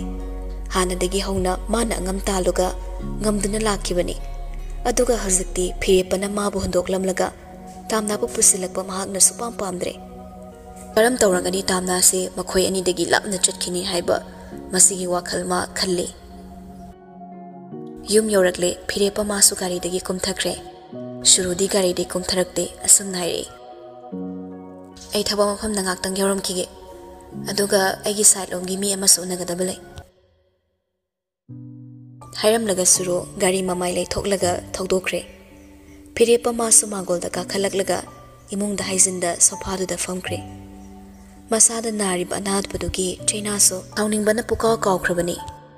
ꯑꯗꯩ ꯑꯦꯔꯣꯟꯗ ꯐꯣꯟ ꯇꯧꯏ ꯄꯥꯏꯔꯛꯄꯒ ꯍꯜꯂꯣ ꯅꯪ ꯀꯥꯏ ꯂꯩꯒꯦ ꯇꯥꯃꯣ ꯊꯕꯛ ꯃꯐꯝꯗ ꯂꯩꯌꯦ ꯑꯩꯒ ꯊꯕꯛ ꯑꯃ ꯆꯠꯂꯨꯁꯦ ꯅꯪ ꯑꯝꯇ ꯄꯤꯛ ꯑꯞ ꯇꯧꯔ ꯂꯥꯛꯑꯣ ꯑꯩ ꯒꯥꯔꯤ ꯊꯧꯕ ꯌꯥꯗ꯭ꯔꯦ ꯅꯪꯉꯣꯟꯗ ꯈꯔ ꯌꯦꯠꯄ ꯇꯥꯔꯦ ꯀꯔꯤ ꯑꯃꯨꯛ ꯇꯧꯕꯗ ꯌꯥꯗ꯭ꯔꯕ ꯒꯥꯔꯤ ꯊꯧꯕꯗꯨꯅ ꯈꯣꯡꯁꯦ ꯕꯦꯔꯥ ꯈꯔ ꯀꯥꯔꯦꯕ ꯑꯗꯨꯅꯅꯤ ꯇꯉꯥꯏ ꯐꯗꯕꯒꯤꯅꯤ ꯍꯣꯏ ꯍꯣꯏ ꯇꯥꯃꯣ ꯂꯥꯛꯑꯒꯦ ꯍꯥꯏꯗꯨꯅ ꯑꯦꯔꯣꯟ ꯐꯣꯟ ꯀꯛꯊꯠꯂꯦ ꯑꯗꯨꯒ ꯃꯥꯒꯤ ꯀꯦꯕꯤꯟꯗꯒꯤ ꯊꯣꯔꯛꯄꯗ ꯏꯟꯇꯔꯚ꯭ꯌꯨ ꯂꯥꯛꯄꯗ ꯗꯣꯡ ꯑꯃꯨꯛꯁꯨ ꯊꯦꯡꯒꯥꯏꯅꯩ ꯁꯠ ꯁꯠ ꯌꯦꯡꯈꯠꯅꯩ ꯅꯤꯡꯉꯣꯜꯅ ꯑꯁ ꯈꯔ ꯌꯦꯡꯉ ꯆꯠꯄ ꯌꯥꯗ꯭ꯔꯥ ꯑꯦꯔꯣꯟ ꯑꯣꯟꯊꯣꯛꯅ ꯀꯥꯈ꯭ꯔꯦ ꯈꯟꯗꯨꯅ ꯅꯣꯟꯈꯠꯂꯛꯄꯗꯗꯤ ꯃꯃꯥꯡꯗ ꯊꯦꯡꯅꯕꯤ ꯁꯛꯇꯥ ꯅꯨꯡꯁꯤꯗꯕꯤꯗꯨ ꯑꯣꯏꯗꯨꯅ ꯂꯩꯔꯝꯂꯦ ꯃꯃꯥꯡꯗꯁꯨ ꯃꯑꯣꯡ ꯃꯇꯧꯗꯣ ꯅꯨꯡꯁꯤꯃꯟꯗꯗꯅ ꯅꯤꯡꯁꯤꯡꯂꯨꯕꯅꯤ ꯑꯃꯨꯛꯀꯁꯨ ꯍꯦꯛ ꯊꯦꯡꯅꯔꯦ ꯑꯩꯅ ꯈꯣꯟꯖꯦꯜꯁꯦ ꯃꯌꯥꯝꯒ ꯃꯥꯟꯅꯗꯦ ꯈꯜꯂꯤꯅꯦ ꯀꯩꯑꯕ ꯈꯔ ꯀꯟꯅ ꯍꯥꯏꯔꯛꯑꯣ ꯇꯥꯔꯔꯣꯏ ꯀꯥꯏꯅ ꯇꯧꯔꯤ ꯃꯥꯜꯂꯤꯅꯦ ꯏꯟꯇꯔꯚ꯭ꯌꯨ ꯂꯥꯛꯄꯗ ꯀꯁꯇꯃꯔꯒ ꯈꯠꯅꯕ ꯅꯨꯡꯉꯥꯏꯇꯦꯀꯣ ꯅꯨꯄꯥꯅꯤ ꯀꯥꯏꯅ ꯃꯦꯀꯞꯄꯨ ꯅꯨꯡꯇꯤꯒꯤ ꯇꯧꯏꯅꯦ ꯕꯦꯔꯥꯅꯤ ꯑꯩꯅ ꯃꯦꯀꯞ ꯇꯧꯕꯗ ꯅꯪ ꯁꯤꯛꯄ꯭ꯔꯣ ꯑꯩꯅ ꯈꯨꯖꯤꯟ ꯅꯨꯡꯇꯤꯒꯤ ꯁꯤꯟꯗꯅ ꯁꯪꯒꯤꯔꯥ ꯕꯣꯗꯤ ꯁ꯭ꯄꯥ ꯇꯧꯒꯦꯔꯥ ꯃꯦꯅꯤꯀ꯭ꯌꯣꯔ ꯄꯦꯗꯤꯀ꯭ꯌꯣꯔ ꯇꯧꯕꯗ ꯅꯪ ꯀꯩꯅ ꯊꯧ ꯂꯩꯒꯦ इंटरव्यू कायना तौरीबा फिबमदुगा वंगांग संगांगदुगा मी बिजनेस मुथत्के कायदना आशा अमा लोइनरा लाकपा माले नंग इंटरव्यू यावदबना फै सुकन खलरोइको नंगबु लाइरो अइबु इंटरव्यू खनि खलोइ कायना हाइसे नंग सिबु मैनेजर रो नत्रगा डायरेक्टर रो नंगना इसे खंदोरिबो अइना वा कन्ना ngang इसे ngang बे यारेना nganगिने नंग कैदोगे हाबनो एरोन निंगोलद मखुतना थिल्लगा बेमा नंग को नंग ओसिनगे तौरिङे गाइङमदना फिरेपना कॉल अमुक हंजिना तौसले कॉल पाइना पाइना हेलो तामोय थोले ए औसले स्वाइड स्ट्रीट हौदो अमक न तांथोंबा निंगो वांगांग नंगना चटकिबे एरोंदा मचिन मना सुगत येंगलगा नंग मथंग लाक्ता लाउदना नंग नुंगाइने बनंग हौदोंग काइना एरोन थोरगले गाड़ी सोदना नमलगा गाड़ी दो करोमदा सिक्योरिटी ना पार्क तौरबनो हाइना येंगले अदे गाड़ी का खलकलगा फिरेपगी मनाक चटख्रे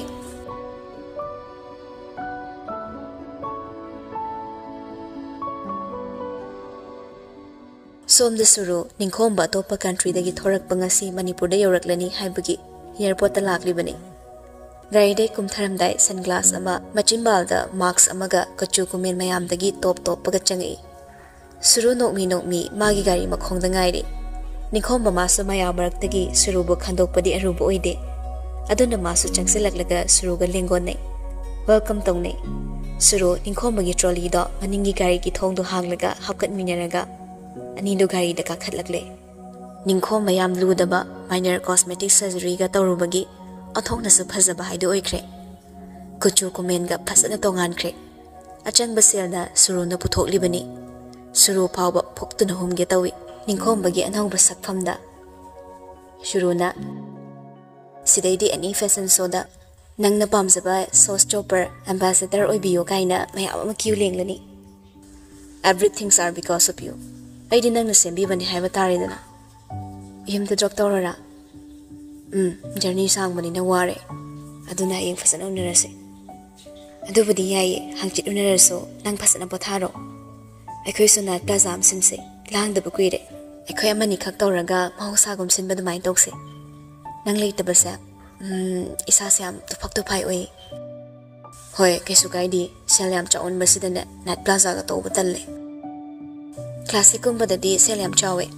aduga langba ya ya dinner rule suyam lei aduna to hotel ma cham thirega ne free ore siya ba nungai na pangthose e hosi sa se tension yam lei aduna nungai thok pa me nangi tension do ina ko han matari dana ahila abanina suru momondo e asumna lagmina duna ninkhom bagi get fawba suru na ninkhom bo thilei ninkhom ba thanam laga masu gari mamai lei duna hankibada lambi da amubi na ukre magi driver duna su howi amubi khakana natte mana bi amagi status ta okiba ninkhom babu ma hosik su kaudre mana pamsari ba izat siga magi mamong la tokthorok libasiga ma khara khara dagi sound ma sum hingalak labani mubina hosiki nupa dubo ninkhom ba hebra album khra kumba model angang du natra ngoba mani meda ado meda ibe masuruga mo enisi mamangda Thailand du soi khoi thuibina thingni hai aikhoi tamogi macha nupi ama modeling tambado aduna meda moi se thabak ka related oidruso khra punba male aini yum kai gi draidan haidrabani aikhoi na ta dabagi wani miniam hainare nangna amuk yamna khangamisina karamna angau balatli lagli tawrambadai mayik sengna khangba hairi aikhoi thoibigi boroi dawribado nupasi mamanabani nupina selga yam thadai hairi meda wa khara haina hodrabadi tungda kaibala kadawbusu malena sum kangthor abani meda movie mamong nupita khudakta phone toksili suru pairei amubina bema nang buyum da halabo ma aidi modeling ki class ma kan tawri ai kon tawrake angang singa supulli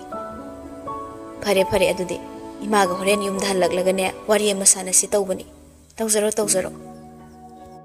amubi phone kak thali adobo asuk mangonda minamba mamau sigi wangangda mamang gi thodok singdo mamau na mangonda oidaba nganglabra sum chingna ba horakle thajaba haiba sitabu oidaba amuk pungangbada phakhrabadi thajaba sukmam hengamde haiba komna thajadaba sum helakle ma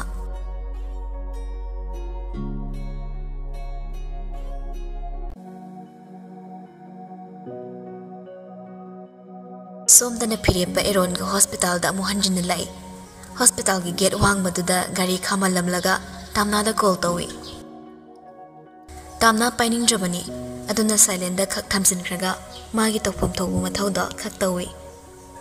thabak naga chinbaga phirepa na call tawi haiba pho adum kak thokre somdana call fenam tawrabasu supai pairak tre haina phirepa khar sawi gari dai chaisu domaga sat kumtharai eron dairami nang sidalaramu hairaga sekli canteen lom dalai fana sangi maphamdo adoba phirepa sauningum lakum awaba kawi canteen manung changpada tamna khaklerami counter manungda manakta prapap changsilaklaga khayasu thinguda nangi phone kanai lekhraba haineringi duty taminaba nupa do lakpaduda khanganingdraduna sir kay order tawbigadabano phirepa sauningbana amuktang hondo isor akoi batuda round amurak yengluraga warim tasanase amda thoro tamnam hil ayokre phirepana pakhang ama he oiramladi khrasu hek phadawba nupi thirabanina mayamna kana mana ukidra haiba wakhalsina pasada kingan khangalakli sasat awaya khumnatta wangang thoke khanduna thabak taminaba nupam chaduda abong nangak tang senaramo hoi kuidi kurakanu ko Tamna mangakte apron do huktok laga yansilam labatong counter day thori ani do punna thominarakle mafam na wari sase haiduna fire pana mang tharaga chatliba maikerom da tamna su ine khamduna leiba gari dugi manak yorakle tamna bu ka khala labatong masu ka khalai eron na gari thoraga mafam amada lagle fire pe eron daire eron ai ma wari ngaktang sanage Eron su kem kumda gari de kum tharak laga khara sathok laga lepki wari du sat hekta sana de mikup khara to min leiruraga phone do kai da thamge call to bu su pai pai de kyarak noi na wona call to rise mina chingna kidaw ba thabak to gum se haina haina nang na ingon da su amna awa potlum thagat papa mi se kai gino lot pe yaroi da ba mari lot laga kai kana fa fangena taseng nang ai gi mari sa lot san ba kai dong da yaroi aduna fongan ba da idea ki ba leite Ado ay napamde, nang ay mari amata lay na de. Lay na riba mari hay babo, ay na surrogate mother o ito na nangina chapo ba. Sidagihin ba mari amata, nang gaya mari lay na de. Si kaktok pa di chumde. Fire pa kang saw ningay. Kang di masu tamna na mangondagi laptop ki bagi wa amahik haurak baga. Hekto sa saw ning lagpahilag pa ni. Ado na break haptat kre. Angang do nang gaya isa ni. Nang surrogate mother o raso, angang siya sing mamama ni. Angang sa suruga ay ginante. Nangga giginahay ba? Ay nangang siya ng bap tarabra. Aday among dokumento phone da yaw do sat hang do na. Tamnagi manak thang sila gaying hanli. Se uraba ha, se uraba. Hanjan sumnang nawapag angangi sa kayo no. Tamna pirak riba report to da muna yung lambaday. Makuna phone da umupay naga. Tangat do na mitmang da pusilaga. Ying na mihol do so karayaw krabano. Masada dag ping na nirak humlak kak hulam baday samil amata pangkidre pire pamana makatari suru mama oiba ngamdaba nupi oide adoba aina yadana mana angang hekta yaw yabasu nate ngasi phaw maga ega loinarakpada sumnatagi khazikak aina magi masada so ubani adusu aina nisana wakal control tawba ngamhaudabagi tanja laudana mana lang thakibani wa makha tage khak ngamhanda nangsu ekta kapki aina ma waksang mapung phana so ubalai ti tamna Kasi pauba da ay na nang musunong sikidaba oy bataragani ay nupani lang topa ngaw topa nungay topa yay na adubo ay na fana langi ngawgi khalagpada nang se ay wakal lalay aduga kami surrogate process to fail oy banati ay na uhen bani ay na aduga ay nanggay gigisa na tana atopa mama matagi angang ay pamdi tamna sur mapiwalay Mangga chak manare masala thokliba angak pathaudokse tafong khangdabagi makhut niyetuna chimbada thangalaga sru neirami firi patamnagi makhutto tapaiduna thangtharaga nangai gi prinsidagi chatkiba yaroi aina nangbu thado ai tamna aduga nangna su chatkige hairakano asuk wana si yongna aina silakpase nang irai lai thokna chatkiba yaroi karigumba nangna nangi prinsibu ka thoamduna chatki haina khalaklobade aina nangbu su blackmail torokani nang naibu fatte harabasu ai sauroi aduwa aidi nanga kaina bangamre tamna khumkidre ma tarang amada leikre masado phirepa naksinna tamna gi gyan tada ba phibam do yengna tamna na wakhal tarak bangairi tamna su wakhal sukta tada bogom ma gi tumin leifam thokpa leikre phirepa taptharak laga masa nomduna hawdoi tamna Filipa na ugadra khanba phibam dudagi tongan ba phibam amada oina olai tamna do tapna halase hanba yakire wari sakise ahi wari loitri wari hobata ngairi wari sana ningre nongma phasana sanarase ayum dalaga pabongi maga de wari pumbali rege khale nangonda ta amdana libaso ayi chima sina ngamde nangna nangi wa machet amata tavidana khushi tawi warokini haina pakida suki Tamna handakti Firepa gi makhutta khangbai pairak Please Firepa wase am luri Luduna dum leira do buwani kushilak lage hena lurakani adubo ai nangbu inakta thambaso ai pame Tamna Firepa da mamit na sarap yenglaga nang han batalaso ai halagi thengi haibane mungsi am thengi ekhoina la isa thengi matam jade Firepa sur honthai tapna aduga gari de kumthaki bage eronda Eron halase Harak paduda Eron su sangsilagle gari na kakhatlaga thawba hore tamna kachina mada tasilaga chapsilaga thaizin na famki Firepaga nakna phamba phau hektalakpana saiglasada mapangi ishang shangba labukki lamhangi scenery amatta magi mitta ukidre ma firepagi wakhal bu khangbana koksaba horabani firepa mangonda maning onthoktuna leiriba tamnado tungwaidagi makhutna lengsumda thengge haina masa suklingda makhutto naksinki adubu thengba ngamdana amuk thangzillaga makhut ani da khosa prek prek theklaga khanglami tamna sukori tamna ai kok nungai tabani engoda wanganga ai tumina sumphamgi ko firepa tumin leikre wa makha tarakidre tamna hose matha yamna sari haibasisu ma khangle yamna thuna mana solution ama khudakta puraktrabadi khundingmak polum amamam loina thangatnarani haibasisu mana khangi surufana magi nupine haiduna khanma ngamdrabaso makhoi ani haksangi oiba marida matai mana ama natrabaso mayamgi mitengda surusi magi nupini suruna lona phattaba kaya ama tawkhrabaso pumnamakse tongana nakalamada thamkhraga mana magi nupini haina lawkhrabanina karamna su satkro haina taladoriba sini tamnana wazaba aduga amuk surubu mana karamna tanthokadoriba aduga amukna chaklu punba ma pamde chaklu yenaba ma pamde tamnana mana khaman baduna tawriba khudingmakso mana thokan mani haiduna masada maral sijari timing do yadrabanina thabu mafamda changamdrabani abungna karibo amuk khalamdoriba kuirakano haidana hairaklaga walking hour matamdasu phaniyamna helabani tamnagi yum mapa yore gari he khambaga tamnasu kemta hairamda sat kumtharaga prabab changre phirepa maso tamnana changkiba yenglamlaga handuna mu chatkre